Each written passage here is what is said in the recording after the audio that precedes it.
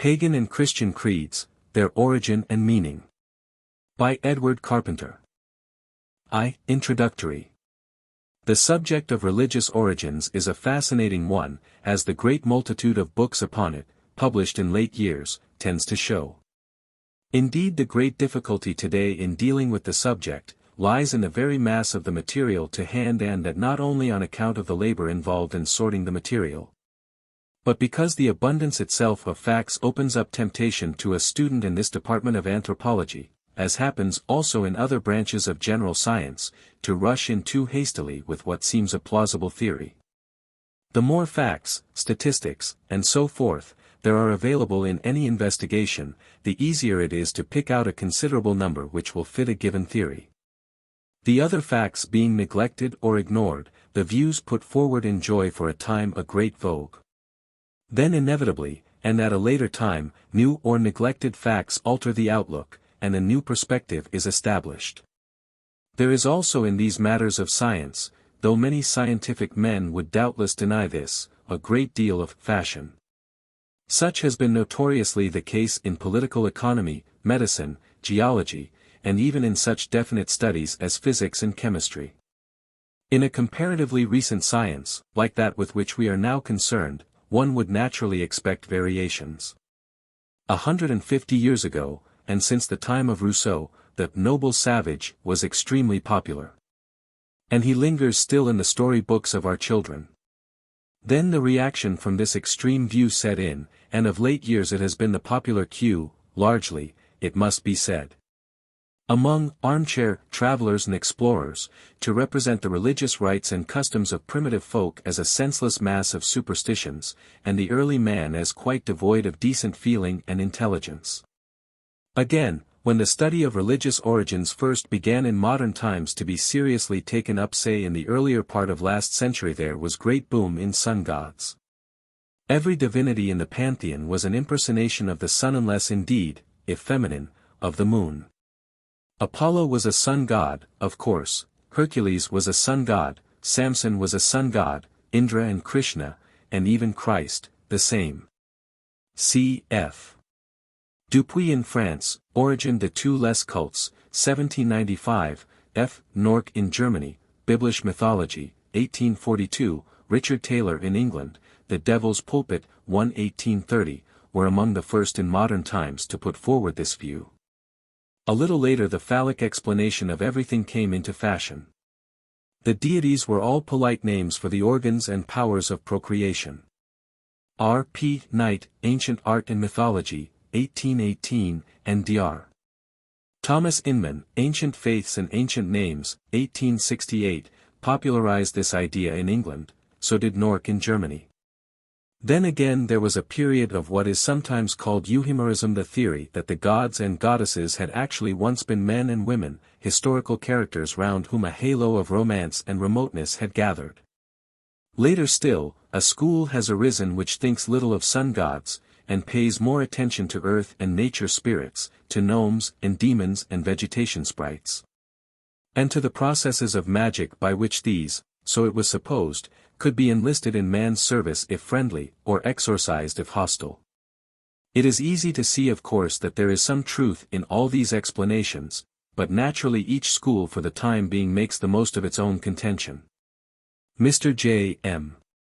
Robertson, Pagan Christs and Christianity in Mythology, who has done such fine work in this field, too relies chiefly on the solar and astronomical origins, though he does not altogether deny the others. Dr. Fraser, on the other hand, whose great work, The Golden Bough, is a monumental collection of primitive customs, and will be an inexhaustible quarry for all future students, is apparently very little concerned with theories about the sun and the stars, but concentrates his attention on the collection of innumerable details, three of rites, chiefly magical, connected with food and vegetation.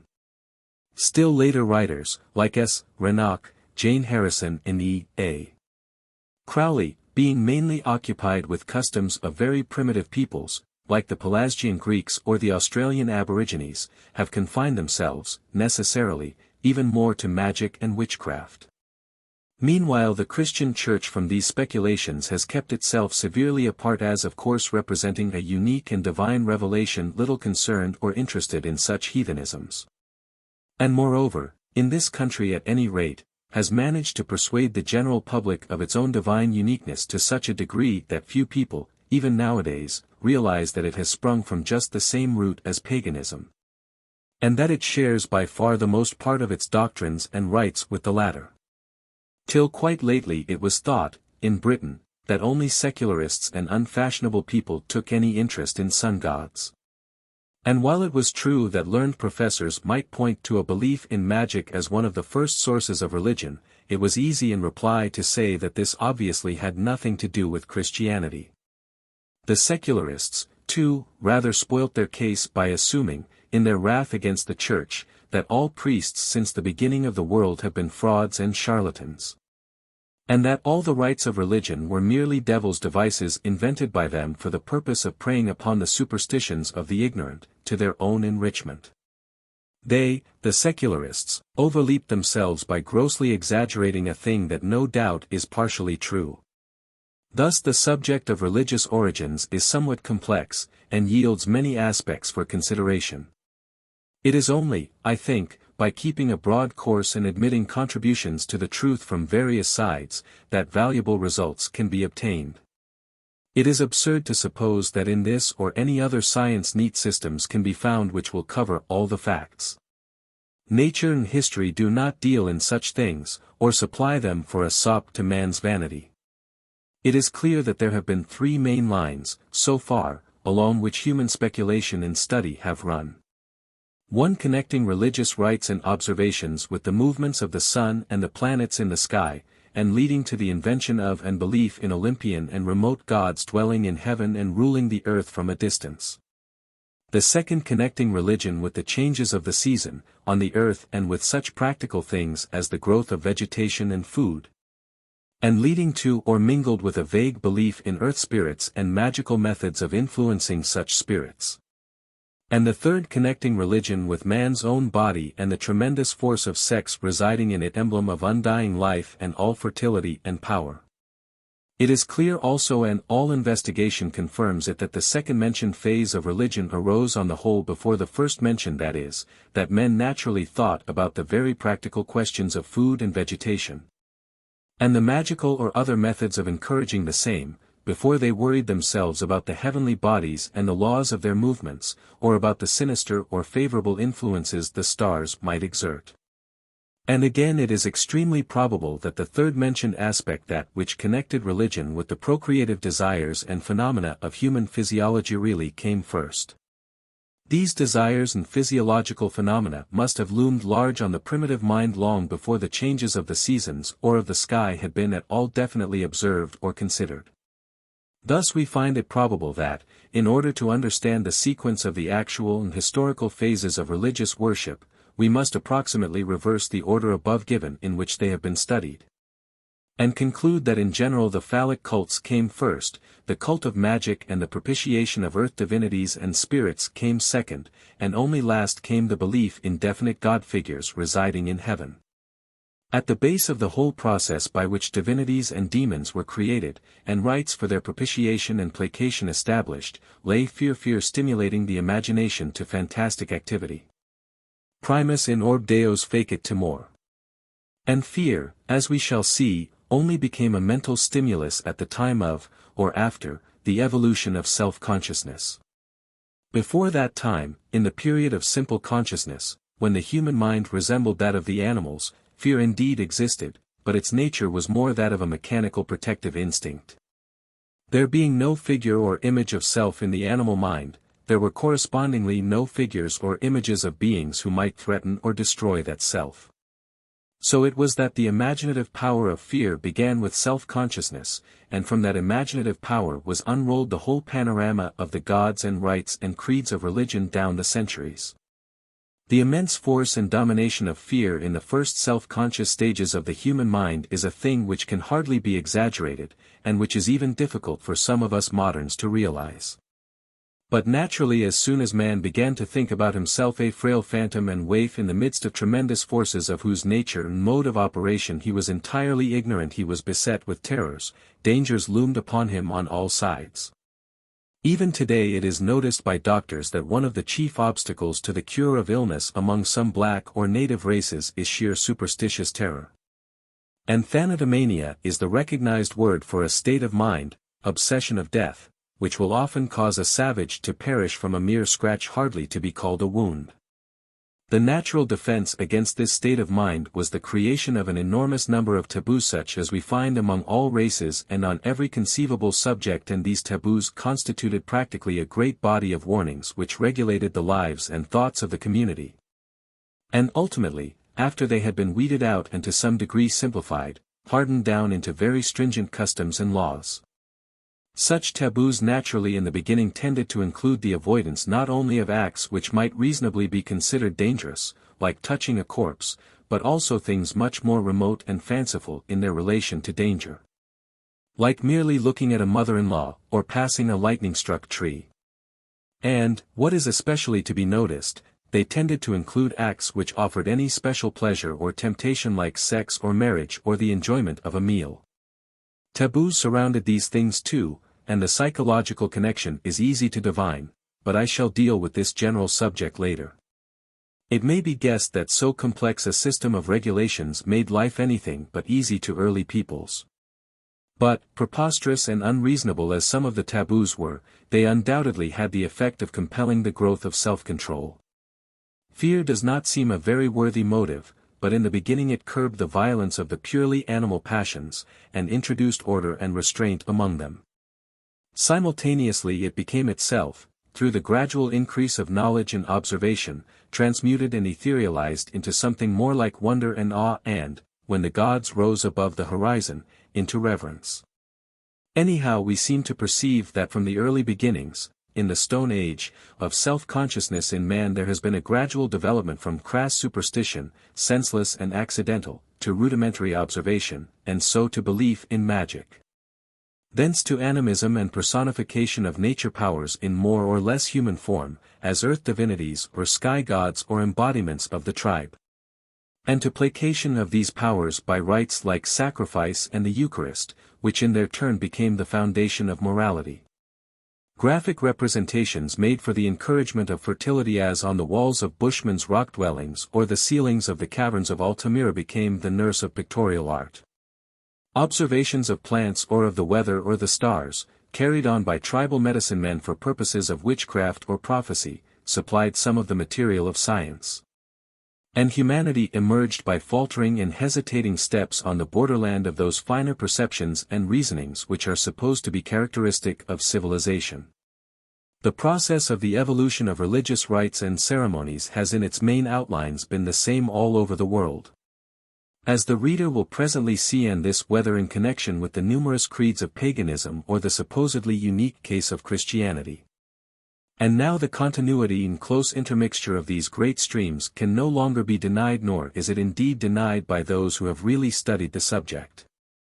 It is seen that religious evolution through the ages has been practically one thing, that there has been in fact a world religion, though with various phases and branches. And so in the present day a new problem arises, namely how to account for the appearance of this great phenomenon, with its orderly phases of evolution.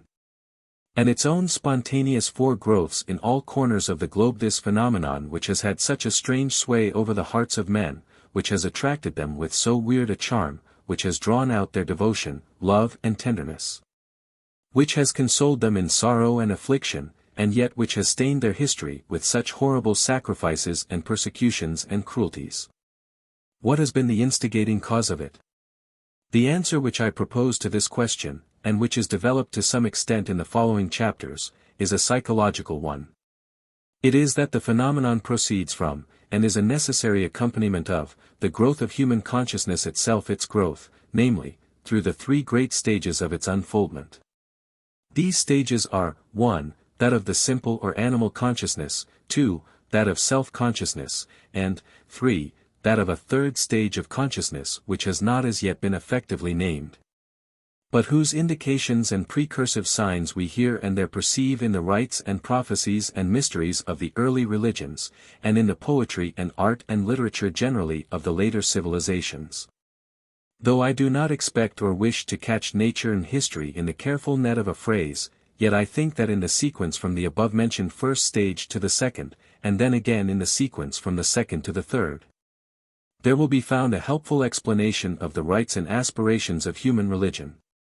It is this idea, illustrated by details of ceremonial and so forth, which forms the main thesis of the present book. In this sequence of growth, Christianity enters as an episode, but no more than an episode. It does not amount to a disruption or dislocation of evolution. If it did, or if it stood as an unique or unclassifiable phenomenon, as some of its votaries contend, this would seem to be a misfortune, as it would obviously rob us of at any rate one promise of progress in the future. And the promise of something better than paganism and better than Christianity is very precious. It is surely time that it should be fulfilled.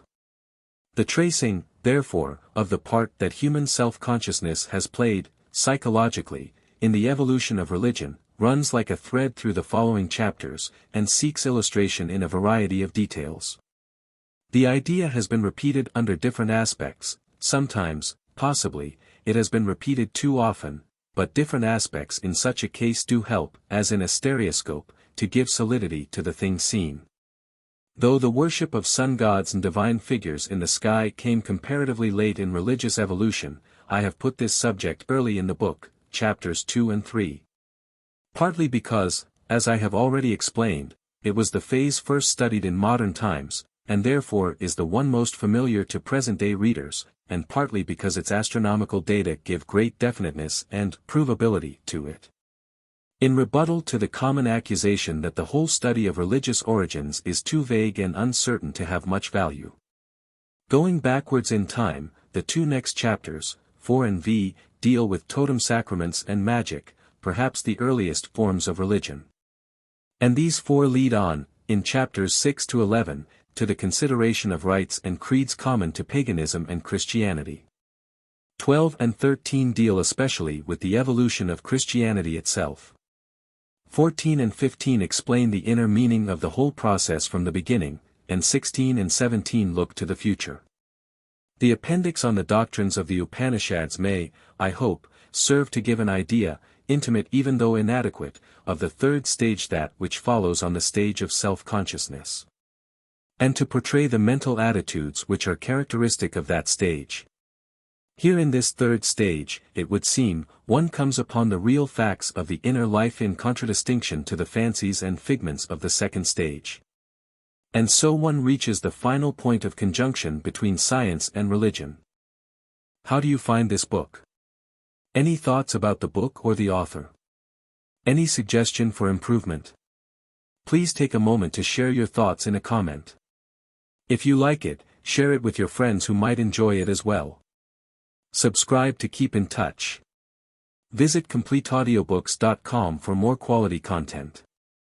2. Solar Myths and Christian Festivals. To the ordinary public, notwithstanding the immense amount of work which has of late been done on this subject, the connection between paganism and Christianity still seems rather remote. Indeed, the common notion is that Christianity was really a miraculous interposition into and dislocation of the old order of the world. And that the pagan gods, as in Milton's hymn on the Nativity, fled away in dismay before the sign of the cross, and at the sound of the name of Jesus. Doubtless this was a view much encouraged by the early Church itself, if only to enhance its own authority and importance, yet, as is well known to every student, it is quite misleading and contrary to fact. The main Christian doctrines and festivals, besides a great mass of affiliated legend and ceremonial, are really quite directly derived from, and related to, preceding nature worships. And it has only been by a good deal of deliberate mystification and falsification that this derivation has been kept out of sight. In these nature worships there may be discerned three fairly independent streams of religious or quasi-religious enthusiasm: 1, that connected with the phenomena of the heavens, the movements of the sun, planets, and stars, and the awe and wonderment they excited. 2, that connected with the seasons and the very important matter of the growth of vegetation and food on the earth, and 3, that connected with the mysteries of sex and reproduction. It is obvious that these 3 streams would mingle and interfuse with each other a good deal, but as far as they were separable, the first would tend to create solar heroes and sun myths. The second, vegetation gods and personifications of nature and the earth life, while the third would throw its glamour over the other 2 and contribute to the projection of deities or demons worshipped with all sorts of sexual and phallic rites. All 3 systems of course have their special rites and times and ceremonies, but, as I say, the rites and ceremonies of one system would rarely be found pure and unmixed with those belonging to the 2 others. The whole subject is a very large one, but for reasons given in the introduction I shall in this and the following chapter, while not ignoring phases 2 and 3, lay most stress on phase 1 of the question before us. At the time of the life or recorded appearance of Jesus of Nazareth, and for some centuries before, the Mediterranean and neighboring world had been the scene of a vast number of pagan creeds and rituals. There were temples without end dedicated to gods like Apollo or Dionysus among the Greeks, Hercules among the Romans, Mitra among the Persians, Adonis and Attis in Syria and Phrygia, Osiris and Isis and Horus in Egypt, Baal and Astarte among the Babylonians and Carthaginians, and so forth. Societies, large or small, united believers and the devout in the service or ceremonials connected with their respective deities, and in the creeds which they confessed concerning these deities. And an extraordinarily interesting fact, for us, is that notwithstanding great geographical distances and racial differences between the adherents of these various cults, as well as differences in the details of their services, the general outlines of their creeds and ceremonials were, if not identical, so markedly similar as we find them. I cannot of course go at length into these different cults, but I may say roughly that of all or nearly all the deities above mentioned it was said and believed that 1. They were born on or very near our Christmas day. 2. They were born of a Virgin Mother. 3. And in a cave or underground chamber. 4. They led a life of toil for mankind. 5. And were called by the names of Light-bringer, Healer, Mediator, Saviour, Deliverer. 6. They were however vanquished by the powers of darkness. 7. And descended into hell or the underworld. 8. They rose again from the dead, and became the pioneers of mankind to the heavenly world. 9. They founded communions of saints, and churches into which disciples were received by baptism. 10. And they were commemorated by Eucharistic meals. Let me give a few brief examples. Mitra was born in a cave, and on the December 25th. 5. He was born of a virgin. 6. He traveled far and wide as a teacher and illuminator of men. He slew the bull, symbol of the gross earth which the sunlight fructifies. His great festivals were the winter solstice and the spring equinox, Christmas and Easter. He had 12 companions or disciples, the 12 months. He was buried in a tomb, from which however he rose again. And his resurrection was celebrated yearly with great rejoicings. He was called Saviour and Mediator, and sometimes figured as a lamb, and sacramental feasts in remembrance of him were held by his followers. This legend is apparently partly astronomical and partly vegetational, and the same may be said of the following about Osiris. Osiris was born, Plutarch tells us, on the 361st day of the year, say the December 27th. He too, like Mitra and Dionysus, was a great traveler. As king of Egypt he taught men civil arts, and tamed them by music and gentleness, not by force of arms. 7. He was the discoverer of corn and wine. But he was betrayed by Typhon, the power of darkness, and slain and dismembered. This happened, says Plutarch, on the 17th of the month Athyr, when the sun enters into the Scorpion, the sign of the zodiac which indicates the oncoming of winter. His body was placed in a box, but afterwards, on the 19th, came again to life, and, as in the cults of Mitra, Dionysus, Adonis and others, so in the cult of Osiris. An image placed in a coffin was brought out before the worshippers and saluted with glad cries of "Osiris is risen." His sufferings, his death and his resurrection were enacted year by year in a great mystery play at Abydos, VIII. The two following legends have more distinctly the character of vegetation myths. Adonis or Tammuz, the Syrian god of vegetation, was a very beautiful youth, born of a virgin, nature, and so beautiful that Venus and Proserpine, the goddesses of the upper and underworlds, both fell in love with him. To reconcile their claims it was agreed that he should spend half the year, summer, in the upper world, and the winter half with Proserpine below. He was killed by a boar, Typhon, in the autumn. And every year the maidens wept for Adonis, see Ezekiel 8:14. In the spring a festival of his resurrection was held. The women set out to seek him, and having found the supposed corpse placed it, a wooden image, in a coffin or hollow tree, and performed wild rites and lamentations. Followed by even wilder rejoicings over his supposed resurrection. At Afaka in the north of Syria, and halfway between Byblos and Baalbek, there was a famous grove and temple of Astarte, near which was a wild romantic gorge full of trees, the birthplace of a certain river Adonis, the water rushing from a cavern under lofty cliffs. Here, it was said, every year the youth Adonis was again wounded to death, and the river ran red with his blood. 9 While the scarlet anemone bloomed among the cedars and walnuts. The story of Attis is very similar. He was a fair young shepherd or herdsman of Phrygia, beloved by Cybele, or Demeter, the mother of the gods. He was born of a virgin Nana who conceived by putting a ripe almond or pomegranate in her bosom. He died, either killed by a boar, the symbol of winter, like Adonis, or self-castrated, like his own priests, and he bled to death at the foot of a pine tree, the pine and pine cone being symbols of fertility. The sacrifice of his blood renewed the fertility of the earth, and in the ritual celebration of his death and resurrection his image was fastened to the trunk of a pine tree, compare the crucifixion. But I shall return to this legend presently. The worship of Attis became very widespread and much honored, and was ultimately incorporated with the established religion at Rome somewhere about the commencement of our era. The following two legends, dealing with Hercules and with Krishna, have rather more of the character of the solar, and less of the vegetational myth about them. Both heroes were regarded as great benefactors of humanity.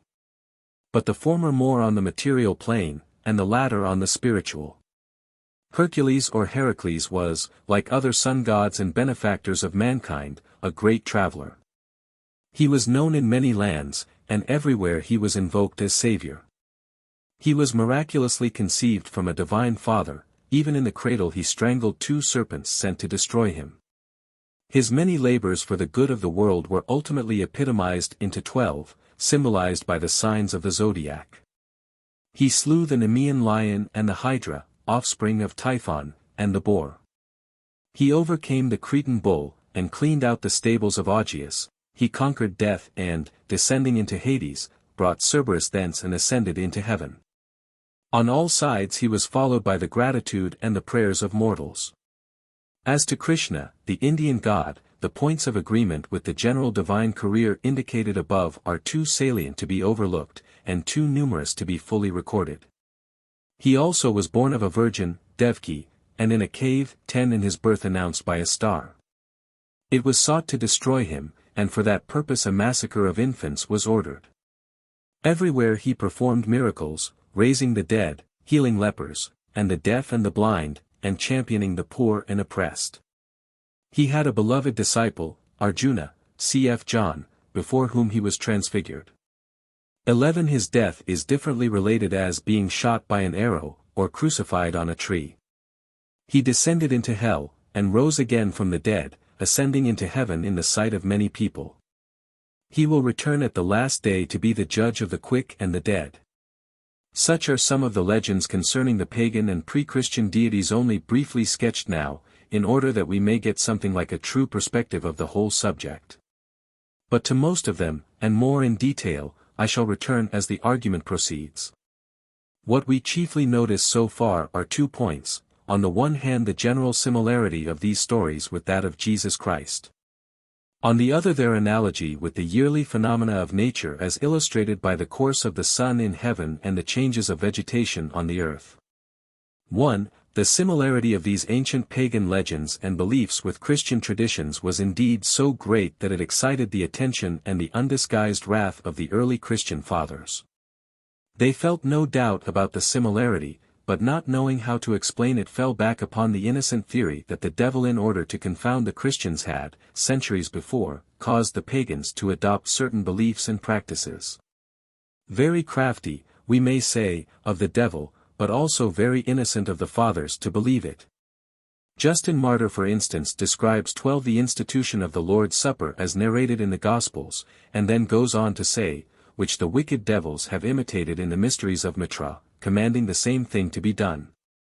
For, that bread and a cup of water are placed with certain incantations in the mystic rites of one who is being initiated, you either know or can learn.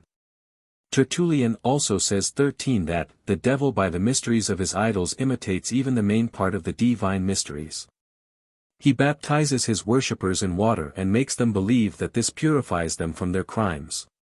Mitra sets his mark on the forehead of his soldiers, he celebrates the oblation of bread, he offers an image of the resurrection, and presents at once the crown and the sword, he limits his chief priest to a single marriage. He even has his virgins and ascetics. 14 Cortes, 2, it will be remembered, complained that the devil had positively taught to the Mexicans the same things which God had taught to Christendom. Justin Martyr again, in the dialogue with Trypho, says that the birth in the stable was the prototype of the birth of Mitra in the cave of Zoroastrianism. And boasts that Christ was born when the sun takes its birth in the Augean stable. 15 coming as a second Hercules to cleanse a foul world, and St. Augustine says, we hold this, Christmas, day holy, not like the pagans because of the birth of the sun, but because of the birth of him who made it.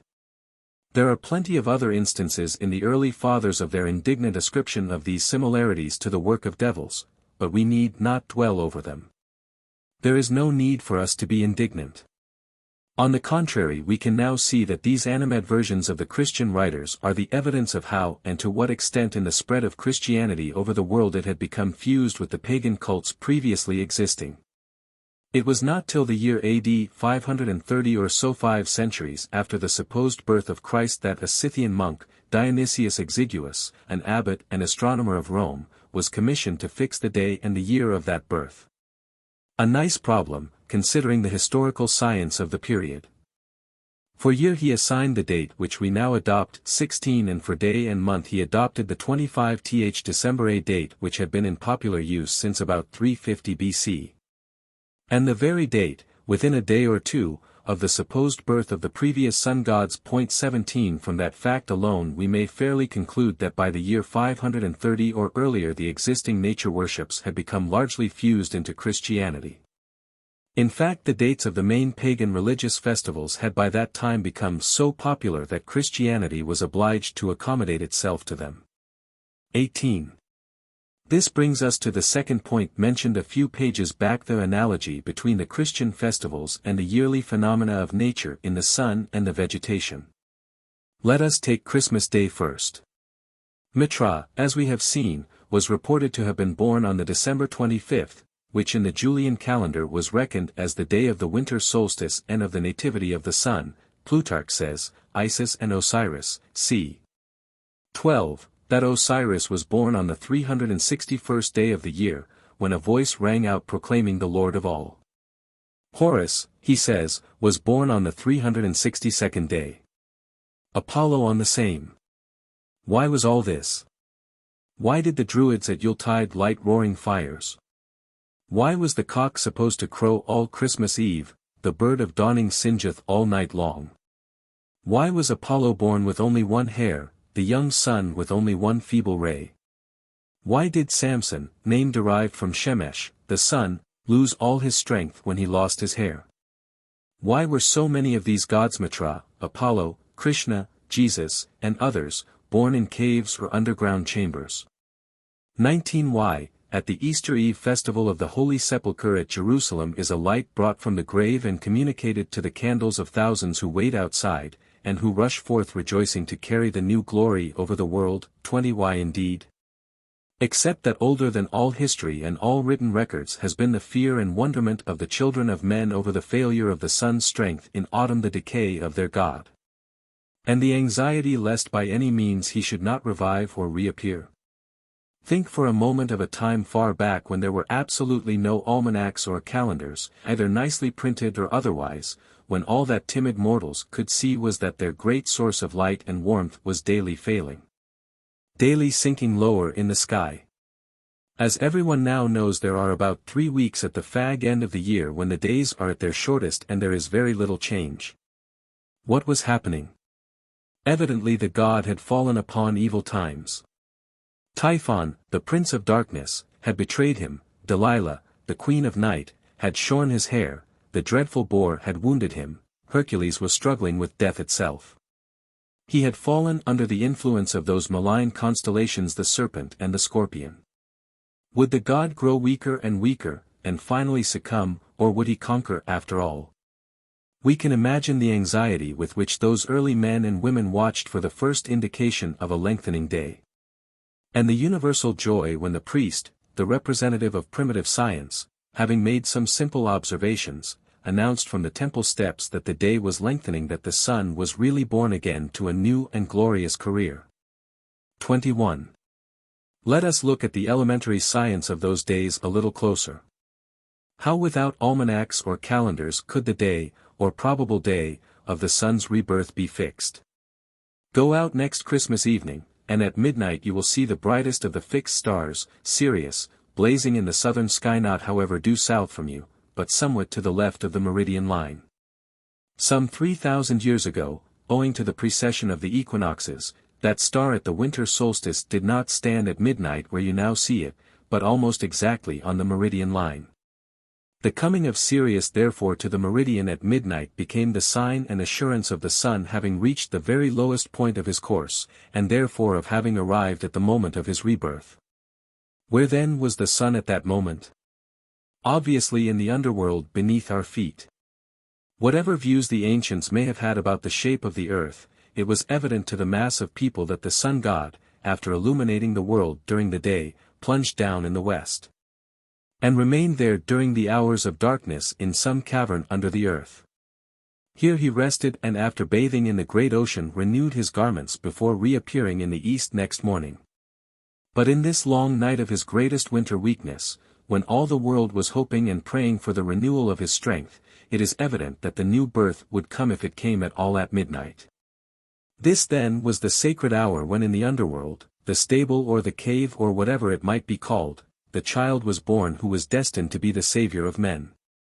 At that moment Sirius stood on the southern meridian, and in more southern lands than ours this would be more nearly overhead, and that star there is little doubt is the star in the east mentioned in the Gospels. To the right, as the supposed observer looks at Sirius on the midnight of Christmas Eve, stands the magnificent Orion, the mighty hunter. There are 3 stars in his belt which, as is well known, lie in a straight line pointing to Sirius. They are not so bright as Sirius, but they are sufficiently bright to attract attention. A long tradition gives them the name of the 3 kings. Dupuis 22 says, Orion a trois belles étoiles vers le milieu, que sont de seconde grandeur et poses en ligne droite, l'un près de l'autre, le peuple les appelle les trois rois. On don aux trois rois magus les noms de Magalat, Galgalat, Saraim. Et Athos, Satos, Paratoras. Les Catholiques les appellent Gaspard, Melchior, et Balthasar. The last mentioned group of names comes in the Catholic calendar in connection with the Feast of the Epiphany, January 6th. And the name, Trois Rois, is commonly today given to these stars by the French and Swiss peasants. Immediately after midnight then, on the December 25th, the beloved Sun, or Sun God, is born. If we go back in thought to the period, some 3,000 years ago, when at that moment of the heavenly birth Sirius, coming from the east, did actually stand on the meridian, we shall come into touch with another curious astronomical coincidence. For at the same moment we shall see the zodiacal constellation of the Virgin in the act of rising, and becoming visible in the east divided through the middle by the line of the horizon. The constellation Virgo is a Y-shaped group, of which, the star at the foot, is the well-known Spica, a star of the first magnitude. The other principal stars, gamma at the center, and beta and epsilon at the extremities, are of the second magnitude. The whole resembles more a cup than the human figure, but when we remember the symbolic meaning of the cup, that seems to be an obvious explanation of the name Virgo, which the constellation has borne since the earliest times. The three stars Beta, Gamma and Alpha, lie very nearly on the ecliptic, that is, the sun's path, a fact to which we shall return presently. At the moment then when Sirius, the star from the east, by coming to the meridian at midnight signaled the sun's new birth, the Virgin was seen just rising on the eastern sky, the horizon line passing through her center. And many people think that this astronomical fact is the explanation of the very widespread legend of the virgin birth. I do not think that it is the sole explanation, for indeed in all or nearly all these cases the acceptance of a myth seems to depend not upon a single argument but upon the convergence of a number of meanings and reasons in the same symbol.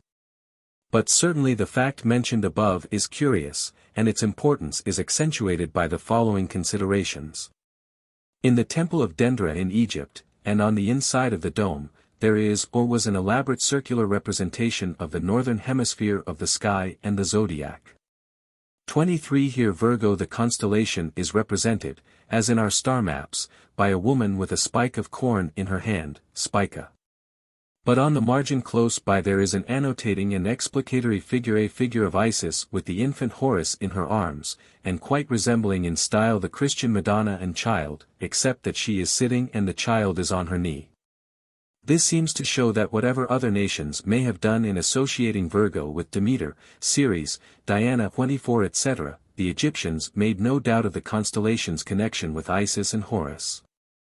But it is well known as a matter of history that the worship of Isis and Horus descended in the early Christian centuries to Alexandria, where it took the form of the worship of the Virgin Mary and the infant Saviour, and so passed into the European ceremonial. We have therefore the Virgin Mary connected by linear succession and descent with that remote zodiacal cluster in the sky. Also it may be mentioned that on the Arabian and Persian globes of Aben-Ezra and Abwezer a virgin and child are figured in connection with the same constellation. 25. A curious confirmation of the same astronomical connection is afforded by the Roman Catholic calendar. For if this be consulted it will be found that the festival of the Assumption of the Virgin is placed on the August 15th, while the festival of the birth of the Virgin is dated the September 8th. I have already pointed out that the stars, Alpha, Beta and Gamma of Virgo are almost exactly on the ecliptic, or sun's path through the sky. And a brief reference to the zodiacal signs and the star maps will show that the sun each year enters the sign of Virgo about the first mentioned date, and leaves it about the second date. At the present day the zodiacal signs, owing to precession, have shifted some distance from the constellations of the same name. But at the time when the zodiac was constituted and these names were given, the first date obviously would signalize the actual disappearance of the cluster Virgo in the sun's rays, i.e. the Assumption of the Virgin into the glory of the god, while the second date would signalize the reappearance of the constellation or the birth of the Virgin. The Church of Notre Dame at Paris is supposed to be on the original site of a temple of Isis. And it is said, but I have not been able to verify this myself, that one of the side entrances that, namely, on the left and entering from the north, cloister, side is figured with the signs of the zodiac, except that the sign Virgo is replaced by the figure of the Madonna and Child. So strange is the scripture of the sky. Innumerable legends and customs connect the rebirth of the sun with a virgin parturition. Dr. J. G. Fraser in his Part 4 of the Golden Bough 26 says, if we may trust the evidence of an obscure scholiast, the Greeks, in the worship of Mithras at Rome, used to celebrate the birth of the luminary by a midnight service. Coming out of the inner shrines and crying, the Virgin has brought forth. The light is waxing. Pi alpha rho theta nu omicron tau tau omicron kappa epsilon nu, alpha xi epsilon iota phi. In Eli Reckless' little book Primitive Folk 27 it is said of the Eskimo that, on the longest night of the year 2 Angekhout, priests, of whom one is disguised as a woman, go from hut to hut extinguishing all the lights, rekindling them from a vestal flame, and crying out, from the new sun cometh a new light. All this above written on the solar or astronomical origins of the myths does not of course imply that the vegetational origins must be denied or ignored. These latter were doubtless the earliest, but there is no reason as said in the introduction, CHI, why the two elements should not to some extent have run side by side, or been fused with each other. In fact it is quite clear that they must have done so, and to separate them out too rigidly, or treat them as antagonistic, is a mistake. The cave or underworld in which the new year is born is not only the place of the sun's winter retirement, but also the hidden chamber beneath the earth to which the dying vegetation goes, and from which it rearises in spring. The amours of Adonis with Venus and Proserpine, the lovely goddesses of the upper and under worlds, or of Attis with Cybele, the blooming earth mother, are obvious vegetation symbols. But they do not exclude the interpretation that Adonis, Adonai, may also figure as a sun god. The zodiacal constellations of Aries and Taurus, to which I shall return presently, rule in heaven just when the lamb and the bull are in evidence on the earth. And the yearly sacrifice of those two animals and of the growing corn for the good of mankind runs parallel with the drama of the sky. As it affects not only the said constellations but also Virgo, the earth mother who bears the sheaf of corn in her hand. I shall therefore continue, in the next chapter, to point out these astronomical references which are full of significance and poetry. But with a recommendation at the same time to the reader not to forget the poetry and significance of the terrestrial interpretations. Between Christmas Day and Easter there are several minor festivals or holy days such as the December 28th, the Massacre of the Innocents, the January 6th, the Epiphany, the February 2nd, Candlemas 28 Day, the period of Lent, German Lens. The spring, the Annunciation of the Blessed Virgin, and so forth which have been commonly celebrated in the pagan cults before Christianity, and in which elements of star and nature worship can be traced. But to dwell on all these would take too long, so let us pass at once to the period of Easter itself. 3. The Symbolism of the Zodiac. The vernal equinox has all over the ancient world, and from the earliest times, been a period of rejoicing and of festivals in honor of the sun god. It is needless to labor a point which is so well known. Everyone understands and appreciates the joy of finding that the long darkness is giving way, that the sun is growing in strength, and that the days are winning a victory over the nights. The birds and flowers reappear, and the promise of spring is in the air. But it may be worthwhile to give an elementary explanation of the astronomical meaning of this period, because this is not always understood, and yet it is very important in its bearing on the rites and creeds of the early religions. The priests who were, as I have said, the early students and inquirers, had worked out this astronomical side, and in that way were able to fix dates and to frame for the benefit of the populace myths and legends, which were in a certain sense explanations of the order of nature, and a kind of popular science. The equator, as everyone knows, is an imaginary line or circle girdling the earth halfway between the north and south poles. If you imagine a transparent earth with a light at its very center, and also imagine the shadow of this equatorial line to be thrown on the vast concave of the sky, this shadow would in astronomical parlance coincide with the equator of the sky, forming an imaginary circle halfway between the north and south celestial poles. In the above illustration the signs of the zodiac are represented by a belt which must be imagined at a practically infinite distance among the stars. The sun is in the center, and the dotted circle indicates the Earth's orbit, the numerals 1, 2, 3, etc., standing for the places of the Earth in the corresponding months of the year. Thus in January, to the observer at 1, the sun would appear to be in Aquarius, in February he would appear in Pisces, in March in Aries, and so forth. The diagram shows these relative positions fairly accurately as they were 3,000 years ago. The equator, then, may be pictured as cutting across the sky either by day or by night, and always at the same elevation, that is, as seen from any one place. But the ecliptic, the other important great circle of the heavens, can only be thought of as a line traversing the constellations as they are seen at night. It is in fact the sun's path among the fixed stars.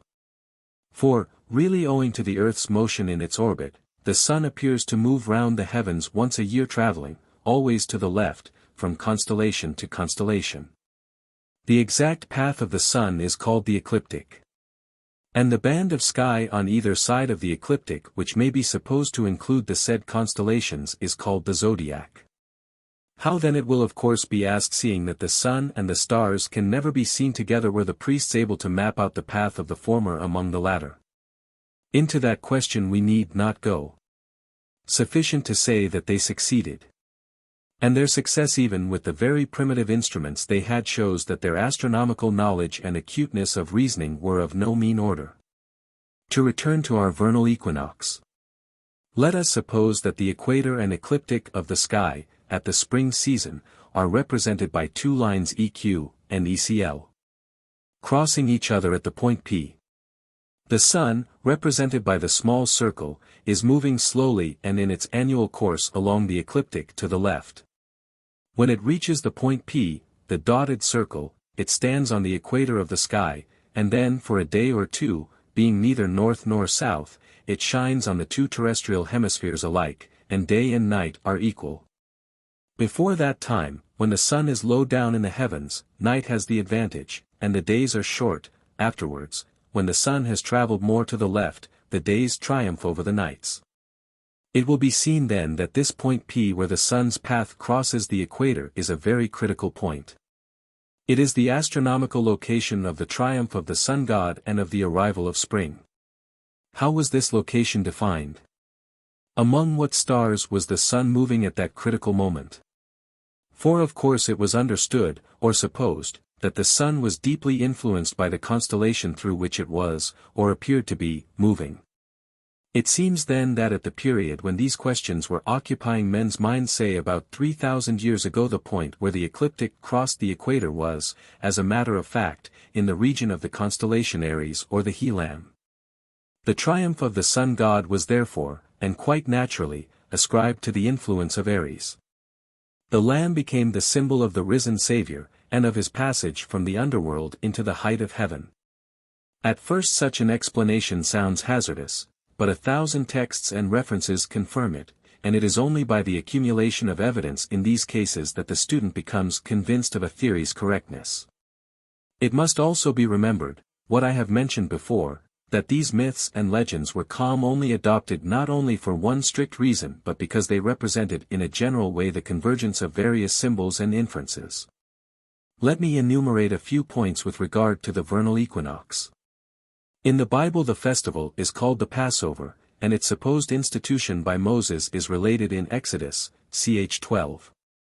In every house a he lamb was to be slain, and its blood to be sprinkled on the doorposts of the house. Then the Lord would pass over and not smite that house. The Hebrew word is pasach, to pass. 29 The lamb slain was called the paschal lamb. But what was that lamb? Evidently not an earthly lamb, though certainly the earthly lambs on the hillsides were just then ready to be killed and eaten, but the heavenly lamb, which was slain or sacrificed when the Lord passed over the equator and obliterated the constellation Aries. This was the Lamb of God which was slain each year, and slain since the foundation of the world. This period of the Passover, about the March 25th, was to be 30 the beginning of a new year. The sacrifice of the Lamb, and its blood, were to be the promise of redemption. The door frames of the houses, symbols of the entrance into a new life, were to be sprinkled with blood. 31 Later, the imagery of the saving power of the blood of the Lamb became more popular, more highly colored. See St. Paul's epistles, and the early fathers. And we have the expression, washed in the blood of the Lamb, adopted into the Christian Church. In order fully to understand this extraordinary expression and its origin, we must turn for a moment to the worship both of Mitra, the Persian sun god, and of Attis, the Syrian god, as throwing great light on the Christian cult and ceremonies. It must be remembered that in the early centuries of our era the Mitra cult was spread over the whole Western world. It has left many monuments of itself here in Britain. At Rome the worship was extremely popular, and it may almost be said to have been a matter of chance whether Mithraism should overwhelm Christianity, or whether the younger religion by adopting many of the rites of the older one should establish itself, as it did, in the face of the latter. Now we have already mentioned that in the Mitra cult the slaying of a bull by the sun god occupies the same sort of place as the slaving of the lamb in the Christian cult. It took place at the vernal equinox, and the blood of the bull acquired in men's minds a magic virtue. Mithraism was a greatly older religion than Christianity, but its genesis was similar. In fact, owing to the precession of the equinoxes, the crossing place of the ecliptic and equator was different at the time of the establishment of Mitra worship from what it was in the Christian period. And the sun, instead of standing in the he lamb, or Aries, at the vernal equinox stood, about 2,000 years earlier, as indicated by the dotted line in the diagram, in this very constellation of the bull. 32 The bull therefore became the symbol of the triumphant God, and the sacrifice of the bull a holy mystery. Nor must we overlook here the agricultural appropriateness of the bull as the emblem of spring plowings and of service to man. The sacrifice of the bull became the image of redemption.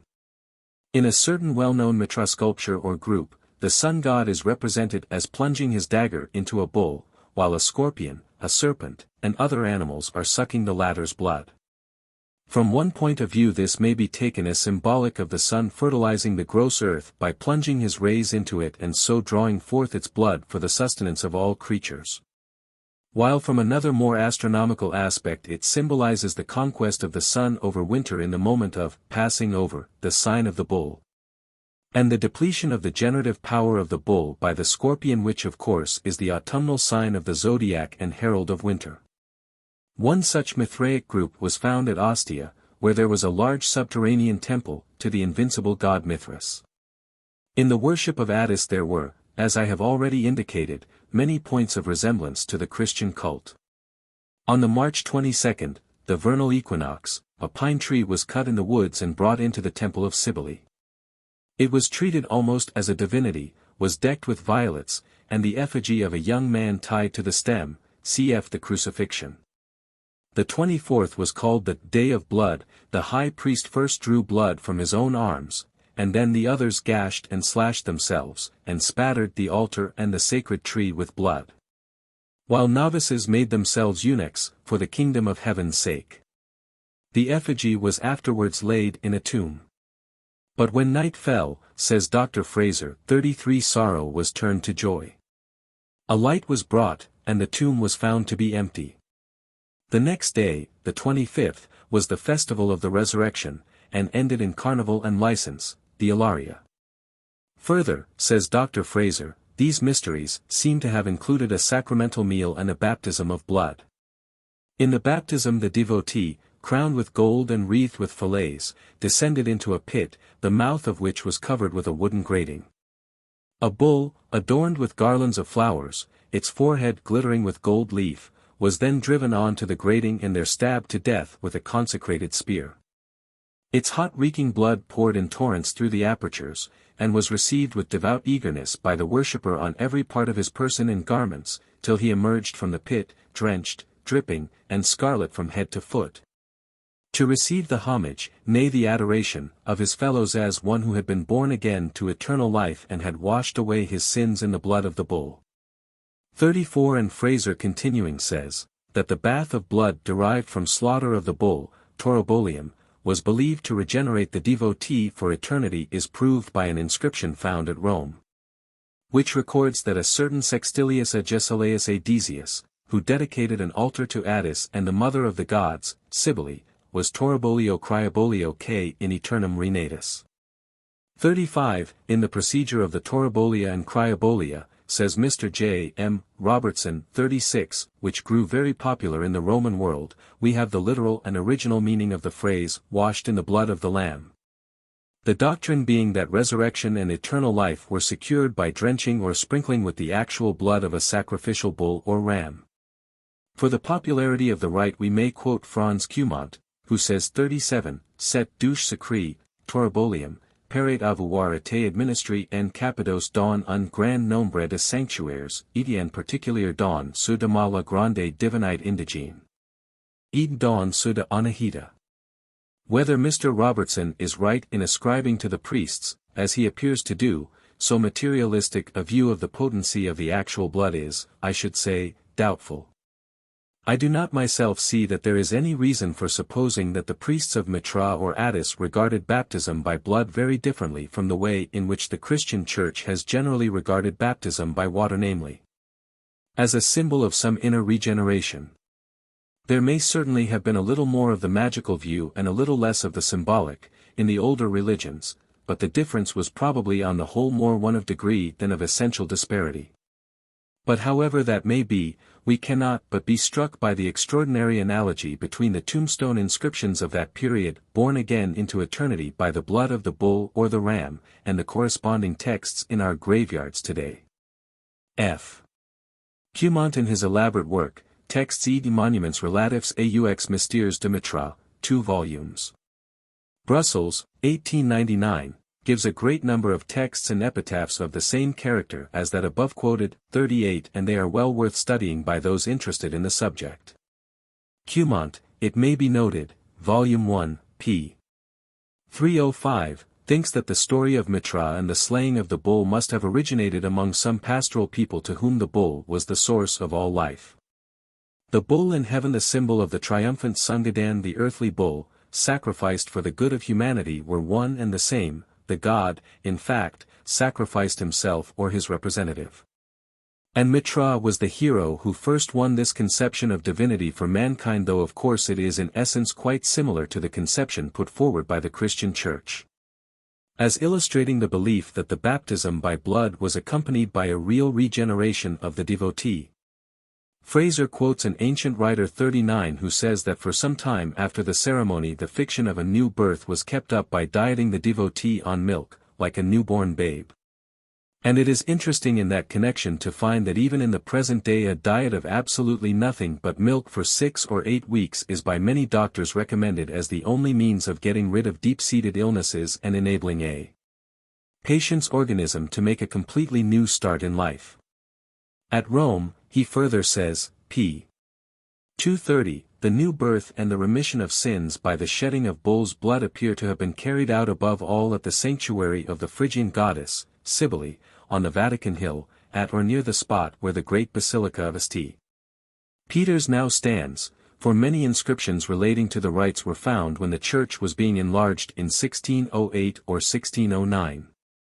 From the Vatican as a center, he continues, this barbarous system of superstition seems to have spread to other parts of the Roman Empire.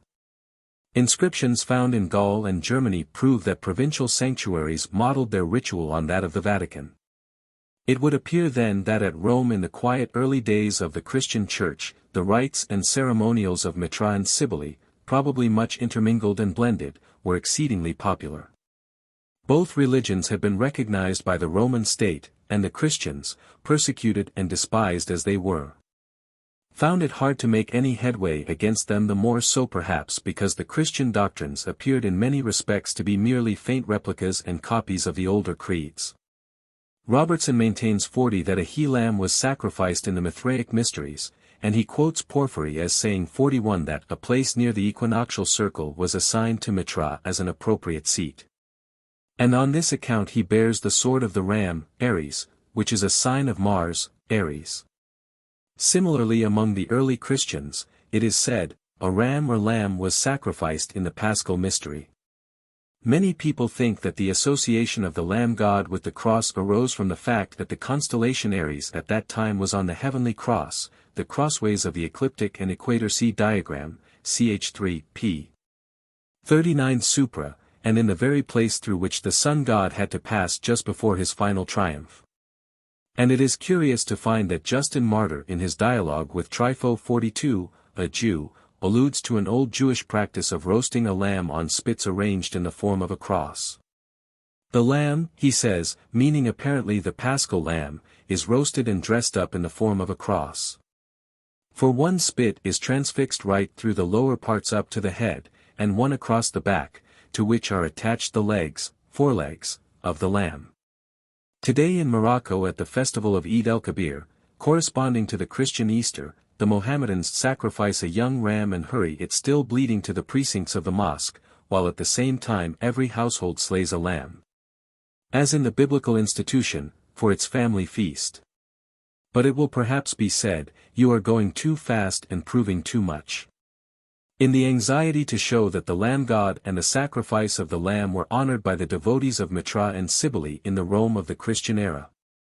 You are forgetting that the sacrifice of the bull and the baptism in bull's blood were the salient features of the Persian and Phrygian ceremonials, some centuries earlier.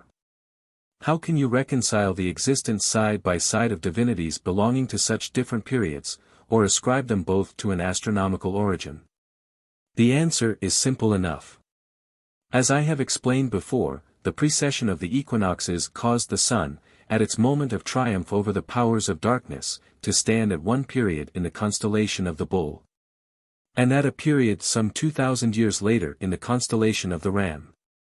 It was perfectly natural therefore that a change in the sacred symbols should, in the course of time, take place.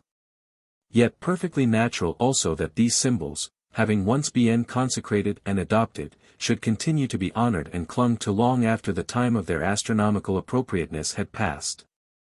And so to be found side by side in later centuries. The devotee of Mitra or Attis on the Vatican Hill at Rome in the year 200 AD probably had as little notion or comprehension of the real origin of the sacred bull or ram which he adored, as the Christian in St.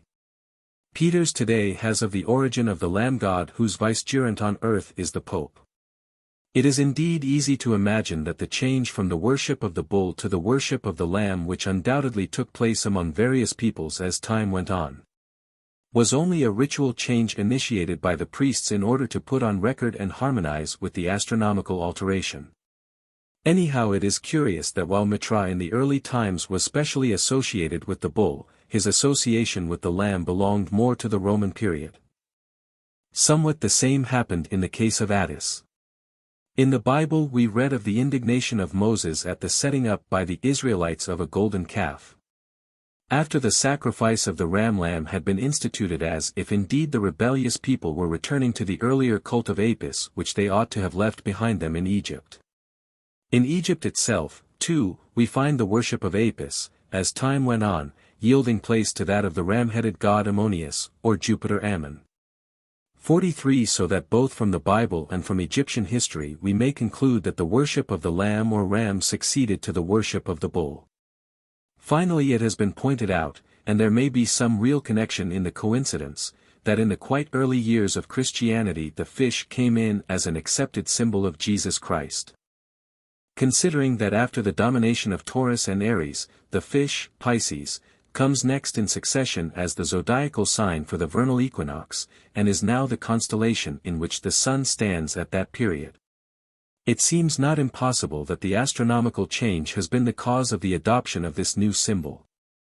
Anyhow, and allowing for possible errors or exaggerations, it becomes clear that the travels of the sun through the belt of constellations which forms the zodiac must have had, from earliest times, a profound influence on the generation of religious myths and legends. To say that it was the only influence would certainly be a mistake.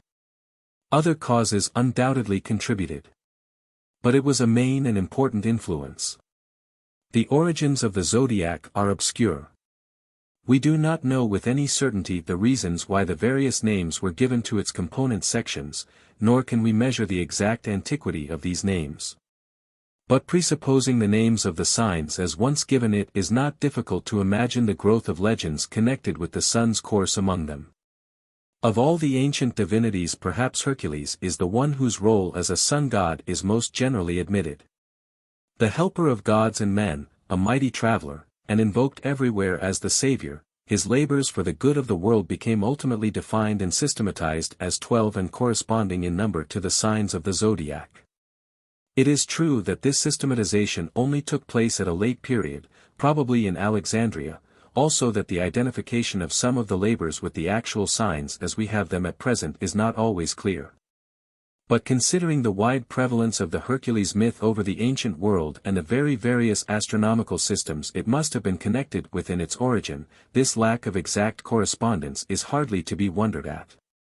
The labors of Hercules which chiefly interest us are, 1. The capture of the bull, 2. The slaughter of the lion, 3. The destruction of the hydra, 4. Of the boar, 5.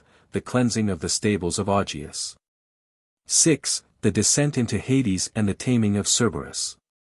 The first of these is in line with the Mithraic conquest of the bull. The lion is of course one of the most prominent constellations of the zodiac, and its conquest is obviously the work of a savior of mankind. While the last four labors connect themselves very naturally with the solar conflict in winter against the powers of darkness. The boar, 4, we have seen already as the image of Typhon, the prince of darkness. The hydra, 3, was said to be the offspring of Typhon.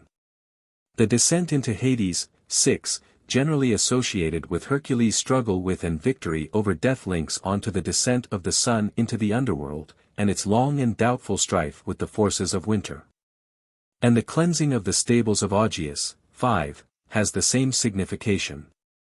It appears in fact that the stables of Augeas was another name for the sign of Capricorn through which the sun passes at the winter solstice 44, the stable of course being an underground chamber, and the myth was that there.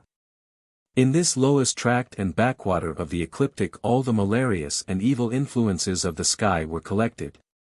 And the sun god came to wash them away. December was the height of the rainy season in Judea, and cleansed the year towards its rebirth. It should not be forgotten too that even as a child in the cradle Hercules slew 2 serpents sent for his destruction, the serpent and the scorpion, as autumnal constellations figuring always as enemies of the Sangatu, which may be compared the power given to his disciples by Jesus 45 to tread on serpents and scorpions. Hercules also as a sun god compares curiously with Samson, mentioned above, too, but we need not dwell on all the elaborate analogies that have been traced 46 between these two heroes.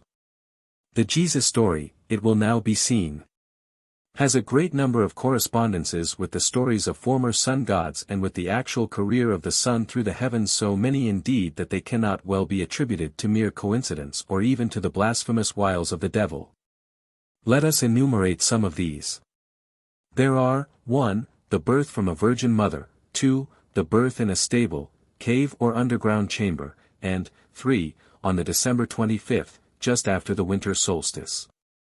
There is, 4, the star in the east, Sirius, and, 5, the arrival of the Magi, the 3 kings. There is, 6, the threatened massacre of the innocents, and the consequent flight into a distant country, told also of Krishna and other sun gods. There are the church festivals of, 7, Candlemas, February 2nd, with processions of candles to symbolize the growing light, of, 8, Lent, or the arrival of spring.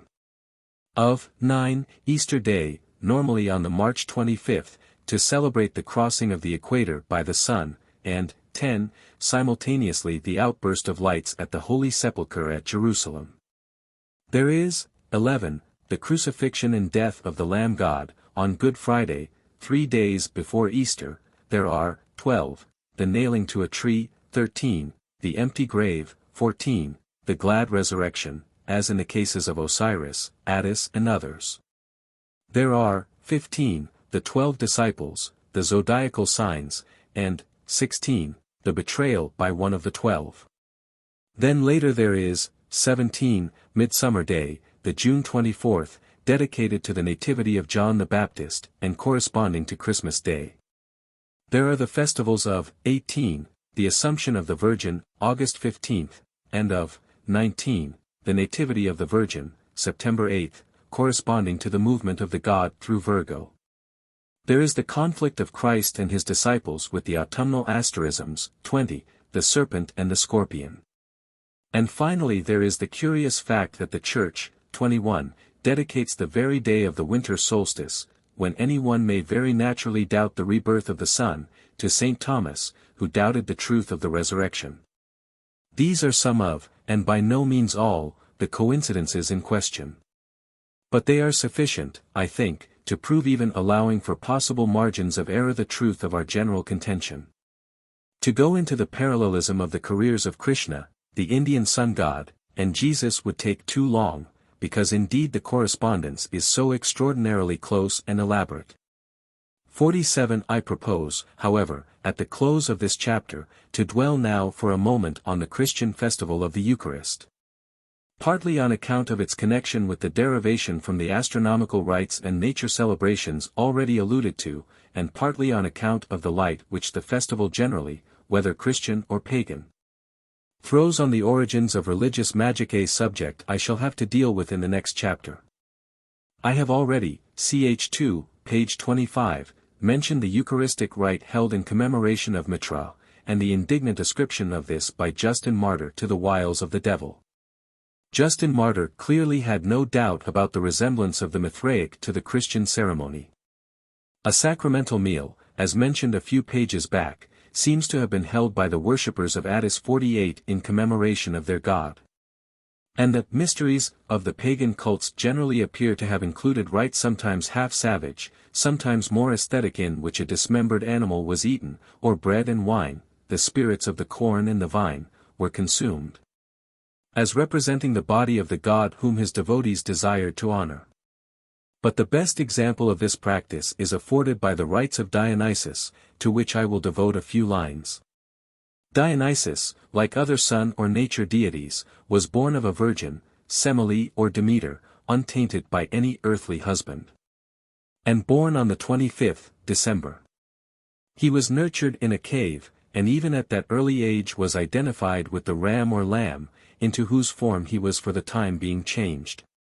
At times also he was worshipped in the form of a bull.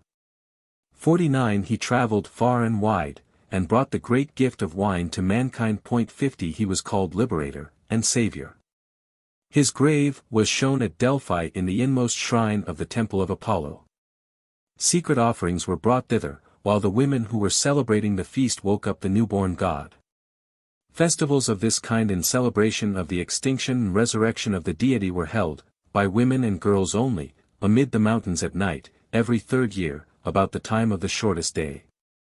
The rites, intended to express the excess of grief and joy at the death and reappearance of the god, were wild even to savagery, and the women who performed them were hence known by the expressive names of Bacchae, Maenads, and Thyades. They wandered through woods and mountains, their flying locks crowned with ivy or snakes, brandishing wands and torches, to the hollow sounds of the drum, or the shrill notes of the flute, with wild dances and insane cries and jubilation. The victims of the sacrifice, oxen, goats, even fawns and roes from the forest were killed, torn to pieces, and eaten raw. This in imitation of the treatment of Dionysus by the Titans, 51, who it was supposed had torn the god in pieces when a child.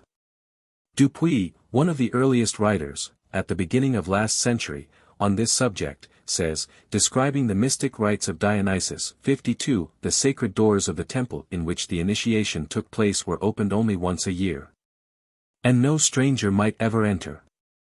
Night lent to these august mysteries a veil which was forbidden to be drawn aside for whoever it might be.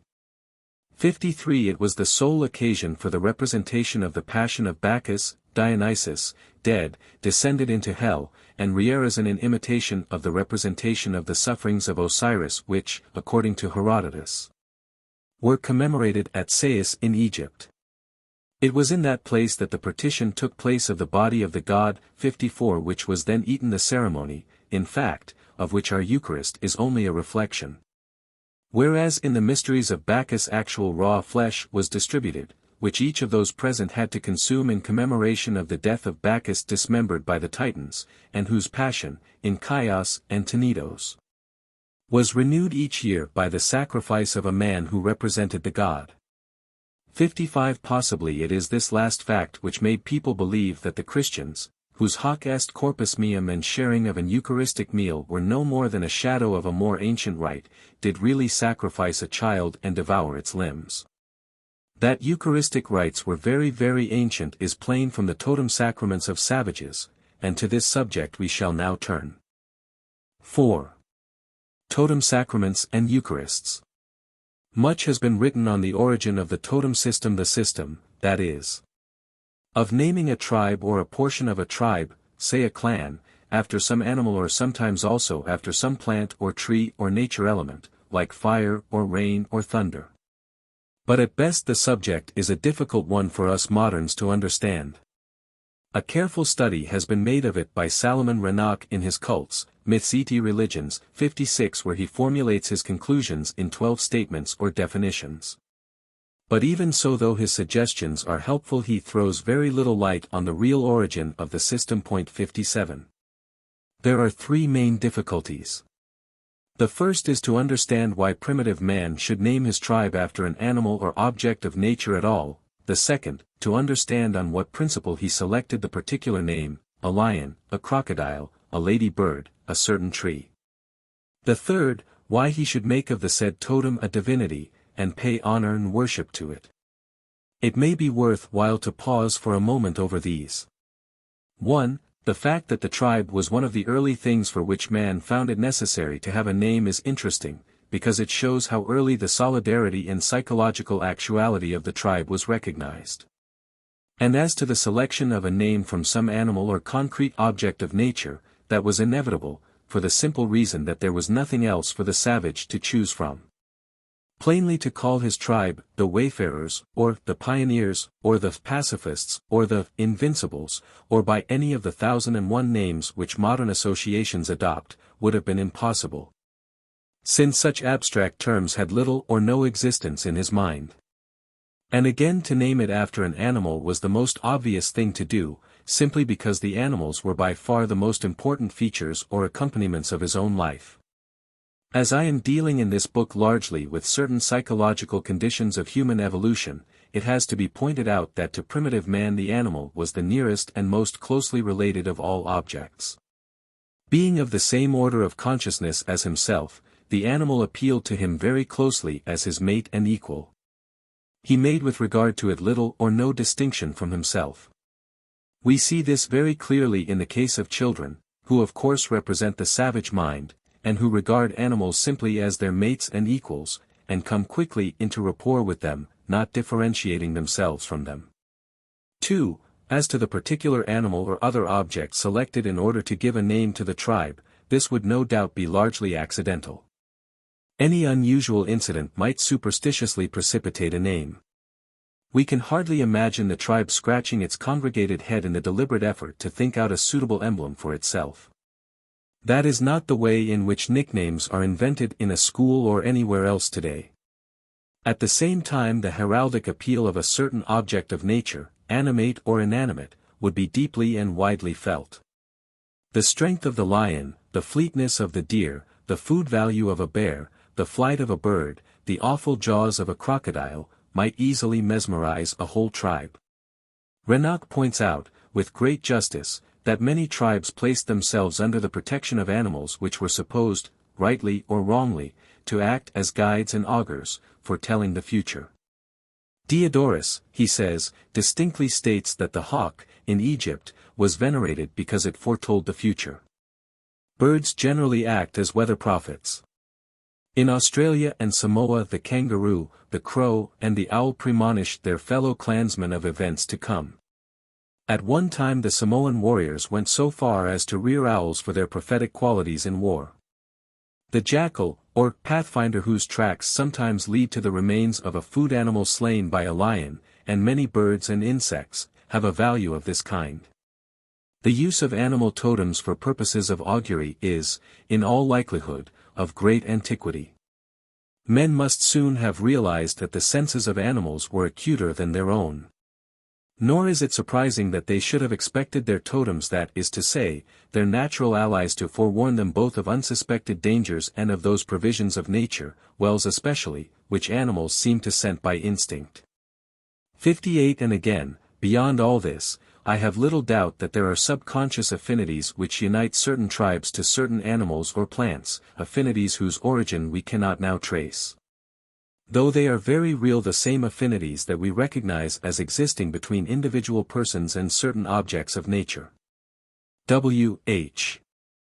Hudson himself, in many respects having this deep and primitive relation to nature, speaks in a very interesting and autobiographical volume 59 of the extraordinary fascination exercised upon him as a boy, not only by a snake, but by certain trees. And especially by a particular flowering plant, not more than a foot in height, with downy soft pale green leaves, and clusters of reddish blossoms, something like valerian. One of my sacred flowers, he calls it, and insists on the inexplicable attraction which it had for him. In various ways of this kind one can perceive how particular totems came to be selected by particular peoples. 3. As to the tendency to divinize these totems, this arises no doubt partly out of question. 2. The animal or other object admired on account of its strength or swiftness, or adopted as guardian of the tribe because of its keen sight or prophetic quality, or infinitely prized on account of its food value, or felt for any other reason to have a peculiar relation and affinity to the tribe, is by that fact set apart. It becomes taboo. It must not be killed except under necessity and by sanction of the whole tribe nor injured, and all dealings with it must be fenced round with regulations. It is out of this taboo or system of taboos that, according to Reinach, religion arose. I propose, he says, to define religion as a sum of scruples, taboos, which impede the free exercise of our faculties. 60. Obviously this definition is gravely deficient, simply because it is purely negative, and leaves out of account the positive aspect of the subject.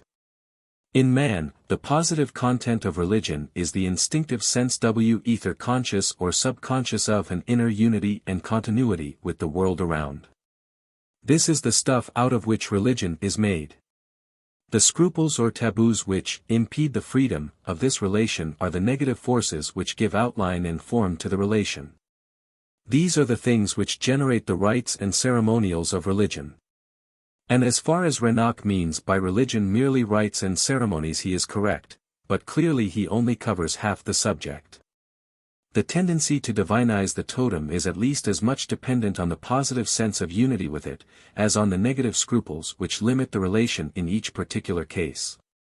But I shall return to this subject presently, and more than once, with the view of clarifying it. Just now it will be best to illustrate the nature of totems generally, and in some detail.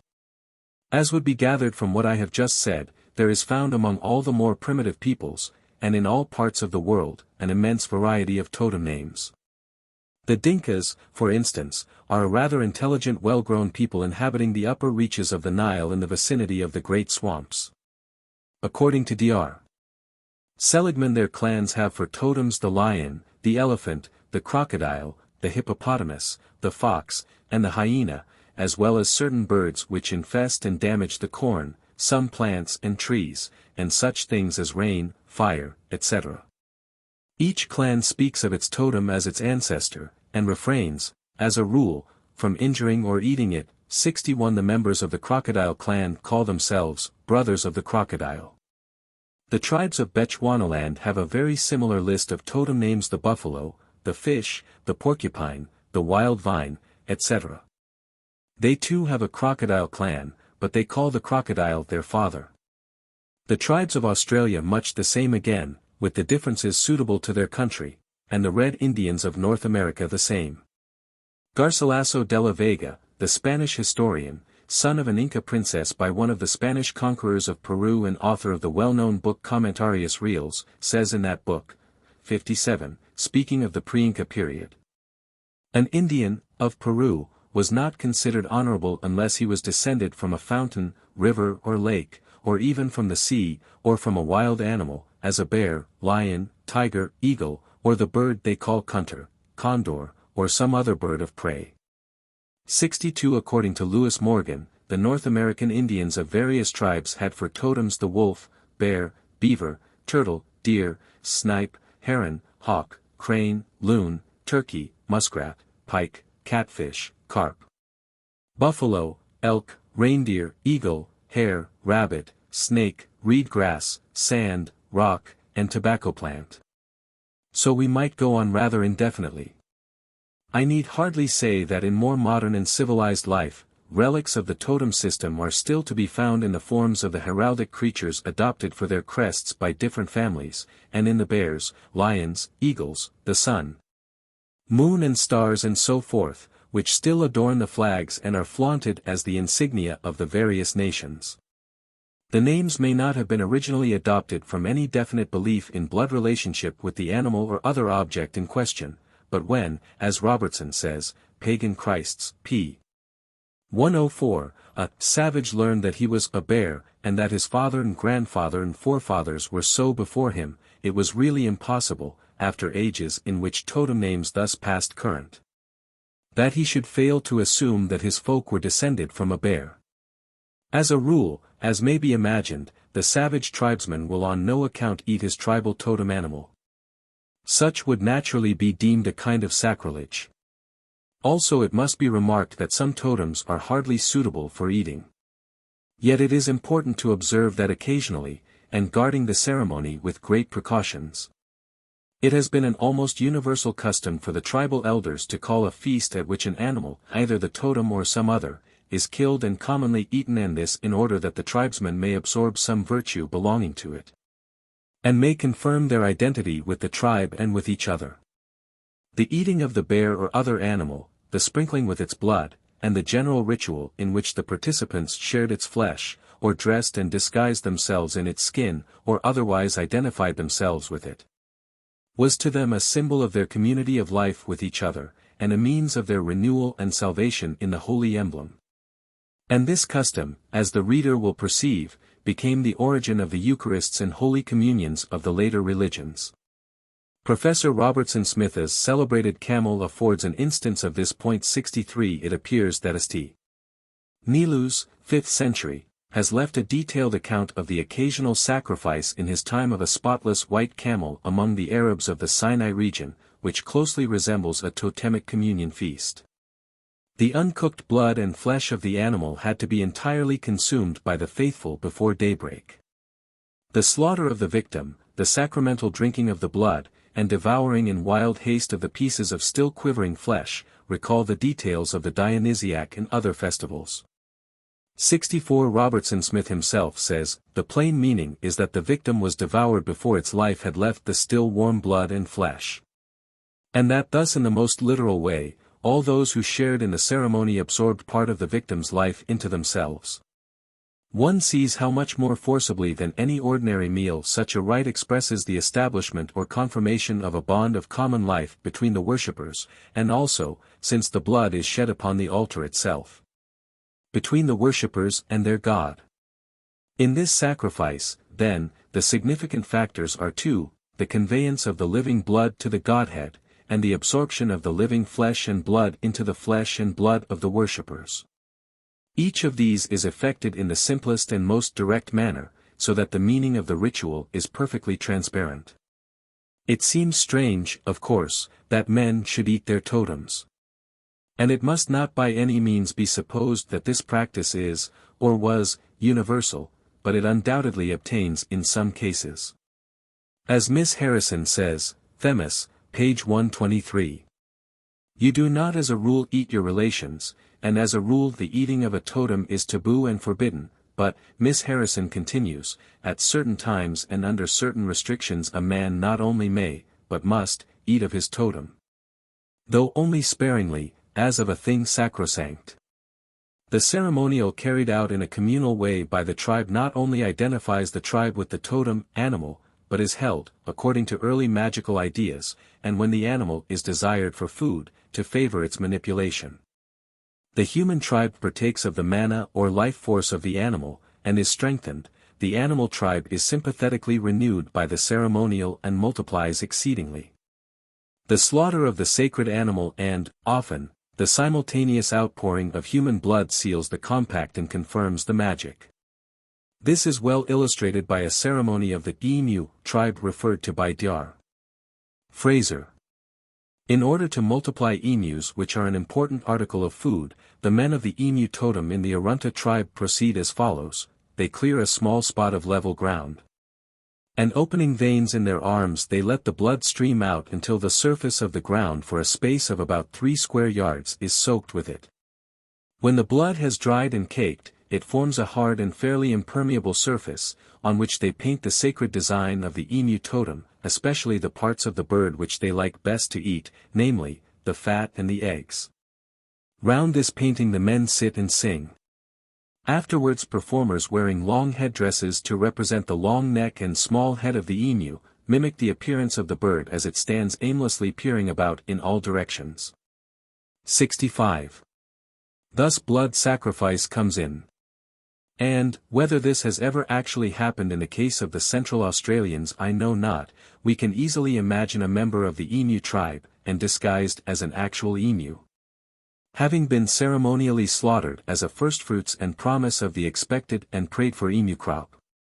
Just as the same certainly has happened in the case of men wearing beast masks of bulls or rams or bears being sacrificed in propitiation of bull gods, ram gods or bear gods, or simply in pursuance of some kind of magic to favor the multiplication of these food animals. In the light of totemistic ways of thinking we see plainly enough the relation of man to food animals.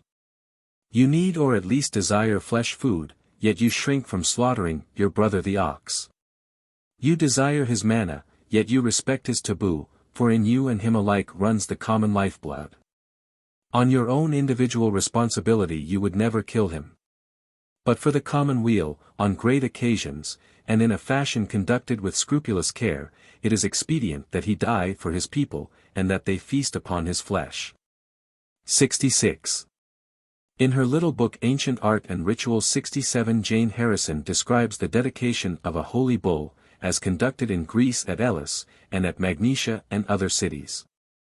There at the annual fair year by year the stewards of the city bought a bull, the finest that could be got, and at the new moon of the month at the beginning of seed time, April, they dedicated it for the city's welfare. The bull was led in procession, at the head of which went the chief priest and priestess of the city. With them went a herald and sacrificer, and 2 bands of youths and maidens. So holy was the bull that nothing unlucky might come near him. The herald pronounced aloud a prayer for the safety of the city in the land, and the citizens, and the women and children, for peace and wealth, and for the bringing forth of grain and all other fruits, and of cattle. All this longing for fertility, for food and children, focuses round the holy bull, whose holiness is his strength and fruitfulness. The bull is sacrificed. The flesh is divided in solemn feast among those who take part in the procession. The holy flesh is not offered to a god, it is eaten to every man his portion by each and every citizen, that he may get his share of the strength of the bull, of the luck of the state. But at Athens the Buphonia, as it was called, was followed by a curious ceremony. The hide was stuffed with straw and sewed up, and next the stuffed animal was set on its feet and yoked to a plough as though it were ploughing. The death is followed by a resurrection. Now this is all important. We are accustomed to think of sacrifice as the death, the giving up, the renouncing of something. But sacrifice does not mean death at all. It means making holy, sanctifying. And holiness was to primitive man just special strength and life. What they wanted from the bull was just that special life and strength which all the year long they had put into him, and nourished and fostered. That life was in his blood.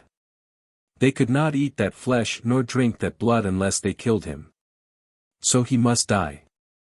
But it was not to give him up to the gods that they killed him, not to sacrifice him in our sense, but to have him, keep him, eat him, live by him and through him, by his grace.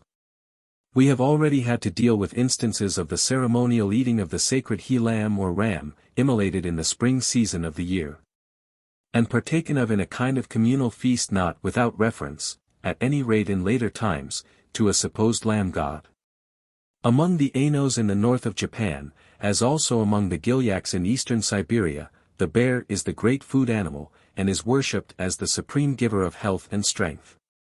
There also a similar ritual of sacrifice occurs. A perfect bear is caught and caged. He is fed up and even pampered to the day of his death. Fish, brandy and other delicacies are offered to him. Some of the people prostrate themselves before him. His coming into a house brings a blessing, and if he sniffs at the food that brings a blessing too. Then he is led out and slain. A great feast takes place, the flesh is divided, cupfuls of the blood are drunk by the men. The tribe is united and strengthened, and the bear god blesses the ceremony, the ideal bear that has given its life for the people. 68. That the eating of the flesh of an animal or a man conveys to you some of the qualities, the life force, the mana, of that animal or man, is an idea which one often meets with among primitive folk. Hence the common tendency to eat enemy warriors slain in battle against your tribe. By doing so you absorb some of their valor and strength. Even the enemy's scalps which an Apache Indian might hang from his belt were something magical to add to the Apache's power. As Gilbert Murray says, 69, you devoured the holy animal to get its mana, its swiftness, its strength, its great endurance, just as the savage now will eat his enemy's brain or heart or hands to get some particular quality residing there. Even as he explains on the earlier page, mere contact was often considered sufficient. We have holy pillars whose holiness consists in the fact that they have been touched by the blood of a bull. And in this connection we may note that nearly all the Christian churches have a great belief in the virtue imparted by the laying on of hands. In quite a different connection we read 70 that among the Spartans a warrior boy would often beg for the love of the elder warrior whom he admired, i.e., the contact with his body, in order to obtain in that way a portion of the latter's courage and prowess. That through the mediation of the lips one's spirit may be united to the spirit of another person is an idea not unfamiliar to the modern mind. While the exchange of blood, clothes, locks of hair, etc., by lovers is a custom known all over the world. 71. To suppose that by eating another you absorb his or her soul is somewhat naive certainly. Perhaps it is more native, more primitive. Yet there may be some truth even in that idea. Certainly the food that one eats has a psychological effect, and the flesh-eaters among the human race have a different temperament as a rule from the fruit and vegetable eaters. While among the animals, though other causes may come in here, the carnivora are decidedly more cruel and less gentle than the herbivora. To return to the rites of Dionysus, Gilbert Murray, speaking of Orpheism, a great wave of religious reform which swept over Greece and South Italy in the 6th century BC. Says, 72, a curious relic of primitive superstition and cruelty remained firmly embedded in Orpheism, a doctrine irrational and unintelligible. And for that very reason wrapped in the deepest and most sacred mystery, a belief in the sacrifice of Dionysus himself, and the purification of man by his blood. It seems possible that the savage Thracians, in the fury of their worship on the mountains, when they were possessed by the god and became wild beasts, actually tore with their teeth and hands any hares, goats, fawns or the like that they came across.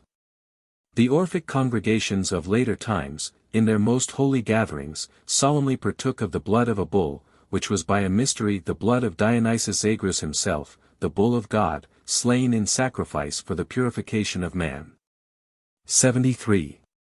Such instances of early communal feasts, which fulfilled the double part of confirming on the one hand the solidarity of the tribe, and on the other of bringing the tribe, by the shedding of the blood of a divine victim into close relationship with the very source of its life, are plentiful to find. The sacramental rite, says Professor Robertson Smith, 74, is also an atoning rite, which brings the community again into harmony with its alienated God, atonement being simply an act of communion designed to wipe out all memory of previous estrangement. With this subject I shall deal more specially in Chapter 7 below. Meanwhile, as instances of early Eucharists we may mention the following cases, remembering always that as the blood is regarded as the life, the drinking or partaking of, or sprinkling with, blood is always an acknowledgement of the common life. And that the juice of the grape being regarded as the blood of the vine, wine in the later ceremonials quite easily and naturally takes the place of the blood in the early sacrifices. Thus P. Andrade Lacrozius, a French missionary, and one of the first Christians who went to Nepal and Tibet, says in his History of India, their Grand Lama celebrates a species of sacrifice with bread and wine, in which, after taking a small quantity himself, he distributes the rest among the lamas present at this ceremony. 75. The old Egyptians celebrated the resurrection of Osiris by a sacrament, eating the sacred cake or wafer after it had been consecrated by the priest, and thereby becoming veritable flesh of his flesh. 76. As is well known, the eating of bread or dough sacramentally, sometimes mixed with blood or seed, as an emblem of community of life with the divinity, is an extremely ancient practice or ritual. Dar. Fraser 77 says of the Aztecs, that, twice a year, in May and December, an image of the great god Huitzilopochtli was made of dough, then broken in pieces and solemnly eaten by his worshippers. And Lord Kingsborough in his Mexican Antiquities, Vol. 6, page 220, gives a record of a most holy supper, in which these people ate the flesh of their God.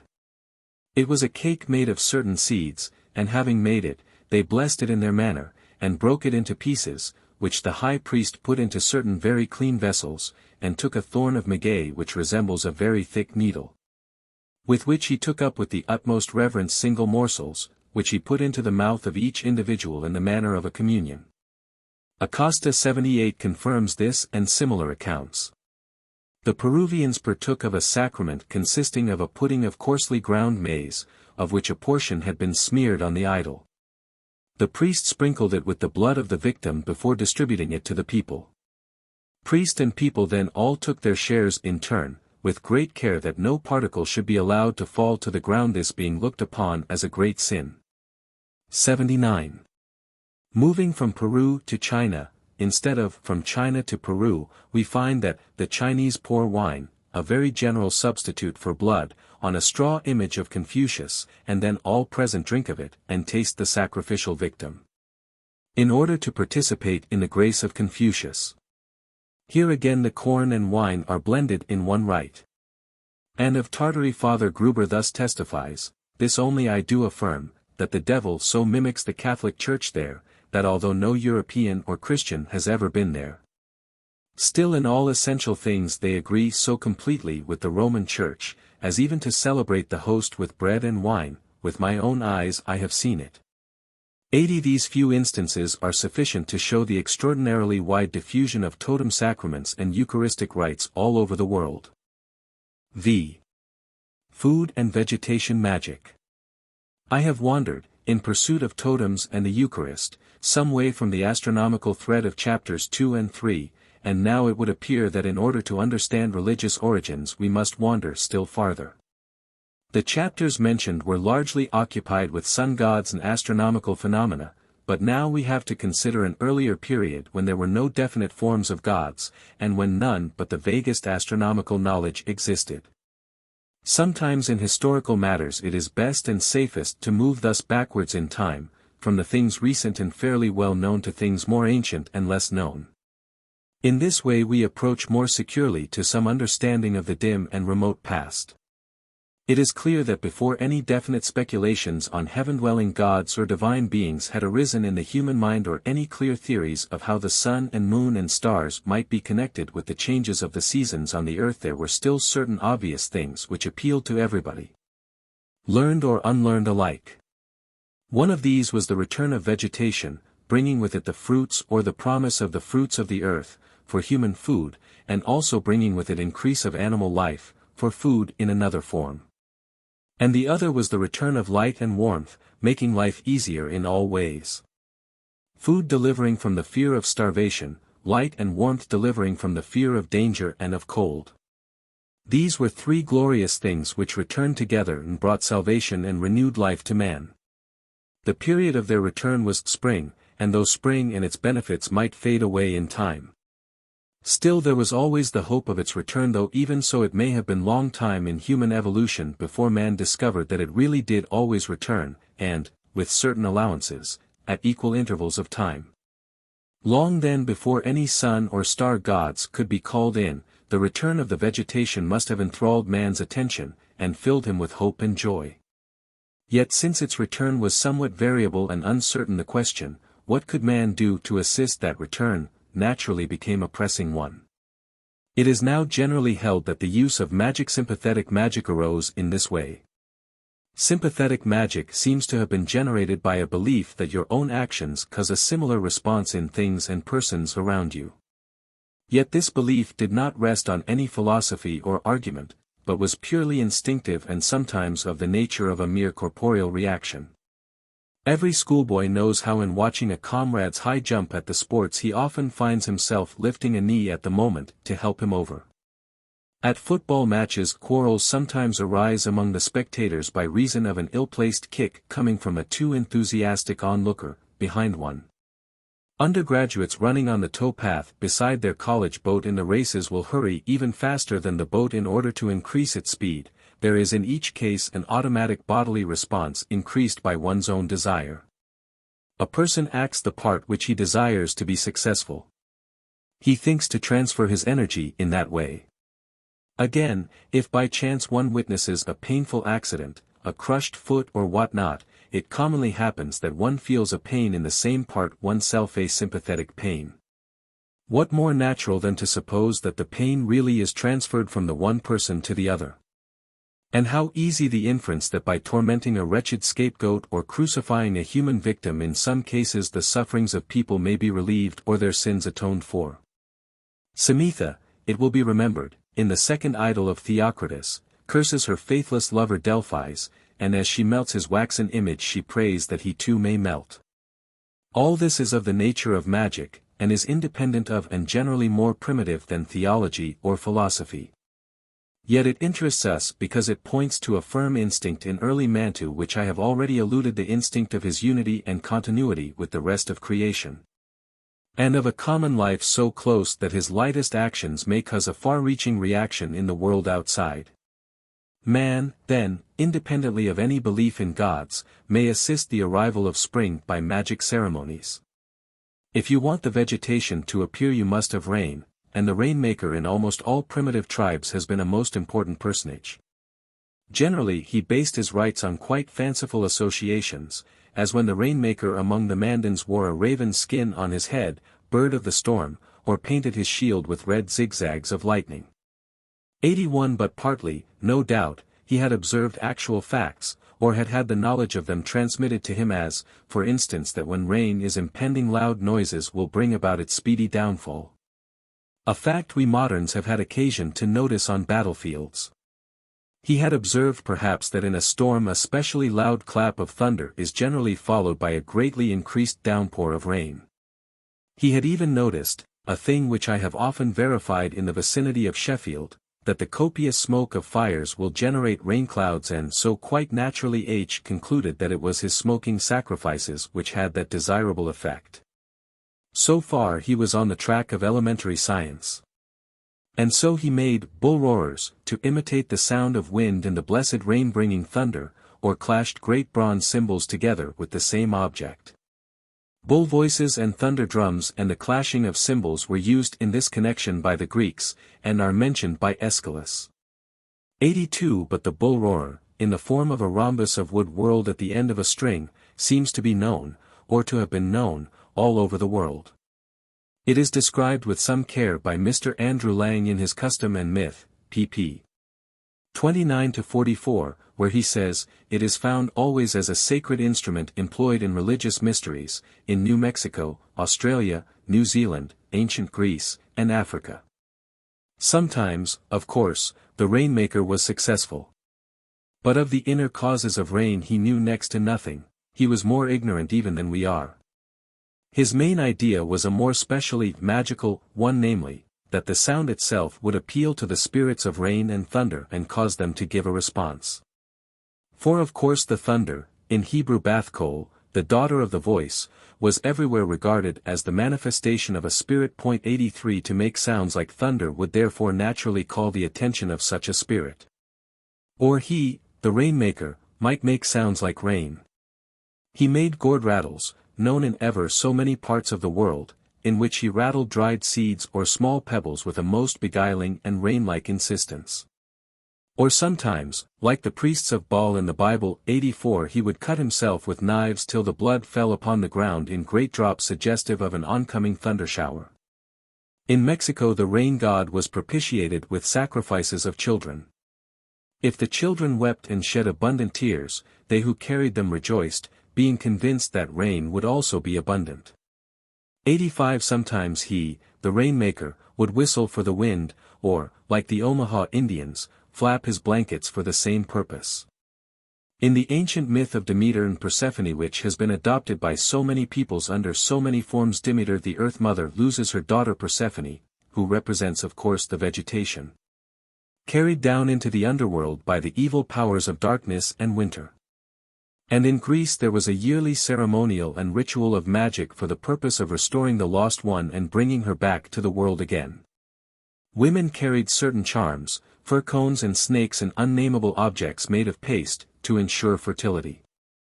There was a sacrifice of pigs, who were thrown into a deep cleft of the earth, and their remains afterwards collected and scattered as a charm over the fields. 86 Fir cones and snakes from their very forms were emblems of male fertility. Snakes, too, from their habit of gliding out of their own skins with renewed brightness and color, were suggestive of resurrection and revivification. Pigs and sows by their exceeding fruitfulness would in their hour of sacrifice remind old Mother Earth of what was expected from her. Moreover, no doubt it had been observed that the scattering of dead flesh over the ground or mixed with the seed, did bless the ground to a greater fertility. And so by a strange mixture of primitive observation with a certain childlike belief that by means of symbols and suggestions nature could be appealed to and induced to answer to the desires and needs for her children, this sort of ceremonial magic arose. It was not exactly science, and it was not exactly religion, but it was a naive, and perhaps not altogether mistaken, sense of the bond between nature and man. For we can perceive that earliest man was not yet consciously differentiated from nature. Not only do we see that the tribal life was so strong that the individual seldom regarded himself as different or separate or opposed to the rest of the tribe, but that something of the same kind was true with regard to his relation to the animals and to nature at large. This outer world was part of himself, was also himself. His subconscious sense of unity was so great that it largely dominated his life. That brain cleverness and brain activity which causes modern man to perceive such a gulf between him and the animals, or between himself and nature, did not exist in the early man. Hence it was no difficulty to him to believe that he was a bear or an emu. Subconsciously he was wiser than we are. He knew that he was a bear or an emu, or any other such animal as his totem creed led him to fix his mind upon. Hence we find that a familiarity and common consent existed between primitive man and many of his companion animals, such as has been lost or much attenuated in modern times. Edward Carpenter in his very interesting paper La Grande Famille 87 gives support to the idea that the so-called domestication of animals did not originally arise from any forcible subjugation of them by man, but from a natural amity with them which grew up in the beginning from common interests, pursuits and affections. Thus the cheetah of India, and probably the puma of Brazil, from far back times took to hunting in the company of his two-legged and bow and arrow-armed friend, with whom he divided the spoil. W.H. Hudson 88 declares that the puma, wild and fierce though it is, and capable of killing the largest game, will never even today attack man, but when maltreated by the latter submits to the outrage, unresisting, with mournful cries and every sign of grief. The llama, though domesticated in a sense, has never allowed the domination of the whip or the bit, but may still be seen walking by the side of the Brazilian peasant and carrying his burdens in a kind of proud companionship. The mutual relations of women and the cow, or of man and the horse 89, also the elephant, reach so far into the past that their origin cannot be traced. The swallow still loves to make its home under the cottage eaves and still is welcomed by the inmates as the bringer of good fortune. L.Z. Reckless assures us that the Dinka man on the Nile calls to certain snakes by name and shares with them the milk of his cows. And so with nature. The communal sense, or subconscious perception, which made primitive men feel their unity with other members of their tribe, and their obvious kinship with the animals around them, brought them also so close to general nature that they looked upon the trees, the vegetation, the rain, the warmth of the sun, as part of their bodies, part of themselves. Conscious differentiation had not yet set in. To cause rain or thunder you had to make rain or thunder-like noises, to encourage vegetation and the crops to leap out of the ground, you had to leap and dance. In Swabia and among the Transylvanian Saxons it is a common custom, says Dr. Fraser, for a man who has some hemp to leap high in the field in the belief that this will make the hemp grow tall. 90 native maypole dances and jacks in the green have hardly yet died out even in this most civilized England. The bower of green boughs, the music of pipes, the leaping and the twirling, were all an encouragement to the arrival of spring, and an expression of sympathetic magic. When you felt full of life and energy and virility in yourself you naturally leapt and danced, so why should you not sympathetically do this for the energizing of the crops? In every country of the world the vernal season and the resurrection of the sun has been greeted with dances and the sound of music. But if you wanted success in hunting or in warfare, then you danced beforehand, mimic dances suggesting the successful hunt or battle. It was no more than our children do today, and it all was, and is, part of a natural magic tendency in human thought. Let me pause here for a moment. It is difficult for us with our academical and somewhat schoolboardy minds to enter into all this. And to understand the sense of, unconscious or subconscious, identification with the world around which characterized the primitive man, or to look upon nature with his eyes. A tree, a snake, a bull, an ear of corn. We know so well from our botany and natural history books what these things are. Why should our minds dwell on them any longer or harbor a doubt as to our perfect comprehension of them? And yet, one cannot help asking the question, has any one of us really ever seen a tree? I certainly do not think that I have, except most superficially. That very penetrating observer and naturalist, Henry D. Thoreau, tells us that he would often make an appointment to visit a certain tree, miles away, but what or whom he saw when he got there, he does not say. Walt Whitman, also a keen observer, speaks of a tulip tree near which he sometimes sat, the Apollo of the woods, tall and graceful, yet robust and sinewy, inimitable in hang of foliage and throwing out of limb. As if the beauteous, vital, leafy creature could walk, if it only would, and mentions that in a dream trance he actually once saw his favorite tree step out and promenade up, down, and around very curiously. 91 Once the present writer seemed to have a partial vision of a tree. It was a beech, standing somewhat isolated, and still leafless in quite early spring. Suddenly I was aware of its skyward-reaching arms and upturned fingertips, as if some vivid life, or electricity, was streaming through them far into the spaces of heaven. And of its roots plunged in the earth and drawing the same energies from below. The day was quite still and there was no movement in the branches, but in that moment the tree was no longer a separate or separable organism, but a vast being ramifying far into space, sharing and uniting the life of earth and sky.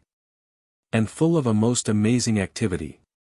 The reader of this will probably have had some similar experiences. Perhaps he will have seen a full-foliaged Lombardy poplar swaying in half a gale in June, the wind and the sun streaming over every little twig and leaf. The tree throwing out its branches in a kind of ecstasy and bathing them in the passionately boisterous caresses of its two visitants. Or he will have heard the deep glad murmur of some huge sycamore with ripening seed clusters when after weeks of drought the steady warm rain brings relief to its thirst.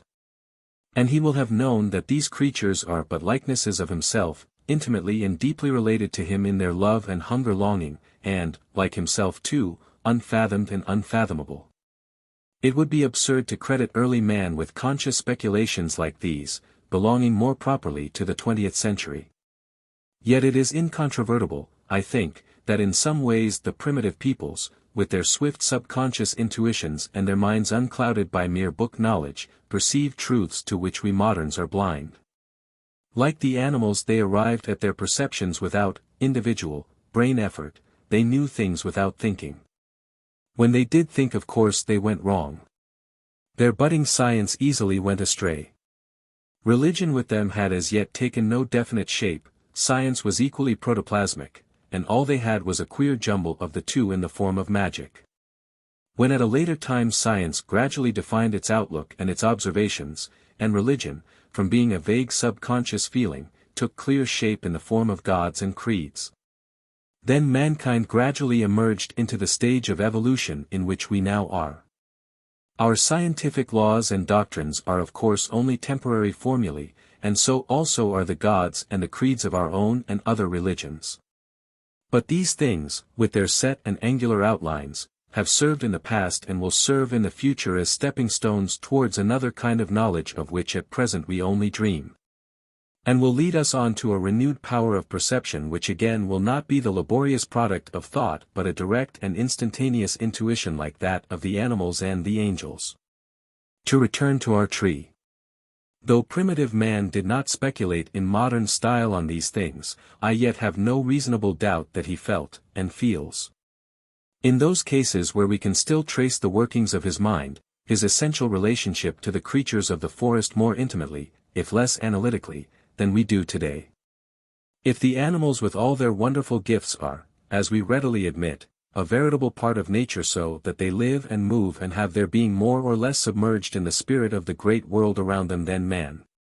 When he first began to differentiate himself from them, must for a long time have remained in this subconscious unity, becoming only distinctly conscious of it when he was already beginning to lose it. That early dawn of distinct consciousness corresponded to the period of belief in magic. In that first mystic illumination almost every object was invested with a halo of mystery or terror or adoration. Things were either taboo, in which case they were dangerous and often not to be touched or even looked upon, or they were overflowing with magic grace and influence, in which case they were holy. And any rite which released their influence was also holy. William Blake, that modern prophetic child, beheld a tree full of angels. The Central Australian native believes bushes to be the abode of spirits which leap into the bodies of passing women and are the cause of the conception of children. Moses saw in the desert a bush, perhaps the mimosa, like a flame of fire, with Jehovah dwelling in the midst of it, and he put off his shoes for he felt that the place was holy. Osiris was at times regarded as a tree spirit. 92 and in inscriptions is referred to as the solitary one in the acacia, which reminds us curiously of the burning bush. The same is true of others of the gods. In the Old Norse mythology Yggdrasil was the great branching world ash, abode of the soul of the universe. The peepal or bo tree in India is very sacred and must on no account be cut down, seeing that gods and spirits dwell among its branches. It is of the nature of an aspen, and of little or no practical use, 93, but so holy that the poorest peasant will not disturb it. The Burmese believe the things of nature, but especially the trees, to be the abode of spirits. To the Burman of today, not less than to the Greek of long ago, all nature is alive. The forest and the river and the mountains are full of spirits, whom the Burmans call gnats. There are all kinds of gnats, good and bad, great and little, male and female, now living round about us. Some of them live in the trees, especially in the huge fig tree that shades half an acre without the village. Or among the fern-like fronds of the tamarind, 94. There are also in India and elsewhere popular rites of marriage of women, and men, to trees, which suggest that trees were regarded as very near akin to human beings. The Golden Bough 95 mentions many of these, including the idea that some trees are male and others female. The well-known Assyrian emblem of a pine cone being presented by a priest to a palm tree is supposed by E.B. Tyler to symbolize fertilization, the pine cone being masculine and the palm feminine. The ceremony of the god Krishna's marriage to a basil plant is still celebrated in India down to the present day. And certain trees are clasped and hugged by pregnant women, the idea no doubt being that they bestow fertility on those who embrace them. In other cases apparently it is the trees which are benefited, since it is said that men sometimes go naked into the clove plantations at night in order by a sort of sexual intercourse to fertilize them. 96. One might go on multiplying examples in this direction quite indefinitely. There is no end to them. They all indicate what was instinctively felt by early man, and is perfectly obvious to all today who are not blinded by civilization, and Herbert Spencer. That the world outside us is really most deeply akin to ourselves, that it is not dead and senseless but intensely alive and instinct with feeling and intelligence resembling our own. It is this perception, this conviction of our essential unity with the whole of creation, which lay from the first at the base of all religion, yet at first, as I have said, was hardly a conscious perception. Only later, when it gradually became more conscious, did it evolve itself into the definite forms of the gods and the creeds, but of that process I will speak more in detail presently. The tree therefore was a most intimate presence to the man. It grew in the very midst of his Garden of Eden. It had a magical virtue, which his tentative science could only explain by chance analogies and assimilations. Attractive and beloved and worshipped by reason of its many gifts to mankind, its grateful shelter, its abounding fruits, its timber, and other invaluable products, why should it not become the natural emblem of the female, to whom through sex man's worship is ever drawn? If the snake has an unmistakable resemblance to the male organ in its active state, the foliage of the tree or bush is equally remindful of the female. What more clear than that the conjunction of tree and serpent is the fulfillment in nature of that sex mystery which is so potent in the life of man and the animals? And that the magic ritual most obviously fitted to induce fertility in the tribe or the herds, or even the crops, is to set up an image of the tree and the serpent combined, and for all the tribefolk in common to worship and pay it reverence. In the Bible with more or less veiled sexual significance we have this combination in the Eden Garden, and again in the brazen serpent and pole which Moses set up in the wilderness, as a cure for the fiery serpents of lust. Illustrations of the same are said to be found in the temples of Egypt and of South India, and even in the ancient temples of Central America. 97 In the myth of Hercules the golden apples of the Hesperides garden are guarded by a dragon. The Etruscans, the Persians, and the Babylonians had also legends of the fall of man through a serpent tempting him to taste of the fruit of a holy tree. And de Gubernatis, 98 pointing out the phallic meaning of these stories, says, the legends concerning the tree of golden apples or figs which yields honey or ambrosia, guarded by dragons, in which the life, the fortune, the glory, the strength and the riches of the hero have their beginning, are numerous among every people of Aryan origin, in India, Persia, Russia, Poland, Sweden, Germany, Greece and Italy. Thus we see the natural magic tendency of the human mind asserting itself. To some of us indeed this tendency is even greater in the case of the snake than in that of the tree. W.H.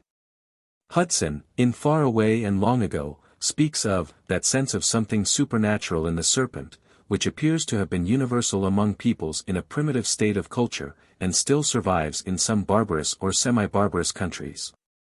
The fascination of the snake, the fascination of its mysteriously gliding movement, of its vivid energy, its glittering eye, its intensity of life, combined with its fatal dart of death, is a thing felt even more by women than by men, and for a reason, from what we have already said, not far to seek.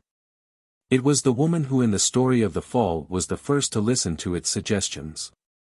No wonder that, as Professor Murray says, 99 the Greeks worshipped a gigantic snake, Mylikios, the lord of death and life, with ceremonies of appeasement, and sacrifices, long before they arrived at the worship of Zeus and the Olympian gods. Or let us take the example of an ear of corn. Some people wonder hearing nowadays that the folk of old used to worship a corn spirit or corn god, wonder that any human beings could have been so foolish. But probably the good people who wonder thus have never really looked, with their town-dazed eyes, at a growing spike of wheat. 100 of all the wonderful things in nature, I hardly know any that thrills one more with a sense of wizardry than just this very thing to observe, each year, this disclosure of the ear within the blade, first a swelling of the sheath, then a transparency and a whitey green face within a hooded shroud, and then the perfect spike of grain disengaging itself and spiring upward towards the sky, the resurrection of the wheat with pale visage appearing out of the ground. If this spectacle amazes one today, what emotions must it not have aroused in the breasts of the earlier folk, whose outlook on the world was so much more direct than ours, more animistic, if you like. What wonderment, what gratitude, what deliverance from fear, of starvation, what certainty that this being who had been ruthlessly cut down and sacrificed last year for human food had indeed arisen again as a savior of men. What readiness to make some human sacrifice in return, both as an acknowledgment of the debt, and as a gift of something which would no doubt be graciously accepted. For was it not well known that where blood had been spilt on the ground the future crop was so much more generous? What readiness to adopt some magic ritual likely to propitiate the unseen power, even though the outline and form of the latter were vague and uncertain in the extreme. Dr. Fraser, speaking of the Egyptian Osiris as one out of many corn gods of the above character, says, 101, the primitive conception of him as he corn god comes clearly out in the festival of his death and resurrection, which was celebrated the month of Athor. That festival appears to have been essentially a festival of sowing, which properly fell at the time when the husbandman actually committed the seed to the earth. On that occasion an effigy of the corn god, molded of earth and corn, was buried with funeral rites in the ground in order that, dying there, he might come to life again with the new crops. The ceremony was in fact a charm to ensure the growth of the corn by sympathetic magic. And we may conjecture that as such it was practiced in a simple form by every Egyptian farmer on his fields long before it was adopted and transfigured by the priests in the stately ritual of the temple. 102. The magic in this case was of a gentle description. The clay image of Osiris sprouting all over with the young green blade was pathetically poetic, but, as has been suggested, bloodthirsty ceremonies were also common enough. Human sacrifices, it is said, had at one time been offered at the grave of Osiris. We bear that the Indians in Ecuador used to sacrifice men's hearts and pour out human blood on their fields when they sowed them. The Pawnee Indians used a human victim the same, allowing his blood to drop on the seed corn. It is said that in Mexico girls were sacrificed, and that the Mexicans would sometimes grind their male victim, like corn, between two stones. "I'll grind his bones to make me bread." Among the Khans of East India who were particularly given to this kind of ritual, the very tears of the sufferer were an incitement to more cruelties, for tears of course were magic for rain. 103. And so on. We have referred to the bull many times, both in his astronomical aspect as pioneer of the spring sun, and in his more direct role as plower of the fields, and provider of food from his own body. The tremendous manna of the wild bull, says Gilbert Murray, occupies almost half the stage of pre-Olympic ritual. 104. Even to us there is something mesmeric and overwhelming in the sense of this animal's glory of strength and fury and sexual power. No wonder the primitives worshipped him, or that they devised rituals which should convey his power and vitality by mere contact, or that in sacramental feasts they ate his flesh and drank his blood as a magic symbol and means of salvation. 6. Magicians, Kings and Gods. It is perhaps necessary, at the commencement of this chapter, to say a few more words about the nature and origin of the belief in magic. Magic represented on one side, and clearly enough, the beginnings of religion i.e.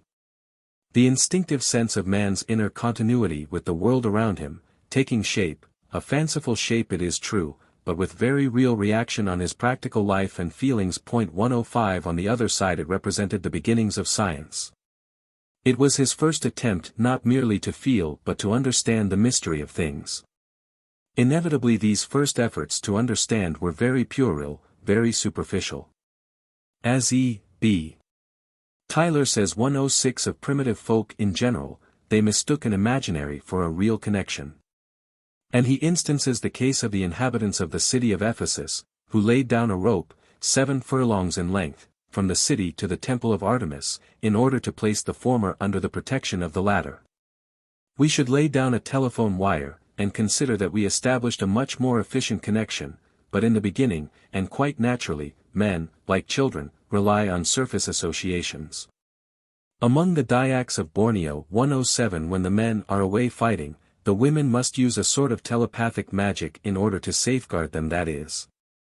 They must themselves rise early and keep awake all day, lest darkness and sleep should give advantage to the enemy. They must not oil their hair, lest their husbands should make any slips. They must eat sparingly and put aside rice at every meal, so that the men may not want for food. And so on. Similar superstitions are common. But they gradually lead to a little thought, and then to a little more, and so to the discovery of actual and provable influences. Perhaps one day the cord connecting the temple with Ephesus was drawn tight and it was found that messages could be, by tapping, transmitted along it. That way lay the discovery of a fact. In an age which worshipped fertility, whether in mankind or animals, twins were ever counted especially blessed, and were credited with a magic power. The constellation of the twins was thought peculiarly lucky. Perhaps after a time it was discovered that twins sometimes run in families, and in such cases really do bring fertility with them. In cattle it is known nowadays that there are more twins of the female sex than of the male sex. 108. Observations of this kind were naturally made by the ablest members of the tribe, who were in all probability the medicine men and wizards, and brought in consequence power into their hands. The road to power, in fact, and especially was this the case in societies which had not yet developed wealth and property, lay through magic. As far as magic represented early superstition land religion, it laid hold of the hearts of men, their hopes and fears. As far as it represented science and the beginnings of actual knowledge, it inspired their minds with a sense of power, and gave form to their lives and customs. We have no reason to suppose that the early magicians and medicine men were peculiarly wicked or bent on mere self-aggrandizement any more than we have to think the same of the average country vicar or country doctor of today. They were merely men a trifle wiser or more instructed than their flocks. But though probably in most cases their original intentions were decent enough, they were not proof against the temptations which the possession of power always brings. And as time went on, they became liable to trade more and more upon this power for their own advancement. In the matter of religion, the history of the Christian priesthood through the centuries shows sufficiently to what misuse such power can be put. And in the matter of science, it is a warning to us of the dangers attending the formation of a scientific priesthood, such as we see growing up around us today. In both cases, whether science or religion, vanity, personal ambition, lust of domination and 100 other vices, unless corrected by a real devotion to the public good, may easily bring as many evils in their train as those they profess to cure. The medicine man, or wizard, or magician, or priest, slowly but necessarily gathered power into his hands, and there is much evidence to show that in the case of many tribes at any rate. It was he who became ultimate chief and leader and laid the foundations of kingship. The basileus was always a sacred personality, and often united in himself as head of the clan the offices of chief in warfare and leader in priestly rites, like Agamemnon in Homer, or Saul or David in the Bible. As a magician he had influence over the fertility of the earth and, like the blameless king in the Odyssey, under his sway the dark earth beareth in season barley and wheat, and the trees are laden with fruitage. And alway yen unfailing the flocks, and the sea gives fish in abundance. 109. As a magician too he was trusted for success in warfare, and schoolcraft. In a passage quoted by Andrew Lang, 110 says of the Dakota Indians, the war chief who leads the party to war is always one of these medicine men. This connection, however, by which the magician is transformed into the king has been abundantly studied, and need not be further dwelt upon here. And what of the transformation of the king into a god, or of the magician or priest directly into the same? Perhaps in order to appreciate this, one must make a further digression. For the early peoples there were, as it would appear, two main objects in life: 1, to promote fertility in cattle and crops, for food, and 2, to placate or ward off death. And it seemed very obvious even before any distinct figures of gods, or any idea of prayer, had arisen to attain these objects by magic ritual. The rites of baptism, of initiation, or confirmation, and the many ceremonies of a second birth, which we associate with fully formed religions, did belong also to the age of magic. And they all implied a belief in some kind of reincarnation in a life going forward continually and being renewed in birth again and again. It is curious that we find such a belief among the lowest savages even today. D.R. Fraser, speaking of the Central Australian tribes, says the belief is firmly rooted among them that the human soul undergoes an endless series of reincarnations, the living men and women of one generation being nothing but the spirits of their ancestors come to life again, and destined themselves to be reborn in the persons of their descendants. During the interval between two reincarnations the souls live in their nanja spots, or local totem centers, which are always natural objects such as trees or rocks. Each totem clan has a number of such totem centers scattered over the country. There the souls of the dead men and women of the totem, but no others, congregate, and are born again in human form when a favorable opportunity presents itself. 111. And what the early people believed of the human spirit, they believed of the corn spirits and the tree and vegetation spirits also. At the great spring ritual among the primitive Greeks, the tribe and the growing earth were renovated together, the earth arises afresh from her dead seeds, the tribe from its dead ancestors. And the whole process projects itself in the idea of a spirit of the year, who, in the first stage is living, then dies with each year, and thirdly rises again from the dead, raising the whole dead world with him. The Greeks called him in this stage the third one, Tritos Soter, or the Saviour, and the renovation ceremonies were accompanied by a casting off of the old year, the old garments, and everything that is polluted by the infection of death. 112 Thus the multiplication of the crops and the renovation of the tribe, and at the same time the evasion and placation of death, were all assured by similar rites and befitting ceremonial magic. 113. In all these cases, and many others that I have not mentioned of the magical worship of bulls and bears and rams and cats and emus and kangaroos, of trees and snakes, of sun and moon and stars, and the spirit of the corn in its yearly and miraculous resurrection out of the ground, there is still the same idea or moving inspiration, the sense mentioned in the foregoing chapter. The feeling, hardly yet conscious of its own meaning, of intimate relationship and unity with all this outer world, the instinctive conviction that the world can be swayed by the spirit of man, if the man can only find the right ritual, the right word, the right spell, wherewith to move it. An aura of emotion surrounded everything, of terror, of taboo, of fascination, of desire. The world, to these people, was transparent with presences related to themselves. And though hunger and sex may have been the dominant and overwhelmingly practical needs of their life, yet their outlook on the world was essentially poetic and imaginative. Moreover, it will be seen that in this age of magic and the belief in spirits, though there was an intense sense of everything being alive, the gods, in the more modern sense of the word, hardly existed. 114, that is, there was no very clear vision, to these people, of supramundane beings, sitting apart and ordaining the affairs of earth, as it were from a distance. Doubtless this conception was slowly evolving, but it was only incipient. For the time being, though there might be orders and degrees of spirits, and of gods, every such being was only conceived of, and could only be conceived of, as actually a part of nature, dwelling in and interlaced with some phenomenon of earth and sky, and having no separate existence. How was it then, it will be asked, that the belief in separate and separable gods and goddesses, each with his or her well-marked outline and character and function, like the divinities of Greece, or of India, or of the Egyptian or Christian religions, ultimately arose? To this question Jane Harrison, in her Themis and other books, gives an ingenious answer, which as it chimes in with my own speculations, in The Art of Creation and elsewhere, I am inclined to adopt. It is that the figures of the supernatural gods arose from a process in the human mind similar to that which the photographer adopts when by photographing a number of faces on the same plate, and so superposing their images on one another, he produces a so-called composite photograph or image. Thus, in the photographic sphere, the portraits of a lot of members of the same family superposed upon one another may produce a composite image or ideal of that family type.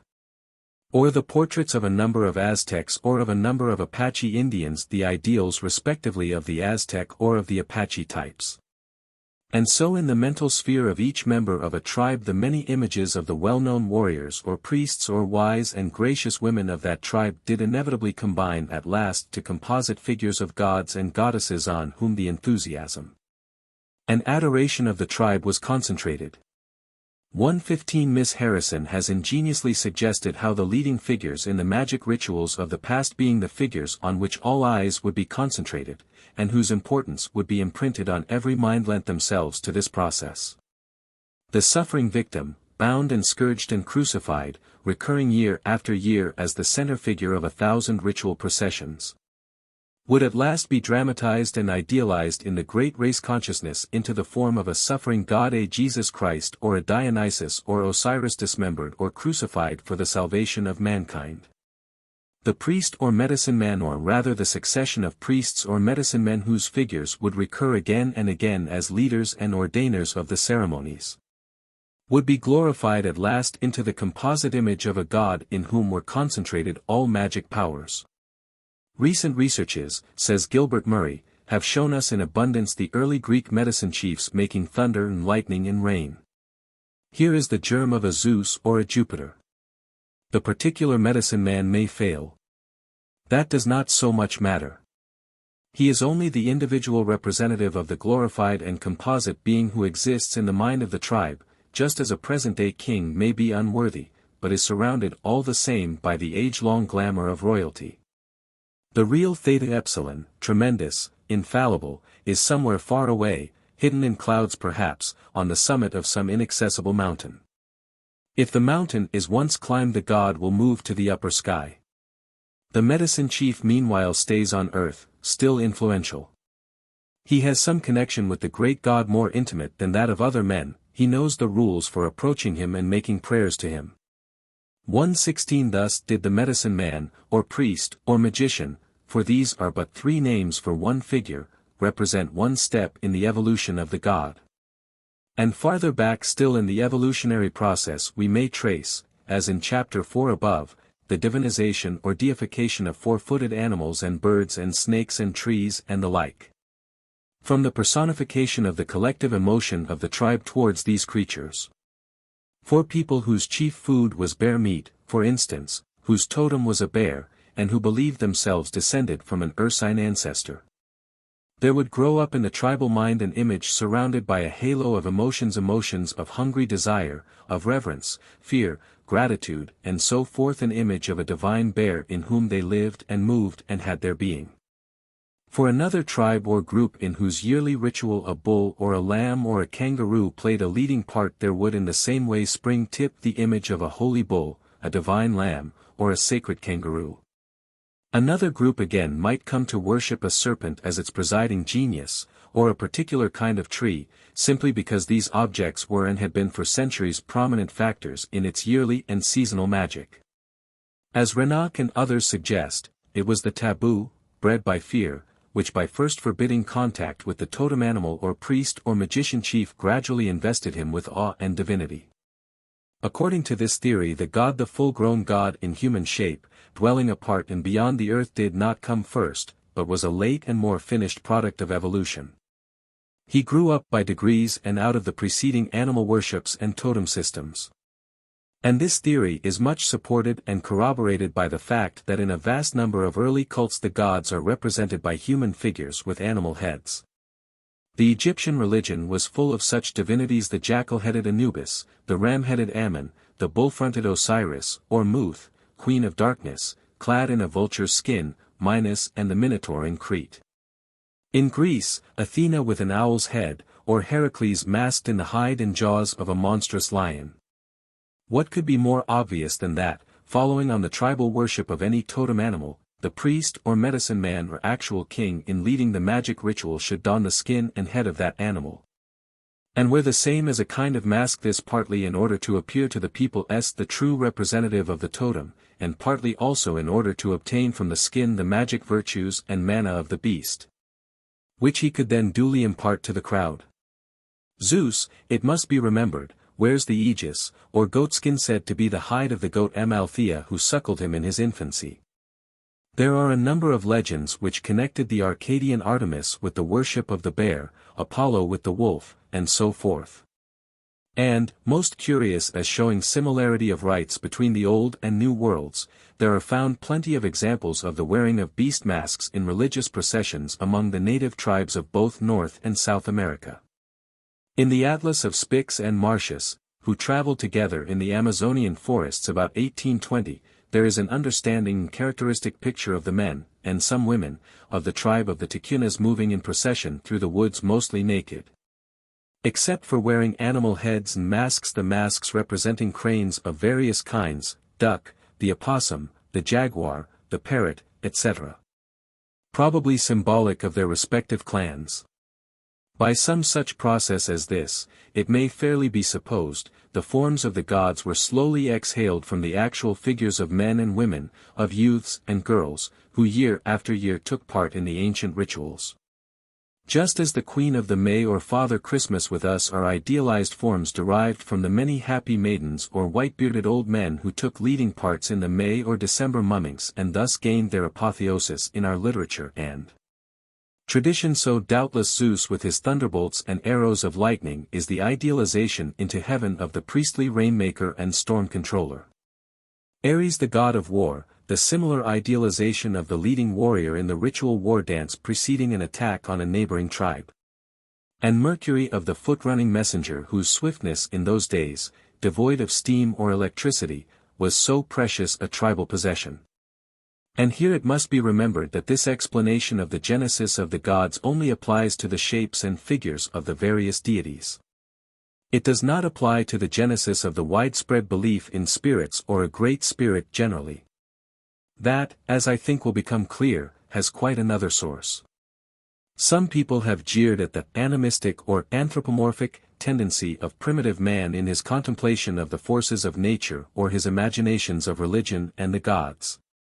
With a kind of superior pity they speak of the poor Indian whose untutored mind sees God in clouds and hears him in the wind. But I must confess that to me the poor Indian seems on the whole to show more good sense than his critics, and to have aimed his rude arrows at the philosophic mark more successfully than a vast number of his learned and scientific successors. A consideration of what we have said above would show that early people felt their unity with nature so deeply and intimately that like the animals themselves that did not think consciously or theorize about it. It was just their life to be like the beasts of the field and the trees of the forest, a part of the whole flux of things, non-differentiated so to speak. What more natural or indeed more logically correct than for them to assume, when they first began to think or differentiate themselves, that these other creatures, these birds, beasts and plants, and even the sun and moon, were of the same blood as themselves, their first cousins, so to speak, and having the same interior nature? What more reasonable, if indeed they credited themselves with having some kind of soul or spirit, than to credit these other creatures with a similar soul or spirit? Thurn, speaking of the Guiana Indians, says that for them, the whole world swarms with beings. Surely this could not be taken to indicate an untutored mind unless indeed a mind untutored in the nonsense of the schools but rather a very directly perceptive mind. And again what more reasonable, seeing that these people themselves were in the animal stage of evolution, than that they should pay great reverence to some ideal animal first cousin or ancestor who played an important part in their tribal existence, and make of this animal a totem emblem and a symbol of their common life? And, further still, what more natural than that when the tribe passed to some degree beyond the animal stage and began to realize a life more intelligent and emotional, more especially human in fact than that of the beasts of the field, that it should then in its rituals and ceremonies throw off the beast mask and pay reverence to the interior and more human spirit? Rising to a more enlightened consciousness of its own intimate quality, and still deeply penetrated with the sense of its kinship to external nature, it would inevitably and perfectly logically credit the latter with an inner life and intelligence more distinctly human than before. Its religion in fact would become more anthropomorphic instead of less so, and one sees that this is a process that is inevitable. And inevitable notwithstanding a certain parenthesis in the process, due to obvious elements in our civilization, and to the temporary and fallacious domination of a leaden-eyed so-called science. According to this view, the true evolution of religion and man's outlook on the world has proceeded not by the denial by man of his unity with the world, but by his seeing and understanding that unity more deeply. And the more deeply he understands himself, the more certainly he will recognize in the external world a being or beings resembling himself. W. H. Hudson, whose mind is certainly not of a quality to be jeered at, speaks of animism as the projection of ourselves into nature, the sense and apprehension of an intelligence like our own, but more powerful, in all visible things. And continues, old as I am, this same primitive faculty which manifested itself in my early boyhood, still persists, and in those early years was so powerful that I am almost afraid to say how deeply I was moved by it. 117. Nor will it be quite forgotten that Shelley once said, "The moveless pillar of a mountain's weight is active living spirit. Every grain is sentient both in unity and part, and the minutest atom comprehends a world of loves and hatreds." The tendency to animism and later to anthropomorphism is, I say, inevitable, and perfectly logical. But the great value of the work done by some of those investigators whom I have quoted has been to show that among quite primitive people, whose interior life and soul sense was only very feeble, their projections of intelligence into nature were correspondingly feeble. The reflections of themselves projected into the world beyond could not reach the stature of eternal gods, but were rather of the quality of ephemeral phantoms and ghosts.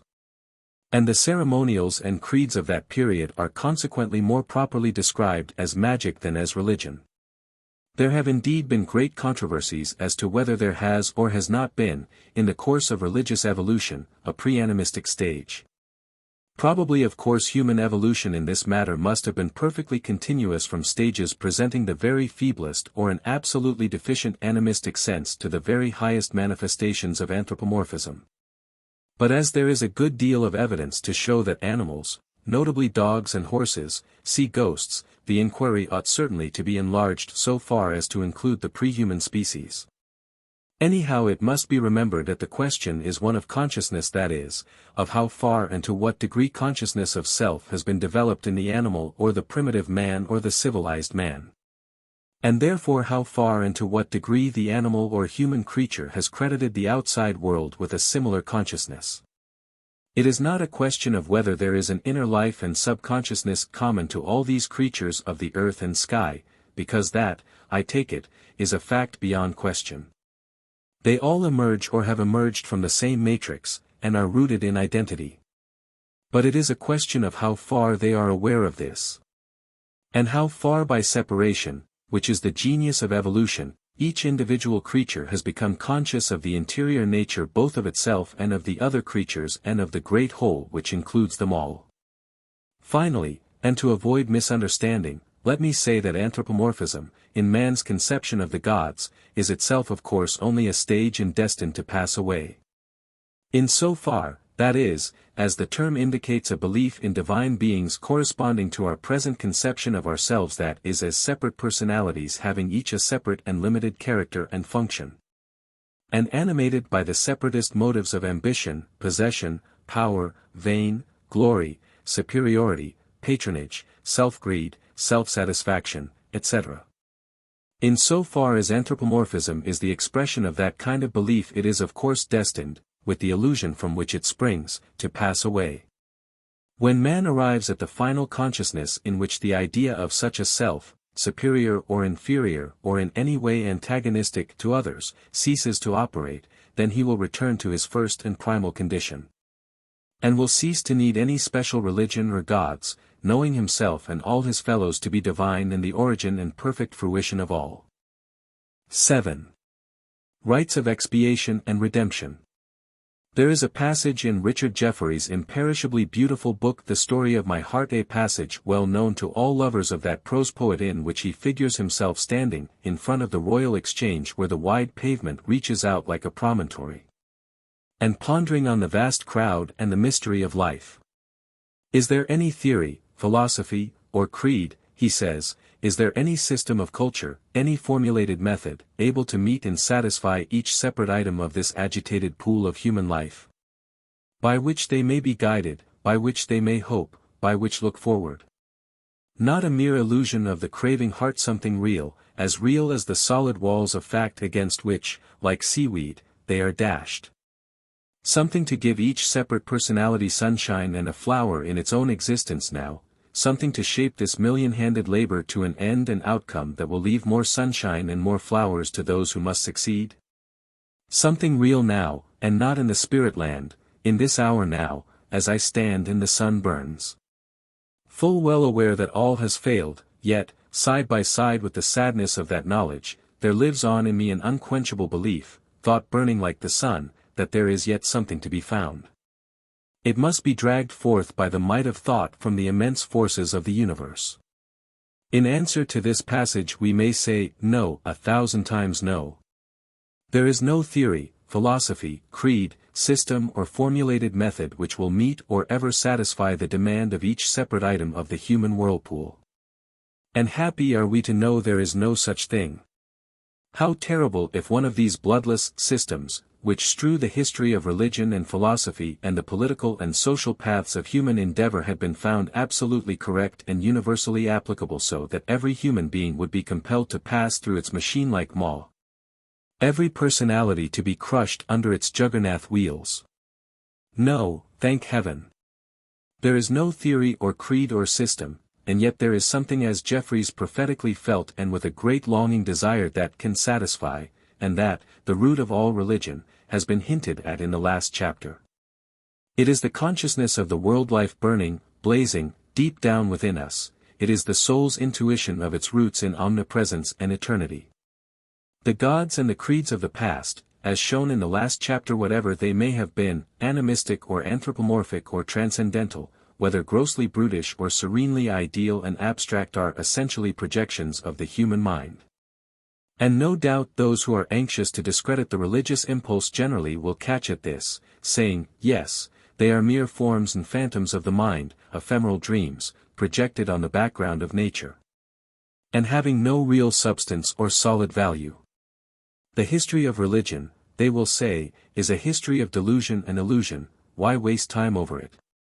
These divine grizzly bears or Aesculapian snakes, these cat-faced Pashts, this Isis, Queen of Heaven, and Astarte and Baal and Indra and Agni and Kali and Demeter and the Virgin Mary and Apollo and Jesus Christ and Satan and the Holy Ghost, are only shadows cast outwards onto a screen. The constitution of the human mind makes them all tend to be anthropomorphic, but that is all. They each and all inevitably pass away. Why waste time over them? And this is in a sense a perfectly fair way of looking at the matter.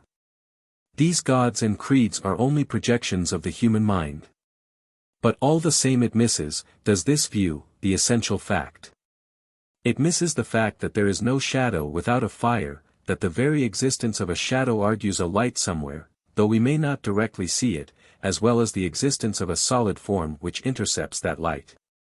Deep, deep in the human mind there is that burning blazing light of the world consciousness, so deep indeed that the vast majority of individuals are hardly aware of its existence. Their gaze turned outwards is held and riveted by the gigantic figures and processions passing across their sky. They are unaware that the latter are only shadow silhouettes of the forms inhabiting their own minds. 118 The vast majority of people have never observed their own minds, their own mental forms. They have only observed the reflections cast by these. Thus it may be said, in this matter, that there are 3 degrees of reality. There are the mere shadows, the least real and most evanescent. There are the actual mental outlines of humanity, and of the individual, much more real, but themselves also of course slowly changing. And most real of all, and permanent, there is the light, which lighteth every man that cometh into the world, the glorious light of the world consciousness.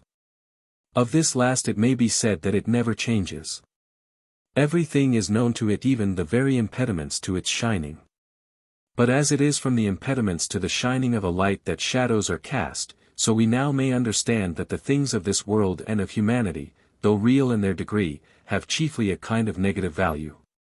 They are opaquenesses, clouds, materialisms, ignorances, and the inner light falling upon them gradually reveals their negative character and gradually dissolves them away till they are lost in the extreme and eternal splendor. I think Jeffreys, when he asked that question with which I have begun this chapter, was in some sense subconsciously, if not quite consciously, aware of the answer. His frequent references to the burning blazing sun throughout the story of the heart seem to be an indication of his real deep-down attitude of mind. The shadow figures of the creeds and theogonies pass away truly like ephemeral dreams. But to say that time spent in their study is wasted, is a mistake, for they have value as being indications of things much more real than themselves, namely, of the stages of evolution of the human mind.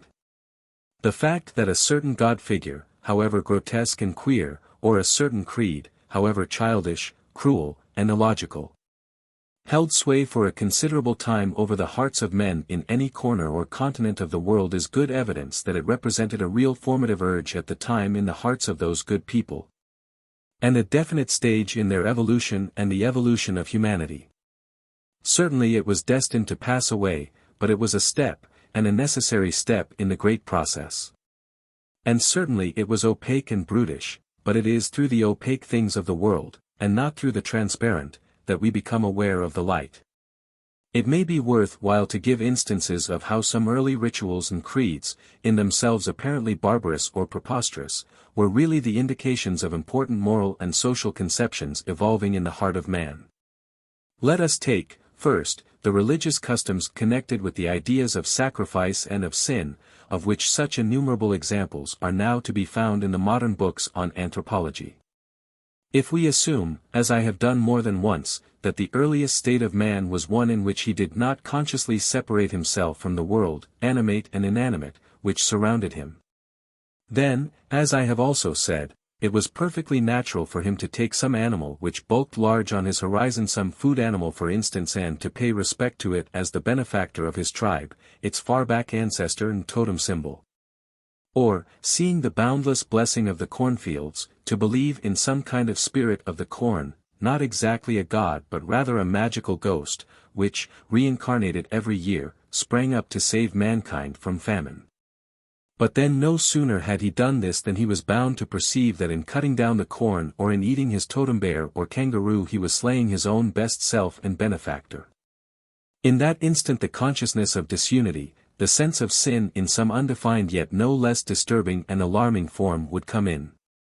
If, before, his ritual magic had been concentrated on the simple purpose of multiplying the animal or vegetable forms of his food, now in addition his magical endeavor would be turned to averting the just wrath of the spirits who animated these forms. Just indeed, for the rudest savage would perceive the wrong done and the probability of its retribution. Clearly the wrong done could only be expiated by an equivalent sacrifice of some kind on the part of the man or the tribe, that is by the offering to the totem animal or to the corn spirit of some victim whom these nature powers in their turn could feed upon and assimilate. In this way the nature powers would be appeased, the sense of unity would be restored, and the first at-one-ment effected. It is hardly necessary to recite in any detail the cruel and hideous sacrifices which have been perpetrated in this sense all over the world. Sometimes in appeasement of a wrong committed or supposed to have been committed by the tribe or some member of it, sometimes in placation or for the averting of death, or defeat, or plague. Sometimes merely in fulfillment of some long-standing custom of forgotten origin, the flayings and floggings and burnings and crucifixions of victims without end, carried out in all deliberation and solemnity of established ritual. I have mentioned some cases connected with the sowing of the corn. The Bible is full of such things, from the intended sacrifice of Isaac by his father Abraham, to the actual crucifixion of Jesus by the Jews. The firstborn sons were claimed by a God who called himself jealous, and were only to be redeemed by a substitute. 119 Of the Canaanites it was said that even their daughters they have burnt in the fire to their gods. 120 And of the king of Moab, that when he saw his army in danger of defeat, he took his eldest son that should have reigned in his stead and offered him for a burnt offering on the wall. 121 Dr. Fraser 122 mentions the similar case of the Carthaginians, about BC 300, sacrificing 200 children of good family as a propitiation to Baal and to save their beloved city from the assaults of the Sicilian tyrant Agathocles. And even so we hear that on that occasion 300 more young folk volunteered to die for the fatherland. The awful sacrifices made by the Aztecs in Mexico to their gods Huitzilopochtli, Tezcatlipoca, and others are described in much detail by Sahagun, the Spanish missionary of the 16th century.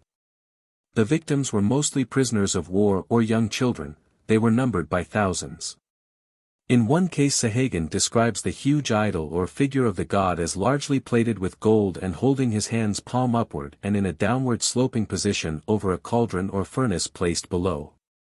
The children, who had previously been borne in triumphal state on litters over the crowd and decorated with every ornamental device of feathers and flowers and wings, were placed one by one on the vast hands and rolled down into the flames as if the god were himself offering them. As the procession approached the temple, the members of it wept and danced and sang, and here again the abundance of tears was taken for a good augury of rain. 123. Bernal Diaz describes how he saw one of these monstrous figures, that of Huitzilopochtli, the god of war, all inlaid with gold and precious stones. And beside it were braziers, wherein burned the hearts of 3 Indians, torn from their bodies that very day, and the smoke of them and the savor of incense were the sacrifice. Sahagun again, in Book 2, ch. 5, gives a long account of the sacrifice of a perfect youth at Eastertime, which date Sahagun connects with the Christian festival of the resurrection. For a whole year the youth had been held in honor and adored by the people as the very image of the god, Tezcatlipoca, to whom he was to be sacrificed.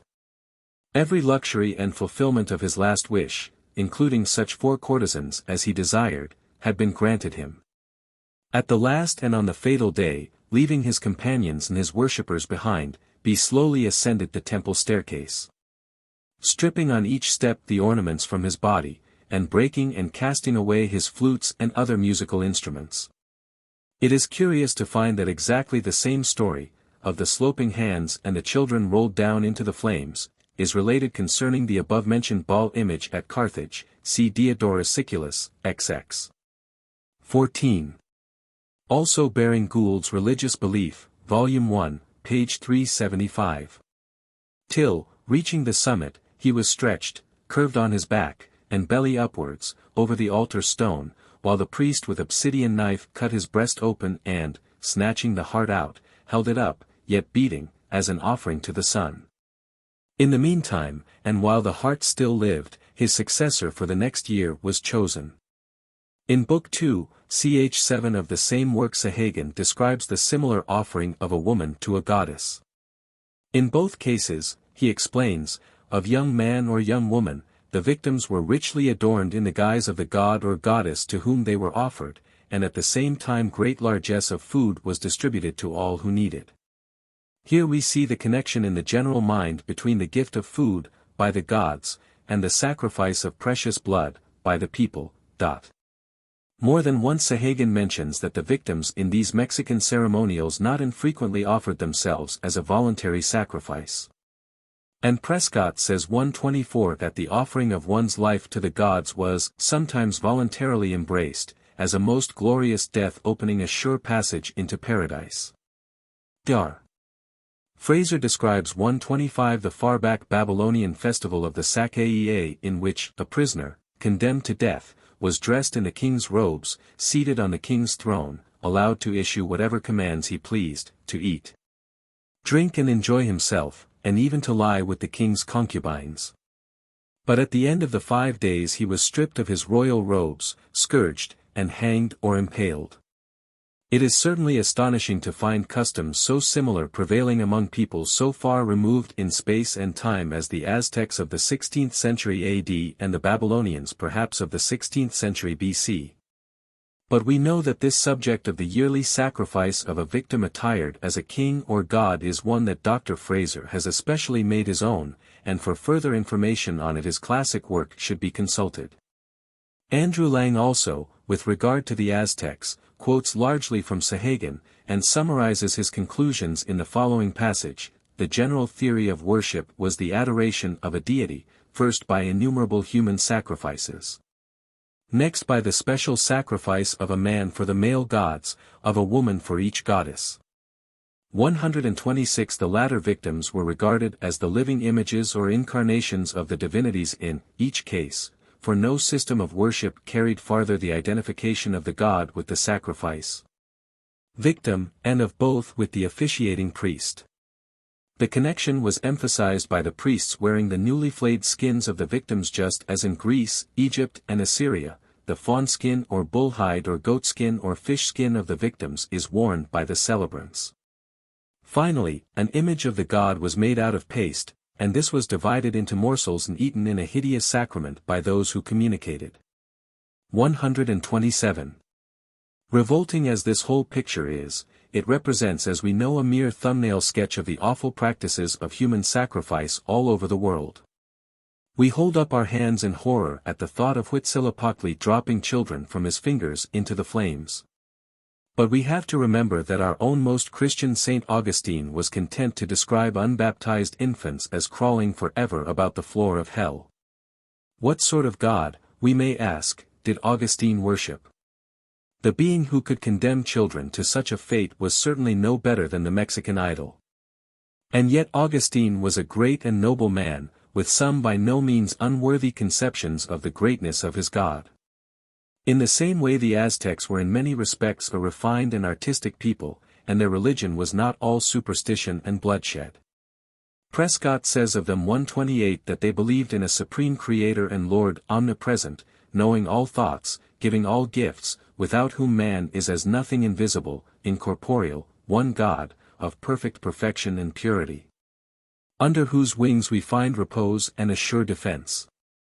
How can we reconcile St. Augustine with his own devilish creed, or the religious belief of the Aztecs with their unspeakable cruelties? Perhaps we can only reconcile them by remembering out of what deeps of barbarism and what nightmares of haunting fear, man has slowly emerged and is even now only slowly emerging. By remembering also that the ancient ceremonies and rituals of magic and fear remained on and were cultivated by the multitude in each nation long after the bolder and nobler spirits had attained to breathe a purer air. By remembering that even to the present day in each individual the old and the new are for a long period thus intricately intertangled. It is hard to believe that the practice of human and animal sacrifice, with whatever revolting details, should have been cultivated by 9/10 of the human race over the globe out of sheer perversity and without some reason which at any rate to the perpetrators themselves appeared commanding and convincing. Today, 1918, we are witnessing in the great European war a carnival of human slaughter which in magnitude and barbarity eclipses in one stroke all the accumulated ceremonial sacrifices of historical ages. And when we ask the why and wherefore of this horrid spectacle we are told, apparently in all sincerity, and by both the parties engaged, of the noble objects and commanding moralities which inspire and compel it. We can hardly, in this last case, disbelieve altogether in the genuineness of the plea, so why should we do so in the former case? In both cases we perceive that underneath the surface pretexts and moralities fear is and was the great urging and commanding force. The truth is that sin and sacrifice represent, if you once allow for the overwhelming sway of fear, perfectly reasonable views of human conduct, adopted instinctively by mankind since the earliest times. If in a moment of danger or an access of selfish greed you deserted your brother tribesman or took a mean advantage of him, you sinned against him. And naturally you expiated the sin by an equivalent sacrifice of some kind made to the one you had wronged. Such an idea and such a practice were the very foundation of social life and human morality, and must have sprung up as soon as ever, in the course of evolution. Man became capable of differentiating himself from his fellows and regarding his own conduct as that of a separate self. It was in the very conception of a separate self that sin and disunity first began, and it was by sacrifice that unity and harmony were restored, appeasement and atonement effected. But in those earliest times, as I have already indicated more than once, man felt himself intimately related not only to his brother tribesmen, but to the animals and to general nature. It was not so much that he thought thus as that he never thought otherwise. He felt subconsciously that he was a part of all this outer world. And so he adopted for his totems or presiding spirits every possible animal, as we have seen, and all sorts of nature phenomena, such as rain and fire and water and clouds, and sun, moon and stars which we consider quite senseless and inanimate. Towards these apparently senseless things therefore he felt the same compunction as I have described him feeling towards his brother tribesmen. He could sin against them too. He could sin against his totem animal by eating it. He could sin against his brother the ox by consuming its strength in the labor of the plow. He could sin against the corn by cutting it down and grinding it into flour, or against the precious and beautiful pine tree by laying his axe to its roots and converting it into mere timber for his house. Further still, no doubt he could sin against elemental nature. This might be more difficult to be certain of, but when the signs of elemental displeasure were not to be mistaken, when the rain withheld itself for months, or the storms and lightning dealt death and destruction. When the crops failed or evil plagues afflicted mankind, then there could be little uncertainty that he had sinned. And fear, which had haunted him like a demon from the first day when he became conscious of his separation from his fellows and from nature, stood over him and urged to dreadful propitiations. In all these cases some sacrifice in reparation was the obvious thing. We have seen that to atone for the cutting down of the corn a human victim would often be slaughtered. The corn spirit clearly approved of this, for wherever the blood and remains of the victim were strewn, the corn always sprang up more plentifully. The tribe or human group made reparation thus to the corn spirit signified approval. The sin was expiated and harmony restored. Sometimes the sacrifice was voluntarily offered by a tribesman, sometimes it was enforced, by lot or otherwise, sometimes the victim was a slave, or a captive enemy, sometimes even an animal. All that did not so much matter. The main thing was that the formal expiation had been carried out, and the wrath of the spirits averted. It is known that tribes whose chief food animal was the bear felt it necessary to kill and eat a bear occasionally, but they could not do this without a sense of guilt, and some fear of vengeance from the great bear spirit. So they ate the slain bear at a communal feast in which the tribesmen shared the guilt and celebrated their community with their totem and with each other.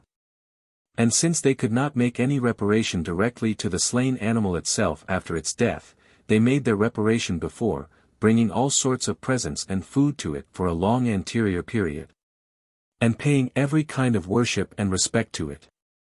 The same with the bull and the ox.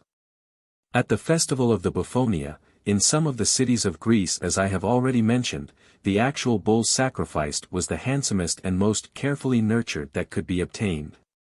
It was crowned with flowers and led in procession with every mark of reverence and worship.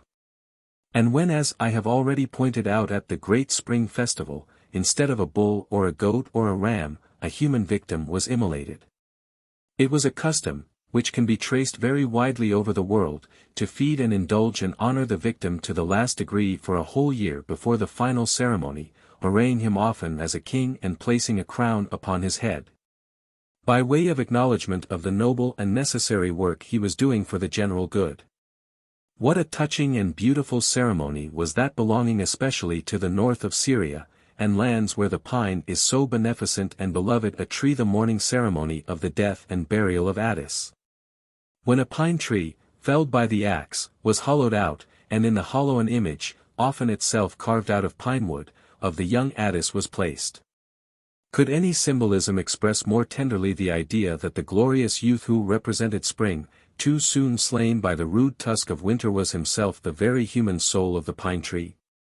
129. At some earlier period, no doubt, a real youth had been sacrificed and his body bound within the pine, but now it was deemed sufficient for the maidens to sing their wild songs of lamentation, and for the priests and male enthusiasts to cut and gash themselves with knives, or to sacrifice, as they did, to the Earth Mother the precious blood offering of their virile organ, symbols of fertility, in return for the promised and expected renewal of nature and the crop in the coming spring. For the ceremony, as we have already seen, did not end with death and lamentation, but led on, perfectly naturally, after a day or two, to a festival of resurrection, when it was discovered, just as in the case of Osiris, that the pine tree coffin was empty, and the immortal life had flown. How strange the similarity and parallelism of all these things to the story of Jesus in the Gospels, the sacrifice of a life made in order to bring salvation to men and expiation of sins, the crowning of the victim, and arraying in royal attire, the scourging and the mockery, the binding or nailing to a tree, the tears of Mary, and the resurrection and the empty coffin. Or how not at all strange when we consider in what numerous forms and among how many peoples, this same parable and ritual had as a matter of fact been celebrated, and how it had ultimately come down to bring its message of redemption into a somewhat obscure Syrian city, in the special shape with which we are familiar. Though the parable or legend in its special Christian form bears with it the consciousness of the presence of beings whom we may call gods, it is important to remember that in many or most of its earlier forms, though it dealt in spirits, the spirit of the corn, or the spirit of the spring, or the spirits of the rain and the thunder, or the spirits of totem animals, it had not yet quite risen to the idea of gods. It had not risen to the conception of eternal deities sitting apart and governing the world in solemn conclave as from the slopes of Olympus or the recesses of the Christian heaven. It belonged, in fact, in its inception, to the age of magic. The creed of sin and sacrifice, or of guilt and expiation, whatever we like to call it, was evolved perfectly naturally out of the human mind when brought face to face with life and nature, at some early stage of its self-consciousness. It was essentially the result of man's deep, original and instinctive sense of solidarity with nature, now denied and belied and to some degree broken up by the growth and conscious insistence of the self-regarding impulses. It was the consciousness of disharmony and disunity, causing men to feel all the more poignantly the desire and the need of reconciliation. It was a realization of union made clear by its very loss. It assumed of course, in a subconscious way as I have already indicated, that the external world was the habitat of a mind or minds similar to man's own. But that being granted, it is evident that the particular theories current in this or that place about the nature of the world, the theories, as we should say, of science or theology, did not alter the general outlines of the creed. They only colored its details and gave its ritual different dramatic settings. The mental attitudes, for instance, of Abraham sacrificing the ram, or of the Siberian Angekok slaughtering a totem bear, or of a modern and pious Christian contemplating the Saviour on the cross, are really almost exactly the same. I mention this because in tracing the origins or the evolution of religions it is important to distinguish clearly what is essential and universal from that which is merely local and temporary. Some people, no doubt, would be shocked at the comparisons just made. But surely it is much more inspiriting and encouraging to think that whatever progress has been made in the religious outlook of the world has come about through the gradual mental growth and consent of the peoples, rather than through some unique and miraculous event of a rather arbitrary and unexplained character which indeed might never be repeated, and concerning which it would perhaps be impious to suggest that it should be repeated. The consciousness then of sin, or of alienation from the life of the whole, and of restoration or redemption through sacrifice, seems to have disclosed itself in the human race in very far back times, and to have symbolized itself in some most ancient rituals. And if we are shocked sometimes at the barbarities which accompanied those rituals, yet we must allow that these barbarities show how intensely the early people felt the solemnity and importance of the whole matter. And we must allow too that the barbarities did sear and burn themselves into rude and ignorant minds with the sense of the need of sacrifice, and with a result perhaps which could not have been compassed in any other way. For after all we see now that sacrifice is of the very essence of social life. It is expedient that one man should die for the people. And not only that one man should actually die, but, what is far more important, that each man should be ready and willing to die in that cause, when the occasion and the need arises. Taken in its larger meanings and implications, sacrifice, as conceived in the ancient world, was a perfectly reasonable thing. It should pervade modern life more than it does. All we have or enjoy flows from, or is implicated with, pain and suffering in others, and if there is any justice in nature or humanity it demands an equivalent readiness to suffer on our part. If Christianity has any real essence, that essence is perhaps expressed in some such ritual or practice of sacrifice. And we see that the dim beginnings of this idea date from the far-back customs of savages coming down from a time anterior to all recorded history. 8. Pagan initiations and the second birth.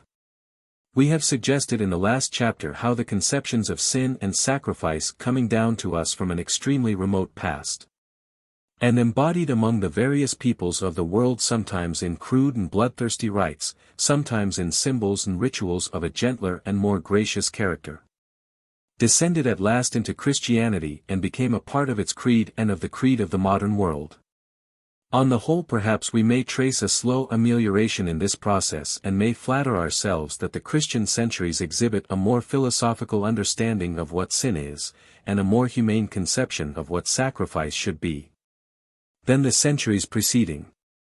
But I fear that any very decided statement or sweeping generalization to that effect would be to say the least rash. Perhaps there is a very slow amelioration. But the briefest glance at the history of the Christian churches, the horrible rancors and revenges of the clergy and the sects against each other in the 4th and 5th centuries AD, the heresy-hunting crusades at Béziers and other places and the massacres of the Albigenses in the 12th and 13th centuries, the witch-findings and burnings of the 16th and 17th. The hideous science-urged and bishop-blessed warfare of the 20th, horrors fully as great as any we can charge to the account of the Aztecs or the Babylonians, must give us pause. Nor must we forget that if there is by chance a substantial amelioration in our modern outlook with regard to these matters, the same had begun already before the advent of Christianity and can by no means be ascribed to any miraculous influence of that religion. Abraham was prompted to slay a ram as a substitute for his son, long before the Christians were thought of. The rather savage Artemis of the old Greek rites was, according to Pausanias, 130 honored by the yearly sacrifice of a perfect boy and girl, but later it was deemed sufficient to draw a knife across their throats as a symbol. With the result of spilling only a few drops of their blood, or to flog the boys, with the same result, upon her altar. Among the Khans in old days many victims, Marias, were sacrificed to the gods, but in time the man was replaced by a horse, the horse by a bull, the bull by a ram, the ram by a kid, the kid by fowls, and the fowls by many flowers. 131 At one time, according to the Yajurveda, there was a festival at which 125 victims, men and women, boys and girls, were sacrificed. But reform supervened, and now the victims were bound as before to the stake, but afterwards amid litanies to the immolated god, Narayana, the sacrificing priest brandished a knife and severed the bonds of the captives. 132 At the Athenian festival of the Thargelia, to which I referred in the last chapter, it appears that the victims, in later times, instead of being slain, were tossed from a height into the sea, and after being rescued were then simply banished. While at Leucada's a similar festival the fall of the victim was graciously broken by tying feathers and even living birds to his body. 133. With the lapse of time and the general progress of mankind, we may, I think, perceive some such slow ameliorations in the matter of the brutality and superstition of the old religions. How far any later ameliorations were due to the direct influence of Christianity might be a difficult question. But what I think we can clearly see and what especially interests us here is that in respect to its main religious ideas, and the matter underlying them, exclusive of the manner of their treatment, which necessarily has varied among different peoples, Christianity is of one piece with the earlier pagan creeds and is for the most part a restatement and renewed expression of worldwide doctrines whose first genesis is lost in the haze of the past. Beyond all recorded history. I have illustrated this view with regard to the doctrine of sin and sacrifice. Let us take 2 or 3 other illustrations. Let us take the doctrine of rebirth or regeneration. The first few verses of St. John's Gospel are occupied with the subject of salvation through rebirth or regeneration. Except a man be born again, he cannot see the kingdom of God. Except a man be born of water and the Spirit, he cannot enter into the kingdom of God. Our baptismal service begins by saying that, forasmuch as all men are conceived and born in sin, and that our Saviour Christ saith, none can enter into the kingdom of God except he be regenerate and born anew of water and the Holy Ghost. Therefore it is desirable that this child should be baptized, received into Christ's holy church, and be made a lively member of the same. That is to say, there is one birth, after the flesh, but a second birth is necessary, a birth after the Spirit and into the Church of Christ. Our confirmation service is simply a service repeating and confirming these views, at an age, 14 to 16 or so, when the boy or girl is capable of understanding what is being done. But our baptismal and confirmation ceremonies combined are clearly the exact correspondence and parallel of the old pagan ceremonies of initiation, which are or have been observed in almost every primitive tribe over the world. The rite of the second birth, says Jane Harrison 134, is widespread, universal, over half the savage world. With the savage to be twice born is the rule. By his first birth he comes into the world, by his second he is born into his tribe. At his first birth he belongs to his mother and the womenfolk, at his second he becomes a full-fledged man and passes into the society of the warriors of his tribe. These rites are very various, but they all point to one moral, that the former things are passed away and that the newborn man has entered upon a new life. Simplest of all, and most instructive, is the rite practiced by the Kikuyu tribe of British East Africa, who require that every boy, just before circumcision, must be born again. The mother stands up with the boy crouching at her feet. She pretends to go through all the labor pains, and the boy on being reborn cries like a babe and is washed. 135. Let us pause for a moment. An initiate is of course one who enters in. He enters into the tribe. He enters into the revelation of certain mysteries, he becomes an associate of a certain totem, a certain god, a member of a new society, or church, a church of Mitra, or Dionysus or Christ. To do any of these things he must be born again. B must die to the old life, he must pass through ceremonials which symbolize the change. One of these ceremonials is washing. As the newborn babe is washed, so must the newborn initiate be washed. And as by primitive man, and not without reason, blood was considered the most vital and regenerative of fluids, the very elixir of life, so in earliest times it was common to wash the initiate with blood. If the initiate had to be born anew, it would seem reasonable to suppose that he must first die. So, not unfrequently, he was wounded, or scourged, and baptized with his own blood, or, in cases, one of the candidates was really killed and his blood used as a substitute for the blood of the others. No doubt human sacrifice attended the earliest initiations. But later it was sufficient to be half drowned in the blood of a bull as in the Mitra cult, 136, or washed in the blood of the lamb as in the Christian phraseology. Finally, with a growing sense of decency and aesthetic perception among the various peoples, washing with pure water came in the initiation ceremonies to take the place of blood. And our baptismal service has reduced the ceremony to a mere sprinkling with water. 137. To continue the quotation from Miss Harrison, more often the new birth is stimulated, or imagined, as a death and a resurrection, either of the boys themselves or of someone else in their presence. Thus at initiation among some tribes of Southeast Australia, when the boys are assembled an old man dressed in stringy bark fiber lies down in a grave. He is covered up lightly with sticks and earth, and the grave is smoothed over. The buried man holds in his hand a small bush which seems to be growing from the ground, and other bushes are stuck in the ground round about. The novices are then brought to the edge of the grave and a song is sung. Gradually, as the song goes on, the bush held by the buried man begins to quiver. It moves more and more, and bit by bit the man himself starts up from the grave.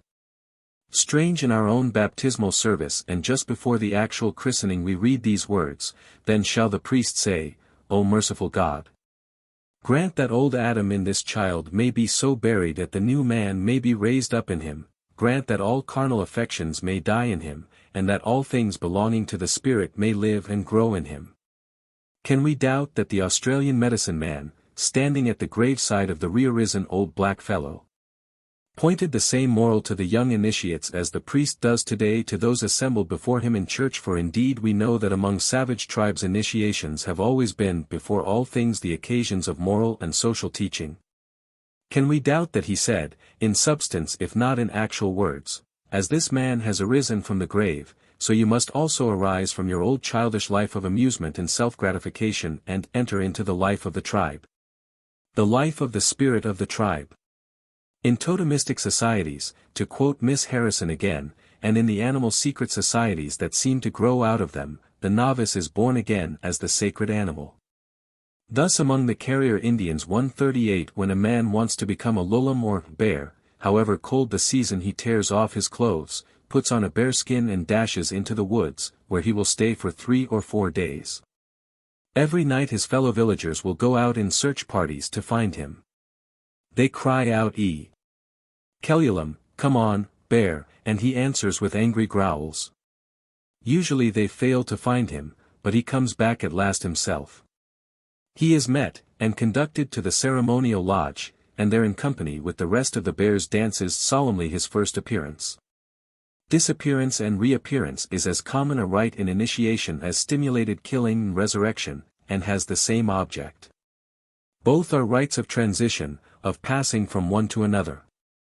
In the Christian ceremonies the boy or girl puts away childish things and puts on the new man, but instead of putting on a bear skin he puts on Christ. There is not so much difference as may appear on the surface.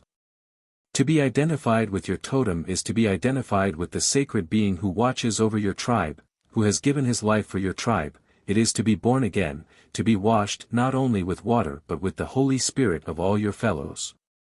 To be baptized into Christ ought to mean to be regenerated in the Holy Spirit of all humanity. And no doubt in cases it does mean this, but too often unfortunately it has only amounted to a pretense of religious sanction given to the meanest and bitterest quarrels of the churches and the states. This idea of a new birth at initiation explains the prevalent pagan custom of subjecting the initiates to serious ordeals, often painful and even dangerous. If one is to be born again, obviously one must be ready to face death. The one thing cannot be without the other. One must be able to endure pain, like the Red Indian braves.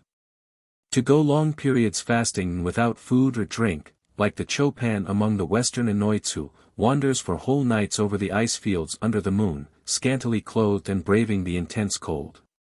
To overcome the very fear of death and danger, like the Australian novices who, at first terrified by the sound of the bull roar and threats of fire and the knife, learn finally to cast their fears away. 139 By so doing one puts off the old childish things, and qualifies oneself by firmness and courage to become a worthy member of the society into which one is called. 140 The rules of social life are taught: the duty to one's tribe, and to oneself, truth-speaking, defense of women and children, the care of cattle, the meaning of sex and marriage, and even the mysteries of such religious ideas and rudimentary science as the tribe possesses. And by so doing one really enters into a new life. Things of the spiritual world begin to dawn. Julius Firmicus, in describing the mysteries of the resurrection of Osiris 141 says that when the worshippers had satiated themselves with lamentations over the death of the god, then the priest would go round anointing them with oil and whispering, "Be of good cheer, O neophytes of the new arisen God, for to us too from our pains shall come salvation." 142. It would seem that at some very early time in the history of tribal and priestly initiations an attempt was made to impress upon the neophytes the existence and overshadowing presence of spiritual and ghostly beings. Perhaps the pains endured in the various ordeals, the long fastings, the silences in the depth of the forests or on the mountains or among the ice floes, helped to rouse the visionary faculty. The developments of this faculty among the black and colored peoples East Indian, Burmese, African, American Indian, etc., are well known. Miss Alice Fletcher, who lived among the Omaha Indians for 30 years, gives a most interesting account 143 of the general philosophy of that people and their rites of initiation. The Omahas regard all animate and inanimate forms, all phenomena, as pervaded by a common life, which was continuous with and similar to the willpower they were conscious of in themselves. This mysterious power in all things they called Wakanda, and through it all things were related to man and to each other.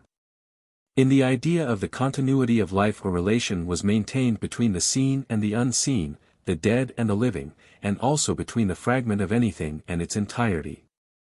144 Thus an Omaha novice might at any time seek to obtain Wakanda by what was called the rite of the vision. He would go out alone, fast, chant incantations, and finally fall into a trance, much resembling what in modern times has been called cosmic consciousness, in which he would perceive the inner relations of all things and the solidarity of the least object with the rest of the universe. Another rite in connection with initiation, and common all over the pagan world in Greece, America, Africa, Australia, New Mexico, etc., was the daubing of the novice all over with clay or chalk or even dung, and then after a while removing the same. 145 The novice must have looked a sufficiently ugly and uncomfortable object in this state. But later, when he was thoroughly washed, the ceremony must have afforded a thrilling illustration of the idea of a new birth, and one which would dwell in the minds of the spectators. When the daubing was done, as not infrequently happened with white clay or gypsum, and the ritual took place at night, it can easily be imagined that the figures of young men and boys moving about in the darkness would lend support to the idea that they were spirits belonging to some intermediate world who had already passed through death and were now waiting for their second birth on earth, or into the tribe, which would be signalized by their thorough and ceremonial washing. It will be remembered that Herodotus, 8, gives a circumstantial account of how the Phocians in a battle with the Thessalians smeared 600 of their bravest warriors with white clay so that, looking like supernatural beings, and falling upon the Thessalians by night, they terrified the latter and put them to instant flight. Such then, though only very scantily described, were some of the rites of initiation and second birth celebrated in the old pagan world. The subject is far too large for adequate treatment within the present limits. But even so we cannot but be struck by the appropriateness in many cases of the teaching thus given to the young, the concreteness of the illustrations, the effectiveness of the symbols used, the dramatic character of the rites. The strong enforcement of lessons on the nature and duties of the life into which the candidates were about to enter. Christianity followed on, and inherited these traditions, but one feels that in its ceremonies of baptism and confirmation, which of course correspond to the pagan initiations, it falls short of the latter. Its ceremonies, certainly as we have them today in Protestant countries, are of a very milk and watery character. All allusion to and teaching on the immensely important subject of sex is omitted, the details of social and industrial morality are passed by, and instruction is limited to a few rather commonplace lessons in general morality and religion. It may be appropriate here, before leaving the subject of the second birth, to inquire how it has come about that this doctrine so remote and metaphysical as it might appear has been taken up and embodied in their creeds and rituals by quite primitive people all over the world. To such a degree indeed that it has ultimately been adopted and built into the foundations of the latter and more intellectual religions, like Hinduism, Mithraism, and the Egyptian and Christian cults. I think the answer to this question must be found in the now familiar fact that the earliest peoples felt themselves so much a part of nature and the animal and vegetable world around them that, whenever they thought about these matters at all, they never for a moment doubted that the things which were happening all round them in the external world were also happening within themselves. They saw the sun, overclouded and nigh to death in winter, come to its birth again each year. They saw the vegetation shoot forth anew in spring, the revival of the spirit of the earth. The endless breeding of the animals, the strange transformations of worms and insects, the obviously new life taken on by boys and girls at puberty. The same at a later age when the novice was transformed into the medicine man, the Chopin into the Angakok among the Eskimo, the Dakota youth into the Wakan among the Red Indians. And they felt in their subconscious way the same everlasting forces of rebirth and transformation working within themselves. In some of the Greek mysteries the newly admitted initiates were fed for some time after on milk only, as though we were being born again. See Sallustius, quoted by Gilbert Murray. When subconscious knowledge began to glimmer into direct consciousness, one of the first aspects, and no doubt one of the truest, under which people saw life was just thus, as a series of rebirths and transformations. 146 The most modern science, I need hardly say, in biology as well as in chemistry and the field of inorganic nature, supports that view. The savage in earliest times felt the truth of some things which we today are only beginning intellectually to perceive and analyze. Christianity adopted and absorbed as it was bound to do this worldwide doctrine of the second birth. Passing over its physiological and biological applications, it gave to it a fine spiritual significance, or rather it insisted especially on its spiritual significance, which, as we have seen, had been widely recognized before. Only, as I suppose must happen with all local religions, it narrowed the application and outlook of the doctrine down to a special case. As in Adam all die, so in Christ shall all be made alive. The universal spirit which can give rebirth and salvation to every child of man to whom it comes, was offered only under a very special form, that of Jesus Christ. 147 In this respect it was no better than the religions which preceded it. In some respects, that is, where it was especially fanatical, blinkered, and hostile to other sects, it was worse. But to those who perceive that the Great Spirit may bring new birth and salvation to some under the form of Osiris, equally well as to others under the form of Jesus, or again to some under the form of a Siberian totem bear equally as to others under the form of Osiris, these questionings and narrowings fall away as of no importance. We in this latter day can see the main thing, namely that Christianity was and is just one phase of a world-old religion, slowly perhaps expanding its scope, but whose chief attitudes and orientations have been the same through the centuries. Many other illustrations might be taken of the truth of this view, but I will confine myself to 2 or 3 more. There is the instance of the Eucharist and its exceedingly widespread celebration, under very various forms, among the pagans all over the world as well as among Christians. I have already said enough on this subject, and need not delay over it. By partaking of the sacramental meal, even in its wildest and crudest shapes, as in the mysteries of Dionysus, one was identified with and united to the god. In its milder and more spiritual aspects, as in the Mithraic, Egyptian, Hindu and Christian cults, one passed behind the veil of Maya and this ever-changing world, and entered into the region of divine peace and power. 148. Or again the doctrine of the Saviour. That also is one on which I need not add much to what has been said already. The number of pagan deities, mostly virgin-born and done to death in some way or other in their efforts to save mankind, is so great 149 as to be difficult to keep account of. The god Krishna in India, the god Indra in Nepal and Tibet, spilt their blood for the salvation of men. Buddha said, according to Max Muller 150, "Let all the sins that were in the world fall on me, that the world may be delivered." The Chinese Tian, the Holy One, one with God and existing with him from all eternity, died to save the world. The Egyptian Osiris was called Saviour, so was Horus, so was the Persian Mithras. So was the Greek Hercules, who overcame death though his body was consumed in the burning garment of mortality, out of which he rose into heaven. So also was the Phrygian Attis called Saviour, and the Syrian Tammuz or Adonis likewise, both of whom, as we have seen, were nailed or tied to a tree, and afterward rose again from their biers, or coffins. Prometheus, the greatest and earliest benefactor of the human race, was nailed by the hands and feet, and with arms extended, to the rocks of Mount Caucasus. Bacchus or Dionysus, born of the Virgin Semele to be the liberator of mankind, Dionysus Eleutherios as he was called, was torn to pieces, not unlike Osiris. Even in far Mexico Quetzalcoatl, the Saviour, was born of a virgin, was tempted, and fasted 40 days, was done to death, and his second coming looked for so eagerly that, as is well known, when Cortez appeared, the Mexicans, poor things, greeted him as the returning god. 151 In Peru and among the American Indians, north and south of the equator, similar legends are, or were, to be found.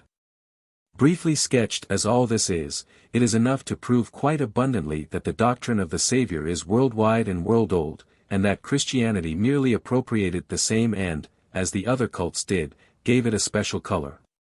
Probably the wide range of this doctrine would have been far better and more generally known, had not the Christian Church, all through, made the greatest of efforts and taken the greatest precautions to extinguish and snuff out all evidence of pagan claims on the subject.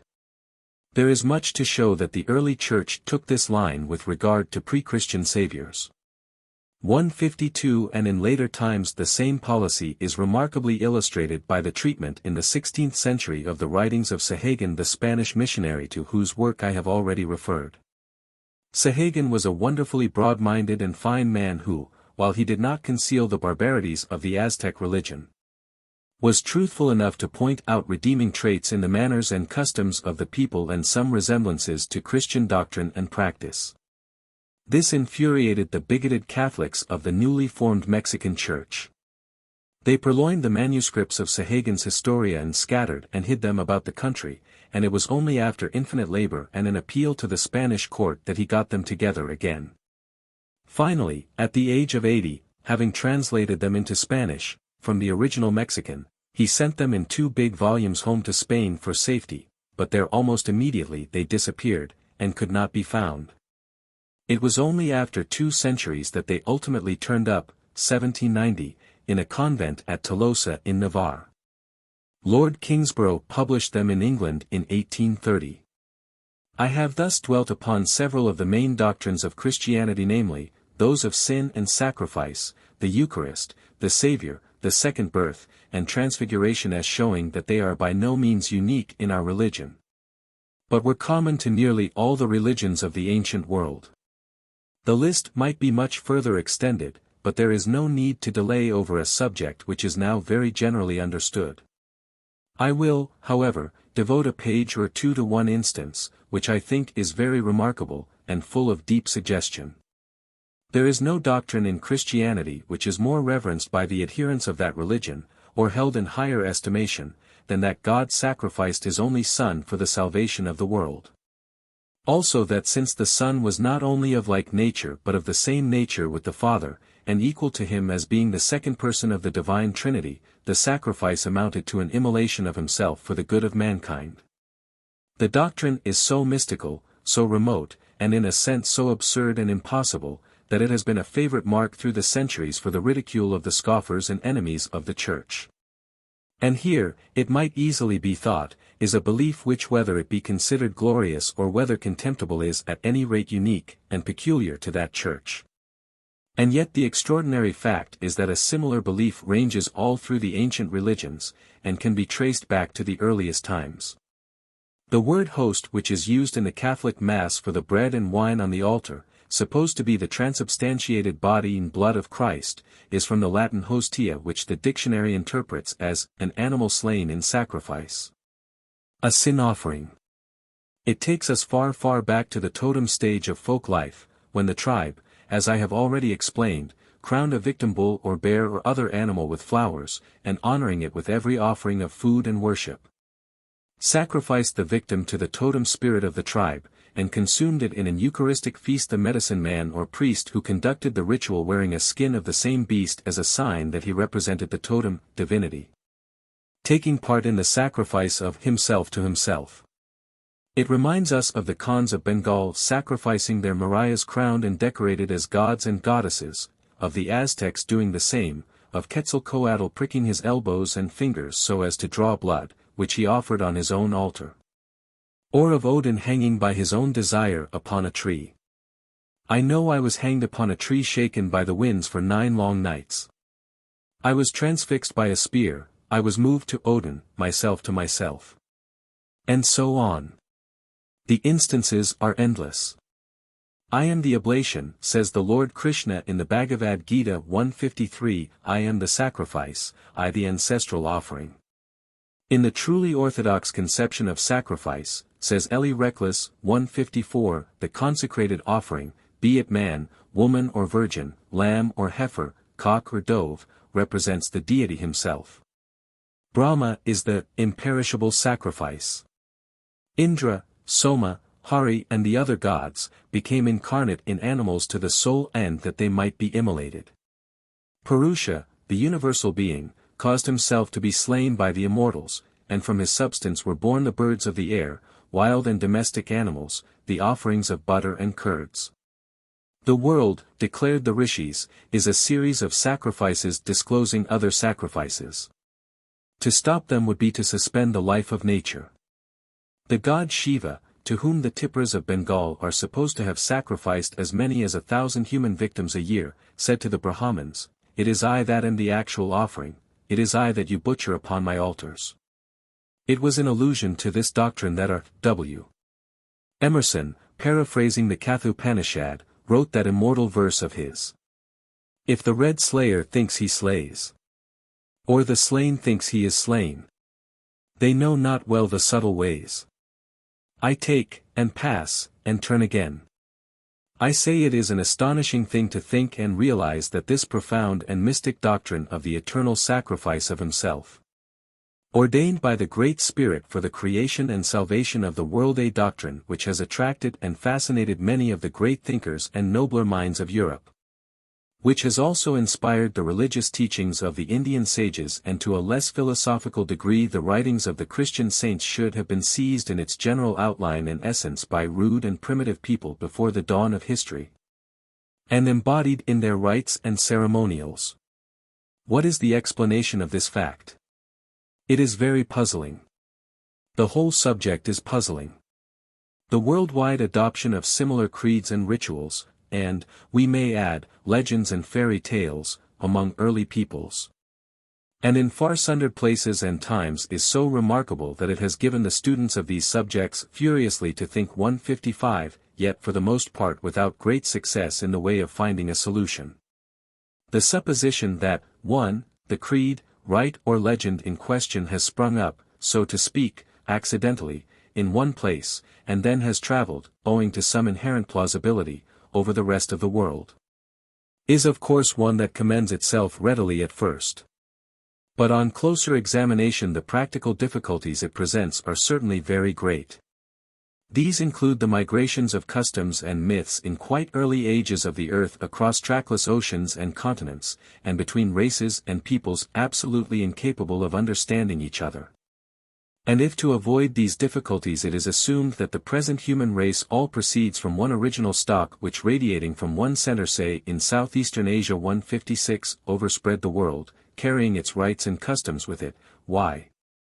Then we are compelled to face the difficulty of supposing this radiation to have taken place at an enormous time ago, the continents being then all more or less conjoined, and at a period when it is doubtful if any religious rites and customs at all existed.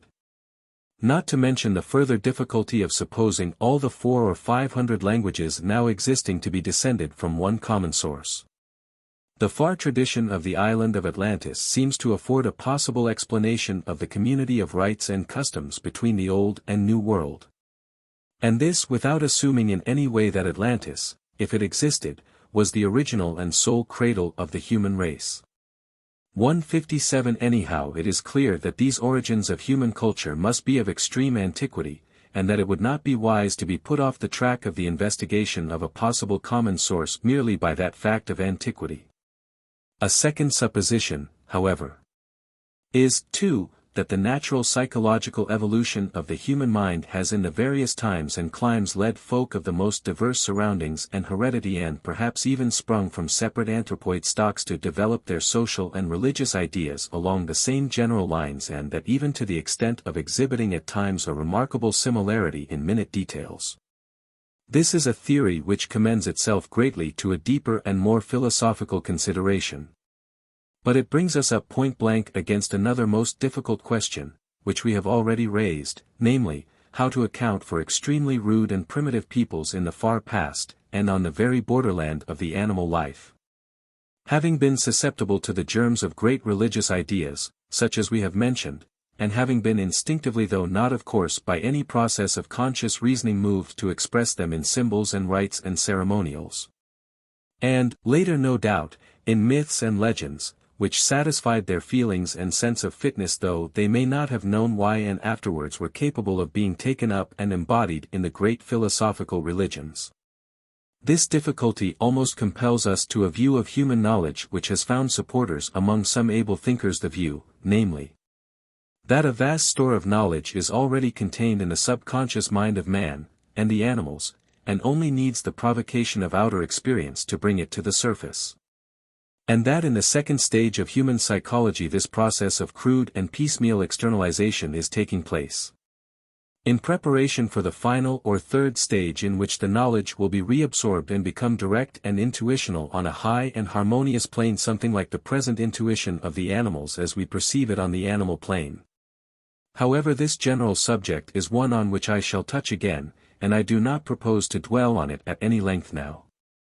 There is a third alternative theory, 3, a combination of 1 and 2, namely, that if one accepts 2, and the idea that at any given stage of human development there is a predisposition to certain symbols and rites belonging to that stage, then it is much more easy to accept theory 1 as an important factor in the spread of such symbols and rites. For clearly, then, the smallest germ of a custom or practice, transported from one country or people to another at the right time, would be sufficient to wake the development or growth in question and stimulate it into activity. It will be seen, therefore, that the important point towards the solution of this whole puzzling question is the discussion of theory, 2, and to this theory, as illustrated by the worldwide myth of the Golden Age, I will now turn. 9. Myth of the Golden Age. The tradition of a Golden Age is widespread over the world, and it is not necessary to go at any length into the story of the Garden of Eden and the other legends which in almost every country illustrate this tradition. Without indulging in sentiment on the subject, we may hold it not unlikely that the tradition is justified by the remembrance, among the people of every race, of a pre-civilization period of comparative harmony and happiness when two things, which today we perceive to be the prolific causes of discord and misery, were absent or only weakly developed, namely, property and self-consciousness. 158. During the 1st century BC there was a great spread of messianic ideas over the Roman world, and Virgil's 4th Eclogue, commonly called the Messianic Eclogue, reflects very clearly this state of the public mind. The expected babe in the poem was to be the son of Octavian, Augustus, the first Roman emperor, and a messianic halo surrounded it in Virgil's verse. Unfortunately, it turned out to be a girl. However, there is little doubt that Virgil did in that very sad age of the world, an age of misery and massacre, and in common with thousands of others look for the coming of a great Redeemer. It was only a few years earlier, about BC 70, that the great revolt of the shamefully maltreated Roman slaves occurred, and that in revenge 6,000 prisoners from Spartacus' army were nailed on crosses all the way from Rome to Capua, 150 miles. But long before this Hesiod had recorded a past golden age when life had been gracious in communal fraternity and joyful in peace, when human beings and animals spoke the same language, when death had followed on sleep, without old age or disease. And after death men had moved as good daimons or genii over the lands. Pindar, 300 years after Hesiod, had confirmed the existence of the islands of the blessed, where the good led a blameless, tearless, life. Plato the same, 159, with further references to the fabled island of Atlantis. The Egyptians believed in a former golden age under the god Ra, to which they looked back with regret and envy. The Persians had a Garden of Eden similar to that of the Hebrews. The Greeks a Garden of the Hesperides, in which dwelt the serpent whose head was ultimately crushed beneath the heel of Hercules, and so on. The references to a supposed far-back state of peace and happiness are indeed numerous. So much so that latterly, and partly to explain their prevalence, a theory has been advanced which may be worth while mentioning. It is called the theory of intrauterine blessedness, and, remote as it may at first appear, it certainly has some claim for attention. The theory is that in the minds of mature people there still remain certain vague memories of their prenatal days in the maternal womb, memories of a life which, though full of growing vigor and vitality, was yet at that time one of absolute harmony with the surroundings, and of perfect peace and contentment, spent within the body of the mother, the embryo indeed standing in the same relation to the mother as St. Paul says we stand to God, in whom we live and move and have our being, and that these vague memories of the intrauterine life in the individual are referred back by the mature mind to a past age in the life of the race. Though it would not be easy at present to positively confirm this theory, yet one may say that it is neither improbable nor unworthy of consideration, also that it bears a certain likeness to the former ones about the Eden Gardens, etc. The well-known parallelism of the individual history with the race history, the recapitulation, by the embryo of the development of the race, does in fact afford an additional argument for its favorable reception. These considerations, and what we have said so often in the foregoing chapters about the unity of the animals, and early man, with nature, and their instinctive and age-long adjustment to the conditions of the world around them, bring us up hard and fast against the following conclusions, which I think we shall find difficult to avoid.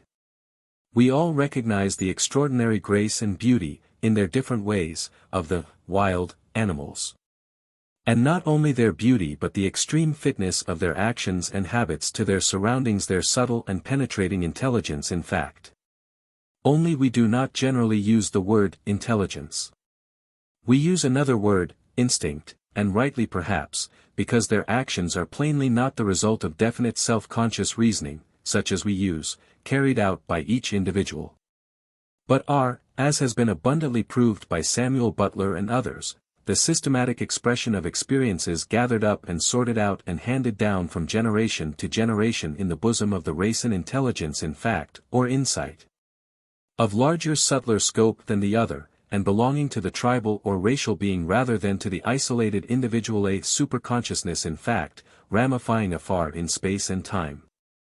But if we allow, as we must, this unity and perfection of nature, and this somewhat cosmic character of the mind, to exist among the animals, we can hardly refuse to believe that there must have been a period when man, too, hardly as yet differentiated from them, did himself possess these same qualities, perhaps even in greater degree than the animals, of grace and beauty of body, perfection of movement and action, instinctive perception and knowledge, of course in limited spheres. And a period when he possessed above all a sense of unity with his fellows and with surrounding nature, which became the ground of a common consciousness between himself and his tribe, similar to that which Maeterlinck, in the case of the bees, calls the spirit of the hive. 160. It would be difficult, nay impossible, to suppose that human beings on their first appearance formed an entire exception in the process of evolution, or that they were completely lacking in the very graces and faculties which we so admire in the animals. Only of course we see that, like the animals, they would not be self-conscious in these matters.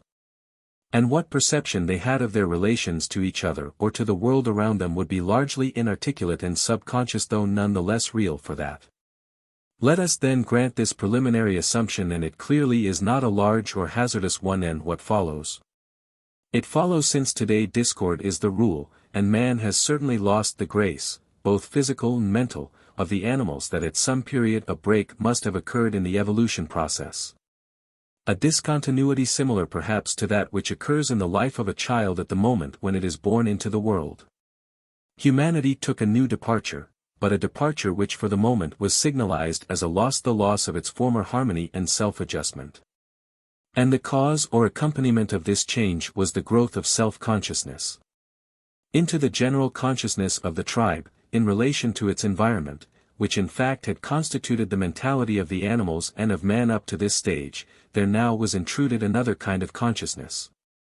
A consciousness centering round each little individual self and concerned almost entirely with the interests of the latter. Here was evidently a threat to the continuance of the former happy conditions. It was like the appearance of innumerable little ulcers in a human body, a menace which if continued would inevitably lead to the breakup of the body.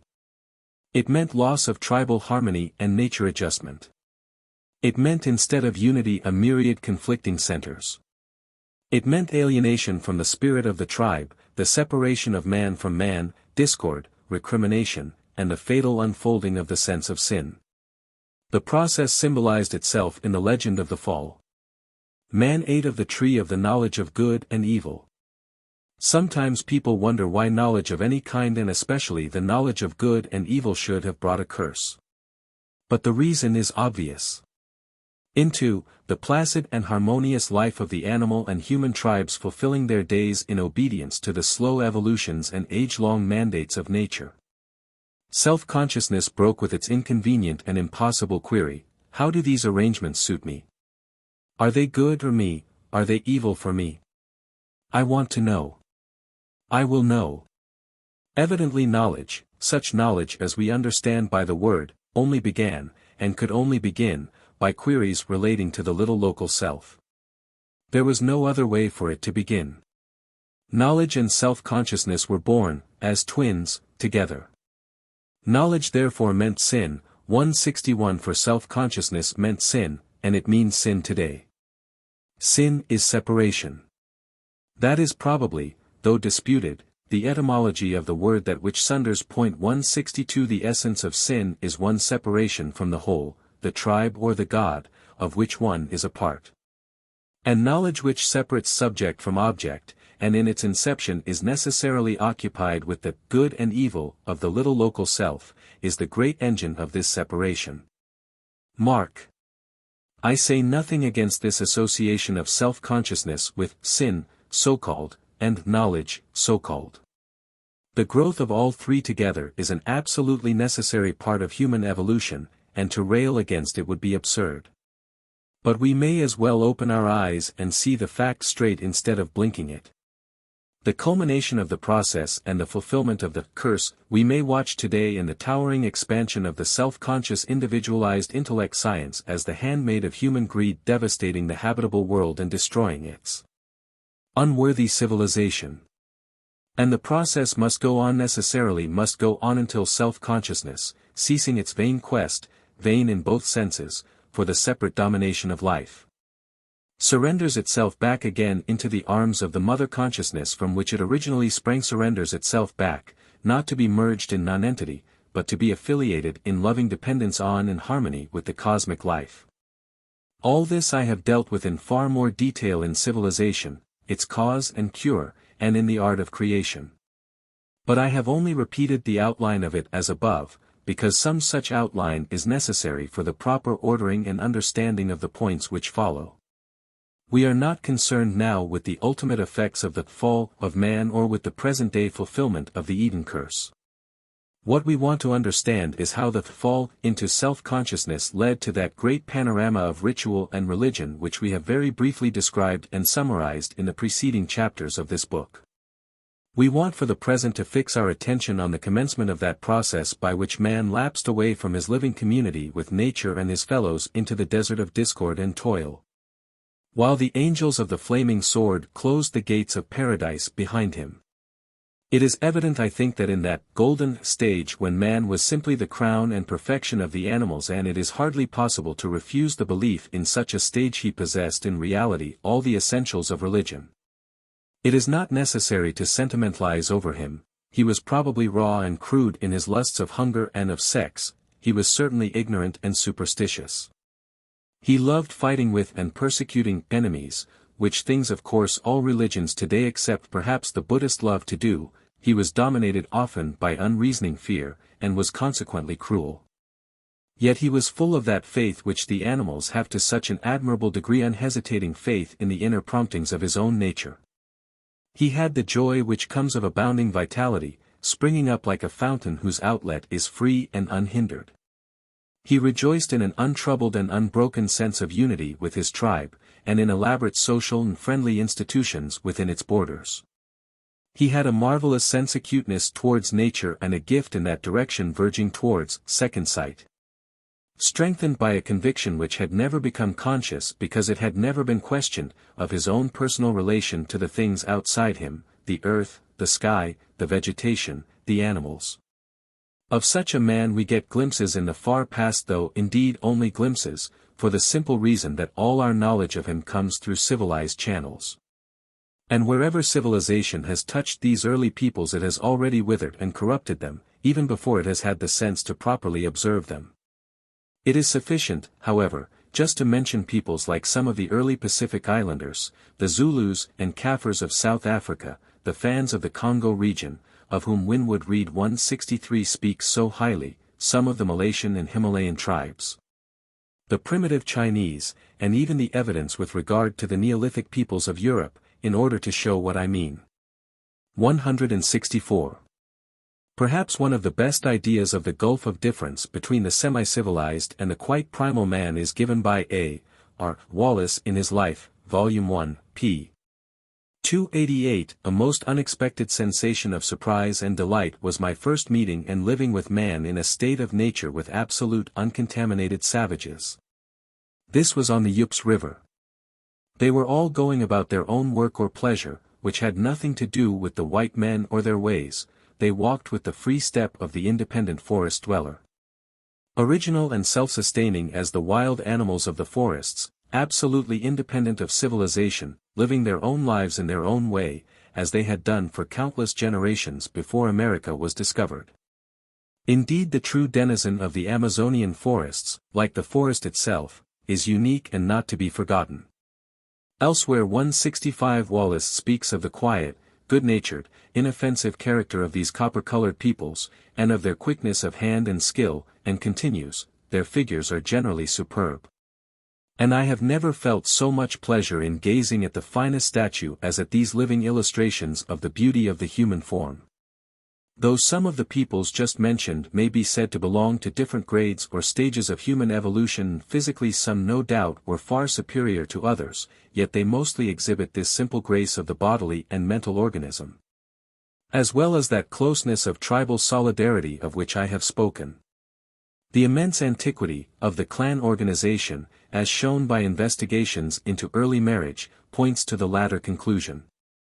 Travelers among Bushmen, Hottentots, Fuegians, Eskimo, Papuans and other peoples who have been pushed aside into unfavorable areas by the invasion of more warlike and better equipped races, and who have suffered physically in consequence, confirm this. Kropotkin, speaking of the Hottentots, quotes the German author P. Kolben, who traveled among them in 1275 or so.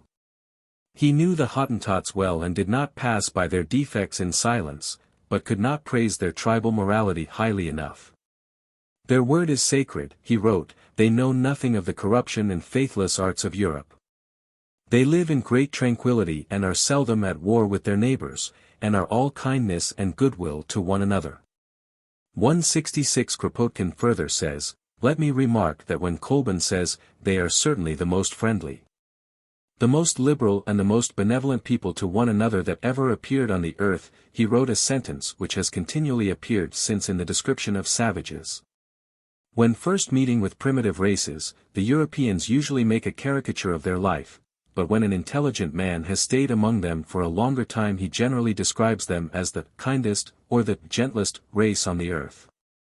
These very same words have been applied to the Ostiaks, the Samoyeds, the Eskimos, the Dyaks, the Aleuts, the Papuans, and so on, by the highest authorities. I also remember having read them applied to the Tunguses, the Chukchis, the Sioux, and several others. The very frequency of that high commendation already speaks volumes in itself. 167. Many of the tribes, like the Aleuts, Eskimos, Dyaks, Papuans, Fuegians, etc., are themselves in the Neolithic stage of culture, though for the reason given above probably degenerated physically from the standard of their Neolithic ancestors. And so the conclusion is forced upon one that there must have been an immense period 168 prior to the first beginnings of civilization, in which the human tribes in general led a peaceful and friendly life on the earth.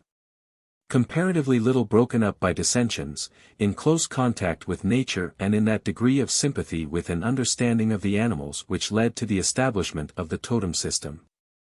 Though it would be absurd to credit these tribes with any great degree of comfort and well-being according to our modern standards. Yet we may well suppose that the memory of this long period lingered on for generations and was ultimately idealized into the Golden Age, in contrast to the succeeding period of everlasting warfare. Rancor and strife which came in with the growth of property with its greeds and jealousies, and the accentuation of self-consciousness with all its vanities and ambitions. I say that each tribe at this early stage of development had within it the essentials of what we call religion, namely a bedrock sense of its community with nature, and of the common life among its members, a sense so intimate and fundamental that it was hardly aware of itself, any more than the fish is aware of the sea in which it lives, but yet was really the matrix of tribal thought and the spring of tribal action. It was this sense of unity which was destined by the growth of self-consciousness to come to light and evidence in the shape of all manner of rituals and ceremonials, and by the growth of the imaginative intellect to embody itself in the figures and forms of all manner of deities. Let us examine into this a little more closely.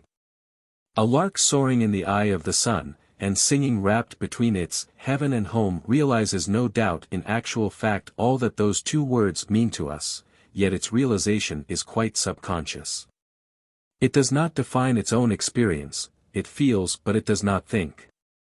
In order to come to the stage of thinking it would perhaps be necessary that the lark should be exiled from the earth and the sky, and confined in a cage. Early man felt the great truths and realities of life often, I believe, more purely than we do, but he could not give form to his experience. That stage came when he began to lose touch with these realities, and it showed itself in rites and ceremonials. The inbreak of self-consciousness brought out the facts of his inner life into ritualistic and afterwards into intellectual forms. Let me give examples. For a long time the tribe is all in all. The individual is completely subject to the spirit of the hive, he does not even think of contravening it. Then the day comes when self-interest, as apart from the tribe, becomes sufficiently strong to drive him against some tribal custom. He breaks the taboo, he eats the forbidden apple, he sins against the tribe, and is cast out. Suddenly he finds himself an exile, lonely, condemned and deserted. A horrible sense of distress seizes him, something of which he had no experience before. He tries to think about it all, to understand the situation, but is dazed and cannot arrive at any conclusion. His one necessity is reconciliation, atonement. He finds he cannot live outside of and alienated from his tribe. He makes a sacrifice, an offering to his fellows, as a seal of sincerity, an offering of his own bodily suffering or precious blood, or the blood of some food animal, or some valuable gift or other if only he may be allowed to return. The offering is accepted. The ritual is performed, and he is received back. I have already spoken of this perfectly natural evolution of the twin ideas of sin and sacrifice, so I need not enlarge upon the subject. But two things we may note here: one, that the ritual, being so concrete, and often severe, graves itself on the minds of those concerned, and expresses the feelings of the tribe with an intensity and sharpness of outline which no words could rival, and, two, that such rituals may have, and probably did, come into use even while language itself was in an infantile condition and incapable of dealing with the psychological situation except by symbols. They, the rituals, were the first effort of the primitive mind to get beyond subconscious feeling and emerge into a world of forms and definite thought. Let us carry the particular instance, given above, a stage farther, even to the confines of abstract thought and philosophy. I have spoken of the spirit of the hive as if the term were applicable to the human as well as to the bee tribe. The individual bee obviously has never thought about that spirit, nor mentally understood what Maeterlinck means by it. And yet in terms of actual experience it is an intense reality to the bee, ordaining for instance on some fateful day the slaughter of all the drones, controlling bee movements and bee morality generally. The individual tribesman similarly steeped in the age-long human life of his fellows has never thought of the tribe as an ordaining being or spirit, separate from himself till that day when he is exiled and outcast from it. Then he sees himself and the tribe as two opposing beings, himself of course an intelligence or spirit in his own limited degree, the tribe as a much greater intelligence or spirit, standing against and over him. From that day the conception of a god arises on him. It may be only a totem god, a divine grizzly bear or what not, but still a god or supernatural presence, embodied in the life of the tribe. This is what sin has taught him. 169 This is what fear, founded on self-consciousness, has revealed to him. The revelation may be true, or it may be fallacious, I do not prejudge it, but there it is, the beginning of that long series of human evolutions which we call religion. For when the human mind has reached that stage of consciousness in which each man realizes his own self as a rational and consistent being, looking before and after, then, as I have said already, the mind projects on the background of nature similarly rational presences which we may call gods. And at that stage religion begins.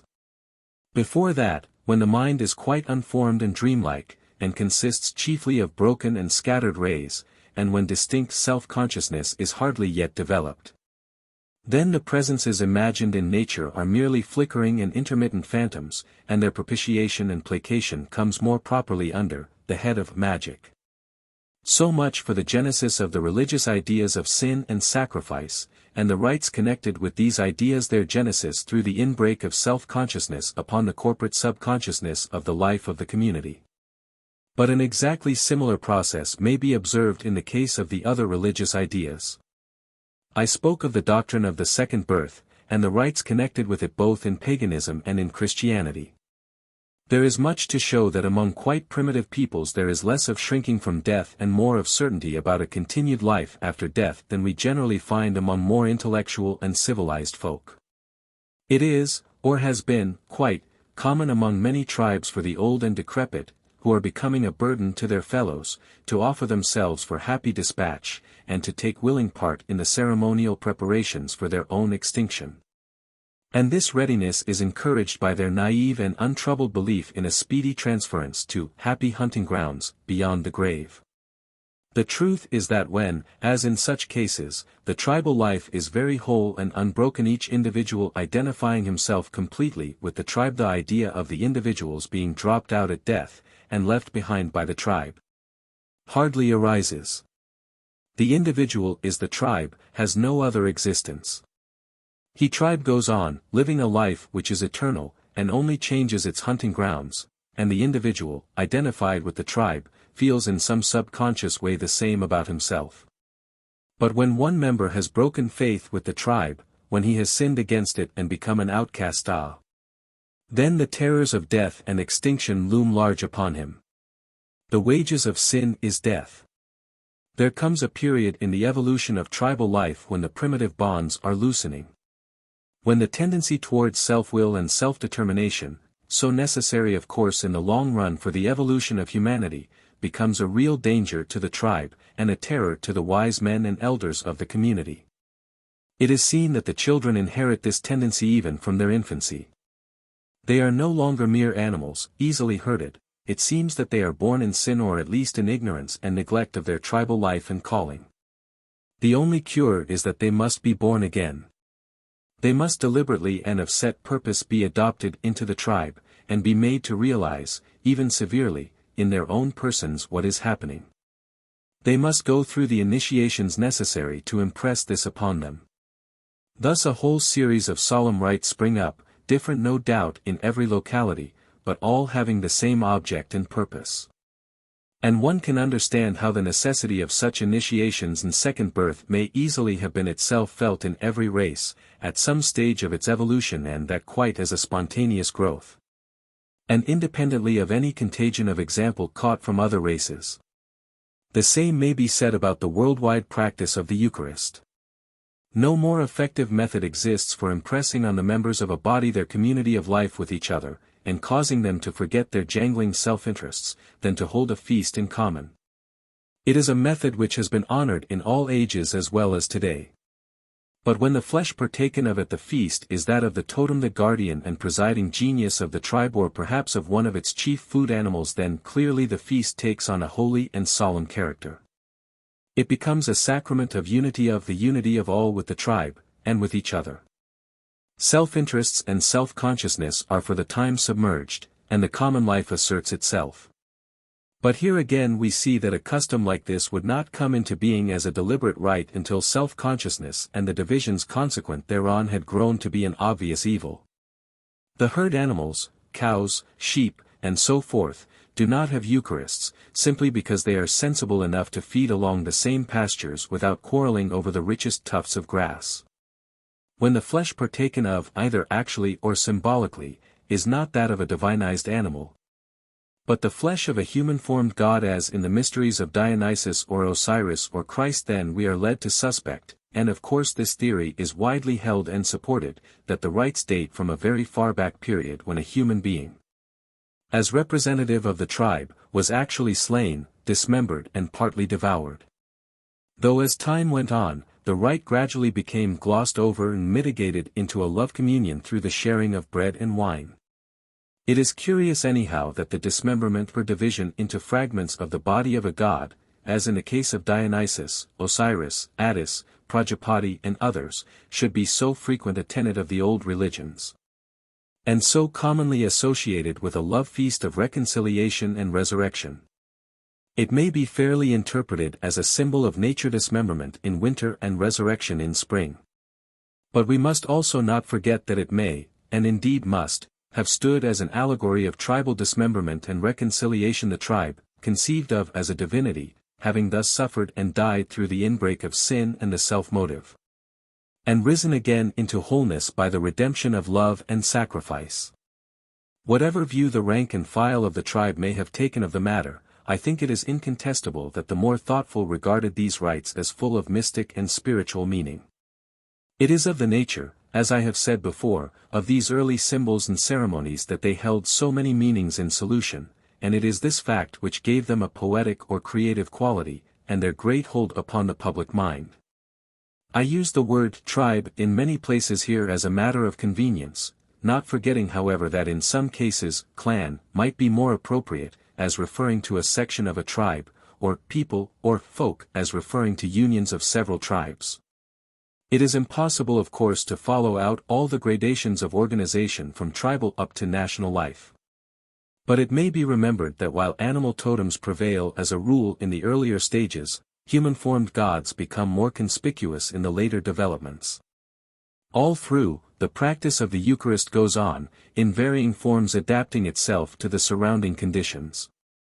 And where in the later societies a religion like Mithraism or Christianity includes people of very various race, the rite loses quite naturally its tribal significance and becomes a celebration of allegiance to a particular god of unity within a special church, in fact. Ultimately it may become as for a brief moment in the history of the early Christians it seemed likely to do a celebration of allegiance to all humanity. Irrespective of race or creed or color of skin or of mind, though unfortunately that day seems still far distant and remains yet unrealized. It must not be overlooked, however, that the religion of the Persian Bab, first promulgated in 1845 to 1850, and a subject I shall deal with presently had as a matter of fact this all-embracing and universal scope. To return to the Golden Age or Garden of Eden. Our conclusion seems to be that there really was such a period of comparative harmony in human life to which later generations were justified in looking back, and looking back with regret. It corresponded in the psychology of human evolution to stage 1. The second stage was that of the fall. And so one is inevitably led to the conjecture and the hope that a third stage will redeem the earth and its inhabitants to a condition of comparative blessedness. X. The Saviour-God and the Virgin-Mother. From the consideration of the worldwide belief in a past golden age, and the worldwide practice of the Eucharist, in the sense indicated in the last chapter, to that of the equally widespread belief in a human divine Saviour, is a brief and easy step. Some 30 years ago, dealing with this subject, 170, I wrote as follows: the true self of man consists in his organic relation with the whole body of his fellows. And when the man abandons his true self he abandons also his true relation to his fellows. The mass man must rule in each unit man, else the unit man will drop off and die. But when the outer man tries to separate himself from the inner, the unit man from the mass man, then the reign of individuality begins, a false and impossible individuality of course. But the only means of coming to the consciousness of the true individuality. And further, thus this divinity in each creature, being that which constitutes it and causes it to cohere together, was conceived of as that creature's Saviour, healer of wounds of body and wounds of heart, the man within the man, whom it was not only possible to know, but whom to know and be united with was the alone salvation. This, I take it, was the law of health and of holiness as accepted at some elder time of human history, and by us seen as through a glass darkly. I think it is impossible not to see however much in our pride of civilization. We like to jeer at the pettinesses of tribal life that these elder people perceived as a matter of fact and direct consciousness the redeeming presence, within each unit member of the group, of the larger life to which he belonged. This larger life was a reality, a presence to be felt and known. And whether he called it by the name of a totem animal, or by the name of a nature divinity, or by the name of some gracious human-limbed god, some Hercules, Mitra, Attis, Orpheus, or what not, or even by the great name of humanity itself, it was still in any case the Saviour, the living incarnate being by the realization of whose presence the little mortal could be lifted out of exile and error and death and suffering into splendor and life eternal. It is impossible, I think, not to see that the myriad worship of Saviours, all over the world, from China to Peru, can only be ascribed to the natural working of some such law of human and tribal psychology from earliest times, and in all races the same springing up quite spontaneously and independently, and, so far, unaffected by the mere contagion of local tradition. To suppose that the devil, long before the advent of Christianity, put the idea into the heads of all these earlier folk, is really to pay too great a compliment both to the power and the ingenuity of his satanic majesty, though the ingenuity with which the early church did itself suppress all information about these pre-Christian saviors almost rivals that which it credited to Satan. And on the other hand, to suppose this marvelous and universal consent of belief to have sprung by mere contagion from one accidental source would seem equally far-fetched and unlikely.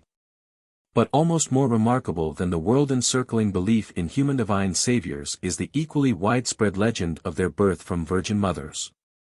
There is hardly a god, as we have already had occasion to see, whose worship as a benefactor of mankind attained popularity in any of the 4 continents, Europe, Asia, Africa and America, who was not reported to have been born from a virgin, or at least from a mother who owed the child not to any earthly father, but to an impregnation from heaven.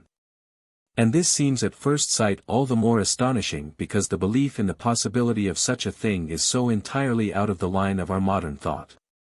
So that while it would seem not unnatural that such a legend should have, sprung up spontaneously in some odd benighted corner of the world.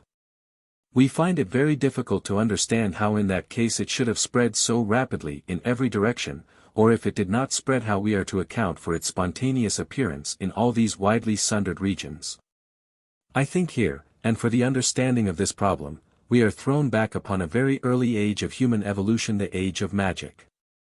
Before any settled science or philosophy or religion existed, there were still certain things and consequently also certain words which had a tremendous influence on the human mind, which in fact affected it deeply.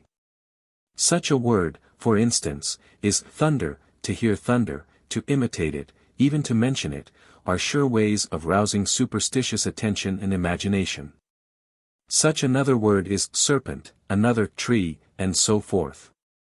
There is no one who is insensible to the reverberation of these and other such words and images. 171, and among them, standing prominently out, are the two Mother and Virgin. The word Mother touches the deepest springs of human feeling. As the earliest word learnt and clung to by the child, it twines itself with the heartstrings of the man even to his latest day. Nor must we forget that in a primitive state of society, the matriarchate, that influence was probably even greater than now. For the father of the child being, often as not, unknown, the attachment to the mother was all the more intense and undivided. The word mother had a magic about it which has remained even until today. But if that word rooted itself deep in the heart of the child, the other word, virgin, had an obvious magic for the full-grown and sexually mature man, a magic which it, too, has never lost. There is ample evidence that one of the very earliest objects of human worship was the earth itself, conceived of as the fertile mother of all things. Gaia or Gu, the earth, had temples and altars in almost all the cities of Greece. Rhea or Cybele, sprung from the earth, was mother of all the gods. Demeter, Earth Mother, was honored far and wide as the gracious patroness of the crops and vegetation. Ceres, of course, the same. Maya in the Indian mythology and Isis in the Egyptian are forms of nature and the earth spirit, represented as female, and so forth. The earth, in these ancient cults, was the mystic source of all life, and to it, as a propitiation, life of all kinds was sacrificed. There are strange accounts of a huge fire being made, with an altar to Cybele in the midst, and of deer and fawns and wild animals, and birds and sheep and corn and fruits being thrown pell-mell into the flames. 172, it was, in a way, the most natural, as it seems to have been the earliest and most spontaneous of cults, the worship of the Earth Mother, the all-producing eternal source of life. And on account of her never-failing ever-renewed fertility conceived of as an immortal virgin. But when the Saviour legend sprang up, as indeed I think it must have sprung up, in tribe after tribe and people after people, independently then. Whether it sprang from the divinization of some actual man who showed the way of light and deliverance to his fellows sitting in darkness, or whether from the personification of the tribe itself as a god. In either case the question of the hero's parentage was bound to arise. If the Saviour was plainly a personification of the tribe, it was obviously impossible to suppose him the son of a mortal mother. In that case, and if the tribe was generally traced in the legends to some primeval animal or mountain or thing of nature, it was probably easy to think of him, the Saviour, as born out of nature's womb. Descended perhaps from that pure Virgin of the world who is the earth and nature, who rules the skies at night and stands in the changing phases of the moon, and is worshipped, as we have seen, in the great constellation Virgo. If, on the other hand, he was the divinization of some actual man, more or less known either personally or by tradition to his fellows, then in all probability the name of his mortal mother would be recognized and accepted. But as to his father, that side of parentage being, as we have said, generally very uncertain, it would be easy to suppose some heavenly annunciation, the midnight visit of a god, and what is usually termed a virgin birth. There are two elements to be remembered here, as conspiring to this conclusion. One is the condition of affairs in a remote matriarchal period, when descent was reckoned always through the maternal line, and the fatherhood in each generation was obscure or unknown or commonly left out of account. And the other is the fact so strange and difficult for us to realize that among some very primitive peoples, like the Australian Aborigines, the necessity for a woman to have intercourse with a male in order to bring about conception and childbirth, was actually not recognized. Scientific observation had not always got as far as that, and the matter was still under the domain of magic. 173. A Virgin Mother was therefore a quite imaginable, not to say, conceivable, thing. And indeed a very beautiful and fascinating thing, combining in one image the potent magic of two very wonderful words. It does not seem impossible that considerations of this kind led to the adoption of the doctrine or legend of the Virgin Mother and the Heavenly Father among so many races and in so many localities even without any contagion of tradition among them. Anyhow, and as a matter of fact, the worldwide dissemination of the legend is most remarkable. Zeus, father of the gods, visited Semele, it will be remembered, in the form of a thunderstorm. And she gave birth to the great Saviour and Deliverer Dionysus. Zeus, again, impregnated Danae in a shower of gold, and the child was Perseus, who slew the Gorgons, the powers of darkness, and saved Andromeda, the human soul. 174. Devki, the radiant virgin of the Hindu mythology, became the wife of the god Vishnu and bore Krishna, the beloved hero and prototype of Christ. With regard to Buddha St. Jerome says 175, it is handed down among the gymnosophists of India that Buddha, the founder of their system, was brought forth by a virgin from her side. The Egyptian Isis, with the child Horus, on her knee, was honored centuries before the Christian era, and worshipped under the names of Our Lady, Queen of Heaven, Star of the Sea, Mother of God, and so forth. Before her, Neith, the Virgin of the world, whose figure bends from the sky over the earthly plains and the children of men, was acclaimed as mother of the great god Osiris. The Saviour Mitra, too, was born of a virgin, as we have had occasion to notice before, and on the Mithrais monuments the mother suckling her child is a not uncommon figure. 176.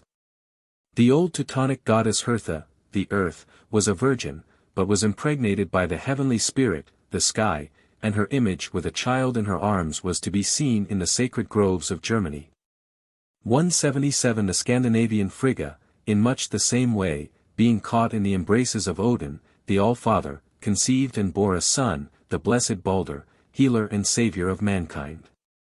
Quetzalcoatl, the crucified savior of the Aztecs, was the son of Caimomen, the Virgin Queen of Heaven. 178. Even the Chinese had a mother goddess and virgin with child in her arms. 179. And the ancient Etruscans the same. 180. Finally, we have the curiously large number of black virgin mothers who are or have been worshipped. Not only cases like Devki the Indian goddess or Isis the Egyptian, who would naturally appear black-skinned or dark, but the large number of images and paintings of the same kind, yet extant especially in the Italian churches and passing for representations of Mary and the infant Jesus. Such are the well-known image in the chapel at Loreto, and images and paintings besides in the churches at Genoa, Pisa, Padua, Munich and other places. It is difficult not to regard these as very old pagan or pre-Christian relics which lingered on into Christian times and were baptized anew, as indeed we know many relics and images actually were into the service of the Church. Great is Diana of the Ephesians, and there is I believe more than one black figure extant of this Diana, who, though of course a virgin, is represented with innumerable breasts. 181, not unlike some of the archaic statues of Artemis and Isis. At Paris far on into Christian times there was, it is said, on the site of the present Cathedral of Notre Dame, a temple dedicated to Our Lady Isis. And images belonging to the earlier shrine would in all probability be preserved with altered name in the later. All this illustrates not only the wide diffusion of the doctrine of the Virgin Mother, but its extreme antiquity. The subject is obscure, and worthy of more consideration than has yet been accorded it. And I do not feel able to add anything to the tentative explanations given a page or two back.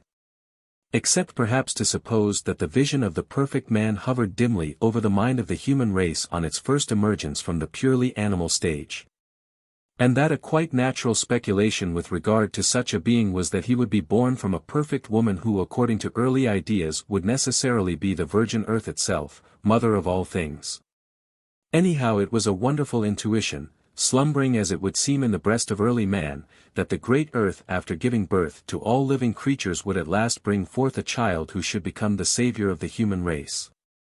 There is of course the further theory, entertained by some, that virgin parturition, a kind of parthenogenesis, has as a matter of fact occasionally occurred among mortal women, and even still does occur. I should be the last to deny the possibility of this, or of anything else in nature, but, seeing the immense difficulties in the way of proof of any such asserted case, and the absence so far of any thoroughly attested and verified instance, it would, I think, be advisable to leave this theory out of account at present. But whether any of the explanations spoken of are right or wrong, and whatever explanation we adopt, there remains the fact of the universality over the world of this legend, affording another instance of the practical solidarity and continuity of the pagan creeds with Christianity. 11. Ritual dancing. It is unnecessary to labor at the conclusion of the last 2 or 3 chapters, namely that Christianity grew out of the former pagan creeds and is in its general outlook and origins continuous and of one piece with them. I have not attempted to bring together all the evidence in favor of this contention, as such work would be too vast, but more illustrations of its truth will doubtless occur to readers, or will emerge as we proceed. I think we may take it as proved, 1, that from the earliest ages, and before history, a great body of religious belief and ritual first appearing among very primitive and unformed folk, whom we should call savages, has come slowly down, broadening and differentiating itself on the way into a great variety of forms, but embodying always certain main ideas which became in time the accepted doctrines of the later churches, the Indian, the Egyptian, the Mithraic, the Christian, and so forth. What these ideas in their general outline have been we can perhaps best judge from our Apostles' Creed, as it is recited every Sunday in our churches. I believe in God the Father Almighty, maker of heaven and earth, and in Jesus Christ his only Son our Lord, who was conceived by the Holy Ghost, born of the Virgin Mary, suffered under Pontius Pilate, was crucified, dead and buried. He descended into hell, the 3rd day he rose again from the dead, he ascended into heaven, and sitteth on the right hand of God the Father Almighty, from thence he shall come to judge the quick and the dead. I believe in the Holy Ghost, the Holy Catholic Church, the communion of saints, the forgiveness of sins, the resurrection of the body, and the life everlasting. Amen. Here we have the All-Father and Creator, descending from the sky in the form of a spirit to impregnate the earthly Virgin Mother, who thus gives birth to a Savior hero. The latter is slain by the powers of evil, is buried and descends into the lower world, but arises again as God into heaven and becomes the leader and judge of mankind. We have the confirmation of the Church, or, in earlier times, of the tribe, by means of a Eucharist or communion which binds together all the members, living or dead, and restores errant individuals through the sacrifice of the hero and the forgiveness of their sins. And we have the belief in a bodily resurrection and continued life of the members within the fold of the Church or tribe, itself regarded as eternal. One has only, instead of the word Jesus, to read Dionysus or Krishna or Hercules or Osiris or Attis, and instead of Mary, to insert Semele or Devki or Alcmene or Neith or Nana. And for Pontius Pilate to use the name of any terrestrial tyrant who comes into the corresponding story, and lo, the creed fits in all particulars into the rites and worship of a pagan god. I need not enlarge upon a thesis which is self-evident from all that has gone before. I do not say, of course, that all the religious beliefs of paganism are included and summarized in our Apostles' Creed, for as I shall have occasion to note in the next chapter, I think some very important religious elements are there omitted. But I do think that all the beliefs which are summarized in the said creed had already been fully represented and elaborately expressed in the non-Christian religions and rituals of paganism. Further, too, I think we may safely say that there is no certain proof that the body of beliefs just mentioned sprang from any one particular center far back and radiated thence by dissemination and mental contagion over the rest of the world. But the evidence rather shows that these beliefs were, for the most part, the spontaneous outgrowths, in various localities, of the human mind at certain stages of its evolution. That they appeared, in the different races and peoples, at different periods according to the degree of evolution, and were largely independent of intercourse and contagion, though of course, in cases, considerably influenced by it. And that one great and all-important occasion and provocative of these beliefs was actually the rise of self-consciousness, that is, the coming of the mind to a more or less distinct awareness of itself and of its own operation. And the consequent development and growth of individualism, and of the self-centered attitude in human thought and action.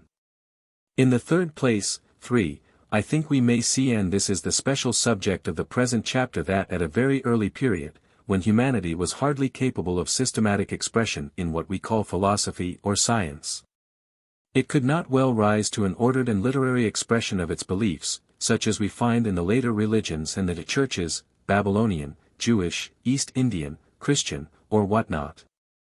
And yet that it felt these beliefs very intensely and was urged, almost compelled, to their utterance in some form or other.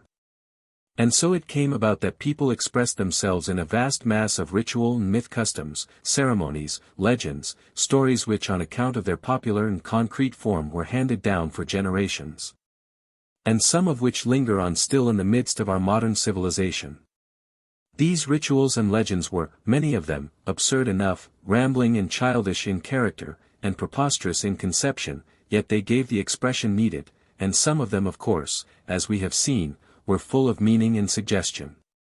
A critical and commercial civilization, such as ours, in which, notwithstanding much talk about art, the artistic sense is greatly lacking, or at any rate but little diffused, does not as a rule understand that poetic rites, in the evolution of peoples, came naturally before anything like ordered poems or philosophy or systematized views about life and religion such as we love to wallow in. Things were felt before they were spoken.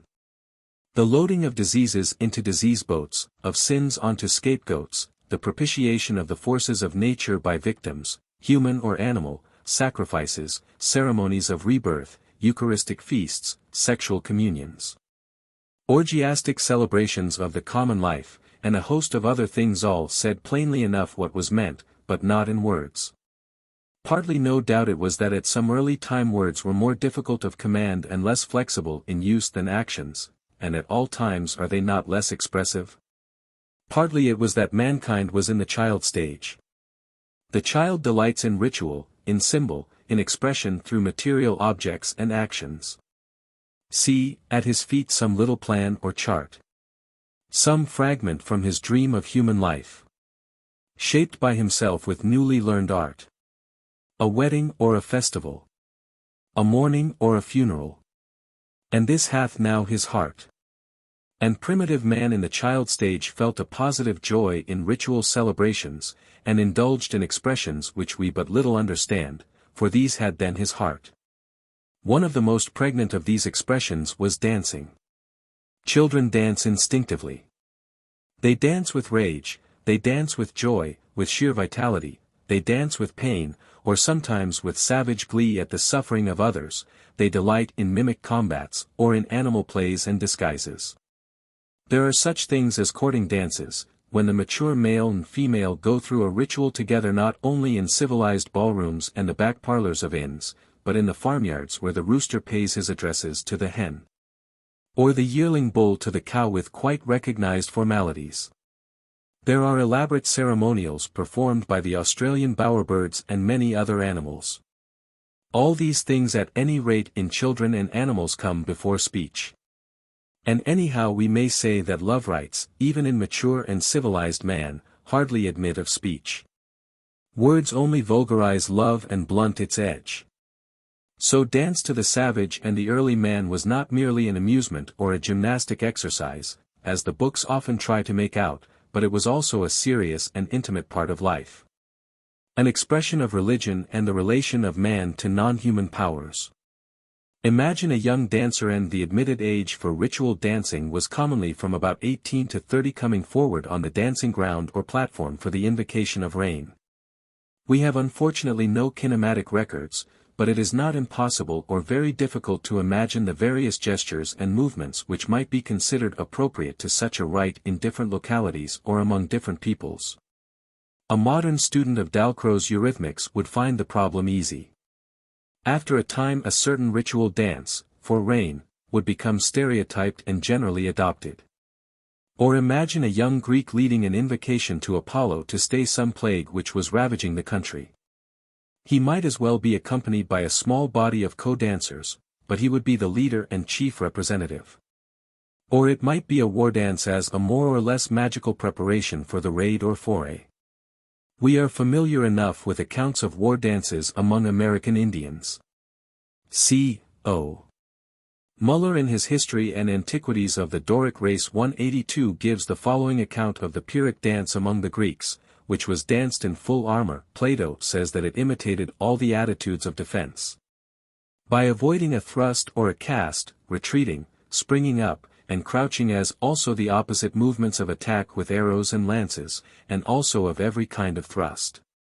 So strong was the attachment to this dance at Sparta that, long after it had in the other Greek states degenerated into a bacchanalian revel, it was still danced by the Spartans as a warlike exercise, and boys of 15 were instructed in it.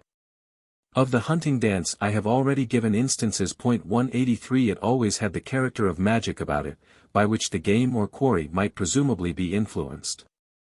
And it can easily be understood that if the hunt was not successful the blame might well be attributed to some neglect of the usual ritual mimes or movements, no laughing matter for the leader of the dance.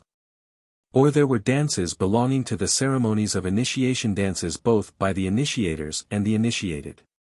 Jane E. Harrison in Themis, page 24, says, instruction among savage peoples is always imparted in more or less mimetic dances. At initiation you learn certain dances which confer on you definite social status. When a man is too old to dance, he hands over his dance to another and the younger, and he then among some tribes ceases to exist socially. The dances taught to boys at initiation are frequently if not always armed dances. These are not necessarily warlike. The accoutrement of spear and shield was in part decorative, in part a provision for making the necessary hubbub. Here Miss Harrison reproduces a photograph of an initiation dance among the Akikuyu of British East Africa. The initiation dances blend insensibly and naturally with the mystery and religion dances, for indeed initiation was for the most part an instruction in the mysteries and social rites of the tribe. They were the expression of things which would be hard even for us, and which for rude folk would be impossible, to put into definite words. Hence arose the expression whose meaning has been much discussed by the learned, to dance out, xi omicron rho chi epsilon iota sigma theta alpha iota, a mystery. 184 Lucian, in a much-quoted passage 185 observes, you cannot find a single ancient mystery in which there is not dancing. And this much all men know, that most people say of the revealers of the mysteries that they dance them out. Andrew Lang, commenting on this passage 186 continues, Clement of Alexandria uses the same term when speaking of his own appalling revelations.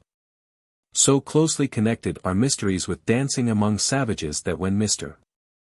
Orpin asked Cheen, the Bushman hunter, about some doctrines in which Cheen was not initiated, he said, only the initiated men of that dance know these things.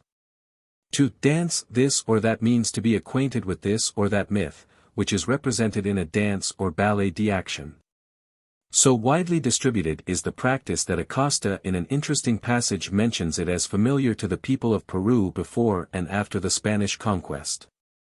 And we may say that when the mysteries are of a sexual nature it can easily be understood that to dance them out is the only way of explaining them. Thus we begin to appreciate the serious nature and the importance of the dance among primitive folk. To dub a youth a good dancer is to pay him a great compliment. Among the well-known inscriptions on the rocks in the island of Thera in the Aegean Sea there are many which record in deeply graven letters the friendship and devotion to each other of Spartan warrior comrades. It seems strange at first to find how often such an epithet of praise occurs as Bathicles dances well. Eumelos is a perfect dancer, rho iota sigma tau omicron rho chi epsilon sigma tau alpha. One hardly in general expects one warrior to praise another for his dancing. But when one realizes what is really meant, namely the fitness of the loved comrade to lead in religious and magical rituals, then indeed the compliment takes on a new complexion. Religious dances, in dedication to a god, have of course been honored in every country. Muller, in the work just cited, 187 describes a lively dance called the hyperchema which, accompanied by songs, was used in the worship of Apollo. In this, besides the chorus of singers who usually danced around the blazing altar, several persons were appointed to accompany the action of the poem with an appropriate pantomimic display. It was probably some similar dance which is recorded in Exodus, ch. 32, when Aaron made the Israelites a golden calf, image of the Egyptian Apis. There was an altar and a fire and burnt offerings for sacrifice, and the people dancing around. Whether in the Apollo ritual the dancers were naked I cannot say, but in the affair of the golden calf they evidently were. For it will be remembered that it was just this which upset Moses' equanimity so badly, when he saw that the people were naked, and led to the breaking of the 2 tables of stone and the slaughter of some thousands of folk. It will be remembered also that David on a sacrificial occasion danced naked before the Lord. 188. It may seem strange that dances in honor of a god should be held naked. But there is abundant evidence that this was frequently the case, and it leads to an interesting speculation. Many of these rituals undoubtedly owed their sanctity and solemnity to their extreme antiquity. They came down in fact from very far back times when the average man or woman as in some of the Central African tribes today wore simply nothing at all. And like all religious ceremonies they tended to preserve their forms long after surrounding customs and conditions had altered. Consequently nakedness lingered on in sacrificial and other rites into periods when in ordinary life it had come to be abandoned or thought indecent and shameful. This comes out very clearly in both instances above quoted from the Bible. For in Exodus 32:25 it is said that Aaron had made them, the dancers, naked unto their shame among their enemies, red opponents, and in 2 Sam. 6:20 we are told that Michael came out and sarcastically rebuked the glorious king of Israel, for shamelessly uncovering himself, like a vain fellow, for which rebuke, I am sorry to say, David took a mean revenge on Michael. In both cases evidently custom had so far changed that to a considerable section of the population these naked exhibitions had become indecent, though as parts of an acknowledged ritual they were still retained and supported by others. The same conclusion may be derived from the commands recorded in Exodus XX 26 and 28. 42, that the priests be not uncovered before the altar, commands which would hardly have been needed had not the practice been in vogue. Then there were dances, partly magical or religious, performed at rustic and agricultural festivals, like the Epilenios, celebrated in Greece at the gathering of the grapes. 189 Of such a dance we get a glimpse in the Bible, Judges 21:20, when the elders advised the children of Benjamin to go out and lie in wait in the vineyards, at the time of the yearly feast. And, when the daughters of Shiloh come out to dance in the dances, then come ye out of the vineyards and catch you every man a wife from the daughters of Shiloh, a touching example apparently of early so-called marriage by capture. Or there were dances, also partly or originally religious, of a quite orgiastic and bacchanalian character, like the Bryalica performed in Sparta by men and women in hideous masks, or the Dymalia by Cyllenian satyrs waltzing in a circle. Or the Bibasis carried out by both men and women, a quite gymnastic exercise in which the performers took a special pride in striking their own buttocks with their heels. Or others wilder still, which it would perhaps not be convenient to describe. We must see how important a part dancing played in that great panorama of ritual and religion, spoken of in the last chapter, which, having originally been led up to by the fall of man, has ever since the dawn of history gradually overspread the world with its strange procession of demons and deities, and its symbolic representations of human destiny. When it is remembered that ritual dancing was the matrix out of which the drama sprang, and further that the drama in its inception, as still today in India, was an affair of religion and was acted in, or in connection with, the temples, it becomes easier to understand how all this mass of ceremonial sacrifices, expiations, initiations, sun and nature festivals, Eucharistic and orgiastic communions and celebrations, mystery plays, dramatic representations, myths and legends, etc., which I have touched upon in the preceding chapters together with all the emotions, the desires, the fears, The yearnings and the wonderment which they represented have practically sprung from the same root, a root deep and necessary in the psychology of man. Presently I hope to show that they will all practically converge again in the end to one meaning, and prepare the way for one great synthesis to come, an evolution also necessary and inevitable in human psychology. In that truly inspired ode from which I quoted a few pages back, occur those well-known words whose repetition now will, on account of their beauty, I am sure be excused. Our birth is but a sleep and a forgetting. The soul that rises with us, our life's star, hath had elsewhere its setting, and cometh from afar. Not in entire forgetfulness, and not in utter nakedness, but trailing clouds of glory do we come. From God, who is our home. Heaven lies about us in our infancy. Shades of the prison house begin to close upon the growing boy. But he beholds the light and whence it flows. He sees it in his joy. The youth who daily farther from the east must travel, still is nature's priest. And by the vision splendid is on his way attended. At length the man perceives it die away, and fade into the light of common day. Wordsworth, though he had not the inestimable advantage of a 19th-century education and the inheritance of the Darwinian philosophy, does nevertheless put the matter of the genius of the child in a way which, with the alteration of a few conventional terms, we scientific moderns are quite inclined to accept. We all admit now that the child does not come into the world with a mental tabula rasa of entire forgetfulness, but on the contrary as the possessor of vast stores of subconscious memory, derived from its ancestral inheritances. We all admit that a certain grace and intuitive insight and even prophetic quality, in the child nature, are due to the harmonization of these racial inheritances in the infant, even before it is born. And that after birth the impact of the outer world serves rather to break up and disintegrate this harmony than to confirm and strengthen it. Some psychologists indeed nowadays go so far as to maintain that the child is not only father of the man, but superior to the man. 190 And that boyhood and youth and maturity are attained to not by any addition but by a process of loss and subtraction. It will be seen that the last 10 lines of the above quotation rather favor this view. But my object in making the quotation was not to insist on the truth of its application to the individual child, but rather to point out the remarkable way in which it illustrates what I have said about the childhood of the race. In fact, if the quotation be read over again with this interpretation, which I do not say Wordsworth intended, that the birth spoken of is the birth or evolution of the distinctively self-conscious man from the animals and the animal-natured, unself-conscious human beings of a preceding age, then the parable unfolds itself perfectly naturally and convincingly. That birth certainly was sleep and a forgetting, the grace and intuition and instinctive perfection of the animals was lost.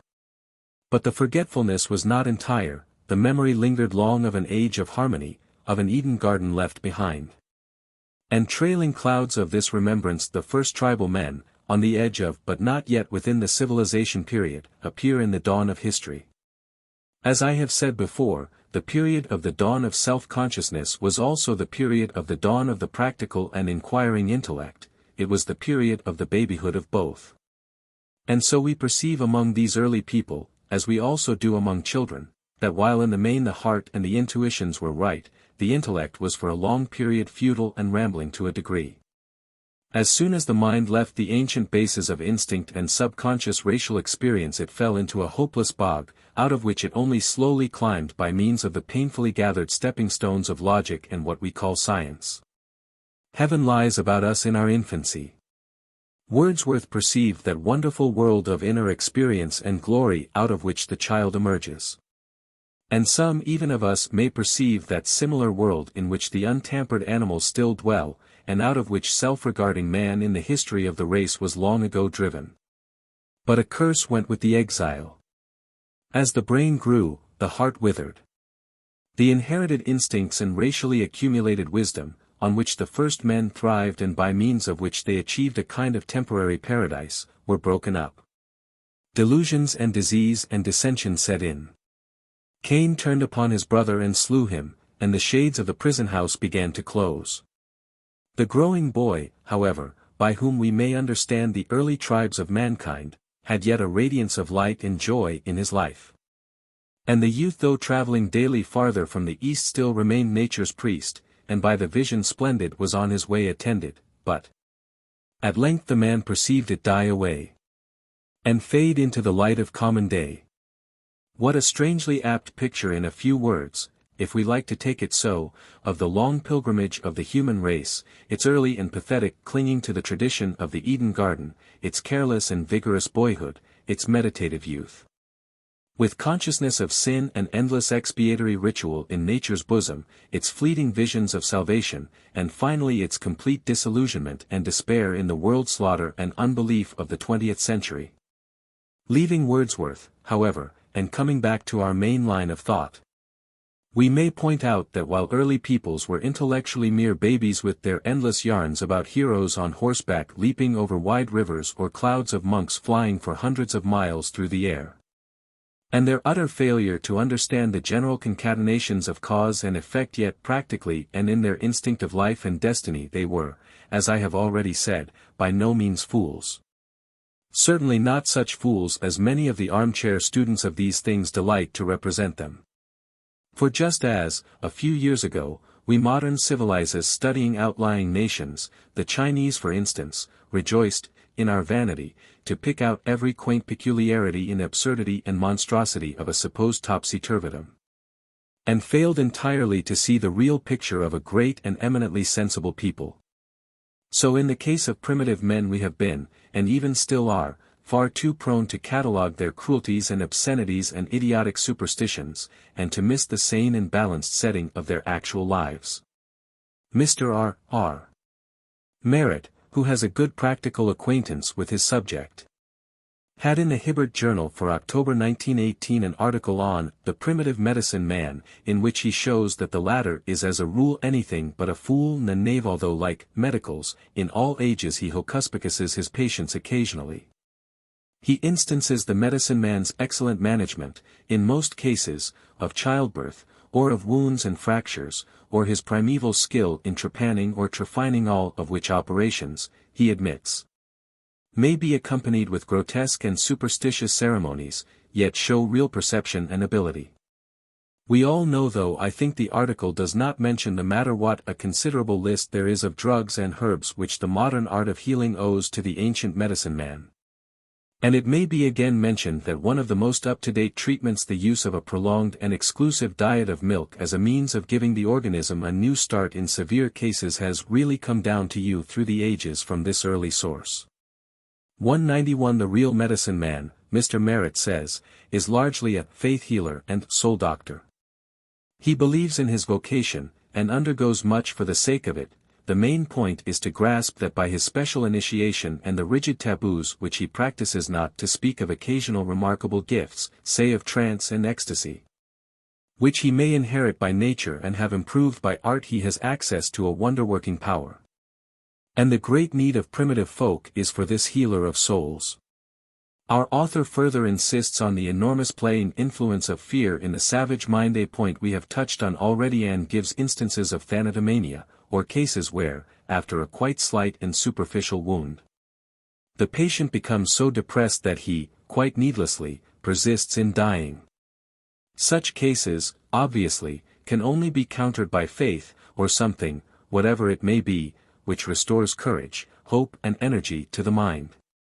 Nor need I point out that the situation is exactly the same among a vast number of patients today. As to the value, in his degree, of the medicine man, many modern observers and students quite agree with the above. 192 Also, as the present chapter is on ritual dancing, it may not be out of place to call attention to the supposed healing of sick people in Ceylon and other places by devil dancing, the enormous output of energy and noise in the ritual possibly having the effect of reanimating the patient, if it does not kill him, or of expelling the disease from his organism. With regard to the practical intelligence of primitive peoples, derived from their close contact with life and nature, Bishop Colenso's experiences among the Zulus may appropriately be remembered. When expounding the Bible to these supposedly backward niggers, he was met at all points by practical interrogations and arguments which he was perfectly unable to answer, especially over the recorded passage of the Red Sea by the Israelites in a single night. From the statistics given in the sacred book, these naughty savages proved to him absolutely conclusively that the numbers of fugitives were such that even supposing them to have marched men, women and children 5 abreast and in close order, they would have formed a column 100 miles long, and this not including the baggage, sheep and cattle. Of course the feat was absolutely impossible. They could not have passed the Red Sea in a night or a week of nights. But the sequel is still more amusing and instructive. Colenso, in his innocent sincerity, took the side of the Zulus, and feeling sure the church at home would be quite glad to have its views with regard to the accuracy of Bible statistics corrected, wrote a book embodying the amendments needed. Modest as his criticisms were, they raised a storm of protest and angry denunciation, which even led to his deposition for the time being from his bishopric. While at the same time an avalanche of books to oppose his heresy poured forth from the press. Lately I had the curiosity to look through the British Museum catalogue and found that in refutation of Colenso's Pentateuch examined some 140 volumes were at that time published. Today, I need hardly say, all these armchair critics and their works have sunk into utter obscurity, but the arguments of the Zulus and their bishops still stand unmoved and immovable. This is a case of searching intelligence shown by the savages, an intelligence founded on intimate knowledge of the needs of actual life. I think we may say that a similarly instinctive intelligence, subconscious if you like, has guided the tribes of men on the whole in their long passage through the Red Sea of the centuries. From those first days of which I speak even down to the present age, and has in some strange, even if fitful, way kept them along the path of that final emancipation towards which humanity is inevitably moving. 12. The Sex-Taboo. In the course of the last few chapters one have spoken more than once of the solidarity and continuity of Christianity, in its essential doctrines, with the pagan rites. There is, however, one notable exception to this statement. I refer of course to Christianity's treatment of sex. It is certainly very remarkable that while the pagan cults generally made a great deal of all sorts of sex rites, laid much stress upon them, and introduced them in what we consider an unblushing and shameless way into the instincts connected with it, I say, the Christian Church, on the whole took quite the opposite line, ignored sex, condemned it, and did much despite to the perfectly natural instincts connected with it. I say, the Christian Church, because there is nothing to show that Jesus himself, if we admit his figure as historical, adopted any such extreme or doctrinaire attitude. And the quite early Christian teachers, with the chief exception of Paul, do not exhibit this bias to any great degree. In fact, as is well known, strong currents of pagan usage and belief ran through the Christian assemblies of the first 3 or 4 centuries. The Christian art of this period remained delightfully pagan. In the catacombs we see the Saviour as a beardless youth, like a young Greek god, sometimes represented, like Hermes the guardian of the flocks, bearing a ram or lamb round his neck, sometimes as Orpheus tuning his lute among the wild animals. 193 The followers of Jesus were at times even accused, whether rightly or wrongly I know not, of celebrating sexual mysteries at their love feasts. But as the Church through the centuries grew in power and scope with its monks and their mutilations and asceticisms, and its celibate clergy, and its absolute refusal to recognize the sexual meaning of its own acclaimed symbols, like the cross, the 3 fingers of benediction, the fleur-de-lis and so forth, it more and more consistently defined itself as anti-sexual in its outlook, and stood out in that way in marked contrast to the earlier nature religions. It may be said of course that this anti-sexual tendency can be traced in other of the pre-Christian churches, especially the later ones, like the Buddhist, the Egyptian, and so forth, and this is perfectly true. But it would seem that in many ways the Christian Church marked the culmination of the tendency, and the fact that other cults participated in the taboo makes us all the more ready and anxious to inquire into its real cause. To go into a disquisition on the sex rites of the various pre-Christian religions would be a large order, larger than I could attempt to fill, but the general facts in this connection are fairly patent. We know, of course, from the Bible that the Syrians in Palestine were given to sexual worships. There were erect images, phallic, and groves, sexual symbols, on every high hill and under every green tree. 194 And these same images and the rites connected with them crept into the Jewish temple and were popular enough to maintain their footing there for a long period from King Rehoboam onwards. Notwithstanding the efforts of Josiah 195 and other reformers to extirpate them. Moreover, there were girls and men, hierodoloi, regularly attached during this period to the Jewish temple as to the heathen temples, for the rendering of sexual services, which were recognized in many cases as part of the ritual. Women were persuaded that it was an honor and a privilege to be fertilized by a holy man, a priest or other man connected with the rites. And children resulting from such unions were often called children of God, an appellation which no doubt sometimes led to a legend of miraculous birth. Girls who took their place as hierodoloi in the temple or temple precincts were expected to surrender themselves to men worshippers in the temple, much in the same way, probably, as Herodotus describes in the temple of the Babylonian Venus Melita, where every native woman, once in her life, was supposed to sit in the temple and have intercourse with some stranger. 196 Indeed, the Syrian and Jewish rites dated largely from Babylonia. The Hebrews entering Syria, says Richard Burton 197, found it religionized by Assyria and Babylonia, when the Akkadian Ishtar had passed west, and had become Ashtoreth, Ashtaroth, or Asherah, the Anitis of Armenia, the Phoenician Astarte. And the Greek Aphrodite, the great moon goddess who is queen of heaven and love. The word translated, grove, as above, in our Bible, is in fact Asherah, which connects it pretty clearly with the Babylonian queen of heaven. In India again, in connection with the Hindu temples and their rites, we have exactly the same institution of girls attached to the temple service, the Nach girls whose functions in past times were certainly sexual, and whose dances in honor of the god are, even down to the present day, decidedly amatory in character.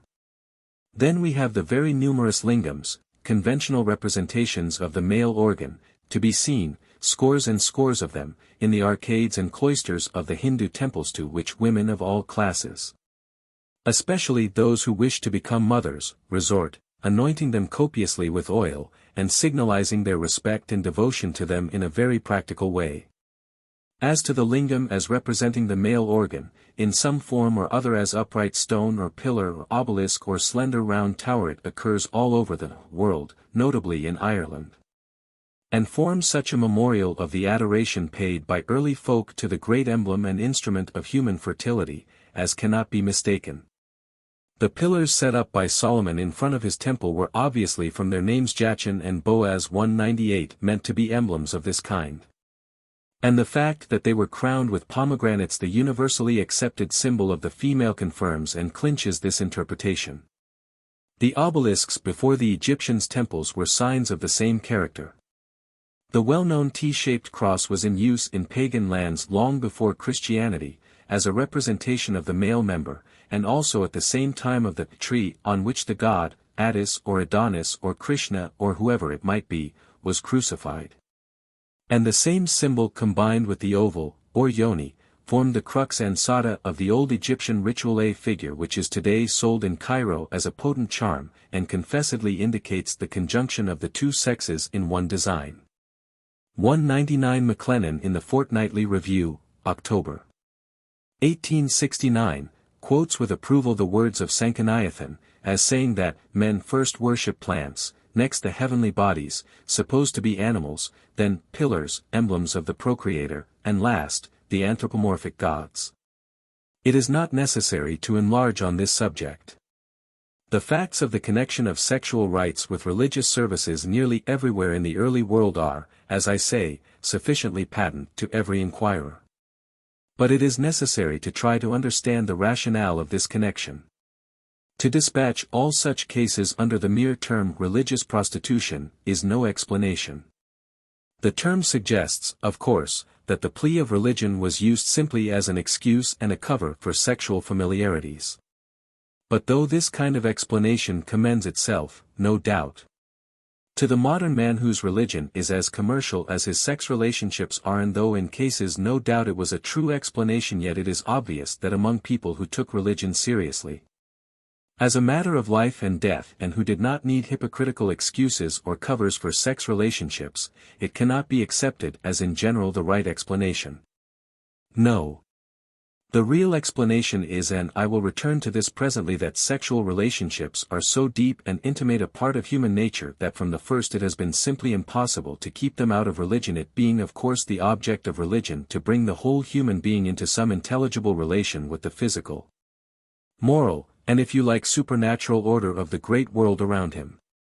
Sex was felt from the first to be part, and a foundational part, of the great order of the world and of human nature, and therefore to separate it from religion was unthinkable and a kind of contradiction in terms. 200. If that is true, it will be asked, how was it that divorce did take place, that the taboo did arise?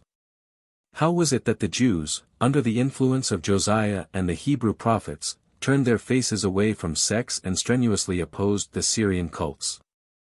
How was it that this reaction extended into Christianity and became even more definite in the Christian Church, that monks went by thousands into the deserts of the Thebaid?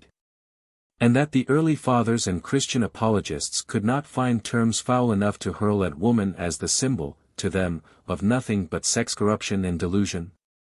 How was it that this contempt of the body and degradation of sex things went on far into the Middle Ages of Europe, and ultimately created an organized system of hypocrisy, and concealment and suppression of sex instincts, which, acting as cover to a vile commercial prostitution and as a breeding ground for horrible disease, has lasted on even to the edge of the present day? This is a fair question, and one which demands an answer. There must have been a reason, and a deep-rooted one, for this remarkable reaction and volte-face which has characterized Christianity, and, perhaps to a lesser degree, other both earlier and later cults like those of the Buddhists, the Egyptians, the Aztecs 201 and so forth. It may be said, and this is a fair answer on the surface of the problem, that the main reason was something in the nature of a reaction. The excesses and corruptions of sex in Syria had evidently become pretty bad, and that very fact may have led to a pendulum swing of the Jewish Church in the opposite direction.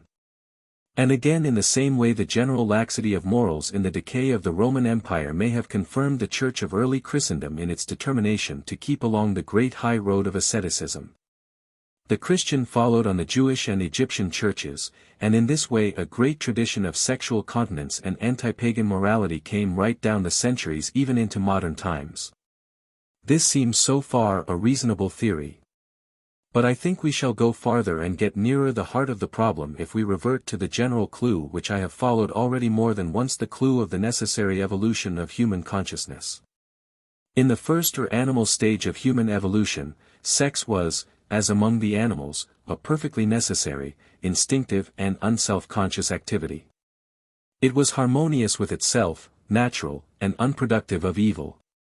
But when the second stage set in which man became preponderantly self-conscious, he inevitably set about deflecting sex activities to his own private pleasure and advantage. He employed his budding intellect in scheming the derailment of passion and desire from tribal needs and nature's uses to the poor details of his own gratification. If the first stage of harmonious sex instinct and activity may be held as characteristic of the Golden Age, the second stage must be taken to represent the fall of man and his expulsion from paradise in the Garden of Den story. The pleasure and glory of sex having been turned to self-purposes, sex itself became the great sin. A sense of guilt overspread man's thoughts on the subject. He knew that he was naked, and he fled from the voice and face of the Lord. From that moment one of the main objects of his life, in its inner and newer activities, came to be the denial of sex. Sex was conceived of as the great antagonist, the old serpent lying ever in wait to betray him. And there arrived a moment in the history of every race, and of every representative religion, when the sexual rites and ceremonies of the older time lost their naive and quasi-innocent character and became afflicted with a sense of guilt and indecency. This extraordinarily interesting and dramatic moment in human evolution was of course that in which self-consciousness grew powerful enough to penetrate to the center of human vitality, the sanctum of man's inner life, his sexual instinct. And to deal it a terrific blow, a blow from which it has never yet recovered, and from which indeed it will not recover, until the very nature of man's inner life is changed. It may be said that it was very foolish of man to deny and to try to expel a perfectly natural and sensible thing, a necessary and indispensable part of his own nature. And that, as far as I can see, is perfectly true. But sometimes it is unavoidable, it would seem, to do foolish things if only to convince oneself of one's own foolishness. On the other hand, this policy on the part of man was certainly very wise, wiser than he knew, for in attempting to drive out sex, which of course he could not do, he entered into a conflict which was bound to end in the expulsion of something. And that something was the domination, within himself, of self-consciousness, the very thing which makes and ever has made sex detestable. Man did not succeed in driving the snake out of the garden, but he drove himself out, taking the real old serpent of self-greed and self-gratification with him. When some day he returns to paradise, this latter will have died in his bosom and been cast away, but he will find the good snake there as of old, full of healing and friendliness, among the branches of the tree of life. Besides, it is evident from other considerations that this moment of the denial of sex had to come. When one thinks of the enormous power of this passion, and its age-long hold upon the human race, one realizes that once liberated from the instinctive bonds of nature, and backed by a self-conscious and self-seeking human intelligence, it was on the way to become a fearful curse. A monstrous eft was of old the Lord and Master of earth. For him did his high sun flame, and his river billowing ran. And this may have been all very well and appropriate in the Carboniferous epoch, but we in the end of time have no desire to fall under any such preposterous domination, or to return to the primal swamps from which organic nature has so slowly and painfully emerged. I say it was the entry of self-consciousness into the sphere of sex, and the consequent use of the latter for private ends, which poisoned this great race power at its root. For above all, sex, as representing through childbirth the life of the race, or of the tribe, or, if you like, of humanity at large, should be sacred and guarded from merely selfish aims. And therefore to use it only for such aims is indeed a desecration. And even if, as some maintain, and I think rightly 202, sex is not merely for childbirth and physical procreation, but for mutual vitalizing and invigoration, it still subserves union and not egotism. And to use it egotistically is to commit the sin of separation indeed. It is to cast away and corrupt the very bond of life and fellowship. The ancient peoples, at any rate through an illumination of religious, that is, of communal and public, value over sex acts, and to a great extent made them into matters either of temple ritual and the worship of the gods, or of communal and pandemic celebration, as in the Saturnalia and other similar festivals. We have certainly no right to regard these celebrations of either kind as insincere. They were, at any rate in their inception, genuinely religious or genuinely social and festal. And from either point of view they were far better than the secrecy of private indulgence which characterizes our modern world in these matters. The thorough and shameless commercialism of sex has, alas, been reserved for what is called Christian civilization, and with it, perhaps as a necessary consequence, prostitution and syphilis have grown into appalling evils, accompanied by a gigantic degradation of social standards, an upgrowth of petty philistinism and niaiserie. Love, in fact, having in this modern world movement been denied, and its natural manifestations affected with a sense of guilt and of sin, has really languished and ceased to play its natural part in life. And a vast number of people, both men and women, finding themselves barred or derailed from the main object of existence, have turned their energies to business or money-making or social advancement or something equally futile, as the only poor substitute and peace aller open to them. Why, again we ask, did Christianity make this apparently great mistake?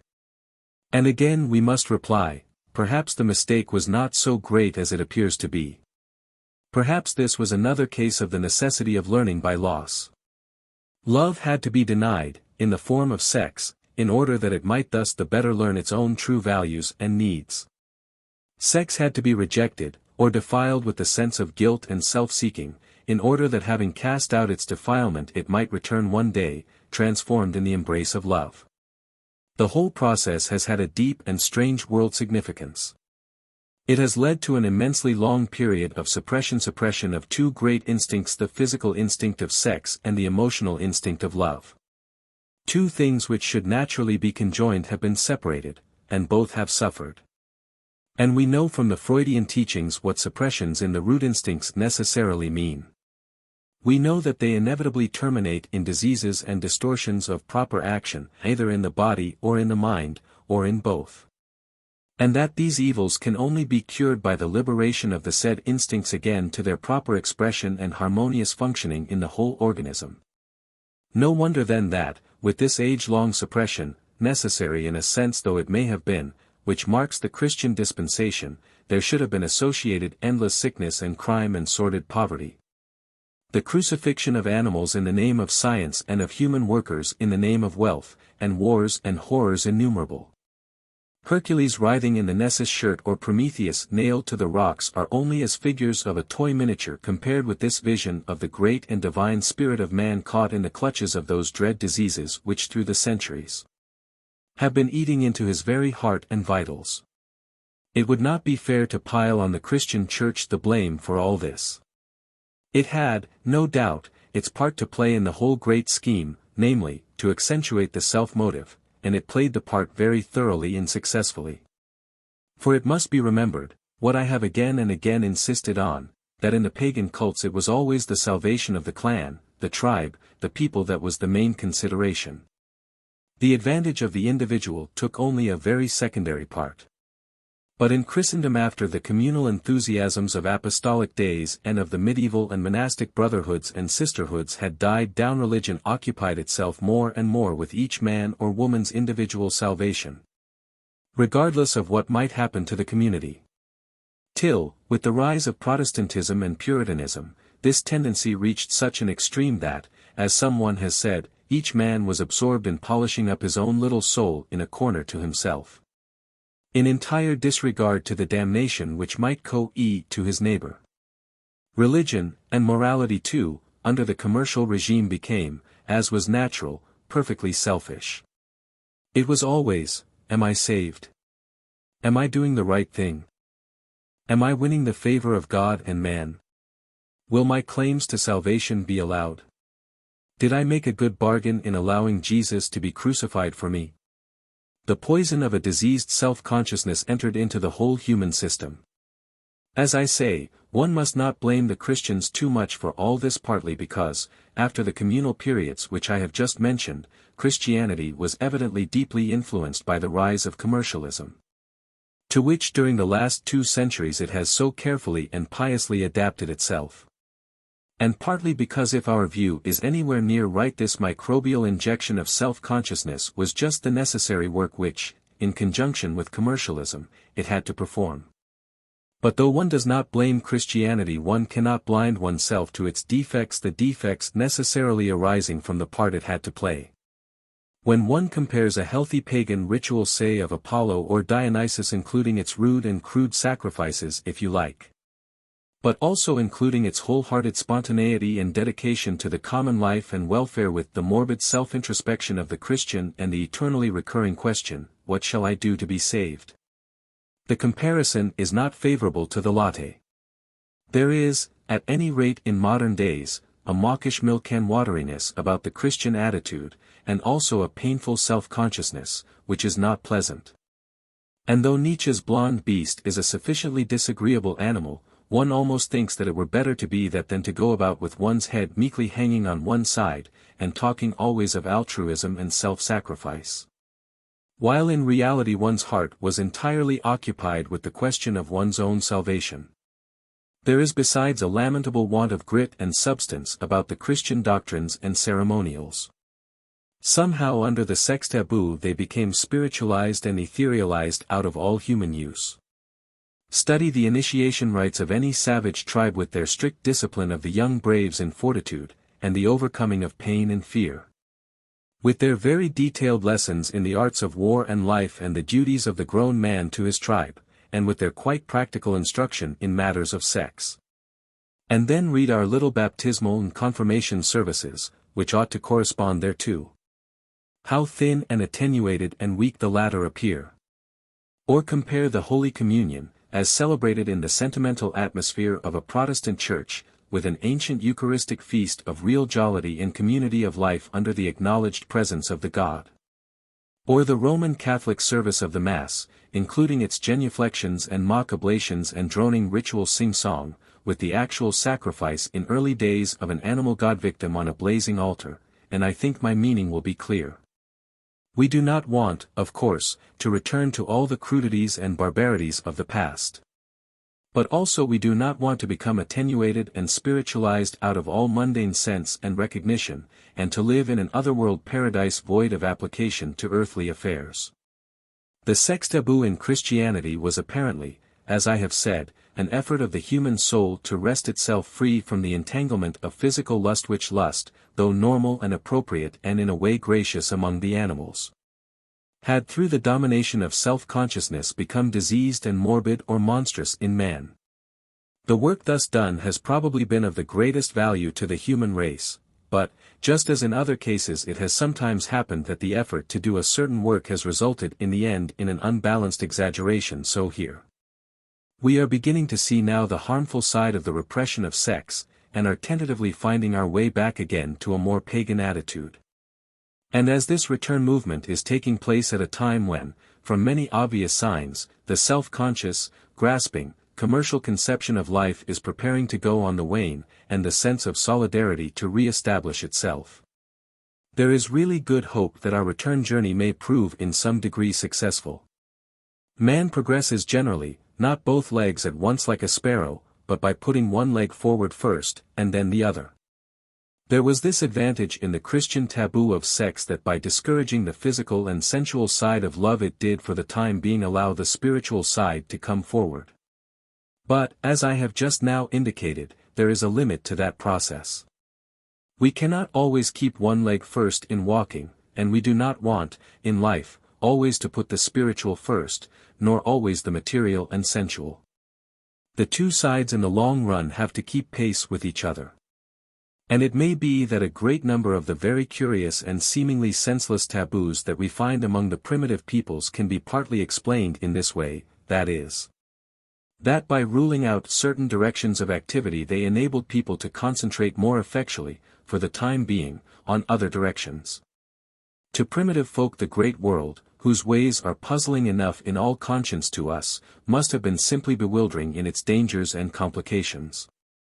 It was an amazement of fear and ignorance. Thunderbolts might come at any moment out of the blue sky, or a demon out of an old tree trunk, or a devastating plague out of a bad smell, or apparently even out of nothing at all. Under those circumstances it was perhaps wise, wherever there was the smallest suspicion of danger or ill luck, to create a hard and fast taboo, just as we tell our children on no account to walk under a ladder, thereby creating a superstition in their minds. Partly because it would take too long to explain all about the real dangers of paint pots and other things, and partly because for the children themselves it seems simpler to have a fixed and inviolable law than to argue over every case that occurs. The priests and elders among early folk no doubt took the line of forbid-dal of activities, as safer and simpler, even if carried sometimes too far, than the opposite, of easy permission and encouragement. Taboos multiplied, many of them quite senseless, but perhaps in this perilous maze of the world, of which I have spoken, it really was simpler to cut out a large part of the labyrinth, as forbidden ground, thus rendering it easier for the people to find their way in those portions of the labyrinth which remained. If you read in Deuteronomy, ch. 14, the list of birds and beasts and fishes permitted for food among the Israelites, or tabooed, you will find the list on the whole reasonable, but you will be struck by some curious exceptions, according to our ideas, which are probably to be explained by the necessity of making the rules simple enough to be comprehended by everybody, even if they included the forbid-dal of some quite eatable animals.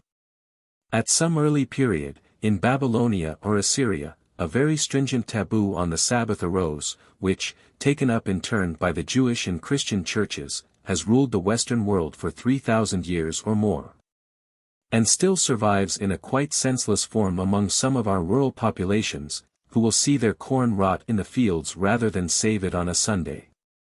203 It is quite likely that this taboo in its first beginning was due not to any need of a weekly rest day, a need which could never be felt among nomad savages, but would only occur in some kind of industrial and stationary civilization. But to some superstitious fear, connected with such things as the changes of the moon, and the probable ill luck of any enterprise undertaken on the seventh day, or any day of moon change. It is probable, however, that as time went on and society became more complex, the advantages of a weekly rest day, or market day, became more obvious and that the priests and legislators deliberately turned the taboo to a social use. 204 The learned modern ethnologists, however, will generally have none of this latter idea. As a rule they delight in representing early peoples as totally destitute of common sense, which is supposed to be a monopoly of us moderns. And if the Sabbath arrangement has had any value or use they insist on ascribing this to pure accident, and not to the application of any sane argument or reason. It is true indeed that a taboo in order to be a proper taboo must not rest in the general mind on argument or reason. It may have had good sense in the past or even an underlying good sense in the present, but its foundation must rest on something beyond. It must be an absolute fiat, something of the nature of a mystery 205 or of religion or magic and not to be disputed. This gives it its blood-curdling quality. The rustic does not know what would happen to him if he garnered his corn on Sunday. Nor does the diner out in polite society know what would happen if he spooned up his food with his knife, but they both are stricken with a sort of paralysis at the very suggestion of infringing these taboos. Marriage customs have always been a fertile field for the generation of taboos. It seems doubtful whether anything like absolute promiscuity ever prevailed among the human race. But there is much to show that wide choice and intercourse were common among primitive folk and that the tendency of later marriage custom has been on the whole to limit this range of choice. At some early period the forbid-dal of marriage between those who bore the same totem name took place. Thus in Australia, no man of the emu stock might marry an emu woman, no blacksnake might marry a blacksnake woman, and so forth. 206 Among the Kamilaroi and the Arunta of S. Australia, the tribe was divided into classes or clans, sometimes 4, sometimes 8, and a man of one particular clan was only marriageable with a woman of another particular clan, say, 1, with 3, or 2, with 4, and so on. 207 Customs with a similar tendency, but different in detail, seem to have prevailed among native tribes in Central Africa and America. And the regulations in all this matter have been so, apparently, entirely arbitrary in the various cases that it would almost appear as if the bar of kinship through the totem had been the excuse, originating perhaps in some superstition. But that the real and more abiding object was simply limitation. And this perhaps was a wise line to take. A taboo on promiscuity had to be created, and for this purpose any current prejudice could be made use of. 208. With us moderns the whole matter has taken a different complexion. When we consider the enormous amount of suffering and disease, both of mind and body, arising from the sex suppression of which I have just spoken, especially among women, we see that mere unreasoning taboos which possibly had their place and use in the past can be tolerated no longer. We are bound to turn the searchlight of reason and science on a number of superstitions which still linger in the dark and musty places of the churches and the law courts. Modern inquiry has shown conclusively not only the foundational importance of sex in the evolution of each human being, but also the very great variety of spontaneous manifestations in different individuals and the vital necessity that these should be recognized, if society is ever to expand into a rational human form. It is not my object here to sketch the future of marriage and sex relations generally, a subject which is now being dealt with very effectively from many sides, but only to insist on our using our good sense in the whole matter, and refusing any longer to be bound by senseless prejudgments. Something of the same kind may be said with regard to nakedness, which in modern civilization has become the object of a very serious and indeed harmful taboo, both of speech and act. As someone has said, it became in the end of the 19th century almost a crime to mention by name any portion of the human body within a radius of about 20 inches from its center. And as a matter of fact, a few dress reformers of that period were actually brought into court and treated as criminals for going about with legs bare up to the knees, and shoulders and chest uncovered. Public follies such as these have been responsible for much of the bodily and mental disease and suppression just mentioned, and the sooner they are sent to limbo the better. No sensible person would advocate promiscuous nakedness any more than promiscuous sex relationship, nor is it likely that aged and deformed people would at any time wish to expose themselves. But surely there is enough good sense and appreciation of grace and fitness in the average human mind for it to be able to liberate the body from senseless concealment, and give it its due expression. The Greeks of old, having on the whole clean bodies, treated them with respect and distinction. The young men appeared quite naked in the palestra, and even the girls of Sparta ran races publicly in the same condition. 209 And some day when our bodies, and minds too, have become clean we shall return to similar institutions. But that will not be just yet. As long as the defilement of this commercial civilization is on us we shall prefer our dirt and concealment. The powers that be will protest against change. Heinrich Scham, in his charming little pamphlet Knack and Mention, 210 describes the consternation of the commercial people at such ideas. "What will become of us," cried the tailors, "if you go naked?"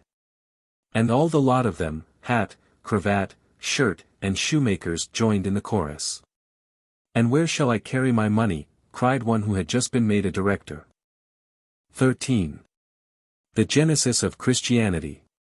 Referring back to the existence of something resembling a great world religion which has come down the centuries, continually expanding and branching in the process.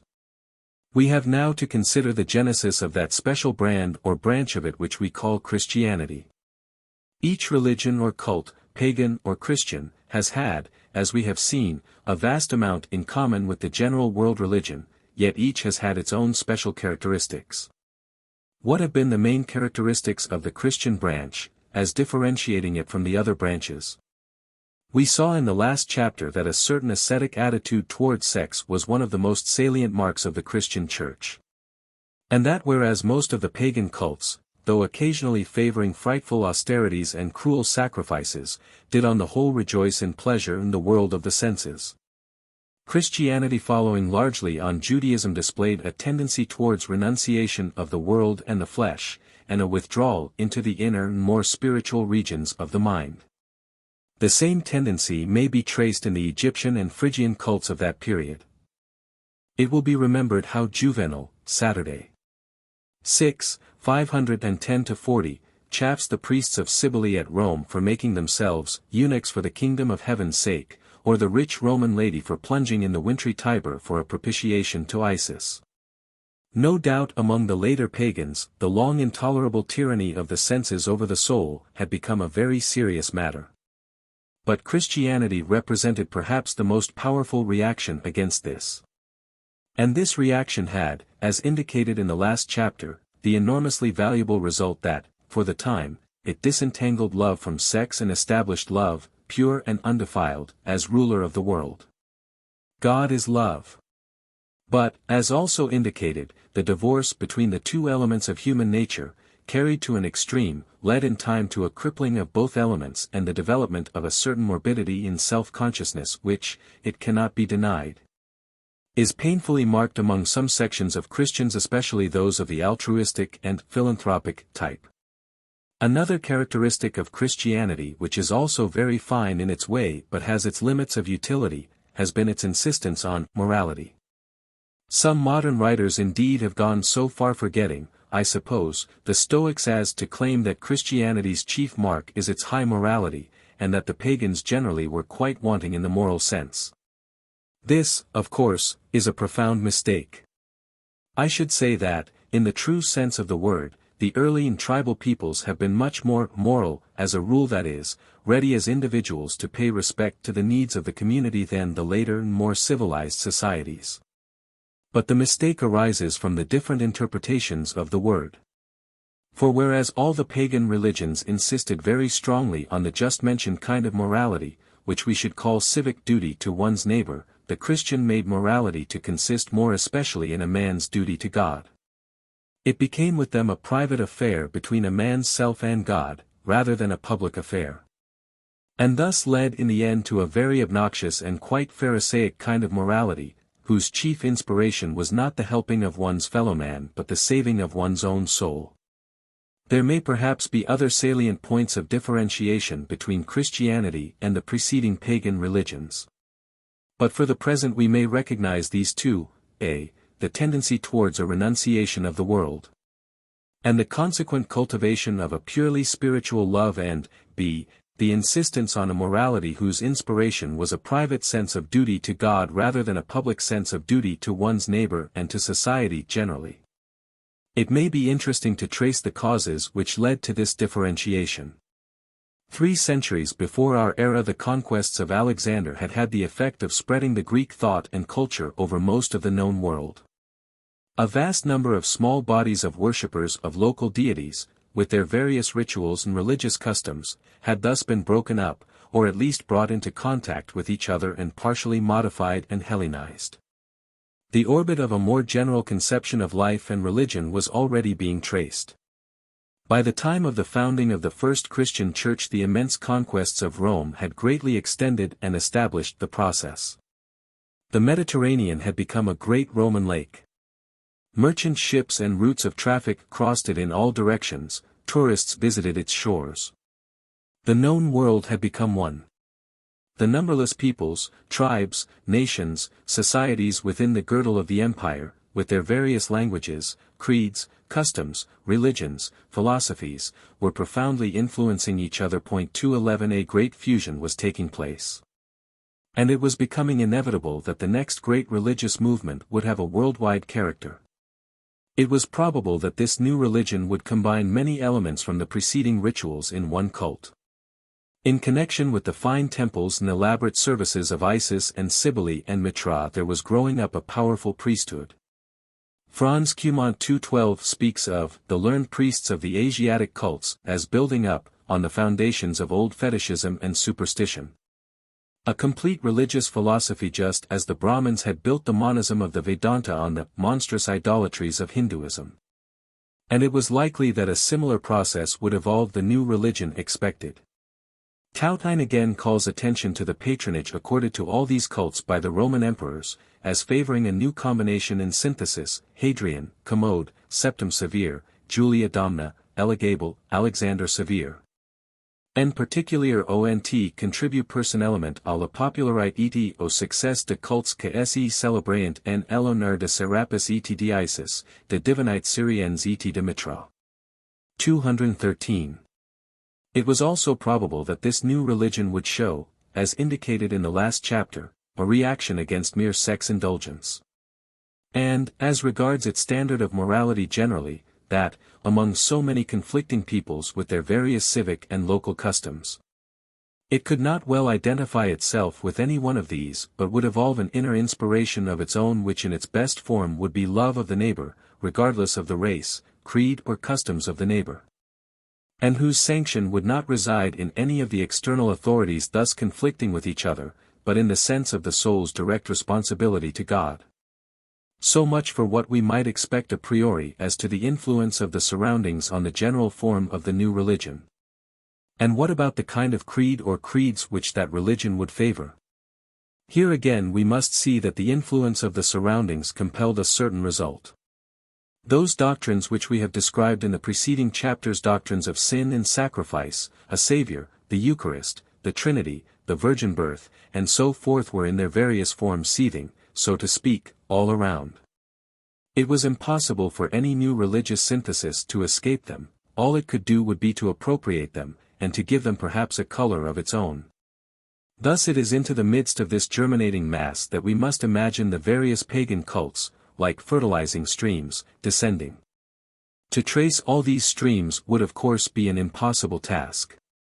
But it may be of use, as an example of the process, to take the case of some particular belief. Let us take the belief in the coming of a Saviour God. And this will be the more suitable as it is a belief which has in the past been commonly held to be distinctive of Christianity.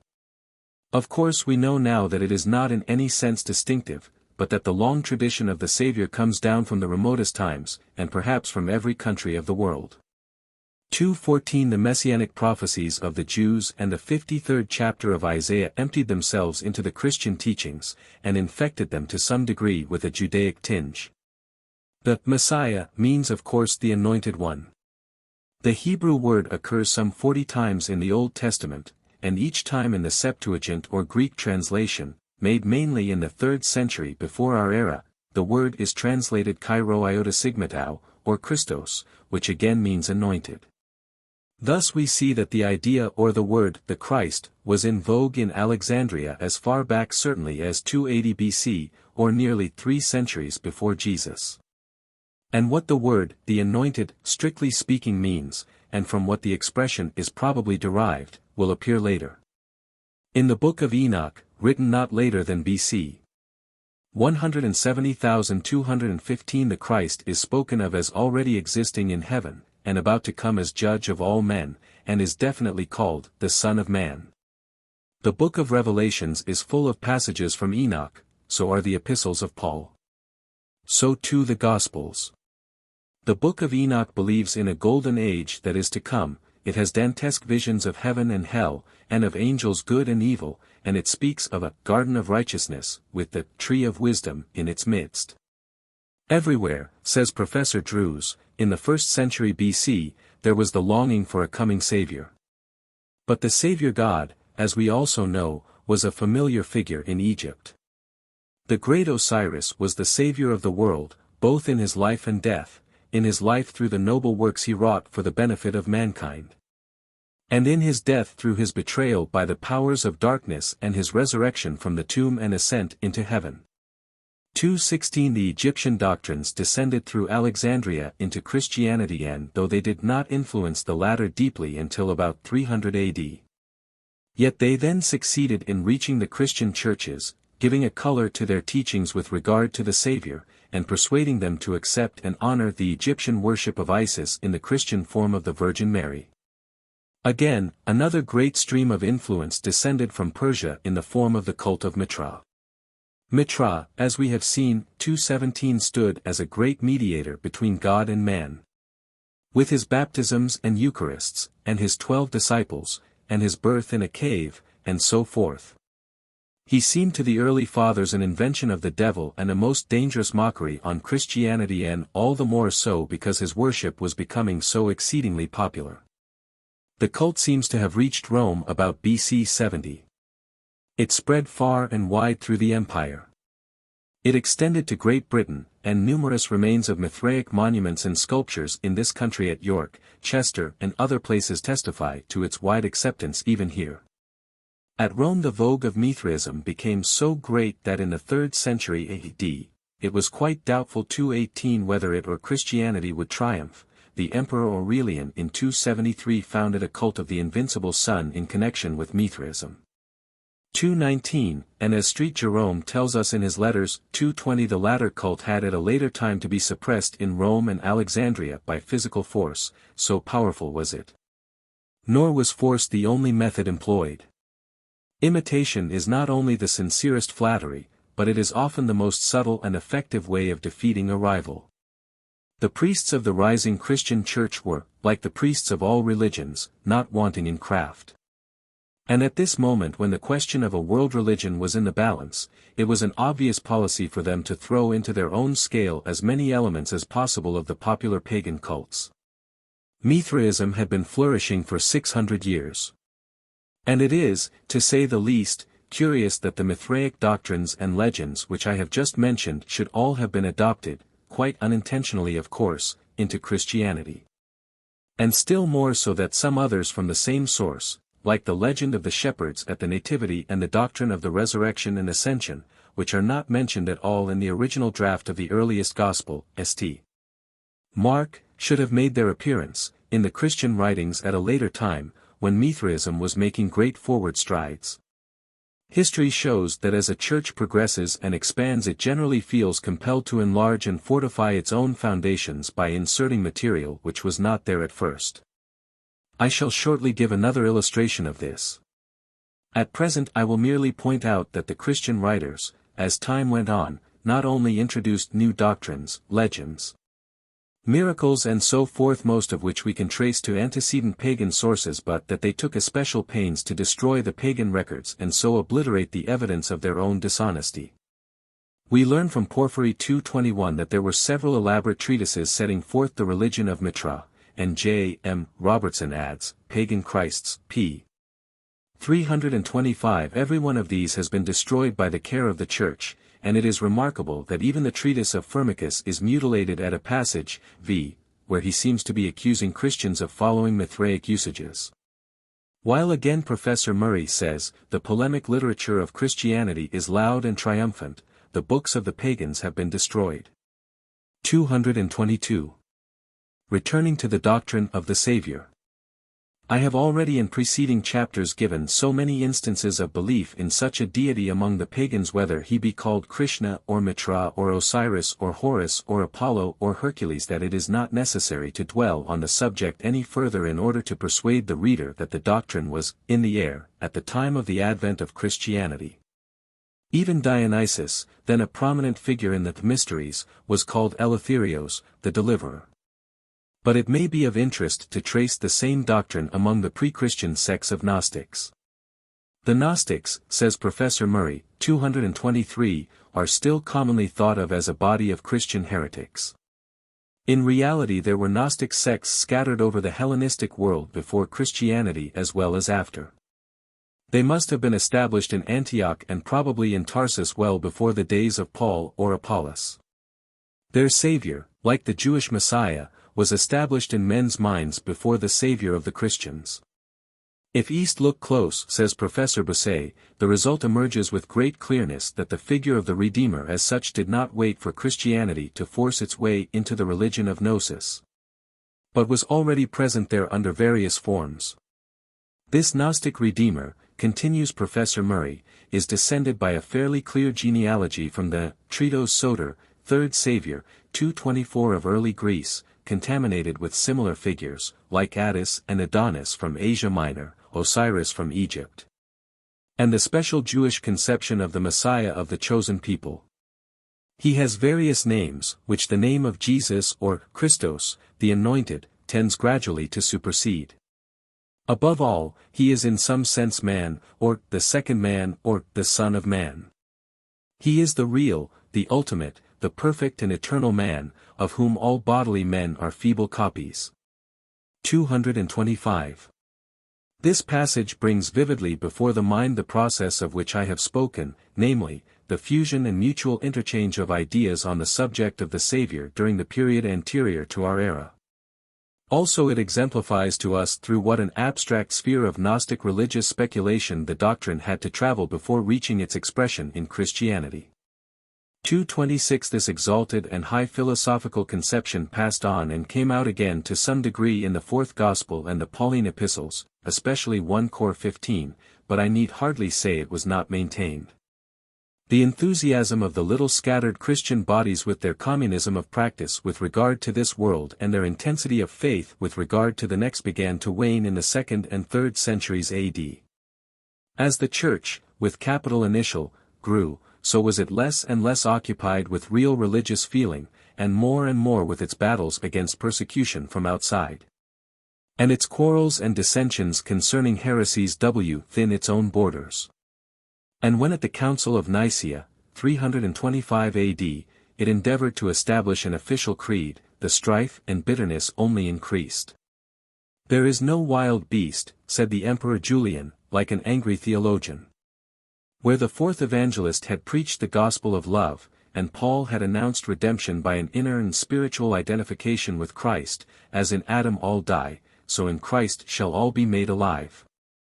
And whereas some at any rate of the pagan cults had taught a glorious salvation by the new birth of a divine being within each man, be of good cheer, O initiates in the mystery of the liberated God.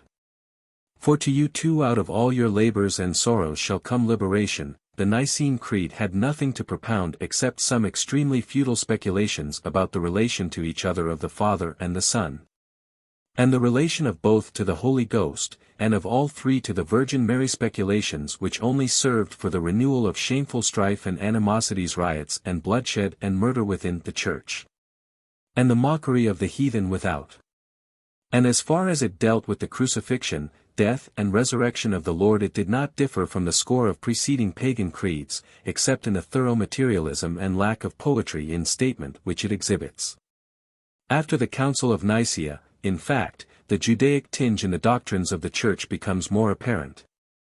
And more its scheme of salvation through Christ takes the character of a rather sordid and huckstering bargain by which man gets the better of God by persuading the latter to sacrifice his own Son for the redemption of the world. With the exception of a few episodes like the formation during the Middle Ages of the noble brotherhoods and sisterhoods of friars and nuns, dedicated to the help and healing of suffering humanity, and the appearance of a few real lovers of mankind, and the animals, like St. Francis, and these manifestations can hardly be claimed by the Church, which pretty consistently opposed them. It may be said that after about the 4th century the real spirit and light of early Christian enthusiasm died away. The incursions of barbarian tribes from the north and east, and later of Moors and Arabs from the south, familiarized the European peoples with the ideas of bloodshed and violence. Gross and material conceptions of life were in the ascendant.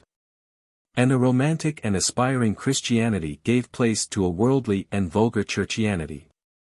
I have in these 2 or 3 pages dealt only and that very briefly with the entry of the pagan doctrine of the Saviour into the Christian field, showing its transformation there and how Christianity could not well escape having a doctrine of a Saviour, or avoid giving a colour of its own to that doctrine.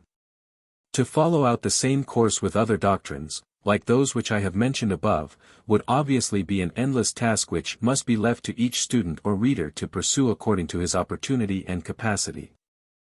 It is clear anyhow, that all these elements of the pagan religions pouring down into the vast reservoir, or rather whirlpool, of the Roman Empire, and mixing among all these numerous brotherhoods, societies, collegia, mystery clubs, and groups which were at that time looking out intently for some new revelation or inspiration, did more or less automatically act and react upon each other, and by the general conditions prevailing were modified, till they ultimately combined and took united shape in the movement which we call Christianity, but which only, as I have said, narrowly escaped being called Mithraism, so nearly related and closely allied were these cults with each other. At this point it will naturally be asked, and where in this scheme of the genesis of Christianity is the chief figure and accredited leader of the movement, namely Jesus Christ himself? For to all appearance in the account here given of the matter, he is practically non-existent or a negligible quantity.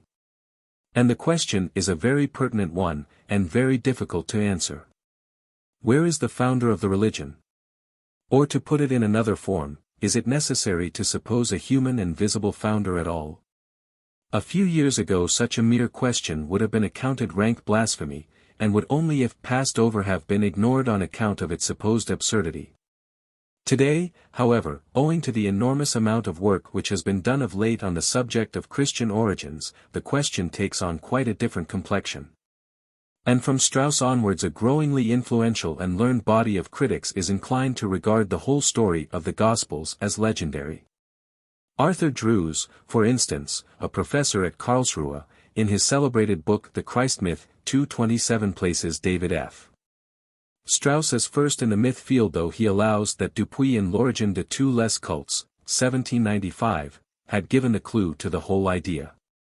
He then mentions Bruno Bauer, 1877, as contending that Jesus was a pure invention of Marx, and John M. Robertson as having in his Christianity and Mythology, 1900, given the first thoroughly reasoned exposition of the legendary theory. Also Emilio Bossi in Italy, who wrote Jesu Christo non e mai esistito, and similar authors in Holland, Poland, and other countries, including W. Benjamin Smith, the American author of The Pre-Christian Jesus, 1906, and P. Jensen in Das Gilgamesh Epos in Den Weltliterator, 1906, who makes the Jesus story a variant of the Babylonian epic, 2000 BC. A pretty strong list, 228, but, continues Drews, ordinary historians still ignore all this. Finally, he dismisses Jesus as a figure swimming obscurely in the mists of tradition. Nevertheless, I need hardly remark that, large and learned as the body of opinion here represented is, a still larger, but less learned, body fights desperately for the actual historicity of Jesus. And some even still for the old view of him as a quite unique and miraculous revelation of godhood on earth. At first, no doubt, the legendary theory seems a little too far-fetched. There is a fashion in all these things, and it may be that there is a fashion even here. But when you reflect how rapidly legends grow up even in these days of exact science and an omniscient press. How the figure of Shakespeare, dead only 300 years, is almost completely lost in the mist of time, and even the authenticity of his works has become a subject of controversy. When you find that William Tell, supposed to have lived some 300 years again before Shakespeare, and whose deeds in minutest detail have been recited and honored all over Europe, is almost certainly a pure invention, and never existed. When you remember, as mentioned earlier in this book 229, that it was more than 500 years after the supposed birth of Jesus before any serious effort was made to establish the date of that birth, and that then a purely mythical date was chosen, the December 25th. The day of the sun's new birth after the winter solstice, and the time of the supposed birth of Apollo, Bacchus, and the other sun gods. When, moreover, you think for a moment what the state of historical criticism must have been, and the general standard of credibility, 1,900 years ago, in a country like Syria, and among an ignorant population, where any story circulating from lip to lip was assured of credence if sufficiently marvelous or imaginative. Why, then the legendary theory does not seem so improbable. There is no doubt that after the destruction of Jerusalem, in A.D. 70, little groups of believers in a redeeming Christ were formed there and in other places, just as there had certainly existed, in the 1st century B.C. Groups of Gnostics, Therapeutae, Essenes and others whose teachings were very similar to the Christian. And there was now a demand from many of these groups for writings and histories, which should hearten and confirm the young and growing churches. The Gospels and Epistles, of which there are still extant a great abundance, both apocryphal and canonical, met this demand. But how far their records of the person of Jesus of Nazareth are reliable history, or how far they are merely imaginative pictures of the kind of man the Saviour might be expected to be, 230 is a question which, as I have already said, is a difficult one for skilled critics to answer, and one on which I certainly have no intention of giving a positive verdict. Personally, I must say I think the legendary solution quite likely, and in some ways more satisfactory than the opposite one, for the simple reason that it seems much more encouraging to suppose that the story of Jesus, gracious and beautiful as it is a myth which gradually formed itself in the conscience of mankind, and thus points the way of humanity's future evolution, than to suppose it to be the mere record of an unique and miraculous interposition of Providence, which depended entirely on the powers above, and could hardly be expected to occur again.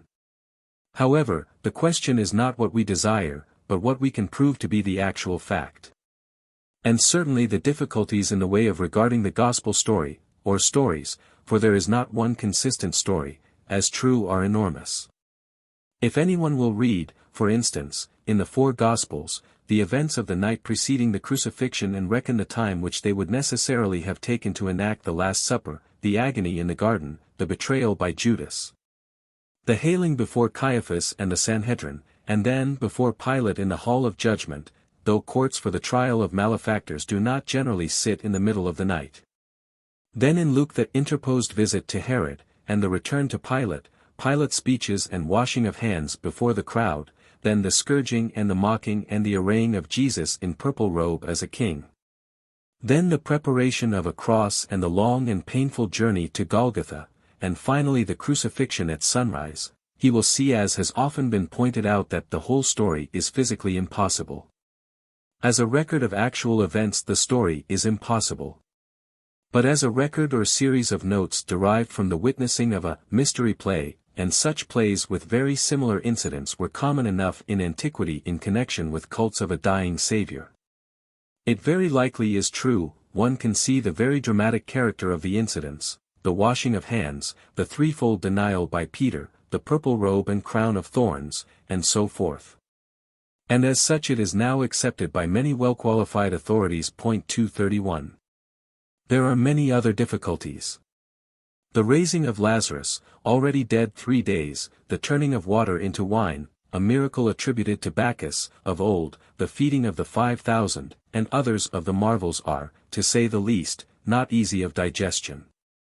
The Sermon on the Mount, which, with the Lord's Prayer embedded in it, forms the great and accepted repository of Christian teaching and piety, is well known to be a collection of sayings from pre-Christian writings, including the Psalms, Isaiah, Ecclesiasticus, the Secrets of Enoch, the Shemona Hesra, a book of Hebrew prayers, and others.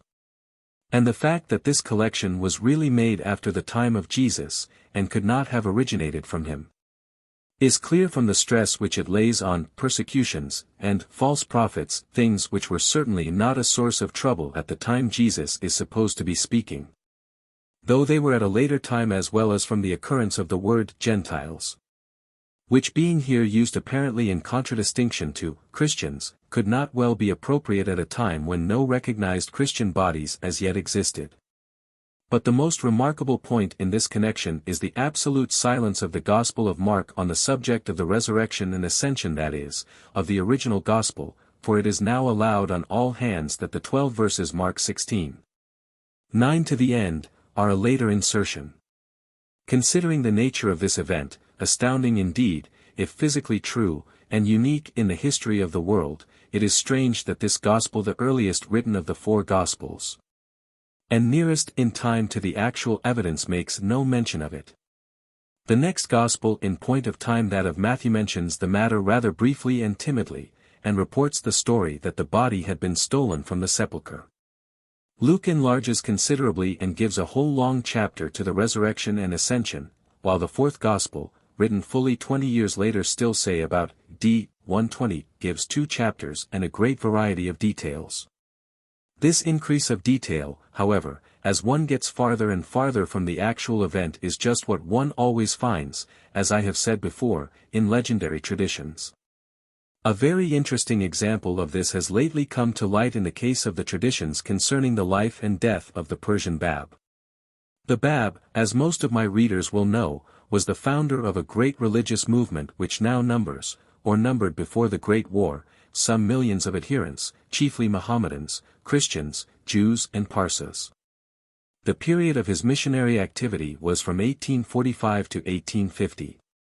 His gospel was singularly like that of Jesus, a gospel of love to mankind only, as might be expected from the difference of date, with an even wider and more deliberate inclusion of all classes, creeds and races, sinners and saints. And the incidents and entourage of his ministry were also singularly similar. He was born at Shiraz in 1820, and growing up a promising boy and youth, fell at the age of 21 under the influence of a certain Sayyid Kazim, leader of a heterodox sect, and a kind of forerunner or John the Baptist to the Bab. The result was a period of mental trouble, like the temptation in the wilderness, after which the youth returned to Shiraz and at the age of 25 began his own mission. His real name was Mirza Ali Muhammad, but he called himself thenceforth the Bab, i.e. the Gate, I am the way, and gradually there gathered round him disciples, drawn by the fascination of his personality and the devotion of his character. But with the rapid increase of his following, great jealousy and hatred were excited among the mullahs, the upholders of a fanatical and narrow-minded Mohammedanism, and quite corresponding to the scribes and Pharisees of the New Testament. By them he was denounced to the Turkish government. He was arrested on a charge of causing political disturbance, and was condemned to death. Among his disciples was one favorite, 232, who was absolutely devoted to his master and refused to leave him at the last. So together they were suspended over the city wall, at Tabriz, and simultaneously shot. This was on the July 8, 1850. In November 1850, or between that date and October 1851, a book appeared, written by one of the Bab's earliest and most enthusiastic disciples, a merchant of Kashan, giving in quite simple and unpretending form a record of the above events. There is in it no account of miracles or of great pretensions to godhood and the like. It is just a plain history of the life and death of a beloved teacher. It was cordially received and circulated far and wide. And we have no reason for doubting its essential veracity. And even if proved now to be inaccurate in one or two details, this would not invalidate the moral of the rest of the story, which is as follows. After the death of the Bab, a great persecution took place, in 1852. There were many Babi martyrs, and for some years the general followers were scattered. But in time they gathered themselves together again.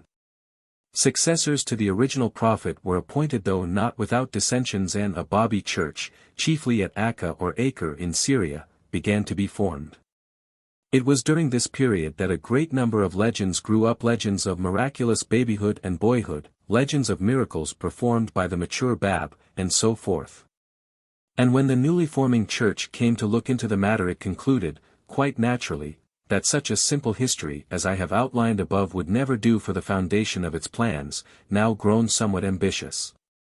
So a new gospel was framed, called the Tariq-i-Jadid, the New History, or the New Way, embodying and including a lot of legendary matter, and issued with the authority of the Church. This was in 1881-2. And comparing this with the original record, called the Point of Kaf, we get a luminous view of the growth of fable in those 30 brief years which had elapsed since the Bab's death. Meanwhile it became very necessary, of course, to withdraw from circulation as far as possible all copies of the original record, lest they should give the lie to the later gospel. And this apparently was done very effectively, so effectively indeed that Professor Edward Brown, to whom the world owes so much on account of his labors in connection with Babism, after arduous search, came at one time to the conclusion that the original was no longer extant. Most fortunately, however, the well-known Comte de Gobineau had in the course of his studies on Eastern religions acquired a copy of the Point of Kaf. And this, after his death, was found among his literary treasures and identified, as was most fitting, by Professor Brown himself.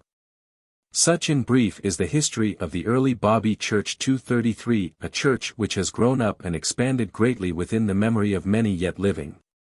Much might be written about it. But the chief point at present is for us to note the well-verified and interesting example it gives of the rapid growth in Syria of a religious legend and the reasons which contributed to this growth, and to be warned how much more rapidly similar legends probably grew up in the same land in the middle of the 1st century. The story of the Bab is also interesting to us because, while this mass of legend was formed around it, there is no possible doubt about the actual existence of a historical nucleus in the person of Mirza Ali Muhammad. On the whole, one is sometimes inclined to doubt whether any great movement ever makes itself felt in the world, without dating first from some powerful personality or group of personalities, round which the idealizing myth-making genius of mankind tends to crystallize. But one must not even here be too certain. Something of the Apostle Paul we know, and something of John, the evangelist and writer of the Epistle 1 John. And that the Christian doctrines dated largely from the preaching and teaching of these two we cannot doubt. But Paul never saw Jesus, except in the Spirit, nor does he ever mention the man personally, or any incident of his actual life, the crucified Christ being always an ideal figure. And John, who wrote the Gospel, was certainly not the same as the disciple who lay in Jesus' bosom, though an intercalated verse, the last but one in the Gospel, asserts the identity.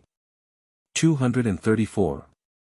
There may have been a historic Jesus, and if so, to get a reliable outline of his life would indeed be a treasure, but at present it would seem there is no sign of that.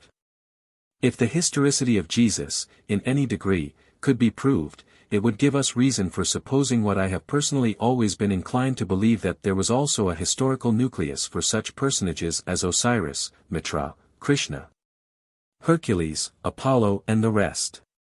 The question, in fact, narrows itself down to this: have there been in the course of human evolution certain, so to speak, nodal points or periods at which the psychologic currents ran together and condensed themselves for a new start? And has each such node or point of condensation been marked by the appearance of an actual and heroic man, or woman, who supplied a necessary impetus for the new departure, and gave his name to the resulting movement? Or is it sufficient to suppose the automatic formation of such nodes or starting points without the intervention of any special hero or genius? And to imagine that in each case the myth-making tendency of mankind created a legendary and inspiring figure and worshipped the same for a long period afterwards as a god. As I have said before, this is a question which, interesting as it is not really very important. The main thing being that the prophetic and creative spirit of mankind has from time to time evolved those figures as idealizations of its heart's desire and placed a halo round their heads. The long procession of them becomes a real piece of history, the history of the evolution of the human heart, and of human consciousness. But with the psychology of the whole subject I shall deal in the next chapter. I may here, however, dwell for a moment on two other points which belong properly to this chapter. I have already mentioned the great reliance placed by the advocates of a unique revelation on the high morality taught in the Gospels and the New Testament generally. There is no need of course to challenge that morality or to depreciate it unduly. But the argument assumes that it is so greatly superior to anything of the kind that had been taught before that we are compelled to suppose something like a revelation to explain its appearance, whereas of course anyone familiar with the writings of antiquity, among the Greeks or Romans or Egyptians or Hindus or later Jews, knows perfectly well that the reported sayings of Jesus and the Apostles may be paralleled abundantly from these sources. I have illustrated this already from the Sermon on the Mount. If anyone will glance at the Testament of the 12 Patriarchs, a Jewish book composed about 120 B.C., he will see that it is full of moral precepts, and especially precepts of love and forgiveness, so ardent and so noble that it hardly suffers in any way when compared with the New Testament teaching. And that consequently no special miracle is required to explain the appearance of the latter. The 12 patriarchs in question are the 12 sons of Jacob, and the book consists of their supposed deathbed scenes, in which each patriarch in turn recites his own, more or less imaginary, life and deeds and gives pious counsel to his children and successors. It is composed in a fine and poetic style, and is full of lofty thought, remindful in scores of passages of the Gospel's words and all the coincidences being too striking to be accidental. It evidently had a deep influence on the authors of the Gospels, as well as on St. Paul. It affirms a belief in the coming of a Messiah, and in salvation for the Gentiles. The following are some quotations from it: 235 Testament of Zebulun, p. 116, My children, I bid you keep the commands of the Lord, and show mercy to your neighbors, and have compassion towards all, not towards men only, but also towards beasts. Dan, p. 127, Love the Lord through all your life, and one another with a true heart. Joseph, page 173, I was sick, and the Lord visited me, in prison, and my God showed favor unto me. Benjamin, p. 209, For as the sun is not defiled by shining on dung and mire, but rather drieth up both and driveth away the evil smell, so also the pure mind, encompassed by the defilements of earth, rather cleanseth them and is not itself defiled. I think these quotations are sufficient to prove the high standard of this book, which was written in the 2nd century B.C., and from which the New Testament authors copiously borrowed. The other point has to do with my statement at the beginning of this chapter that two of the main characteristics of Christianity were its insistence on, a tendency towards renunciation of the world, and a consequent cultivation of a purely spiritual love, and, b, on a morality whose inspiration was a private sense of duty to God rather than a public sense of duty to one's neighbor and to society generally. I think, however, that the last-mentioned characteristic ought to be viewed in relation to a third, namely, c, the extraordinarily democratic tendency of the new religion. 236 Celsus, A.D. 200, jeered at the early Christians for their extreme democracy. It is only the simpletons, the ignoble, the senseless slaves and womenfolk and children whom they wish to persuade, to join their churches, or can persuade, wool-dressers and cobblers and fullers, the most uneducated and vulgar persons, and whosoever is a sinner, or unintelligent or a fool, in a word, whoever is God-forsaken, kappa alpha kappa omicron delta alpha mu omega nu, him the kingdom of God will receive. 237 Thus Celsus, the accomplished, clever, philosophic and withal humorous critic, laughed at the new religionists, and prophesied their speedy extinction. Nevertheless he was mistaken. There is little doubt that just the inclusion of women and weaklings and outcasts did contribute largely to the spread of Christianity, and Mithraism. It brought hope and a sense of human dignity to the despised and rejected of the earth. Of the immense numbers of lesser officials who carried on the vast organization of the Roman Empire, most perhaps, were taken from the ranks of the freedmen and quondam slaves. Drawn from a great variety of races and already familiar with pagan cults of all kinds, Egyptian, Syrian, Chaldean, Iranian, and so forth. 238 This fact helped to give to Christianity under the fine tolerance of the empire its democratic character and also its willingness to accept all.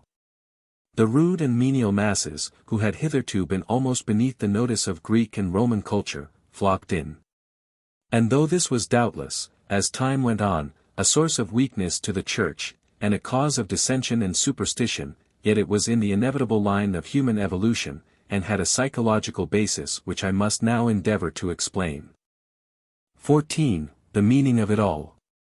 The general drift and meaning of the present book must now, I think, from many hints scattered in the course of it, be growing clear. But it will be well perhaps in this chapter, at the risk of some repetition, to bring the whole argument together. And the argument is that since the dawn of humanity on the earth many hundreds of thousands or perhaps 1,000,000 years ago there has been a slow psychologic evolution, a gradual development or refinement of consciousness, which at a certain stage has spontaneously given birth in the human race to the phenomena of religious belief and religious ritual. These phenomena, whether in the race at large or in any branch of it, always following, step by step, a certain order depending on the degrees of psychologic evolution concerned. And that it is this general fact which accounts for the strange similarities of belief and ritual which have been observed all over the world and in places far remote from each other, and which have been briefly noted in the preceding chapters. And the main stages of this psychologic evolution, those at any rate with which we are here concerned, are three: the stage of simple consciousness, the stage of self-consciousness, and a third stage which for want of a better word we may term the stage of universal consciousness. Of course these three stages may at some future time be analyzed into lesser degrees, with useful result, but at present I only desire to draw attention to them in the rough, so to speak, to show that it is from them and from their passage one into another that there has flowed by a perfectly natural logic and concatenation the strange panorama of humanity's religious evolution, its superstitions and magic and sacrifices and dancings and ritual generally, and later its incantations and prophecies, and services of speech and verse, and paintings and forms of art and figures of the gods. A wonderful panorama indeed, or poem of the centuries, or, if you like, world symphony with three great leading motives. And first we have the stage of simple consciousness. For hundreds of centuries, we cannot doubt, man possessed a degree of consciousness not radically different from that of the higher animals, though probably more quick and varied. He saw, he heard, he felt, he noted. He acted or reacted, quickly or slowly, in response to these impressions. But the consciousness of himself, as a being separate from his impressions, as separate from his surroundings, had not yet arisen or taken hold on him. He was an instinctive part of nature. And in this respect he was very near to the animals. Self-consciousness in the animals, in a germinal form, is there, no doubt, but embedded, so to speak, in the general world consciousness. It is on this account that the animals have such a marvelously acute perception and instinct, being embedded in nature. And primitive man had the same. Also we must, as I have said before, allow that man in that stage must have had the same sort of grace and perfection of form and movement as we admire in the wild animals now. It would be quite unreasonable to suppose that he, the crown in the same sense of creation, was from the beginning a lame and ill-made abortion. For a long period the tribes of men, like the tribes of the higher animals, must have been, on the whole, and allowing for occasional privations and sufferings and conflicts, well adapted to their surroundings and harmonious with the earth and with each other. There must have been a period resembling a golden age, some condition at any rate which, compared with subsequent miseries, merited the epithet golden. It was during this period apparently that the system of totems arose. The tribes felt their relationship to their winged and four-foot mates, including also other objects of nature, so deeply and intensely that they adopted the latter as their emblems. The pre-civilization man fairly worshipped the animals and was proud to be called after them. Of course we moderns find this strange. We, whose conceptions of these beautiful creatures are mostly derived from a broken-down cab-horse, or a melancholy milk-rummaged cow in a sooty field, or a diseased and despondent lion or eagle at the zoo, have never even seen or loved them and have only wondered with our true commercial instinct what profit we could extract from them. But they, the primitives, loved and admired the animals. They domesticated many of them by the force of a natural friendship, 239, and accorded them a kind of divinity. This was the age of tribal solidarity and of a latent sense of solidarity with nature. And the point of it all is, with regard to the subject we have in hand, that this was also the age from which by a natural evolution the sense of religion came to mankind. If religion in man is the sense of ties binding his inner self to the powers of the universe around him, then it is evident I think that primitive man as I have described him possessed the reality of this sense though so far buried and subconscious that he was hardly aware of it. It was only later, and with the coming of the second stage, that this sense began to rise distinctly into consciousness. Let us pass then to the second stage. There is a moment in the evolution of a child somewhere perhaps about the age of 3 to 40, when the simple almost animal-like consciousness of the babe is troubled by a new element self-consciousness. The change is so marked, so definite, that, in the depth of the infant's eyes, you can almost see it take place. So in the evolution of the human race there has been a period also marked and definite, though extending intermittent over a vast interval of time when on men in general there dawned the consciousness of themselves, of their own thoughts and actions. The old simple acceptance of sensations and experiences gave place to reflection. The question arose, how do these sensations and experiences affect me? What can I do to modify them, to encourage the pleasurable, to avoid or inhibit the painful, and so on? From that moment a new motive was added to life. The mind revolved round a new center. It began to spin like a little eddy round its own axis. It studied itself first and became deeply concerned about its own pleasures and pains, losing touch the while with the larger life which once dominated it, the life of nature, the life of the tribe. The old unity of the spirit, the old solidarity, were broken up. I have touched on this subject before, but it is so important that the reader must excuse repetition. There came an inevitable severance, an inevitable period of strife. The magic mirror of the soul, reflecting nature as heretofore in calm and simple grace, was suddenly cracked across. The new self-conscious man, not all at once but gradually, became alienated from his tribe. He lapsed into strife with his fellows. Ambition, vanity, greed, the love of domination, the desire for property in possessions, set in. The influences of fellowship and solidarity grew feebler. He became alienated from his great mother. His instincts were less and less sure, and that in proportion as brain activity and self-regarding calculation took their place. Love and mutual help were less compelling in proportion as the demands of self-interest grew louder and more insistent. Ultimately the crisis came. Cain murdered his brother and became an outcast. The Garden of Eden and the Golden Age closed their gates behind him.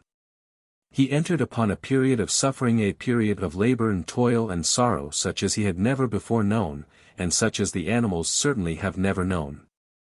And in that distressful state, in that doleful valley of his long pilgrimage, he still remains today.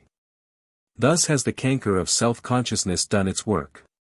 It would be foolish and useless to rail against the process, or to blame any one for it. It had to be. Through this dismal veil of self-seeking mankind had to pass, if only in order at last to find the true self which was, and still remains, its goal. The pilgrimage will not last forever. Indeed, there are signs that the recent Great War and the following events mark the lowest point of descent and the beginning of the human soul's return to sanity and ascent towards the heavenly kingdom.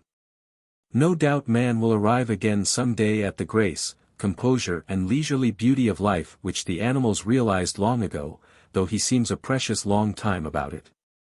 And when all this nightmare of greed and vanity and self-conceit and cruelty and lust of oppression and domination, which marks the present period, is past, and it will pass, then humanity will come again to its golden age and to that paradise of redemption and peace which has for so long been prophesied. But we are dealing with the origins of religion. And what I want the reader to see is that it was just this breaking up of the old psychologic unity and continuity of man with his surroundings which led to the whole panorama of the rituals and creeds. Man, centering round himself, necessarily became an exile from the great whole. He committed the sin, if it was a sin, of separation. Anyhow, a nemesis was swift. The sense of loneliness and the sense of guilt came on him. The realization of himself as a separate conscious being necessarily led to his attributing a similar consciousness of some kind to the great life around him. Action and reaction are equal and opposite. Whatever he may have felt before, it became clear to him now that beings more or less like himself, though doubtless vaster and more powerful, moved behind the veil of the visible world. From that moment the belief in magic and demons and gods arose or slowly developed itself. And in the midst of this turmoil of perilous and conflicting powers, he perceived himself an alien and an exile, stricken with fear, stricken with the sense of sin.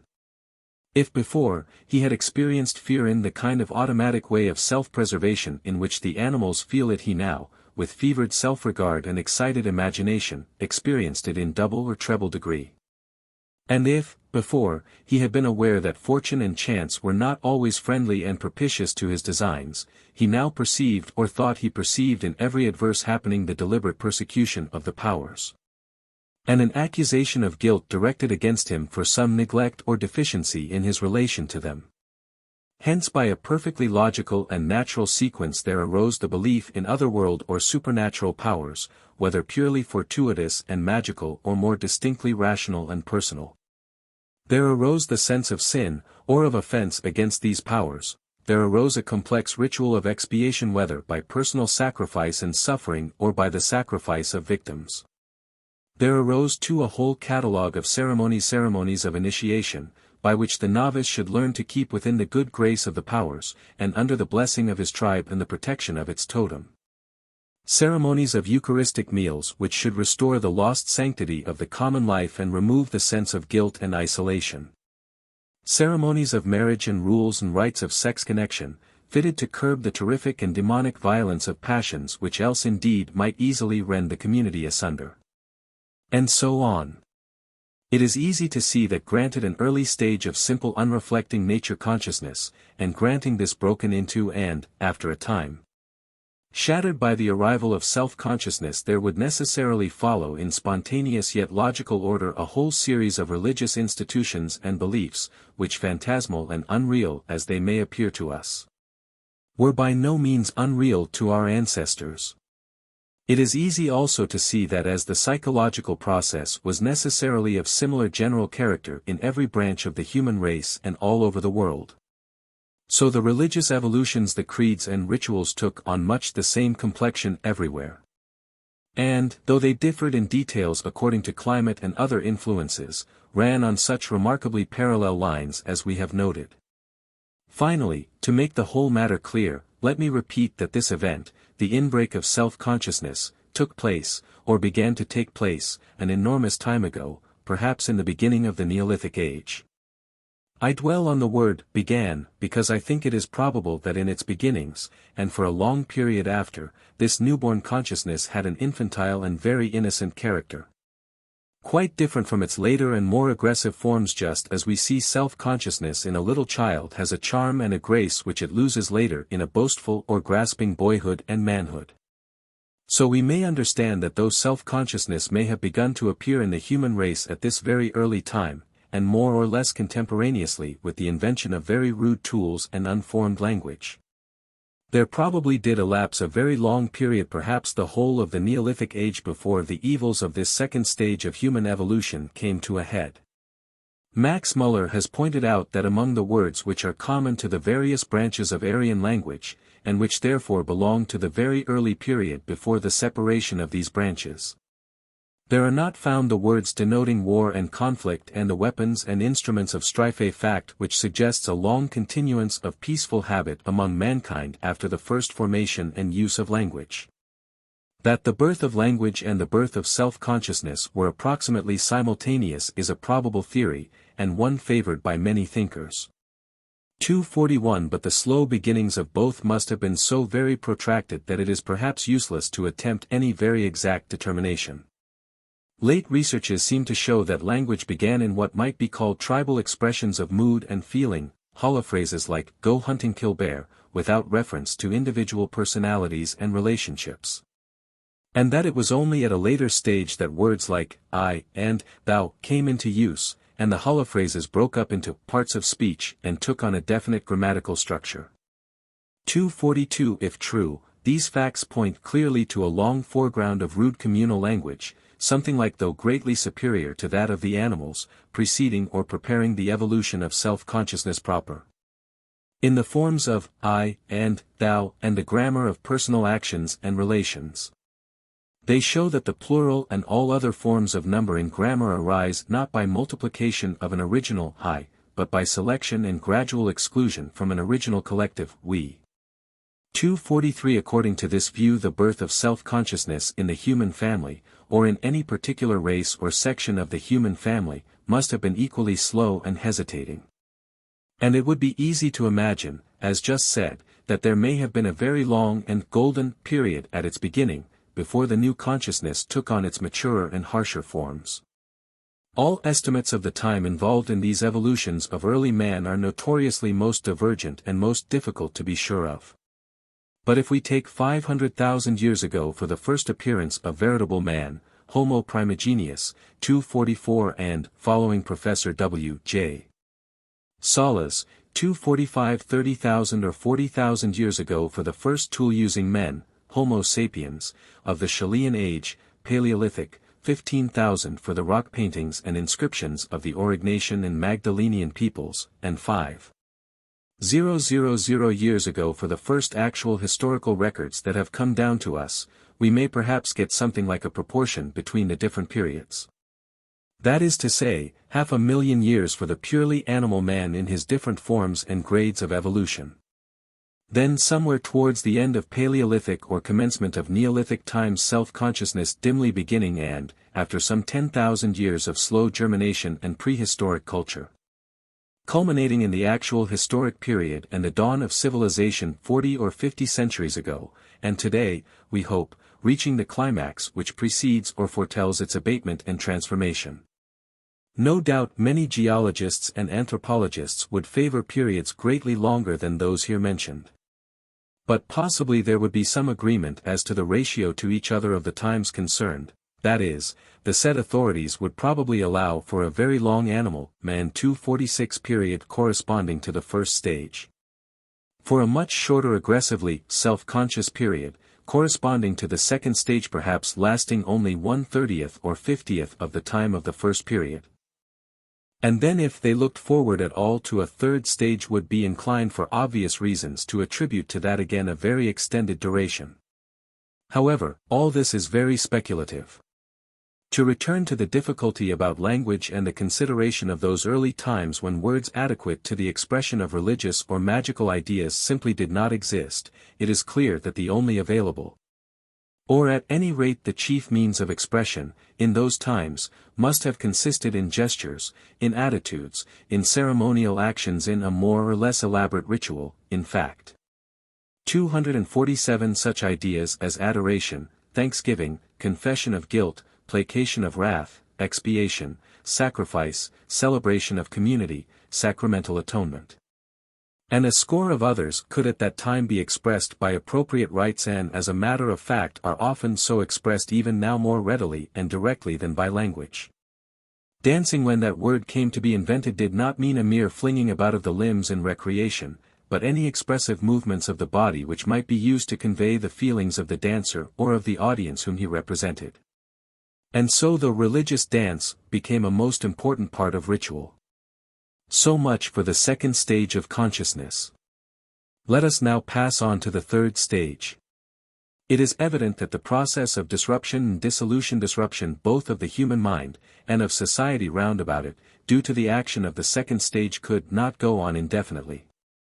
There are hundreds of thousands of people at the present moment who are dying of mental or bodily disease, their nervous systems broken down by troubles connected with excessive self-consciousness, selfish fears and worries and restlessness.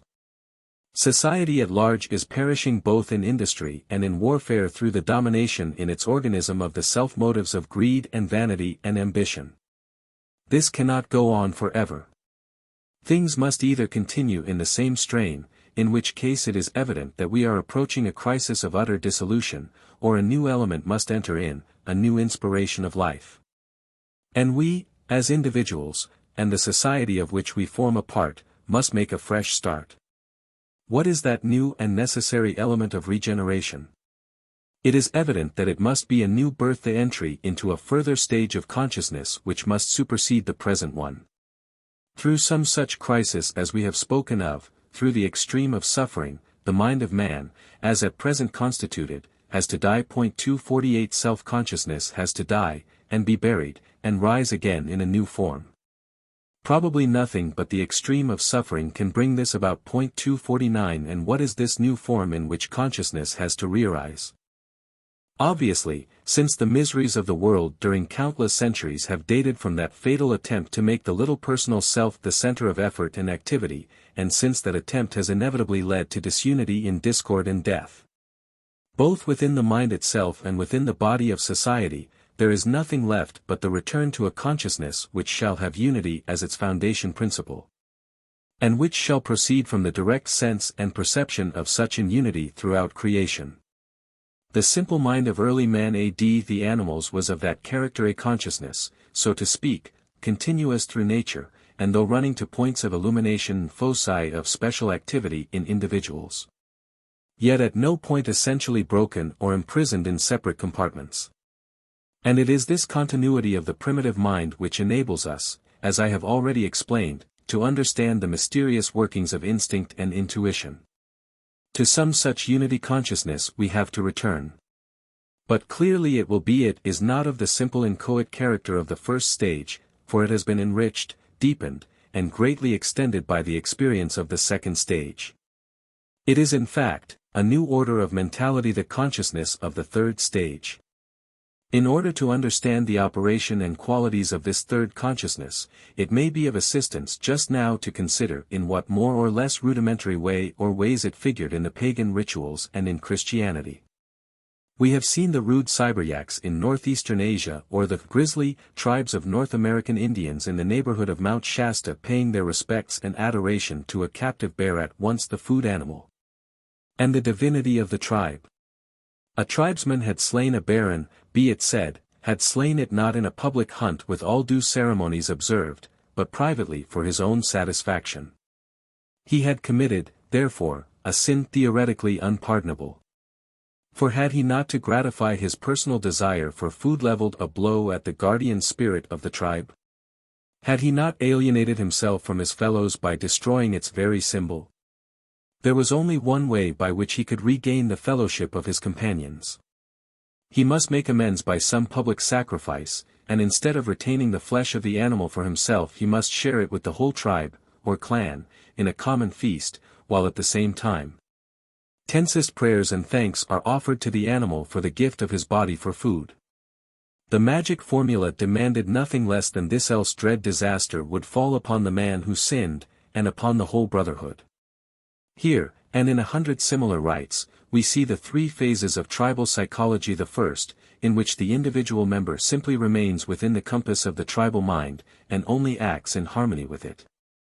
The second, in which the individual steps outside and to gratify his personal self performs an action which alienates him from his fellows. And the third, in which, to make amends and to prove his sincerity, he submits to some sacrifice, and by a common feast or some such ceremony is received back again into the unity of the fellowship. The body of the animal divinity is consumed, and the latter becomes, both in the spirit and in the flesh, he savior of the tribe. In course of time, when the totem or guardian spirit is no longer merely an animal, or animal-headed genius, but a quite human-formed divinity. Still the same general outline of ideas is preserved only with gathered intensity owing to the specially human interest of the drama. The divinity who gives his life for his flock is no longer just an ordinary bull or lamb, but Adonis or Osiris or Dionysus or Jesus.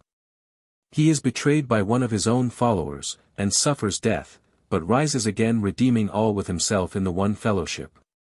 And the corn and the wine and the wild flesh which were his body, and which he gave for the sustenance of mankind, are consumed in a holy supper of reconciliation. It is always the return to unity which is the ritual of salvation, and of which the symbol is the Eucharist, the second birth, the formation of a new creature when old things are passed away. For, except a man be born again, he cannot see the kingdom of God, and, the first man is of the earth, earthly, but the second man is the Lord from heaven. Like a strange refrain, and from centuries before our era, comes down this belief in a God who is imprisoned in each man, and whose liberation is a new birth and the beginning of a new creature. Rejoice. Ye initiates in the mystery of the liberated God, rejoice in the thought of the hero who died as a mortal in the coffin, but rises again as Lord of all. Who then was this Christos, for whom the world was waiting 3 centuries before our era, and indeed centuries before that? Who was this thrice Saviour, whom the Greek Gnostics acclaimed? What was the meaning of that coming of the Son of Man, whom Daniel beheld in vision among the clouds of heaven? Or of the perfect man, who, Paul declared, should deliver us from the bondage of corruption into the glorious liberty of the children of God? What was this salvation which time after time and times again the pagan deities promised to their devotees? And which the Eleusinian and other mysteries represented in their religious dramas with such convincing enthusiasm that even Pindar could say, "Happy is he who has seen them, the mysteries, before he goes beneath the hollow earth, that man knows the true end of life and its source divine." And concerning which Sophocles and Aeschylus were equally enthusiastic. 250. Can we doubt, in the light of all that we have already said, what the answer to these questions is? As with the first blossoming of self-consciousness in the human mind came the dawn of an immense cycle of experience, a cycle indeed of exile from Eden, of suffering and toil and blind wanderings in the wilderness. Yet a cycle absolutely necessary and unavoidable, so now the redemption, the return, the restoration has to come through another forward step, in the same domain. Abandoning the quest and the glorification of the separate isolated self, we have to return to the cosmic universal life. It is the blossoming indeed of this new life in the deeps of our minds which is salvation, and which all the expressions which I have just cited have indicated. It is this presence which all down the ages has been hailed as Saviour and Liberator, the daybreak of a consciousness so much vaster, so much more glorious than all that has gone before, that the little candle of the local self is swallowed up in its rays. It the return home, the return into direct touch with nature and man, the liberation from the long exile of separation, from the painful sense of isolation and the odious nightmare of guilt and sin. Can we doubt that this new birth, this third stage of consciousness, if we like to call it so, has to come, that it is indeed not merely a pious hope or a tentative theory, but a fact testified to already by a cloud of witnesses in the past, witnesses shining in their own easily recognizable and authentic light, yet for the most part isolated from each other among the arid and unfruitful wastes of civilization, like glowworms in the dry grass of a summer night? Since the first dim evolution of human self-consciousness, an immense period, as we have said, perhaps 30,000 years, perhaps even more, has elapsed. Now, in the present day, this period is reaching its culmination, and though it will not terminate immediately, its end is, so to speak, in sight. Meanwhile, during all the historical age behind us, say for the last 4,000 or 5,000 years, evidence has been coming in, partly in the religious rites recorded, partly in oracles, poems and prophetic literature, of the onset of this further illumination, the light which never was on sea or land, and the cloud of witnesses, scattered at first, has in these later centuries become so evident and so notable that we are tempted to believe in or to anticipate a great and general new birth, as now not so very far off.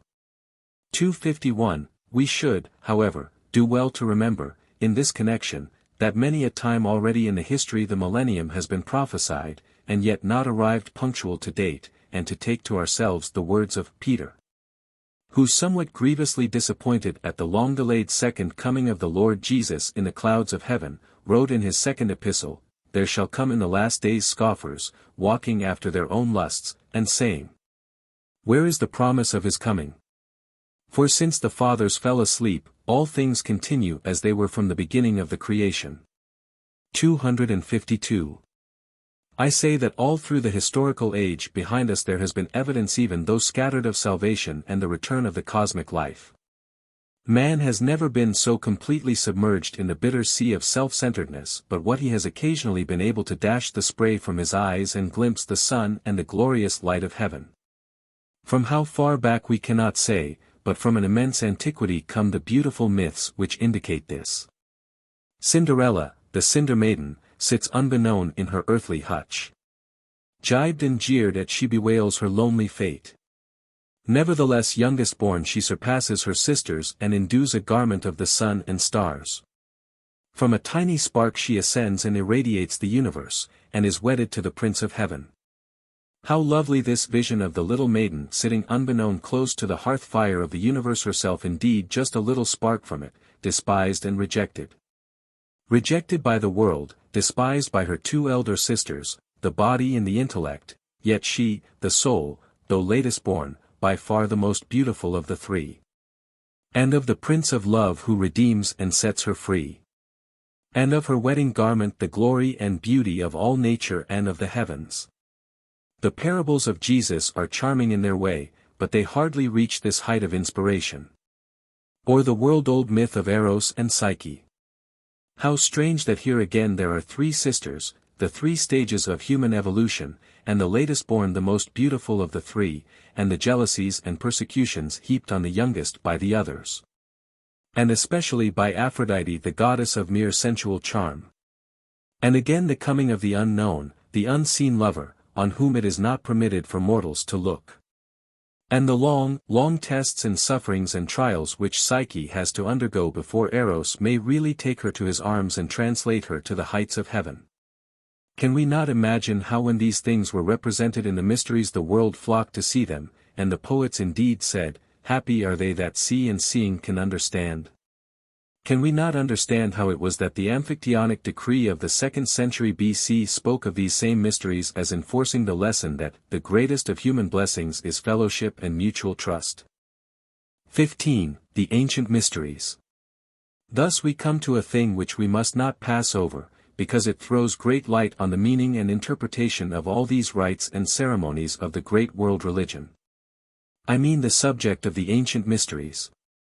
And to this I will give a few pages.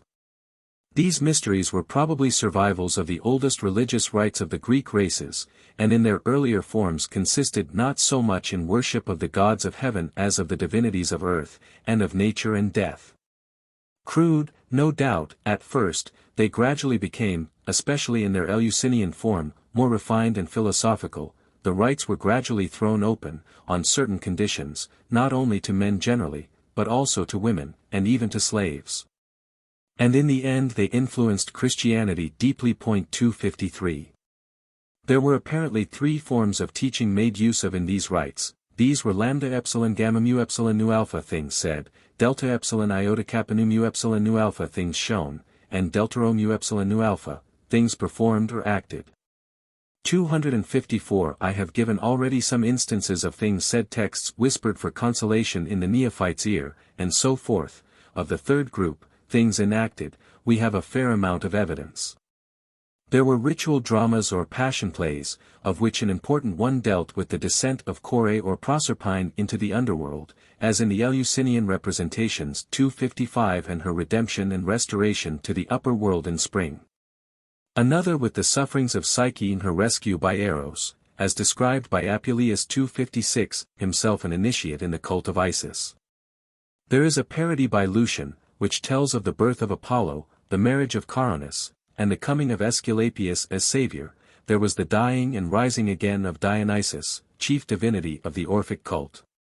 And sometimes the mystery of the birth of Dionysus as a holy child. 257. There was, every year at Eleusis, a solemn and lengthy procession or pilgrimage made, symbolic of the long pilgrimage of the human soul, its sufferings and deliverance.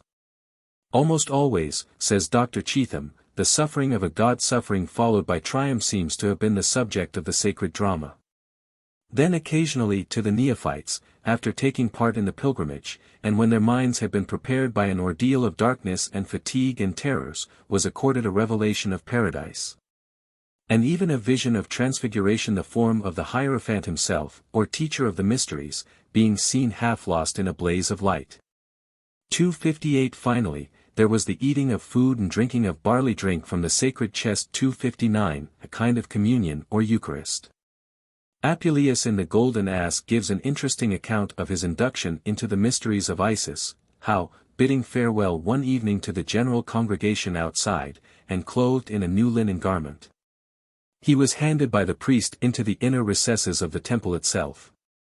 How he approached the confines of death, and having trod on the threshold of Proserpine, the underworld, returned therefrom, being borne through all the elements.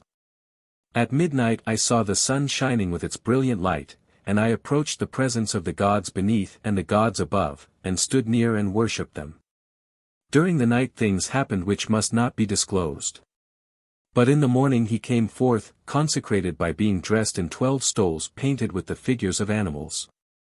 260 He ascended a pulpit in the midst of the temple, carrying in his right hand a burning torch, while a chaplet encircled his head, from which palm leaves projected like rays of light. Thus arrayed like the sun, and placed so as to resemble a statue, on a sudden the curtains being drawn aside, I was exposed to the gaze of the multitude. After this I celebrated the most joyful day of my initiation, as my natal day, day of the new birth, and there was a joyous banquet and mirthful conversation. One can hardly refuse to recognize in this account the description of some kind of ceremony which was supposed to seal the illumination of a man in his new birth into divinity, the animal origin, the circling of all experience, the terrors of death, and the resurrection in the form of the sun, the symbol of all light and life. The very word illumination carries the ideas of light and a new birth with it. Reitzenstein in his very interesting book on the Greek Mysteries 261 speaks over and over again of the illumination, Phi Omega Tau Iota Sigma Mu, which was held to attend initiation and salvation. The doctrine of salvation indeed was, as we have already seen, rife and widely current in the 2nd century B.C. It represented a real experience, and the man who shared this experience became a Theta Epsilon Omicron Nu Theta Rho Omega Pi Omicron or divine man. 262 In the Orphic tablets the phrase, I am a child of earth and the starry heaven, but my race is of heaven, alone, occurs more than once. In one of the longest of them the dead man is instructed, after he has passed the waters, of Lethe, where the white cypress and the house of Hades are, to address these very words to the guardians of the lake of memory while he asks for a drink of cold water from that lake. In another the dead person himself is thus addressed, Hail, thou who hast endured the suffering, such as indeed thou hadst never suffered before, thou hast become God from man. 263 Ecstasy was the acme of the religious life. And, what is especially interesting to us, salvation or the divine nature was open to all men, to all, that is, who should go through the necessary stages of preparation for it. 264. Reitzenstein contends, p. 26, that in the mysteries, transfiguration, mu epsilon tau alpha mu omicron rho phi sigma iota, salvation, sigma omega tau eta rho alpha, and new birth, pi alpha lambda iota gamma gamma epsilon nu epsilon sigma alpha, were often conjoined. He says, p. 31, that in the Egyptian Osiris cult, the initiate acquires a nature equal to God, iota sigma theta epsilon omicron, the very same expression as that used of Christ Jesus in Philippians 2. 6. He mentions Apollonius of Tyana and Sergius Paulus as instances of men who by their contemporaries were considered to have attained this nature, and he quotes Akhenaten, Pharaoh of Egypt in 1375 BC, as having said, Thou art in my heart. None other knows thee, save thy son Akhenaten, thou hast initiated him into thy wisdom and into thy power. He also quotes the words of Hermes, Trismegistus, Come unto me, even as children to their mother's bosom, Thou art I, and I am thou. What is thine is mine, and what is mine is thine. For indeed I am thine image, iota delta omega lambda omicron nu, and refers to the dialogue between Hermes and Tat, in which they speak of the great and mystic new birth and union with all elements, plants and animals, time and space. The mysteries, says Dr. Cheetham very candidly, influenced Christianity considerably and modified it in some important respects, and Dr. Hatch, as we have seen, not only supports this general view, but follows it out in detail.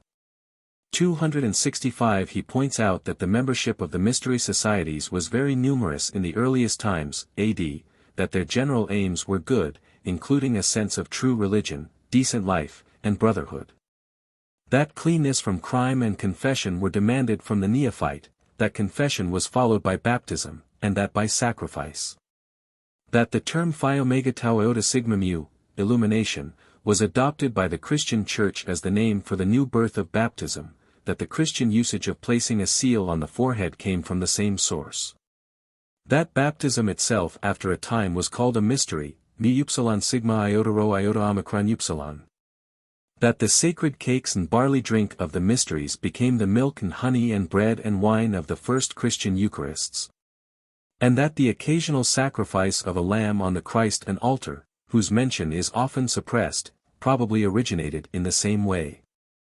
Indeed, the conception of the communion table as an altar and many other points of ritual gradually established themselves from these sources as time went on.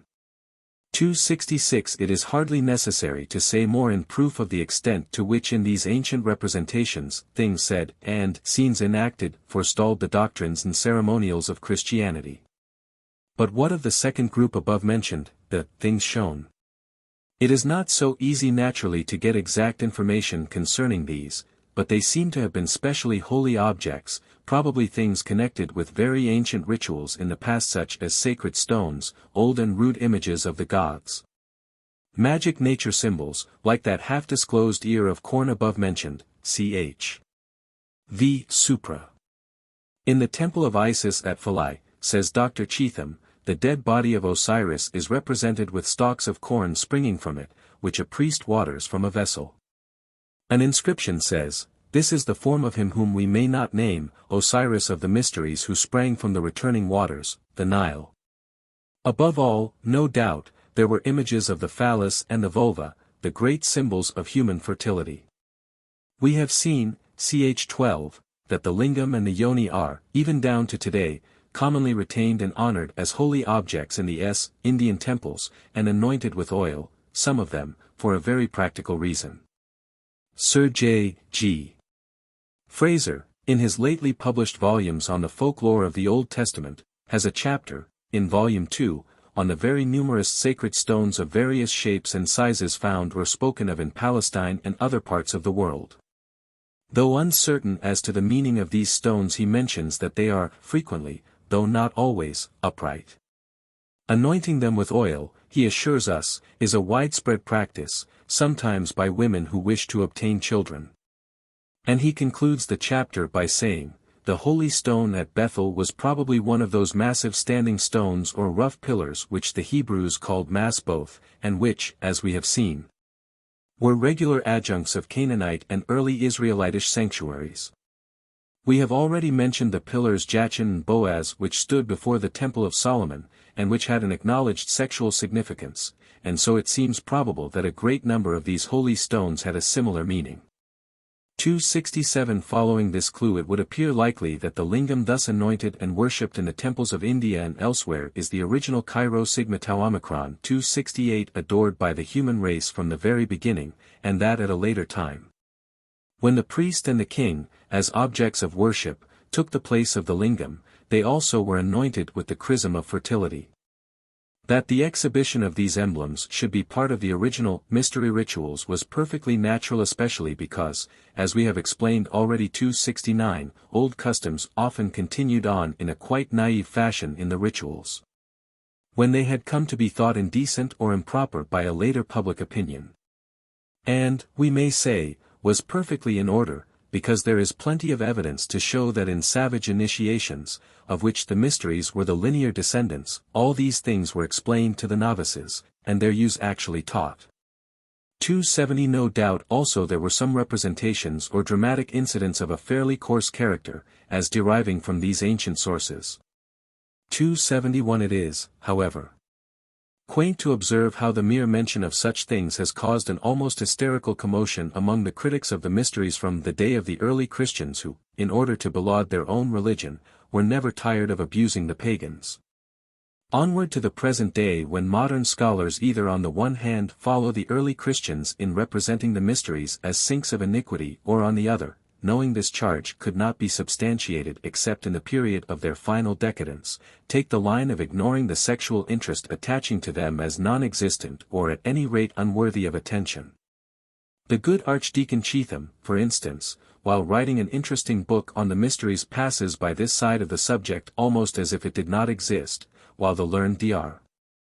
Farnell, overcome apparently by the weight of his learning, and unable to confront the alarming obstacle presented by these sexual rites and aspects, hides himself behind the rather noncommittal remark, speaking of the Eleusinian rites, we have no right to imagine any part of this solemn ceremony as coarse or obscene. 272. As nature, however, has been known, quite frequently, to be coarse or obscene, and as the initiators of the mysteries were probably neither good nor learned, but were simply anxious to interpret nature as best they could, we cannot find fault with the latter for the way they handled the problem, nor indeed well see how they could have handled it better. After all, it is pretty clear that the early peoples saw in sex the great cohesive force which kept, we will not say humanity but at any rate, the tribe together, and sustained the race. In the stage of simple consciousness this must have been one of the first things that the budding intellect perceived. Sex became one of the earliest divinities, and there is abundant evidence that its organs and processes generally were invested with a religious sense of awe and sanctity. It was in fact the symbol, or rather the actuality, of the permanent undying life of the race, and as such was sacred to the uses of the race. Whatever taboos may have, among different peoples, guarded its operations, it was not essentially a thing to be concealed, or ashamed of. Rather the contrary. For instance, the early Christian writer, Hippolytus, Bishop of Pontus, A.D. 200, in his Refutation of All Heresies, Book V, says that the Samothracian mysteries, just mentioned, celebrate Adam as the primal or archetypal man eternal in the heavens. And he then continues, habitually there stand in the temple of the Samothracians two images of naked men having both hands stretched aloft towards heaven, and their pudenda turned upwards, as is also the case with the statue of Mercury on Cyllene. And the aforesaid images are figures of the primal man, and of that spiritual one that is born again, in every respect of the same substance with that, first, man. This extract from Hippolytus occurs in the long discourse in which he exposes the heresy of the so-called Nicene doctrines and mysteries. But the whole discourse should be read by those who wish to understand the Gnostic philosophy of the period contemporary with and anterior to the birth of Christianity. A translation of the discourse, carefully analyzed and annotated, is given in G. R. S. Mead's Thrice Greatest Hermes 273, Volume 1, and Mead himself, speaking of it, says, p. 141, the claim of these Gnostics was practically that the good news of the Christ, the Christos, was the consummation of the inner doctrine of the mystery institutions of all the nations. The end of them all being the revelation of the mystery of man. Further, he explains that the soul, in these doctrines, was regarded as synonymous with the cause of all. And that its loves were twain of Aphrodite, or life, and of Persephone, or death and the other world. Also that Attis, abandoning his sex in the worship of the mother goddess, Dea Syria, ascends to heaven a new man, male-female, and the origin of all things, the hidden mystery being the phallus itself. Erected as Hermes in all roads and boundaries and temples, the conductor and reconductor of souls. All this may sound strange, but one may fairly say that it represented in its degree, and in that first, unfallen, stage of human thought and psychology, a true conception of the cosmic life, and indeed a conception quite sensible and admirable. Until, of course, the second stage brought corruption. No sooner was this great force of the cosmic life diverted from its true uses of generation and regeneration 274 and appropriated by the individual to his own private pleasure, no sooner was its religious character as a tribal service 275, often rendered within the temple precincts, lost sight of or degraded into a commercial transaction, than every kind of evil fell upon mankind. Corruptio optimi pessima. It must be remembered too that simultaneous with this sexual disruption occurred the disruption of other human relations. And we cease to be surprised that disease and selfish passions, greed, jealousy, slander, cruelty, and wholesale murder, raged and have raged ever since. But for the human soul, whatever its fate, and whatever the dangers and disasters that threaten it, there is always redemption waiting. As we saw in the last chapter, this corruption of sex led, quite naturally, to its denial and rejection, and its denial led to the differentiation from it of love.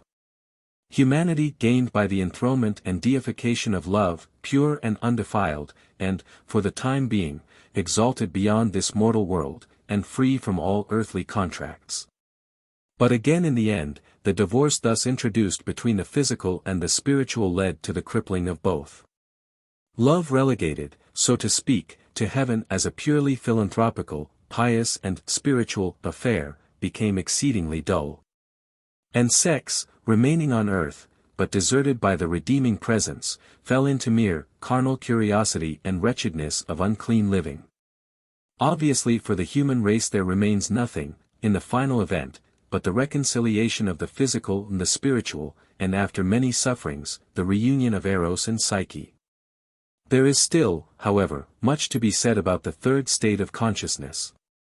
Let us examine into it a little more closely. Clearly, since it is a new state, and not merely an extension of a former one cannot arrive at it by argument derived from the second state, for all conscious thought such as we habitually use simply keeps us in the second state. No animal or quite primitive man could possibly understand what we mean by self-consciousness till he had experienced it. Mere argument would not enlighten him. And so no one in the second state can quite realize the third state till he has experienced it. Still, explanations may help us to perceive in what direction to look, and to recognize in some of our experiences an approach to the condition sought.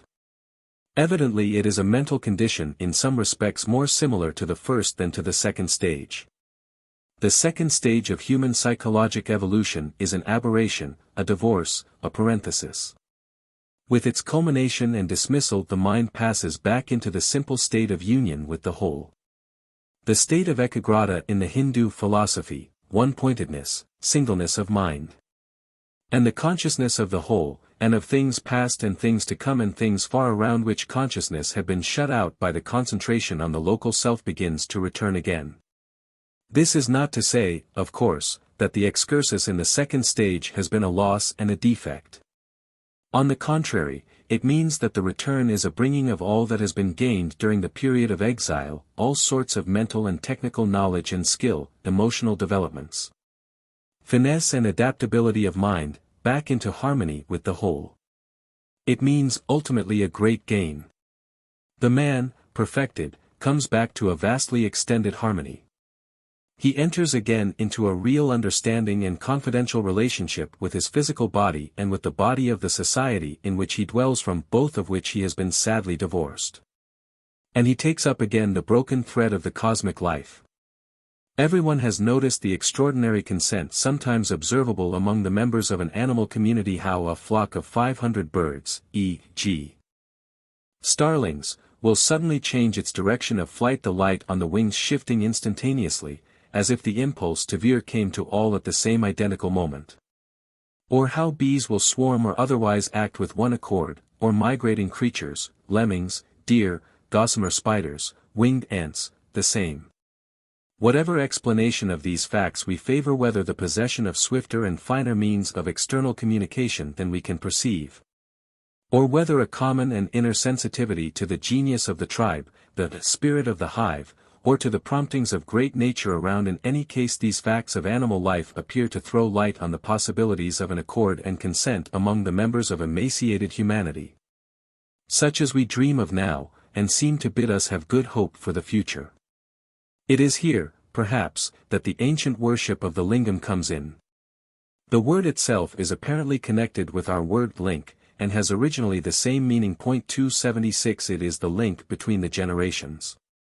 Beginning with the worship of the physical race life, the course of psychologic evolution has been first to the worship of the tribe, or of the totem which represents the tribe. Then to the worship of the human-formed god of the tribe, the god who dies and rises again eternally, as the tribe passes on eternal though its members perpetually perish. Then to the conception of an undying Saviour, and the realization and distinct experience of some kind of superconsciousness which does certainly reside, more or less hidden, in the deeps of the mind, and has been waiting through the ages for its disclosure and recognition. Then again to the recognition that in the sacrifices, the slayer and the slain are one, the strange and profoundly mystic perception that the god and the victim are in essence the same, the dedication of himself to himself. 277 And simultaneously with this the interpretation of the Eucharist as meaning, even for the individual, the participation in eternal life, the continuing life of the tribe, or ultimately of humanity. 278 The tribal order rises to humanity. Love ascends from the lingam to yogam, from physical union alone to the union with the whole, which of course includes physical and all other kinds of union. No wonder that the good St.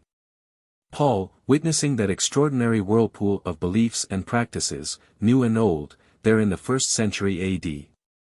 The unabashed adoration of sex side by side with the transcendental devotions of the Vedic sages and the Gnostics, became somewhat confused himself and even a little violent, scolding his disciples, I Cor X. 21, for their undiscriminating acceptance, as it seemed to him, of things utterly alien and antagonistic. Ye cannot drink the cup of the Lord and the cup of devils, ye cannot be partakers of the Lord's table and the table of devils. Every careful reader has noticed the confusedness of Paul's mind and arguments. Even taking only those epistles, Galatians, Romans and Corinthians, which the critics assign to his pen, the thing is observable, and some learned Germans even speak of 2 Paul's. 279 But also the thing is quite natural. There can be little doubt that Paul of Tarsus, a Jew brought up in the strictest sect of the Pharisees, did at some time fall deeply under the influence of Greek thought, and quite possibly became an initiate in the mysteries. It would be difficult otherwise to account for his constant use of the mystery language. Reitzenstein says, page 59, the Hellenistic religious literature must have been read by him, he uses its terms, and is saturated with its thoughts, see Rom 6. 1-14, and this conjoined with his Jewish experience gave him creative power. A great deal in his sentiment and thought may have remained Jewish, but to his Hellenism he was indebted for his love of freedom and his firm belief in his apostleship. He adopts terms, like sigma alpha rho kappa iota kappa, psi upsilon chi iota kappa, and pi nu epsilon upsilon mu alpha tau iota kappa, 280, which were in use among the Hellenistic sects of the time, and he writes, as in Romans 6. 4-5, about being buried with Christ or planted in the likeness of his death, in words which might well have been used, with change of the name, by a follower of Attis or Osiris after witnessing the corresponding mysteries. Certainly the allusion to these ancient deities would have been understood by every religionist of that day. These few points are sufficient to accentuate the two elements in Paul, the Jewish and the Greek, and to explain, so far, the seeming confusion in his utterances. Further, it is interesting to note as showing the pagan influences in the N.T. writings the degree to which the epistle to Philemon, ascribed to Paul, is full short as it is of expressions like prisoner of the Lord, fellow soldier, captive or bondman. 281, which were so common at the time as to be almost a cant in Mithraism and the allied cults. In 1 Peter 2. 22-82, we have the verse, as newborn babes, desire ye sincere milk of the word, that ye may grow thereby. And again we may say that no one in that day could mistake the reference herein contained to old initiation ceremonies and the new birth, as described in chapter 8 above. For indeed milk was the well-known diet of the novice in the Isis mysteries, as well as, in some savage tribes, of the medicine man when practicing his calling. And here too democracy comes in strangely foreboded from the first in all this matter.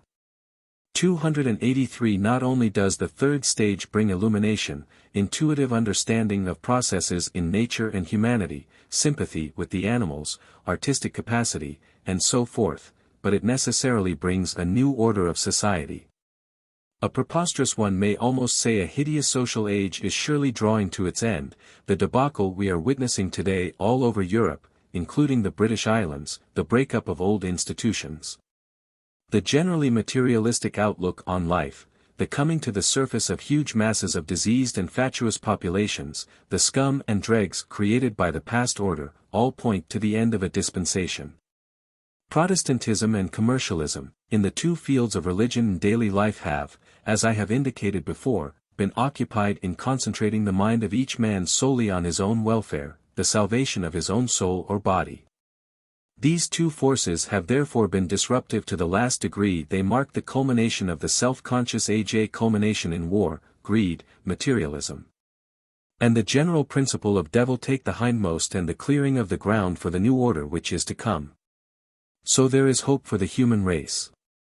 Its evolution is not all a mere formless craze and jumble. There is an inner necessity by which humanity unfolds from one degree or plane of consciousness to another.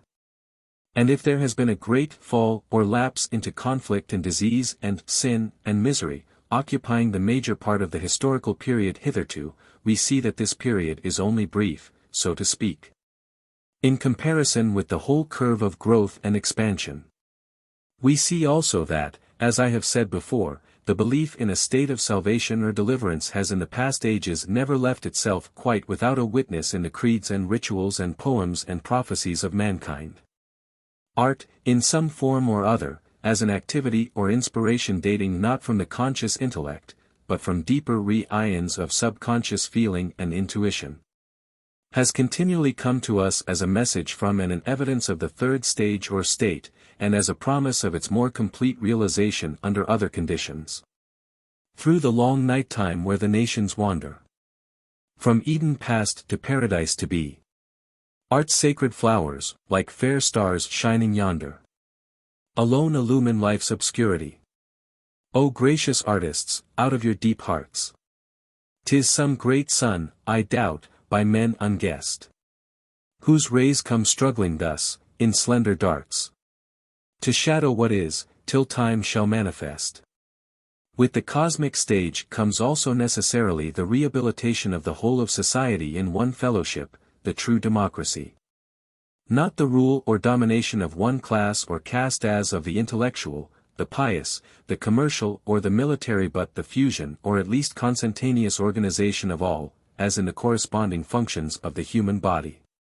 Class rule has been the mark of that second period of human evolution, and has inevitably given birth during that period to wars and self-aggrandizements of classes and sections, and their consequent greeds and tyrannies over other classes and sections. It is not found in the primitive human tribes and societies, and will not be found in the final forms of human association. The liberated and emancipated man passes unconstrained and unconstraining through all grades and planes of human fellowship, equal and undisturbed, and never leaving his true home and abiding place in the heart of all. Equally necessarily with the rehabilitation of society as an entirety will follow the rehabilitation of the entire physical body in each member of society.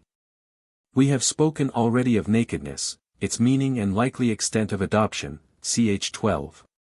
The idea that the head and the hands are the only seemly and presentable members of the organism, and that the other members are unworthy and indecent, is obviously as one-sided and lopsided as that which honors certain classes in the commonwealth and despises others. Why should the head brag of its ascendancy and domination, and the heart be smothered up and hidden? It will only be a life far more in the open air than that which we lead at present, which will restore the balance and ultimately bring us back to sanity and health. 16. The Exodus of Christianity. We have dealt with the genesis of Christianity, we now come to the Exodus. For that Christianity can continue to hold the field of religion in the Western world is neither probable nor desirable. It is true, as I have remarked already, that there is a certain trouble about defining what we mean by Christianity, similar to that about the word civilization. If we select out of the great mass of doctrines and rites favored by the various Christian churches just those which commend themselves to the most modern and humane and rational human mind and choose to call that resulting, but rather small, body of belief and practice Christianity, we are, of course, entitled to do so, and to hope, as we do hope, that this residuum will survive and go forward into the future. But this sort of proceeding is hardly fair and certainly not logical. It enables Christianity to pose as an angel of light while at the same time keeping discreetly out of sight all its own abominations and deeds of darkness. The Church which began its career by destroying, distorting and denying the pagan sources from which it sprang, whose bishops and other ecclesiastics assassinated each other in their theological rancor of wild beasts, which encouraged the wicked folly of the Crusades, especially the Children's Crusades and the shameful murders of the Manichaeans, the Albigenses, and the Huguenots, which burned at the stake thousands and thousands of poor witches and heretics, which has hardly ever spoken a generous word in favor or defense of the animals, which in modern times has supported vivisection as against the latter, capitalism and commercialism as against the poorer classes of mankind, and whose priests in the forms of its various sects, Greek or Catholic, Lutheran or Protestant, have in these last days rushed forth to urge the nations to slaughter each other with every diabolical device of science, and to glorify the war cry of patriotism in defiance of the principle of universal brotherhood. Such a church can hardly claim to have established the angelic character of its mission among mankind. And if it be said as it often is said, oh, but you must go back to the genuine article, and the Church's real origin and one foundation in the person and teaching of Jesus Christ, then indeed you come back to the point which this book, as above, enforces, namely, that as to the person of Jesus, there is no certainty at all that he ever existed. And as to the teaching credited to him, it is certain that that comes down from a period long anterior to Christianity and is part of what may justly be called a very ancient world religion. So, as in the case of civilization, we are compelled to see that it is useless to apply the word to some ideal state of affairs or doctrine, an ideal by no means the same in all people's minds, or in all localities and times, but that the only reasonable thing to do is to apply it in each case to a historical period. In the case of Christianity, the historical period has lasted nearly 2,000 years, and, as I say, we can hardly expect or wish that it should last much longer.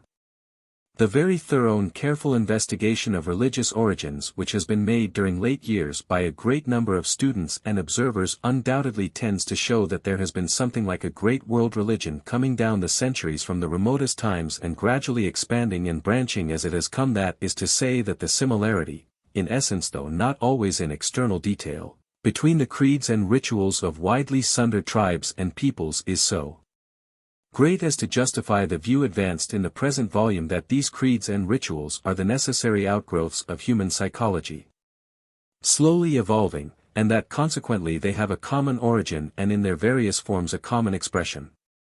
Of this great world religion, so coming down, Christianity is undoubtedly a branch, and an important branch. But there have been important branches before. And while it may be true that Christianity emphasizes some points which may have been overlooked or neglected in the Vedic teachings or in Buddhism, or in the Persian and Egyptian and Syrian cults, or in Mohammedanism, and so forth, it is also equally true that Christianity has itself overlooked or neglected valuable points in these religions. It has, in fact, the defects of its qualities. If the world religion is like a great tree, one cannot expect or desire that all its branches should be directed towards the same point of the compass. Reinach, whose studies of religious origins are always interesting and characterized by a certain Gallic grace and netet, though with a somewhat Jewish non-perception of the mystic element in life, defines religion as a combination of animism and scruples. This is good in a way, because it gives the two aspects of the subject, the inner, animism, consisting of the sense of contact with more or less intelligent beings moving in nature, and the outer, consisting in scruples or taboos. The one aspect shows the feeling which inspires religion, the other, the checks and limitations which define it and give birth to ritual. But like most anthropologists he, Reinach, is a little too patronizing towards the poor Indian with untutored mind. He is sorry for people so foolish as to be animistic in their outlook, and he is always careful to point out that the scruples and taboos were quite senseless in their origin, though occasionally, by accident, they turned out useful. Yet as I have said before, animism is a perfectly sensible, logical and necessary attitude of the human mind. It is a necessary attribute of man's psychical nature, by which he projects into the great world around him the image of his own mind. When that mind is in a very primitive, inchoate, and fragmentary condition, the images so projected are those of fragmentary intelligences, spirits, gnomes, etc., the age of magic. When the mind rises to distinct consciousness of itself, the reflections of it are anthropomorphic gods. When finally it reaches the universal or cosmic state, it perceives the presence of a universal being behind all phenomena, which being is indeed itself, himself to himself. If you like, you may call the whole process by the name of animism. It is perfectly sensible throughout. The only proviso is that you should also be sensible, and distinguish the different stages in the process. Jane Harrison makes considerable efforts to show that religion is primarily a reflection of the social conscience, see Themis, pp. 482-92, that is, that the sense in man of a power that makes for righteousness outside, and also inside, him is derived from his feeling of continuity with the tribe and his instinctive obedience to its behests. Confirmed by ages of collective habit and experience. He cannot in fact sever the navel string which connects him with his tribal mother, even though he desires to do so. And no doubt this view of the origin of religion is perfectly correct. But it must be pointed out that it does not by any means exclude the view that religion derives also from an animism by which man recognizes in general nature his foster mother and feels himself in closest touch with her. Which may have come first, the social affiliation or the nature affiliation, I leave to the professors to determine. The term animism may, as far as I can see, be quite well applied to the social affiliation. For the latter is evidently only a case in which the individual projects his own degree of consciousness into the human group around him instead of into the animals or the trees. But it is a case of which the justice is so obvious that the modern man can intellectually seize and understand it, and consequently he does not tar it with the animistic brush. And Miss Harrison, it must be noticed, does, in other passages of the same book, see Themis, pp. 68-69, admit that religion has its origin not only from unity with the tribe but from the sense of affiliation to nature, the sense of a world of unseen power lying behind the visible universe, a world which is the sphere, as will be seen, of magical activity and the medium of mysticism. The mystical element, the oneness and continuousness comes out very clearly in the notion of Wakanda among the Sioux Indians. The Omahas regarded all animate and inanimate forms, all phenomena, as pervaded by a common life, which was continuous and similar to the willpower they were conscious of in themselves. This mysterious power in all things they called Wakanda, and through it all things were related to man, and to each other. In the idea of the continuity of life, a relation was maintained between the seen and the unseen, the dead and the living, and also between the fragment of anything and its entirety.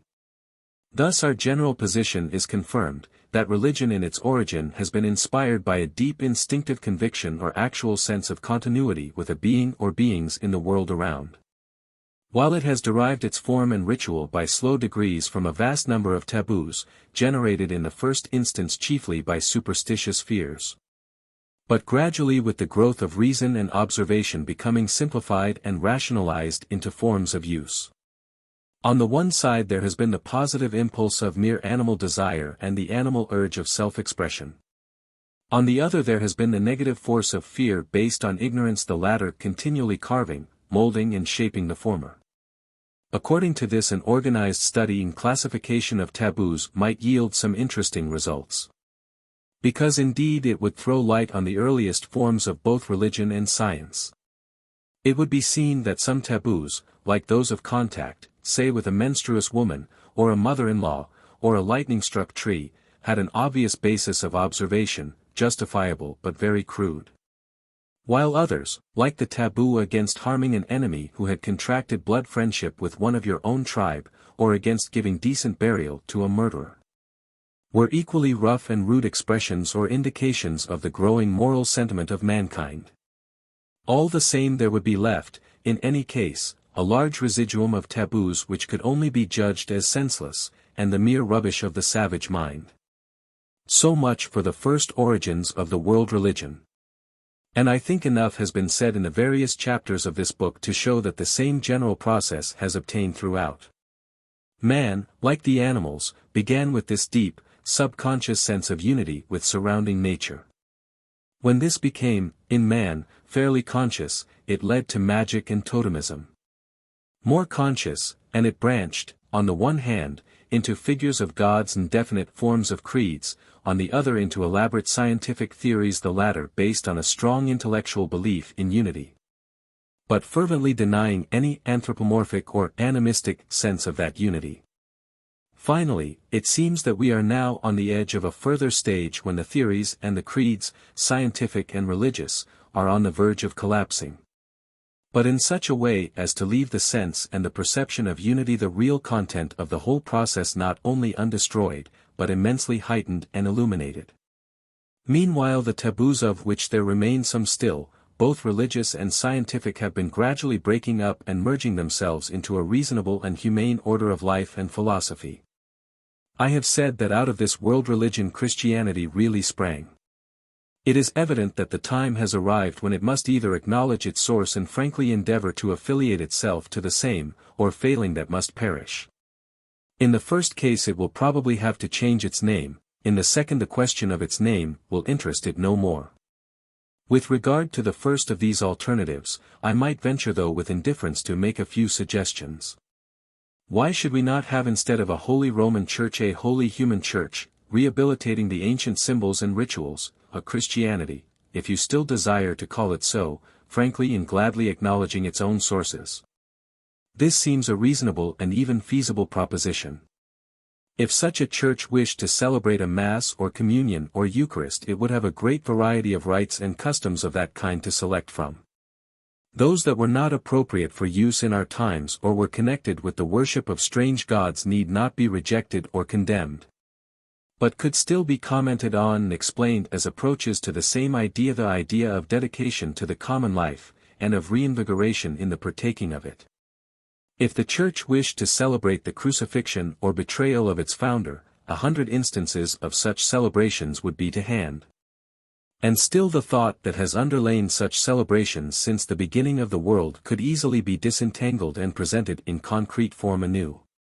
In the light of such teaching, expressions like, "I know that my Redeemer liveth," would be traced to their origin, and men would understand that notwithstanding the mass of rubbish, cant and humbug which has collected round them, they really do mean something and represent the age-long instinct of humanity feeling its way towards a more extended revelation, a new order of being, a third stage of consciousness and illumination.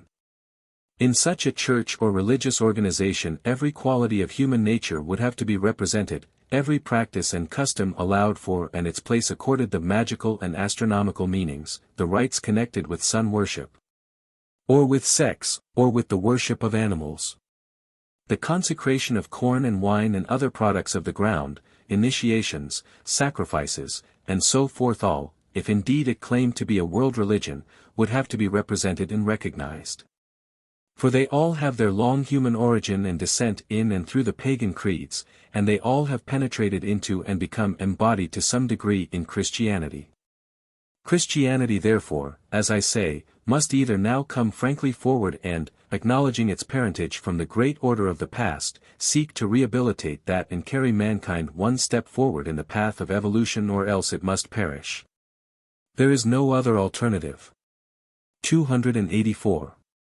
Let me give an instance of how a fragment of ancient ritual which has survived from the far past and is still celebrated, but with little intelligence or understanding, in the Catholic Church of today, might be adopted in such a church as I have spoken of, interpreted, and made eloquent of meaning to modern humanity.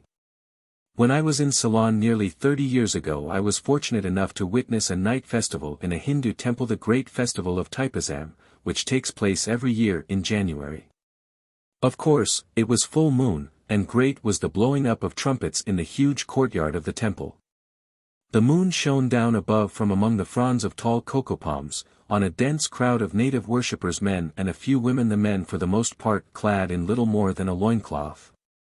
The women picturesque in their colored saris and jeweled ear and nose rings. The images of Shiva and 2 other gods were carried in procession round and round the temple 3 or 4 times.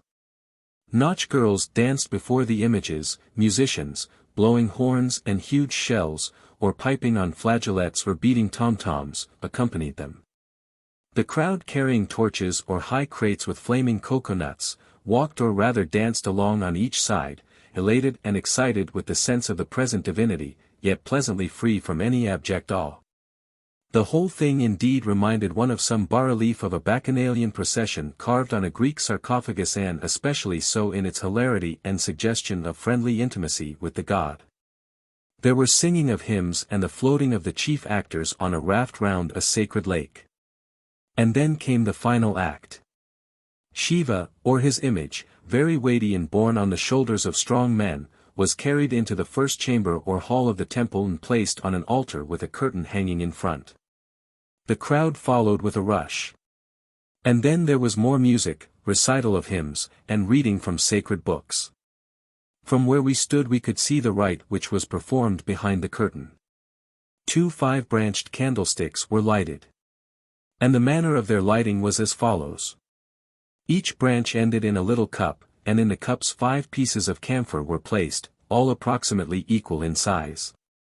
After offerings had been made, of fruit, flowers and sandalwood, the 5 camphors in each candlestick were lighted.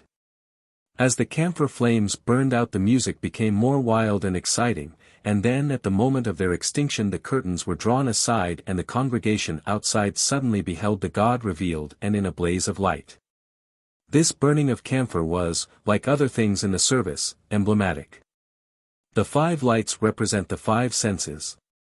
Just as camphor consumes itself and leaves no residue behind, so should the 5 senses, being offered to the god, consume themselves and disappear. When this is done, that happens in the soul which was now figured in the ritual. The god is revealed in the inner light. 285. We are familiar with this parting or rending of the veil. We hear of it in the Jewish temple, and in the Greek and Egyptian mysteries. It had a mystically religious, and also obviously sexual, signification. It occurs here and there in the Roman Catholic ritual. In Spain, some ancient Catholic ceremonials are kept up with a brilliance and splendor hardly found elsewhere in Europe. In the cathedral, at Seville, the service of the Passion, carried out on Good Friday with great solemnity and accompanied with fine music, culminates on the Saturday morning i.e. in the interval between the crucifixion and the resurrection in a spectacle similar to that described in Ceylon. A rich velvet black curtain hangs before the high altar. At the appropriate moment and as the very emotional strains of voices and instruments reach their climax in the Gloria in Excelsis, the curtain with a sudden burst of sound, thunder and the ringing of all the bells, is rent asunder. And the crucified Jesus is seen hanging there revealed in a halo of glory. There is also held at Seville Cathedral and before the high altar every year, the very curious dance of the Seizes, Sixes, performed now by 16 instead of, as of old, by 12 boys, quaintly dressed. It seems to be a survival of some very ancient ritual, probably astronomical, in which the 2 sets of 6 represent the signs of the zodiac, and is celebrated during the festivals of Corpus Christi, the Immaculate Conception, and the Carnival. Numerous instances might of course be adduced of how a church aspiring to be a real church of humanity might adopt and recreate the rituals of the past in the light of a modern inspiration. Indeed, the difficulty would be to limit the process, for every ancient ritual, we can now see, has had a meaning and a message. And it would be a real joy to disentangle these and to expose the profound solidarity of humanity and aspiration from the very dawn of civilization down to the present day. Nor would it be necessary to imagine any act of uniformity or dead level of ceremonial in the matter. Different groups might concentrate on different phases of religious thought and practice. The only necessity would be that they should approach the subject with a real love of humanity in their hearts and a real desire to come into touch with the deep inner life and mystic growing pains of the souls of men and women in all ages. In this direction M. Lewisy has done noble and excellent work.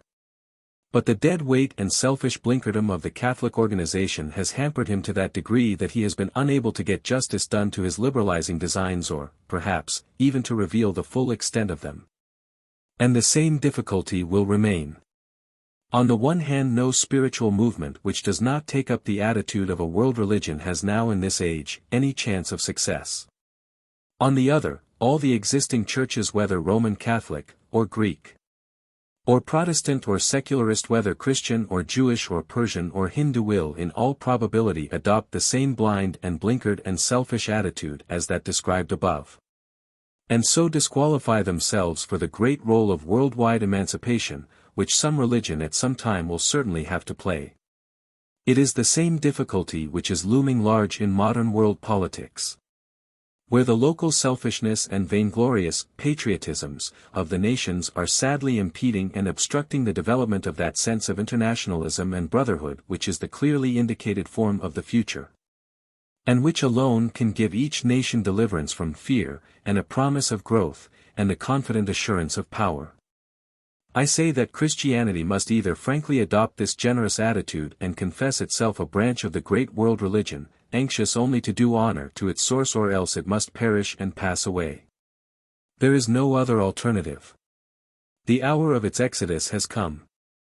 It may be, of course, that neither the Christian Church nor any branch of it, nor any other religious organization, will step into the gap. It may be, but I do not think this is likely, that the time of rites and ceremonies and formal creeds is past, and churches of any kind will be no more needed in the world. Not likely, I say, because of the still far backwardness of the human masses, and their considerable dependence yet on laws and forms and rituals. Still, if it should prove that that age of dependence is really approaching its end, that would surely be a matter for congratulation. It would mean that mankind was moving into a knowledge of the reality which has underlain these outer shows, that it was coming into the third stage of its consciousness. Having found this, there would be no need for it to dwell any longer in the land of superstitions and formulae. It would have come to the place of which these latter are only the outlying indications. It may, therefore, happen, and this quite independently of the growth of a world cult such as I have described, though by no means in antagonism to it, that a religious philosophy or theosophy might develop and spread, similar to the Nanam of the Hindus or the Gnosis of the pre-Christian sects, which would become, first among individuals and afterwards among large bodies over the world, the religion of, or perhaps one should say the religious approach to, the third state. Books like the Upanishads of the Vedic seers, and the Bhagavad Gita, though garbled and obscured by priestly interferences and mystifications, do undoubtedly represent and give expression to the highest utterance of religious experience to be found anywhere in the world. They are indeed the manuals of human entrance into the cosmic state. But as I say, and as has happened in the case of other sacred books, a vast deal of rubbish has accreted round their essential teachings, and has to be cleared away. To go into a serious explication of the meaning of these books would be far too large an affair, and would be foreign to the purpose of the present volume.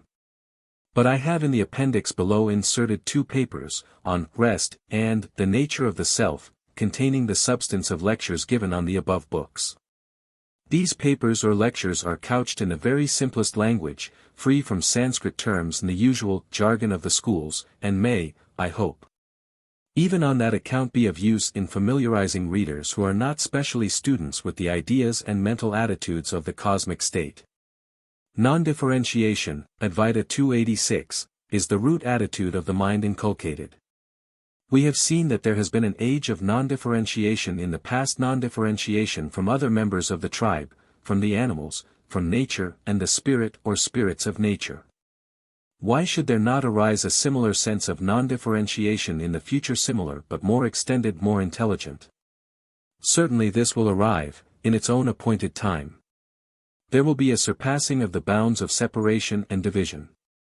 There will be a surpassing of all taboos.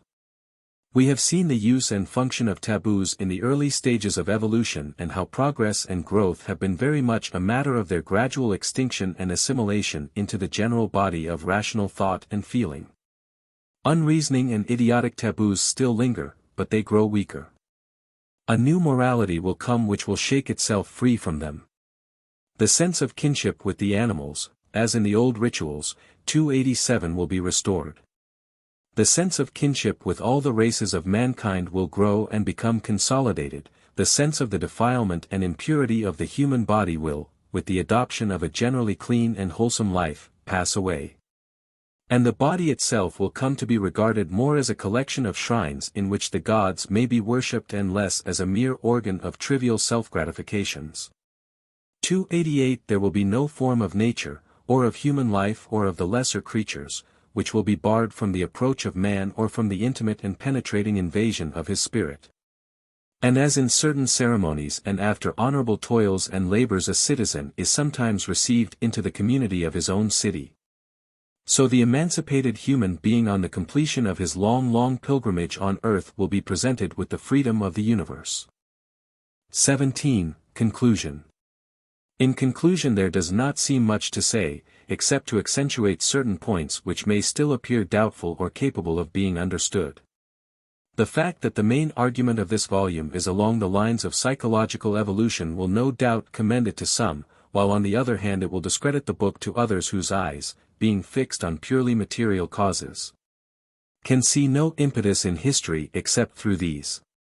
But it must be remembered that there is not the least reason for separating the two factors. The fact that psychologically man has evolved from simple consciousness to self-consciousness, and is now in process of evolution towards another and more extended kind of consciousness, does not in the least bar the simultaneous appearance and influence of material evolution. It is clear indeed that the two must largely go together, acting and reacting on each other. Whatever the physical conditions of the animal brain may be which connect themselves with simple, unreflected and unreflecting consciousness, it is evident that these conditions in animals and primitive man lasted for an enormous period before the distinct consciousness of the individual and separate self arose.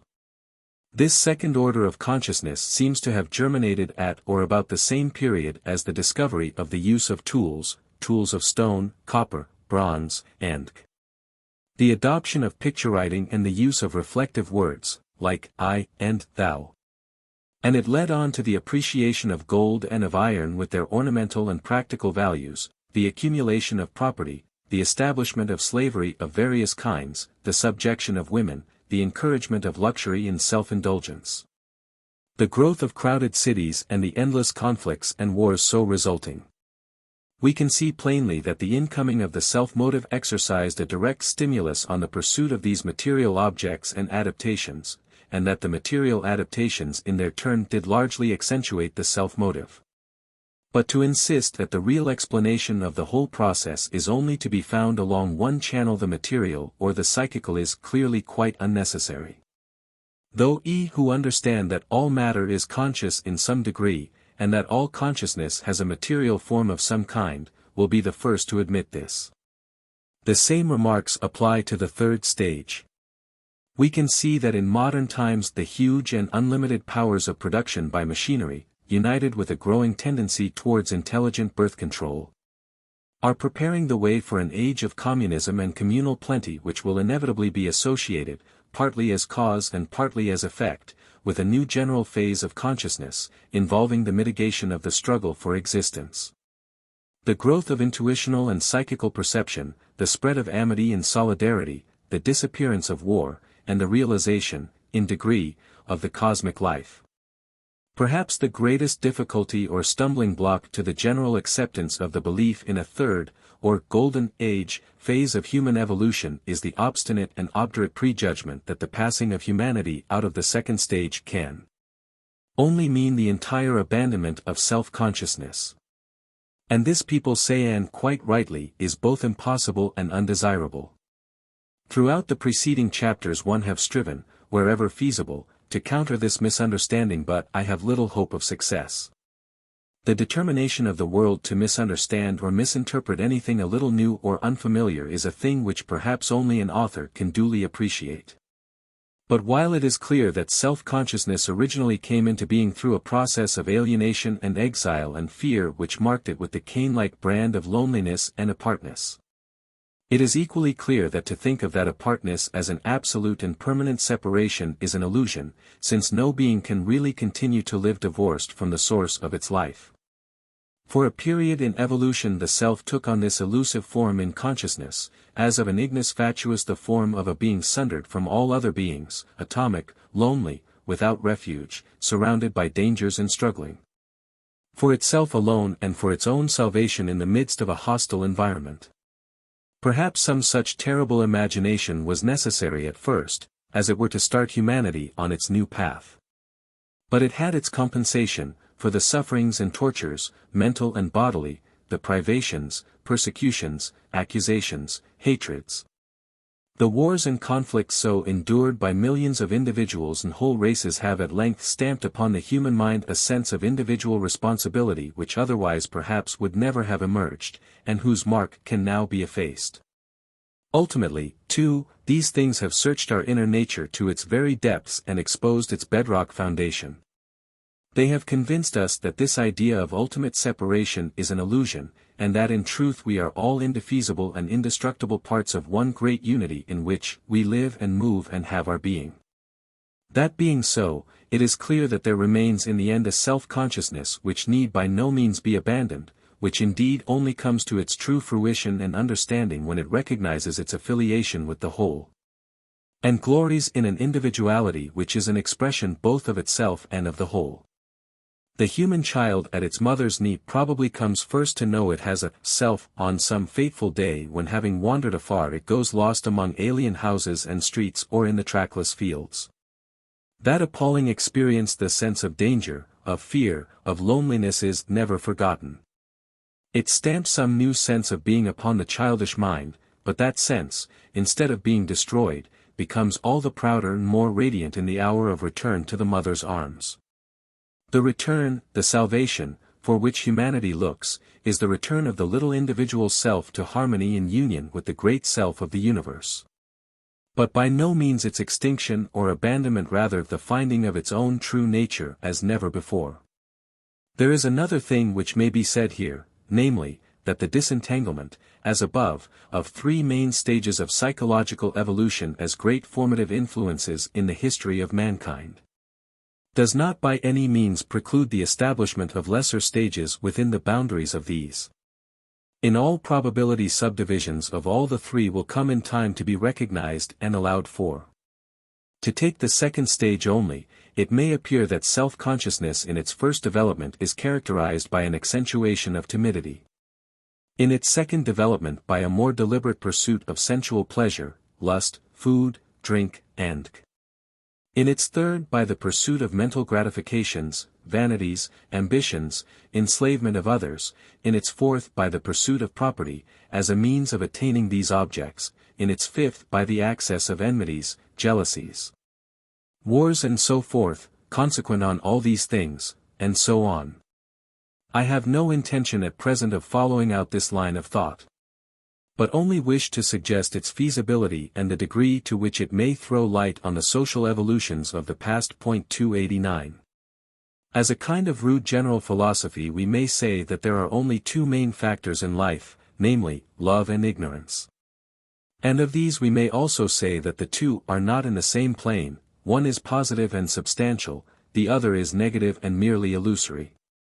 It may be thought at first that fear and hatred and cruelty, and the like, are very positive things, but in the end we see that they are due merely to absence of perception, to dullness of understanding. Or we may put the statement in a rather less crude form, and say that there are only two factors in life, one, the sense of unity with others, and with nature, which covers love, faith, courage, truth, and so forth. And two, non-perception of the same, which covers enmity, fear, hatred, self-pity, cruelty, jealousy, meanness, and an endless similar list. The present world which we see around us, with its idiotic wars, its senseless jealousies of nations and classes, Its fears and greeds and vanities and its futile endeavors as of people struggling in a swamp to find one's own salvation by treading others underfoot, is a negative phenomenon. Ignorance, non-perception, are at the root of it. But it is the blessed virtue of ignorance and of non-perception that they inevitably if only slowly and painfully destroy themselves. All experience serves to dissipate them. The world, as it is, carries the doom of its own transformation in its bosom, and in proportion as that which is negative disappears the positive element must establish itself more and more. So we come back to that with which we began, 290 to fear bred by ignorance. From that source has sprung the long catalogue of follies, cruelties and sufferings which mark the records of the human race since the dawn of history. And to the overcoming of this fear we perforce must look for our future deliverance, and for the discovery, even in the midst of this world, of our true home. The time is coming when the positive constructive element must dominate. It is inevitable that man must ever build a state of society around him after the pattern and image of his own interior state. The whole futile and idiotic structure of commerce and industry in which we are now imprisoned springs from that falsehood of individualistic self-seeking which marks the second stage of human evolution. That stage is already tottering to its fall, destroyed by the very flood of egotistic passions and interests, of vanities, greeds, and cruelties, all warring with each other, which are the sure outcome and culmination of its operation. With the restoration of the sentiment of the common life, and the gradual growth of a mental attitude corresponding, there will emerge from the flood something like a solid earth, something on which it will be possible to build with good hope for the future. Schemes of reconstruction are well enough in their way, but if there is no ground of real human solidarity beneath, of what avail are they? An industrial system which is no real industrial order, but only, on the part of the employers, a devil's device for securing private profit under the guise of public utility. And, on the part of the employed, a dismal and poor-spirited renunciation for the sake of a bare living of all real interest in life and work, such a system must infallibly pass away. It cannot in the nature of things be permanent. The first condition of social happiness and prosperity must be the sense of the common life. This sense, which instinctively underlay the whole tribal order of the far past, which first came to consciousness in the worship of 1,000 pagan divinities, and in the rituals of countless sacrifices, initiations, redemptions, love feasts and communions, which inspired the dreams of the Golden Age, and flashed out for a time in the communism of the early Christians and in their adorations of the risen Saviour, must in the end be the creative condition of a new order. It must provide the material of which the Golden City waits to be built. The long travail of the world religion will not have been in vain, which assures this consummation. What the signs and conditions of any general advance into this new order of life and consciousness will be, we know not. It may be that as to individuals the revelation of a new vision often comes quite suddenly, and generally perhaps after a period of great suffering. So to society at large a similar revelation will arrive like the lightning which cometh out of the east and shineth even unto the west, with unexpected swiftness. On the other hand, it would perhaps be wise not to count too much on any such sudden transformation. When we look abroad, and at home, in this year of grace and hoped for peace, 1919, and see the spirits of rancor and revenge, the fears, the selfish blindness and the ignorance, which still hold in their paralyzing grasp huge classes and coteries in every country in the world, we see that the second stage of human development is by no means yet at its full term, and that, as in some vast chrysalis, for the liberation of the creature within still more and more terrible struggles may be necessary. We can only pray that such may not be the case. Anyhow, if we have followed the argument of this book, we can hardly doubt that the destruction, which is going on everywhere, of the outer form of the present society marks the first stage of man's final liberation.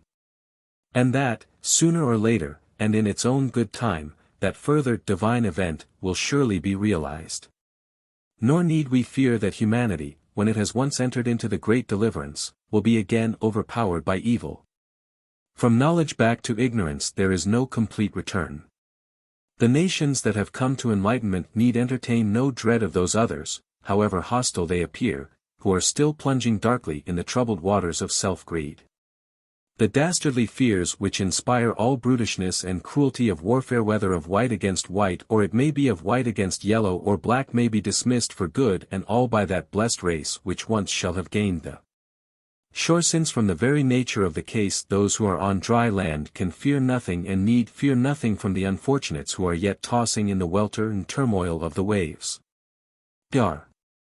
Fraser, in the conclusion of his great work The Golden Bough, 291, bids farewell to his readers with the following words: "The laws of nature are merely hypotheses devised to explain that ever-shifting phantasmagoria of thought which we dignify with the high-sounding names of the world and the universe. In the last analysis, magic, religion and science are nothing but theories of thought.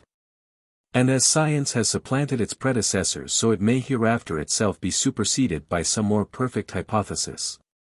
Perhaps by some perfectly different way of looking at phenomena, of registering the shadows on the screen of which we in this generation can form no idea." I imagine Dr. Fraser is right in thinking that a way of looking at phenomena different from the way of science may some day prevail. But I think this change will come, not so much by the growth of science itself or the extension of its hypotheses, as by a growth and expansion of the human heart and a change in its psychology and powers of perception. Perhaps some of the preceding chapters will help to show how much the outlook of humanity on the world has been guided through the centuries by the slow evolution of its inner consciousness. Gradually, out of an infinite mass of folly and delusion, the human soul has in this way disentangled itself, and will in the future disentangle itself, to emerge at length in the light of true freedom. All the taboos, the insane terrors, the fatuous forbiddals of this and that, with their consequent heart-searchings and distress, may perhaps have been in their way necessary, in order to rivet and define the meaning and the understanding of that word. Today these taboos and terrors still linger, many of them, in the form of conventions of morality, uneasy strivings of conscience, doubts and desperations of religion. But ultimately man will emerge from all these things, free, familiar, that is, with them all, making use of all, allowing generously for the values of all, but hampered and bound by none. He will realize the inner meaning of the creeds and rituals of the ancient religions, and will hail with joy the fulfillment of their far prophecy down the ages, finding after all the long-expected Saviour of the world within his own breast, and paradise in the disclosure there of the everlasting peace of the soul. Appendix, the teaching of the Upanishads. I. Rest. To some, in the present whirlpool of life and affairs it may seem almost an absurdity to talk about rest. For long enough now rest has seemed a thing far off and unattainable. With the posts knocking at our doors 10 or 12 times a day, with telegrams arriving every hour, and the telephone bell constantly ringing. With motors rushing wildly about the streets, and aeroplanes whizzing overhead, with work speeded up in every direction, and the drive in the workshops becoming more intolerable every day. With the pace of the walkers and the pace of the talkers from hour to hour insanely increasing, what room, it may well be asked, is there for rest? And now the issues of war, redoubling the urgency of all questions, are on us. The problem is obviously a serious one. So urgent is it that I think one may safely say the amount of insanity due to the pressure of daily life is increasing. Nursing homes have sprung up for the special purpose of treating such cases. And doctors are starting special courses of tuition in the art now becoming very important of systematically doing nothing. And yet it is difficult to see the outcome of it all. The clock of what is called progress is not easily turned backward. We should not very readily agree nowadays to the abolition of telegrams or to a regulation compelling express trains to stop at every station. We can't all go to nursing homes, or afford to enjoy a winter's rest cure in Egypt. And, if not, is the speeding up process to go on indefinitely, incapable of being checked, and destined ultimately to land civilization in the madhouse? It is, I say, a serious and an urgent problem.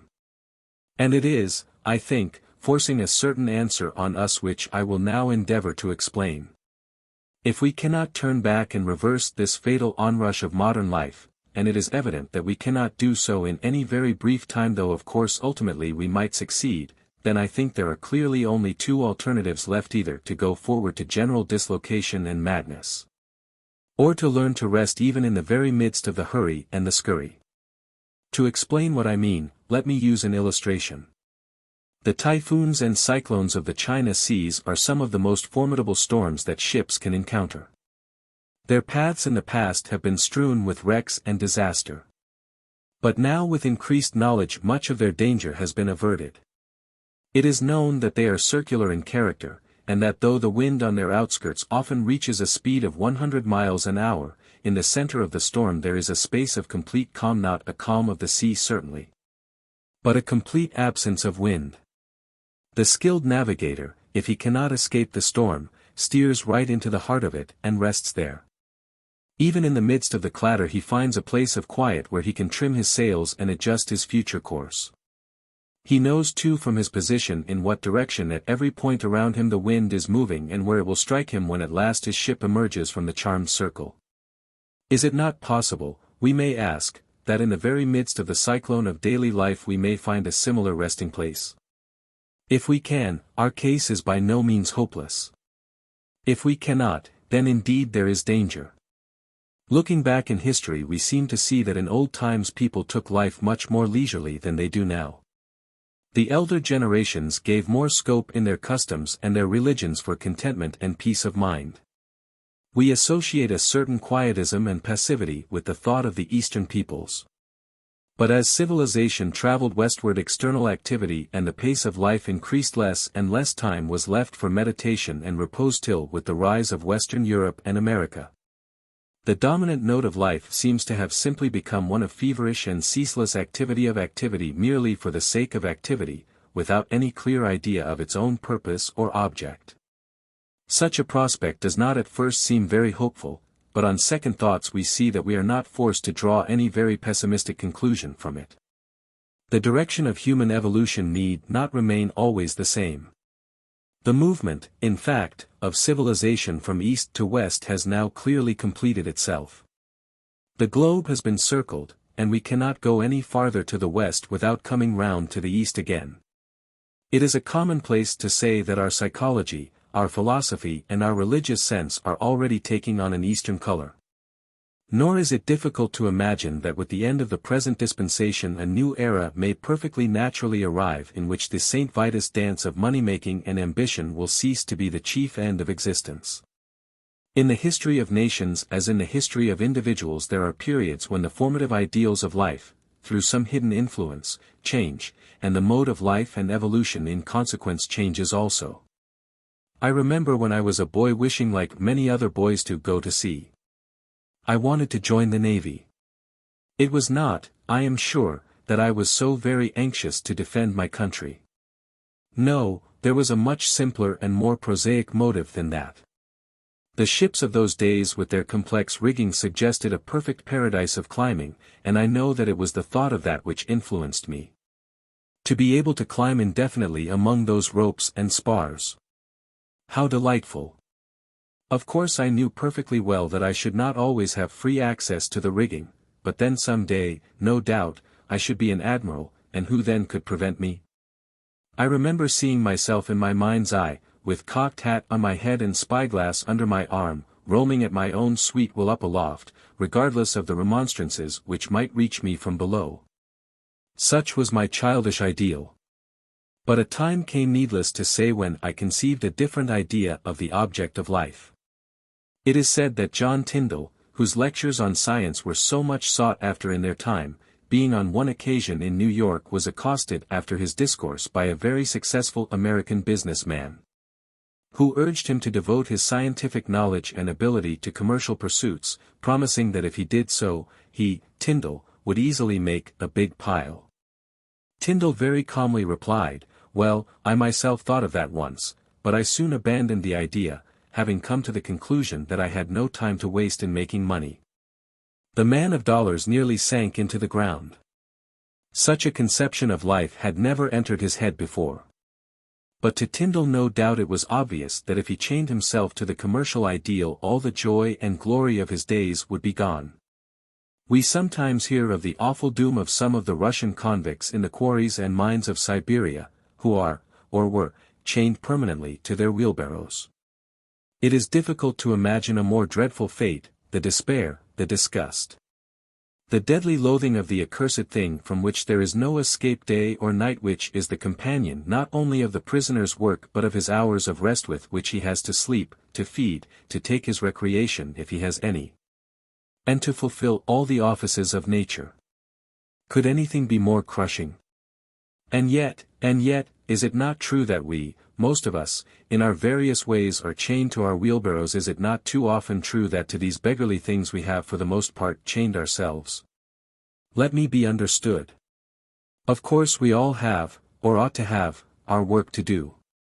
We have our living to get, our families to support, our trade, our art, our profession to pursue. In that sense no doubt we are tied. But I take it that these things are like the wheelbarrow which a man uses while he is at work. It may irk him at times, but he sticks to it with a good heart, and with a certain joy, because it is the instrument of a noble purpose. That is all right. But to be chained to it, not to be able to leave it when the work of the day is done, that is indeed an ignoble slavery. I would say, then, take care that even with these things, these necessary arts of life, you preserve your independence, that even if to some degree they may confine your body, they do not enslave your mind.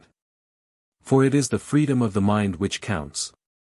We are all no doubt caught in the toils of the earth life. One man is largely dominated by sensual indulgence, another by ambition, another by the pursuit of money. Well, these things are all right in themselves. Without the pleasures of the senses we should be dull mokes indeed. Without ambition much of the zest and enterprise of life would be gone. Gold, in the present order of affairs, is a very useful servant. These things are right enough, but to be chained to them, to be unable to think of anything else, what a fate! The subject reminds one of a not uncommon spectacle.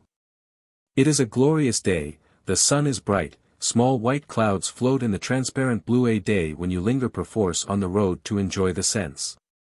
But suddenly here comes a man painfully running, all hot and dusty, in mopping his head, and with no eye, clearly, for anything around him. What is the matter? He is absorbed by one idea. He is running to catch a train. And one cannot help wondering what exceedingly important business it must be for which all this glory and beauty is sacrificed, and passed by as if it did not exist. Further, we must remember that in our foolishness we very commonly chain ourselves, not only to things like sense pleasures and ambitions which are on the edge, so to speak, of being vices, but also to other things which are accounted virtues, and which as far as I can see are just as bad, if we once become enslaved to them. I have known people who were so exceedingly spiritual and good that one really felt quite depressed in their company. I have known others whose sense of duty, dear things, was so strong that they seemed quite unable to rest, or even to allow their friends to rest. And I have wondered whether, after all, worrying about one's duty might not be as bad as deteriorating to oneself, as distressing to one's friends as sinning a good solid sin. No, in this respect virtues may be no better than vices. And to be chained to a wheelbarrow made of alabaster is no way preferable to being chained to one of wood. To sacrifice the immortal freedom of the mind in order to become a prey to self-regarding cares and anxieties, self-estimating virtues and vices, self-chaining duties and indulgences, is a mistake. And I warn you, it is quite useless. For the destiny of freedom is ultimately upon every one, and if refusing it for a time you heap your life persistently upon one object, however blameless in itself that object may be, beware. For one day, and when you least expect it, the gods will send a thunderbolt upon you. One day the thing for which you have toiled and spent laborious days and sleepless nights will lie broken before you, your reputation will be ruined, your ambition will be dashed. Your savings of years will be lost, and for the moment you will be inclined to think that your life has been in vain. But presently you will wake up and find that something quite different has happened. You will find that the thunderbolt which you thought was your ruin has been your salvation, that it has broken the chain which bound you to your wheelbarrow, and that you are free. I think you will now see what I mean by rest. Rest is the loosing of the chains which bind us to the whirligig of the world, it is the passing into the center of the cyclone, it is the stilling of thought. For, with regard to this last, it is thought, it is the attachment of the mind, which binds us to outer things. The outer things themselves are all right. It is only through our thoughts that they make slaves of us. Obtain power over your thoughts and you are free. You can then use the outer things or dismiss them at your pleasure. There is nothing new of course in all this. It has been known for ages, and is part of the ancient philosophy of the world. In the Katha Upanishad you will find these words, Max Muller's translation, as rainwater that has fallen on a mountain ridge runs down on all sides, thus does he who sees a difference between qualities run after them on all sides. This is the figure of the man who does not rest. And it is a powerful likeness. The thunder shower descends on the mountain top, torrents of water pour down the crags in every direction. Imagine the state of mind of a man however thirsty he may be who endeavors to pursue and intercept all these streams. But then the Upanishad goes on, as pure water poured into pure water remains the same, thus, O Gautama, is the self of a thinker who knows. What a perfect image of rest! Imagine a cistern before you with transparent glass sides and filled with pure water. And then imagine someone comes with a phial, also of pure water, and pours the contents gently into the cistern. What will happen? Almost nothing. The pure water will glide into the pure water remaining the same. There will be no dislocation, no discoloration, as might happen if muddy water were poured in, there will be only perfect harmony. I imagine here that the meaning is something like this. The cistern is the great reservoir of the universe which contains the pure and perfect spirit of all life. Each one of us, and every mortal creature, represents a drop from that reservoir, a drop indeed which is also pure and perfect, though the phial in which it is contained may not always be so. When we, each of us, descend into the world and meet the great ocean of life which dwells there behind all mortal forms, it is like the little phial being poured into the great reservoir. If the tiny canful which is ourselves is pure and unsoiled, then when it meets the world it will blend with the spirit which informs the world perfectly harmoniously, without distress or dislocation. It will pass through and be at one with it. How can one describe such a state of affairs? You will have the key to every person that you meet, because indeed you are conscious that the real essence of that person is the same as your own. You will have the solution of every event which happens. For every event is, and is felt to be, the touch of the Great Spirit on yours. Can any description of rest be more perfect than that? Pure water poured into pure water. There is no need to hurry, for everything will come in its good time. There is no need to leave your place, for all you desire is close at hand. Here is another verse, from the Vagasanyasamhita Upanishad, embodying the same idea, and he who beholds all beings in the self, and the self in all beings, he never turns away from it. When, to a man who understands, the self has become all things, what sorrow, what trouble, can there be to him having once beheld that unity? What trouble, what sorrow, indeed, when the universe has become transparent with the presences of all we love, held firm in the one enfolding presence. But it will be said, our minds are not pure and transparent. More often they are muddy and soiled, if not in their real essence, yet by reason of the mortal phial in which they are contained. And that, alas, is true. If you pour a phial of muddy water into that reservoir which we described, what will you see? You will see a queer and ugly cloud formed. And to how many of us, in our dealings with the world, does life take on just such a form of a queer and ugly cloud? Now not so very long after those Upanishads were written there lived in China that great teacher, Lao Tzu. And he too had considered these things. And he wrote in the Tao Te Ching, who is there who can make muddy water clear? The question sounds like a conundrum. For a moment one hesitates to answer it. Lao Tzu, however, has an answer ready. He says, but if you leave it alone it will become clear of itself.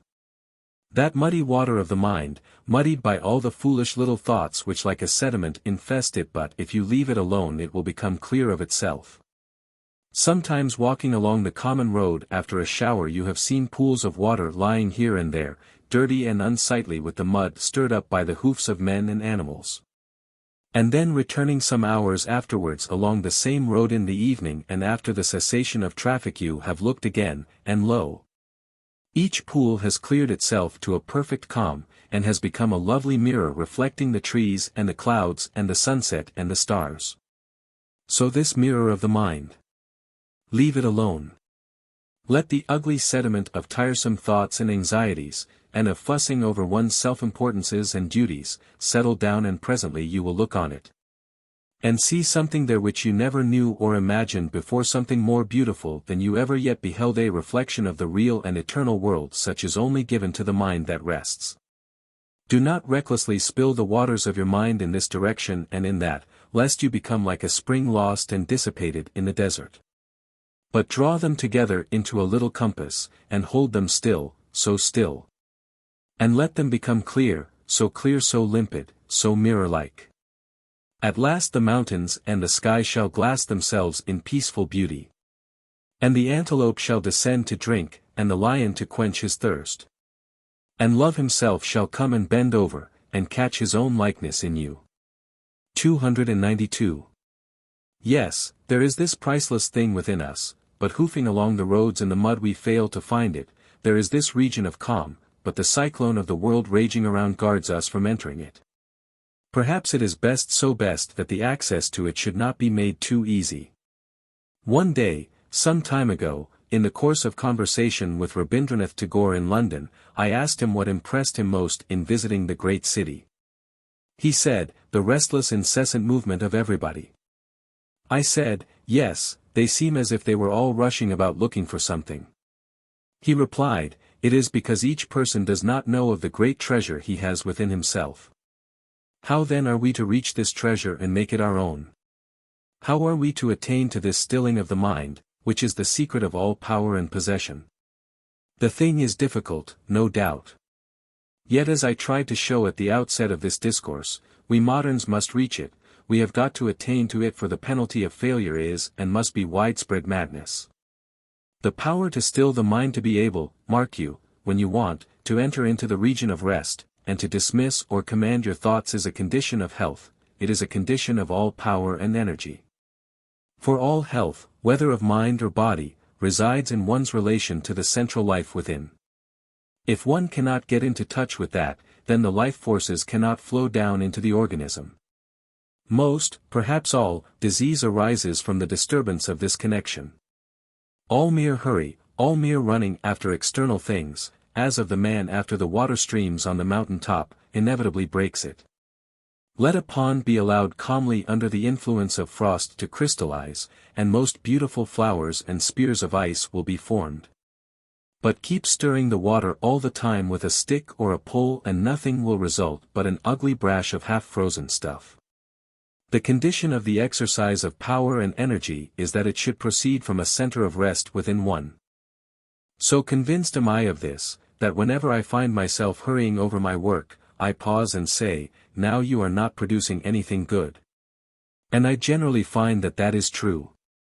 It is curious, but I think very noticeable, that the places where people hurry most, as for instance the City of London or Wall Street, New York, are just the places where the work being done is of least importance, being mostly money gambling.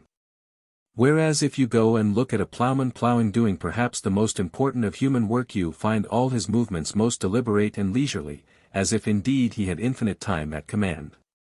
The truth being that in dealing, like a plowman, with the earth and the horses and the weather and the things of nature generally, you can no more hurry than nature herself hurries.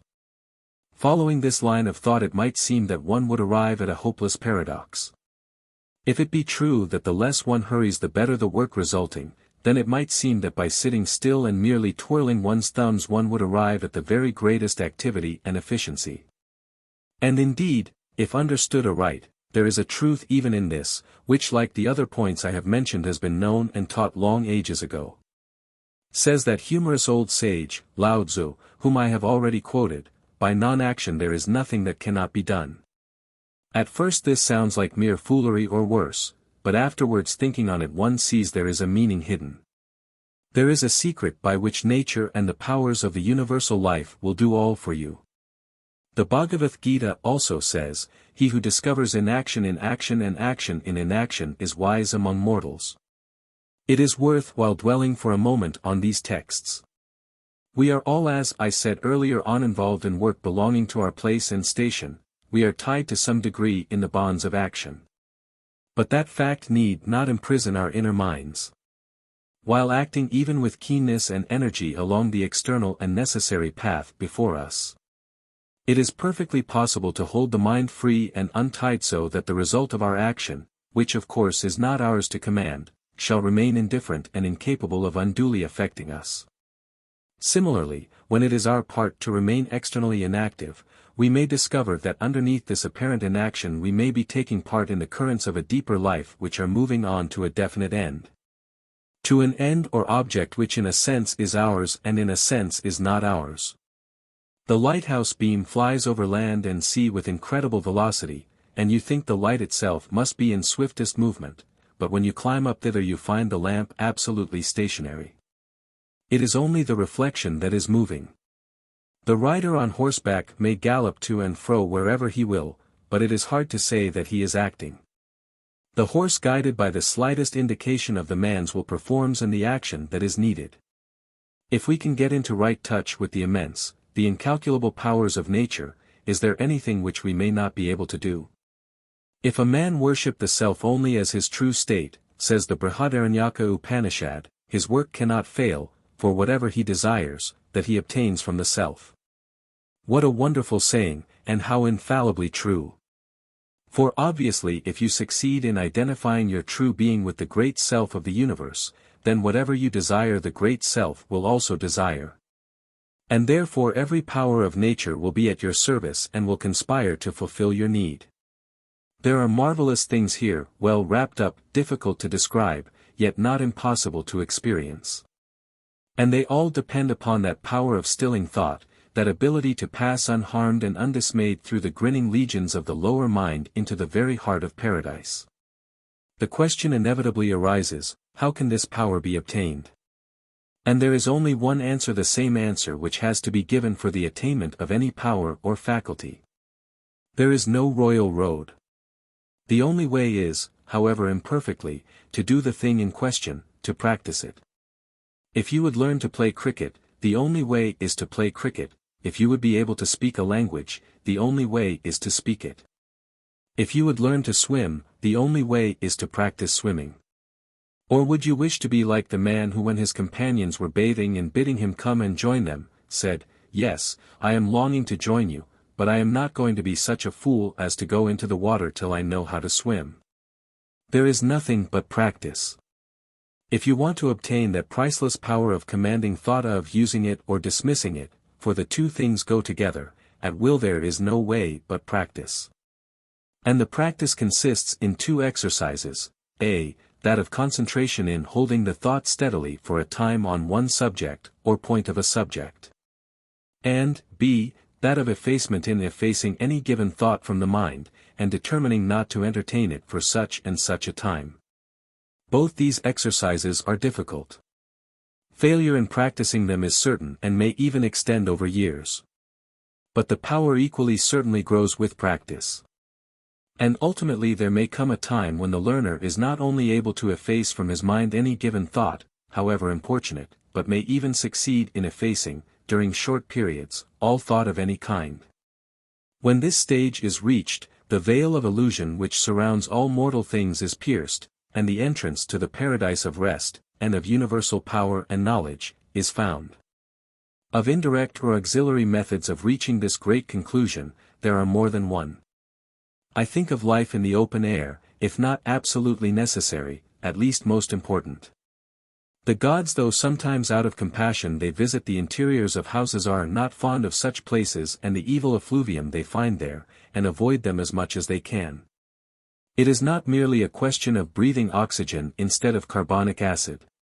There is a presence and an influence in nature and the open which expands the mind and causes brigand cares and worries to drop off, whereas in confined places foolish and futile thoughts of all kinds swarm like microbes and cloud and conceal the soul.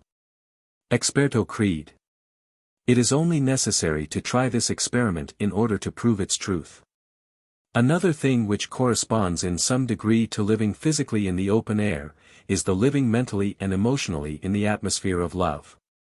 A large charity of mind, which refuses absolutely to shut itself in little secluded places of prejudice, bigotry and contempt for others, and which attains to a great and universal sympathy, helps, most obviously, to open the way to that region of calm and freedom of which we have spoken, while conversely all petty enmity, meanness and spite, conspire to imprison the soul and make its deliverance more difficult. It is not necessary to labor these points. As we said, the way to attain is to sincerely try to attain, to consistently practice attainment. Whoever does this will find that the way will open out by degrees, as of one emerging from a vast and gloomy forest, till out of darkness the path becomes clear. For whomsoever really tries there is no failure.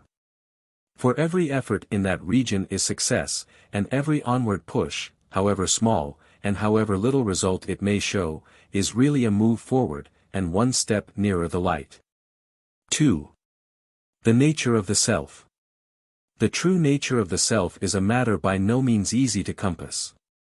We have all probably at some time or other attempted to fathom the deeps of personality, and been baffled. Some people say they can quite distinctly remember a moment in early childhood. About the age of 3, though the exact period is of course only approximate, when self-consciousness, the awareness of being a little separate self first dawned in the mind. It was generally at some moment of childish tension alone, perhaps in a garden, or lost from the mother's protecting hand, that this happened, and it was the beginning of a whole range of new experience. Before some such period there is in childhood strictly speaking no distinct self-consciousness. As Tennyson says, in Memoriam 44. The baby knew to earth and sky what time his tender palm is pressed against the circle of the breast. Hath never thought that, this is I. It has consciousness truly, but no distinctive self-consciousness. It is this absence or deficiency which explains many things which at first sight seem obscure in the psychology of children and of animals. The baby, it has often been noticed, experiences little or no sense of fear. It does not know enough to be afraid. It has never formed any image of itself, as of a thing which might be injured. It may shrink from actual pain or discomfort, but it does not look forward, which is of the essence of fear, to pain in the future. Fear and self-consciousness are closely interlinked. Similarly with animals, we often wonder how a horse or a cow can endure to stand out in a field all night, exposed to cold and rain, in the lethargic patient way that they exhibit. It is not that they do not feel the discomfort, but it is that they do not envisage themselves as enduring this pain and suffering for all those coming hours. And as we know with ourselves that 9/10 of our miseries really consist in looking forward to future miseries. So we understand that the absence or at any rate slight prevalence of self-consciousness in animals enables them to endure forms of distress which would drive us mad. In time then the babe arrives at self-consciousness, and, as one might expect, the growing boy or girl often becomes intensely aware of self. His or her self-consciousness is crude, no doubt, but it has very little misgiving. If the question of the nature of the self is propounded to the boy as a problem, he has no difficulty in solving it. He says, I know well enough who I am the boy with red hair what gave Jimmy Brown such a jolly good licking last Monday week. He knows well enough, or thinks he knows, who he is. And at a later age, though his definition may change and he may describe himself chiefly as a good cricketer or successful in certain examinations, his method is practically the same. He fixes his mind on a certain bundle of qualities and capacities which he is supposed to possess, and calls that bundle himself. And in a more elaborate way we most of us, I imagine, do the same. Presently, however, with more careful thought, we begin to see difficulties in this view. I see that directly I think of myself as a certain bundle of qualities, and for that matter it is of no account whether the qualities are good or bad, or in what sort of charming confusion they are mixed. I see at once that I am merely looking at a bundle of qualities, and that the real I, the self, is not that bundle, but is the being inspecting the same something beyond and behind. As it were. So I now concentrate my thoughts upon that inner something, in order to find out what it really is. I imagine perhaps an inner being, of astral or ethereal nature, and possessing a new range of much finer and more subtle qualities than the body, a being inhabiting the body and perceiving through its senses, but quite capable of surviving the tenement in which it dwells, and I think of that as the self. But no sooner have I taken this step than I perceive that I am committing the same mistake as before. I am only contemplating a new image or picture, and I still remain beyond and behind that which I contemplate. No sooner do I turn my attention on the subjective being than it becomes objective, and the real subject retires into the background. And so on indefinitely. I am baffled, and unable to say positively what the self is. Meanwhile there are people who look upon the foregoing speculations about an interior self as merely unpractical. Being perhaps of a more materialistic type of mind, they fix their attention on the body. Frankly, they try to define the self by the body and all that is connected therewith, that is by the mental as well as corporeal qualities which exhibit themselves in that connection. And they say, at any rate the self, whatever it may be, is in some way limited by the body. Each person studies the interest of his body and of the feelings, emotions and mentality directly associated with it, and you cannot get beyond that. It isn't in human nature to do so. The self is limited by this corporeal phenomenon, and doubtless it perishes when the body perishes. But here again the conclusion, though specious at first, soon appears to be quite inadequate. For though it is possibly true that a man, if left alone in a Robinson Crusoe life on a desert island, might ultimately subside into a mere gratification of his corporeal needs and of those mental needs which were directly concerned with the body. Yet we know that such a case would by no means be representative. On the contrary, we know that vast numbers of people spend their lives in considering other people, and often so far as to sacrifice their own bodily and mental comfort and well-being. The mother spends her life thinking almost day and night about her babe, and the other children spending all her thoughts and efforts on them. You may call her selfish if you will, but her selfishness clearly extends beyond her personal body and mind, and extends to the personalities of her children around her. Her body, if you insist on your definition, must be held to include the bodies of all her children. And again, the husband who is toiling for the support of the family, he is thinking and working and toiling and suffering for a self, which includes his wife and children. Do you mean that the whole family is his body? Or a man belongs to some society, to a church or to a social league of some kind, and his activities are largely ruled by the interests of this larger group. Or he sacrifices his life, as many have been doing of late with extraordinary bravery and heroism, for the sake of the nation to which he belongs. Must we say then that the whole nation is really a part of the man's body? Or again, he gives his life and goes to the stake for his religion. Whether his religion is right or wrong does not matter, the point is that there is that in him which can carry him far beyond his local self and the ordinary instincts of his physical organism. To dedicate his life and powers to a something of far wider circumference and scope. Thus in the first of these two examples of a search for the nature of the self we are led inwards from point to point, into interior and ever subtler regions of our being, and still in the end are baffled. While in the second we are carried outwards into an ever wider and wider circumference in our quest of the ego, and still feel that we have failed to reach its ultimate nature. We are driven in fact by these two arguments to the conclusion that that which we are seeking is indeed something very vast, something far extending around, yet also buried deep in the hidden recesses of our minds. How far, how deep, we do not know. We can only say that as far as the indications point, the true self is profounder and more far-reaching than anything we have yet fathomed. In the ordinary commonplace life we shrink to ordinary commonplace selves, but it is one of the blessings of great experiences, even though they are tragic or painful, that they throw us out into that enormously greater self to which we belong. Sometimes, in moments of inspiration, of intense enthusiasm, of revelation, such as a man feels in the midst of a battle, in moments of love and dedication to another person, and in moments of religious ecstasy. An immense world is opened up to the astonished gaze of the inner man, who sees disclosed a self stretched far beyond anything he had ever imagined. We have all had experiences more or less of that kind. I have known quite a few people, and most of you have known some, who at some time, even if only once in their lives, have experienced such an extraordinary lifting of the veil, an opening out of the back of their minds as it were. And have had such a vision of the world, that they have never afterwards forgotten it. They have seen into the heart of creation, and have perceived their union with the rest of mankind. They have had glimpses of a strange immortality belonging to them, a glimpse of their belonging to a far greater being than they have ever imagined. Just once, and a man has never forgotten it, and even if it has not recurred, it has colored all the rest of his life. Now, this subject has been thought about since the beginning of the world, I was going to say, but it has been thought about since the beginnings of history. Some 3,000 years ago certain groups of, I hardly like to call them philosophers, but, let us say, people who were meditating and thinking upon these problems, were in the habit of locating themselves in the forests of northern India. And schools arose there.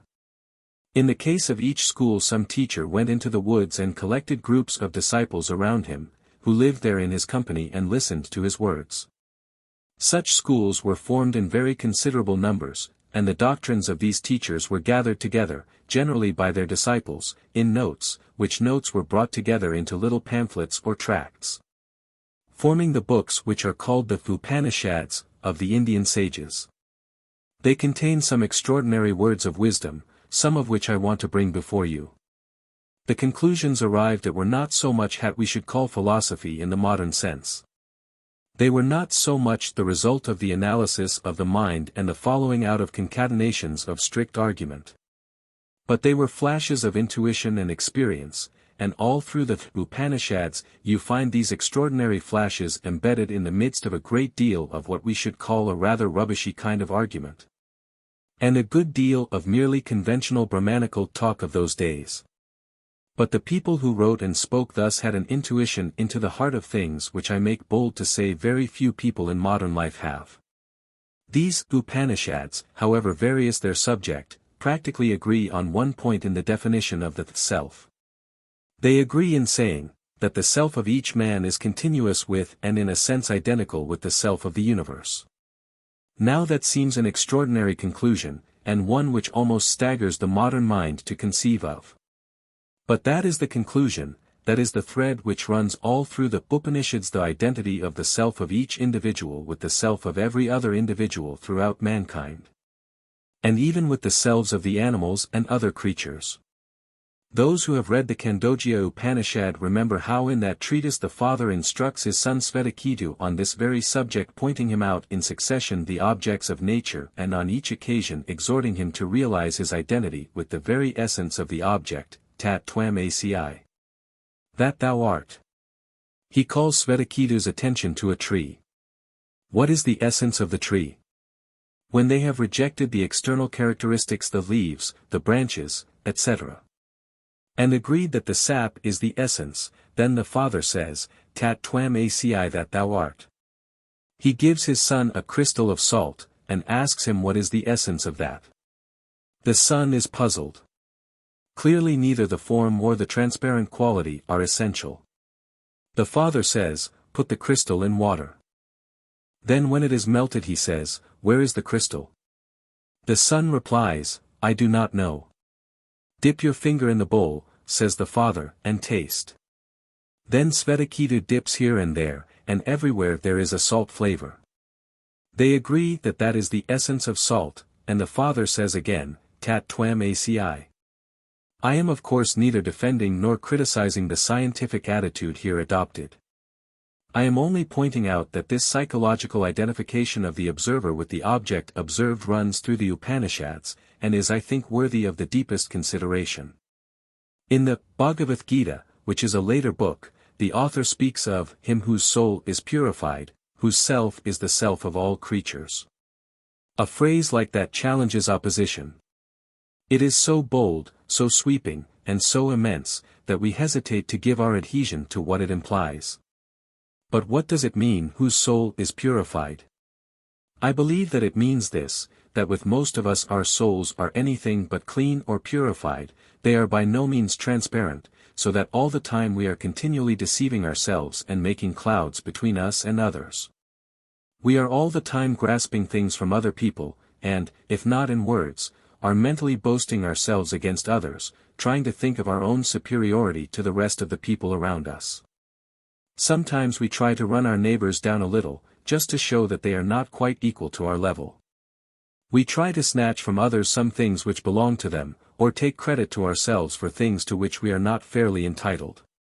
But all the time we are acting so, it is perfectly obvious that we are weaving veils between ourselves and others. You cannot have dealings with another person in a purely truthful way, and be continually trying to cheat that person out of money, or out of his good name and reputation. If you are doing that, however much in the background you may be doing it, you are not looking the person fairly in the face. There is a cloud between you all the time. So long as your soul is not purified from all these really absurd and ridiculous little desires and superiorities and self-satisfactions, which make up so much of our lives, just so long as that happens, you do not and you cannot see the truth. But when it happens to a person, as it does happen in times of great and deep and bitter experience, when it happens that all these trumpery little objects of life are swept away, then occasionally, with astonishment, the soul sees that it is also the soul of the others around. Even if it does not become aware of an absolute identity, it perceives that there is a deep relationship and communion between itself and others. And it comes to understand how it may really be true that to him whose soul is purified, the self is literally the self of all creatures. Ordinary men and those who go on more intellectual and less intuitional lines will say that these ideas are really contrary to human nature and to nature generally. Yet I think that those people who say this in the name of science are extremely unscientific, because a very superficial glance at nature reveals that the very same thing is taking place throughout nature. Consider the madrepores, corallines, or sponges. You find, for instance, that constantly the little self of the coralline or sponge is functioning at the end of a stem and casting forth its tentacles into the water to gain food and to breathe the air out of the water. That little animalcule there, which is living in that way, imagines no doubt that it is working all for itself, and yet it is united down the stem at whose extremity it stands, with the life of the whole madrepore or sponge to which it belongs. There is the common life of the whole and the individual life of each, and while the little creature at the end of the stem is thinking, if it is conscious at all, that its whole energies are absorbed in its own maintenance, it really is feeding the common life through the stem to which it belongs, and in its turn it is being fed by that common life. You have only to look at an ordinary tree to see the same thing going on. Each little leaf on a tree may very naturally have sufficient consciousness to believe that it is an entirely separate being maintaining itself in the sunlight and the air, withering away and dying when the winter comes on and there is an end of it. It probably does not realize that all the time it is being supported by the sap which flows from the trunk of the tree, and that in its turn it is feeding the tree, too, that itself is the self of the whole tree. If the leaf could really understand itself, it would see that itself was deeply, intimately connected, practically one with the life of the whole tree. Therefore, I say that this Indian view is not unscientific. On the contrary, I am sure that it is thoroughly scientific. Let us take another passage, out of the Svetasvatara Upanishad, which, speaking of the self says, "He is the one God, hidden in all creatures, all-pervading, the self within all, watching over all works, shadowing all creatures, the witness, the perceiver, the only one free from qualities." And now we can return to the point where we left the argument at the beginning of this discourse. We said, you remember, that the self is certainly no mere bundle of qualities, that the very nature of the mind forbids us thinking that. For however fine and subtle any quality or group of qualities may be, we are irresistibly compelled by the nature of the mind itself to look for the self, not in any quality or qualities, but in the being that perceives those qualities. The passage I have just quoted says that being is, the one God, hidden in all creatures, all-pervading, the self within all, the witness, the perceiver, the only one free from qualities. And the more you think about it, the clearer I think you will see that this passage is correct, that there can be only one witness, one perceiver, and that is the one God hidden in all creatures, Sarva Sakshi, the universal witness. Have you ever had that curious feeling, not uncommon, especially in moments of vivid experience and emotion, that there was at the back of your mind a witness, watching everything that was going on, yet too deep for your ordinary thought to grasp? Has it not occurred to you in a moment, say of great danger, when the mind was agitated to the last degree by fears and anxieties, suddenly to become perfectly calm and collected, to realize that nothing can harm you? That you are identified with some great and universal being lifted far over this mortal world and unaffected by its storms? Is it not obvious that the real self must be something of this nature, a being perceiving all, but itself remaining unperceived? For indeed if it were perceived it would fall under the head of some definable quality, and so becoming the object of thought would cease to be the subject, would cease to be the self. The witness is and must be free from qualities. For since it is capable of perceiving all qualities, it must obviously not be itself imprisoned or tied in any quality. It must either be entirely without quality, or if it have the potentiality of quality in it, it must have the potentiality of every quality. But in either case it cannot be in bondage to any quality, and in either case it would appear that there can be only one such ultimate witness in the universe.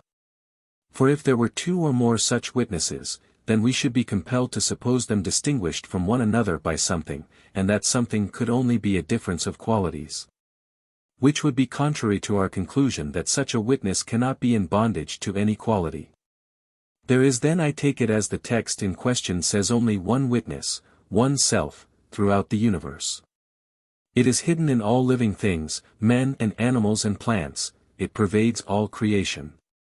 In everything that has consciousness it is the self, it watches over all operations, it overshadows all creatures, it moves in the depths of our hearts, the perceiver, the only being that is cognizant of all and yet free from all.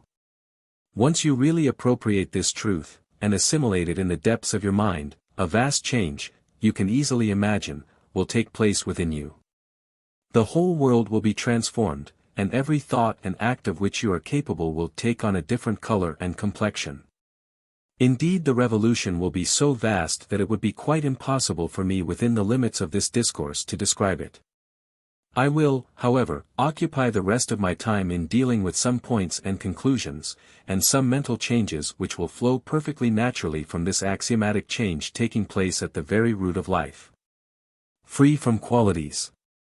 We generally pride ourselves a little on our qualities. Some of us think a great deal of our good qualities, and some of us are rather ashamed of our bad ones. I would say, do not trouble very much about all that. What good qualities you have, well, you may be quite sure they do not really amount to much, and what bad qualities, you may be sure they are not very important. Do not make too much fuss about either. Do you see? The thing is that you yourself, are not any of your qualities, you are the being that perceives them. The thing to see to is that they should not confuse you, bamboozle you, and hide you from the knowledge of yourself, that they should not be erected into a screen, to hide you from others, or the others from you. If you cease from running after qualities, then after a little time your soul will become purified, and you will know that yourself is the self of all creatures, and when you can feel that, you will know that the other things do not much matter. Sometimes people are so awfully good that their very goodness hides them from other people. They really cannot be on a level with others, and they feel that the others are far below them. Consequently their selves are blinded or hidden by their goodness. It is a sad end to come to. And sometimes it happens that very bad people, just because they are so bad, do not erect any screens or veils between themselves and others. Indeed, they are only too glad if others will recognize them, or if they may be allowed to recognize others. And so, after all, they come nearer the truth than the very good people. The self is free from qualities. That thing which is so deep, which belongs to all, it either, as I have already said, has all qualities, or it has none. You, to whom I am speaking now, your qualities, good and bad, are all mine. I am perfectly willing to accept them. They are all right enough and in place if one can only find the places for them. But I know that in most cases they have got so confused and mixed up that they cause great conflict and pain in the souls that harbor them. If you attain to knowing yourself to be other than and separate from the qualities, then you will pass below and beyond them all.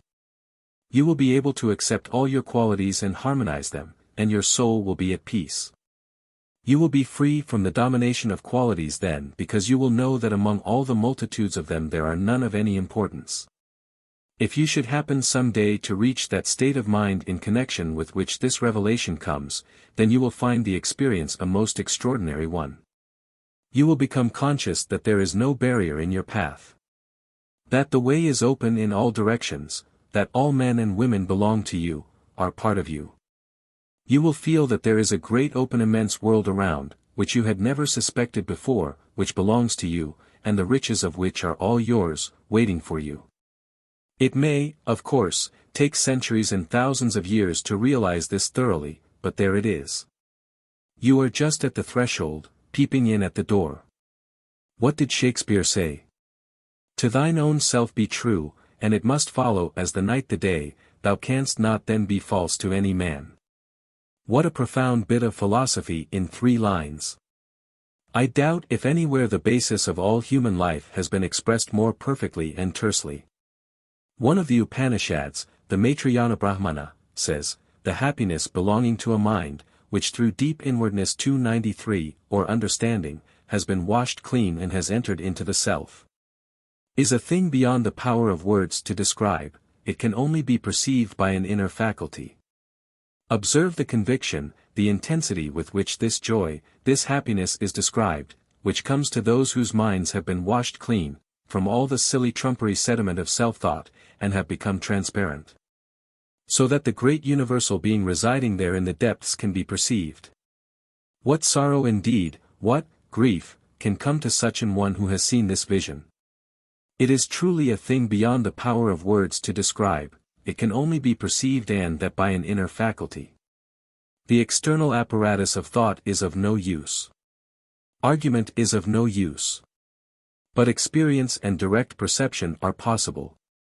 And probably all the experiences of life and of mankind through the ages are gradually deepening our powers of perception to that point where the vision will at last rise upon the inward eye.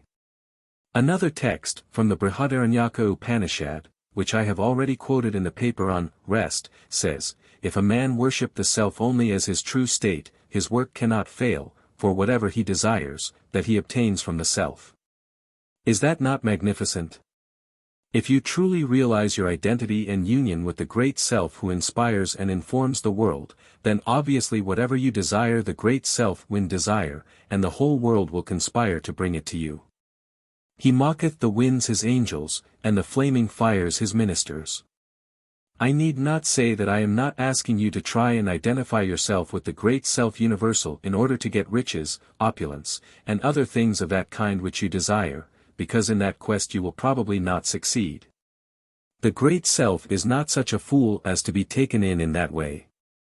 It may be true, and it is true, that if ye seek first the kingdom of heaven all these things shall be added unto you, but you must seek it first, not second. Here is a passage from Towards Democracy, as space spreads everywhere, and all things move and change within it, but it moves not nor changes. So I am the space within the soul, of which the space without is but the similitude and mental image. Comest thou to inhabit me, thou hast the entrance to all life, death shall no longer divide thee from whom thou lovest. I am the sun that shines upon all creatures, from within gazest thou upon me, thou shalt be filled with joy eternal. Yes, this great sun is there, always shining, but most of the time it is hidden from us by the clouds of which I have spoken, and we fail to see it.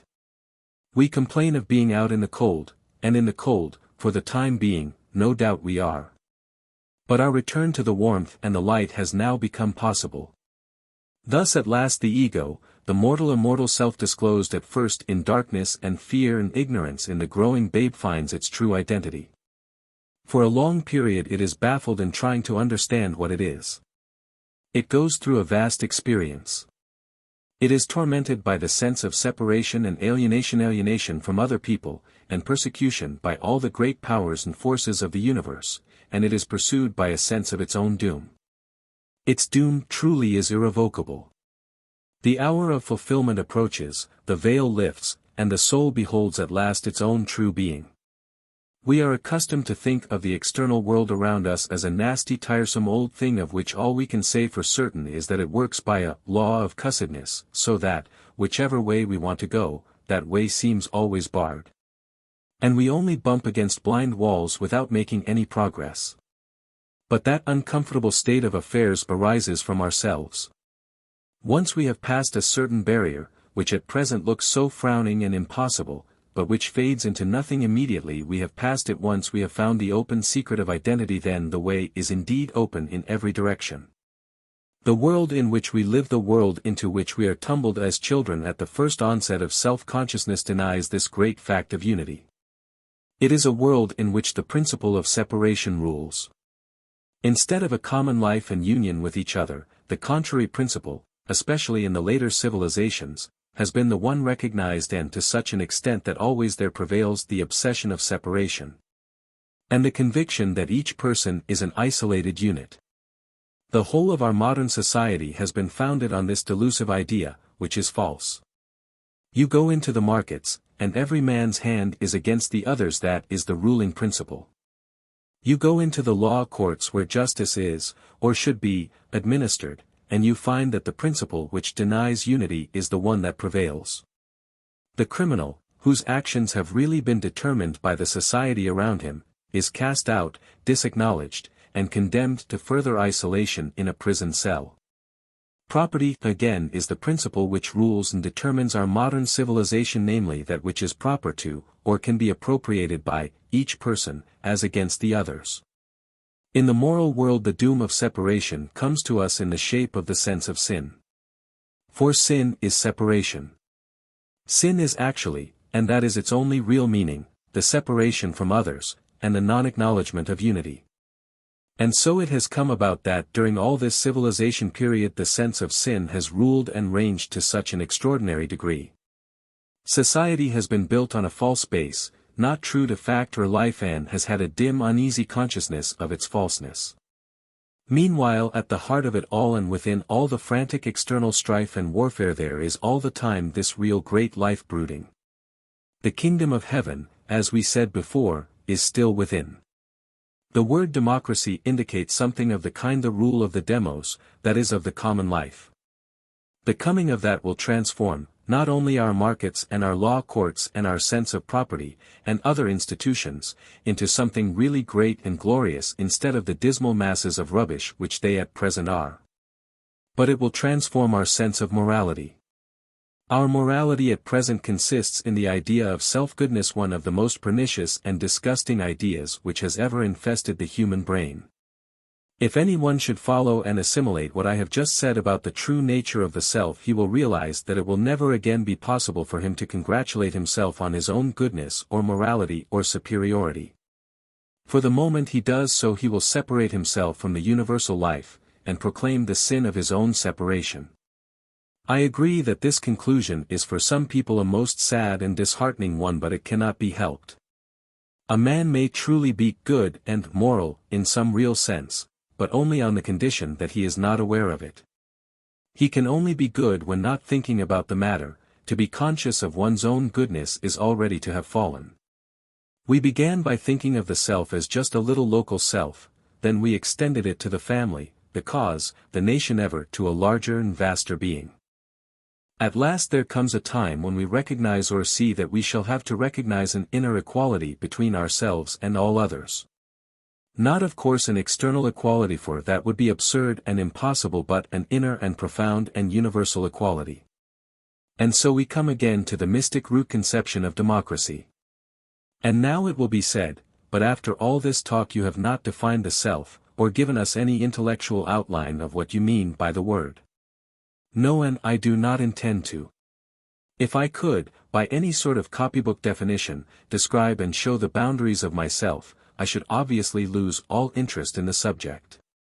Nothing more dull could be imagined. I may be able to define and describe fairly exhaustively this inkpot on the table, but for you or for me to give the limits and boundaries of ourselves is, I am glad to say, impossible. That does not, however, mean that we cannot feel and be conscious of ourselves, and of our relations to other selves, and to the great whole. On the contrary, I think it is clear that the more vividly we feel our organic unity with the whole, the less shall we be able to separate off the local self and enclose it within any definition. I take it that we can and do become ever more vividly conscious of our true self, but that the mental statement of it always does and probably always will lie beyond us. All life and all our action and experience consist in the gradual manifestation of that which is within us of our inner being.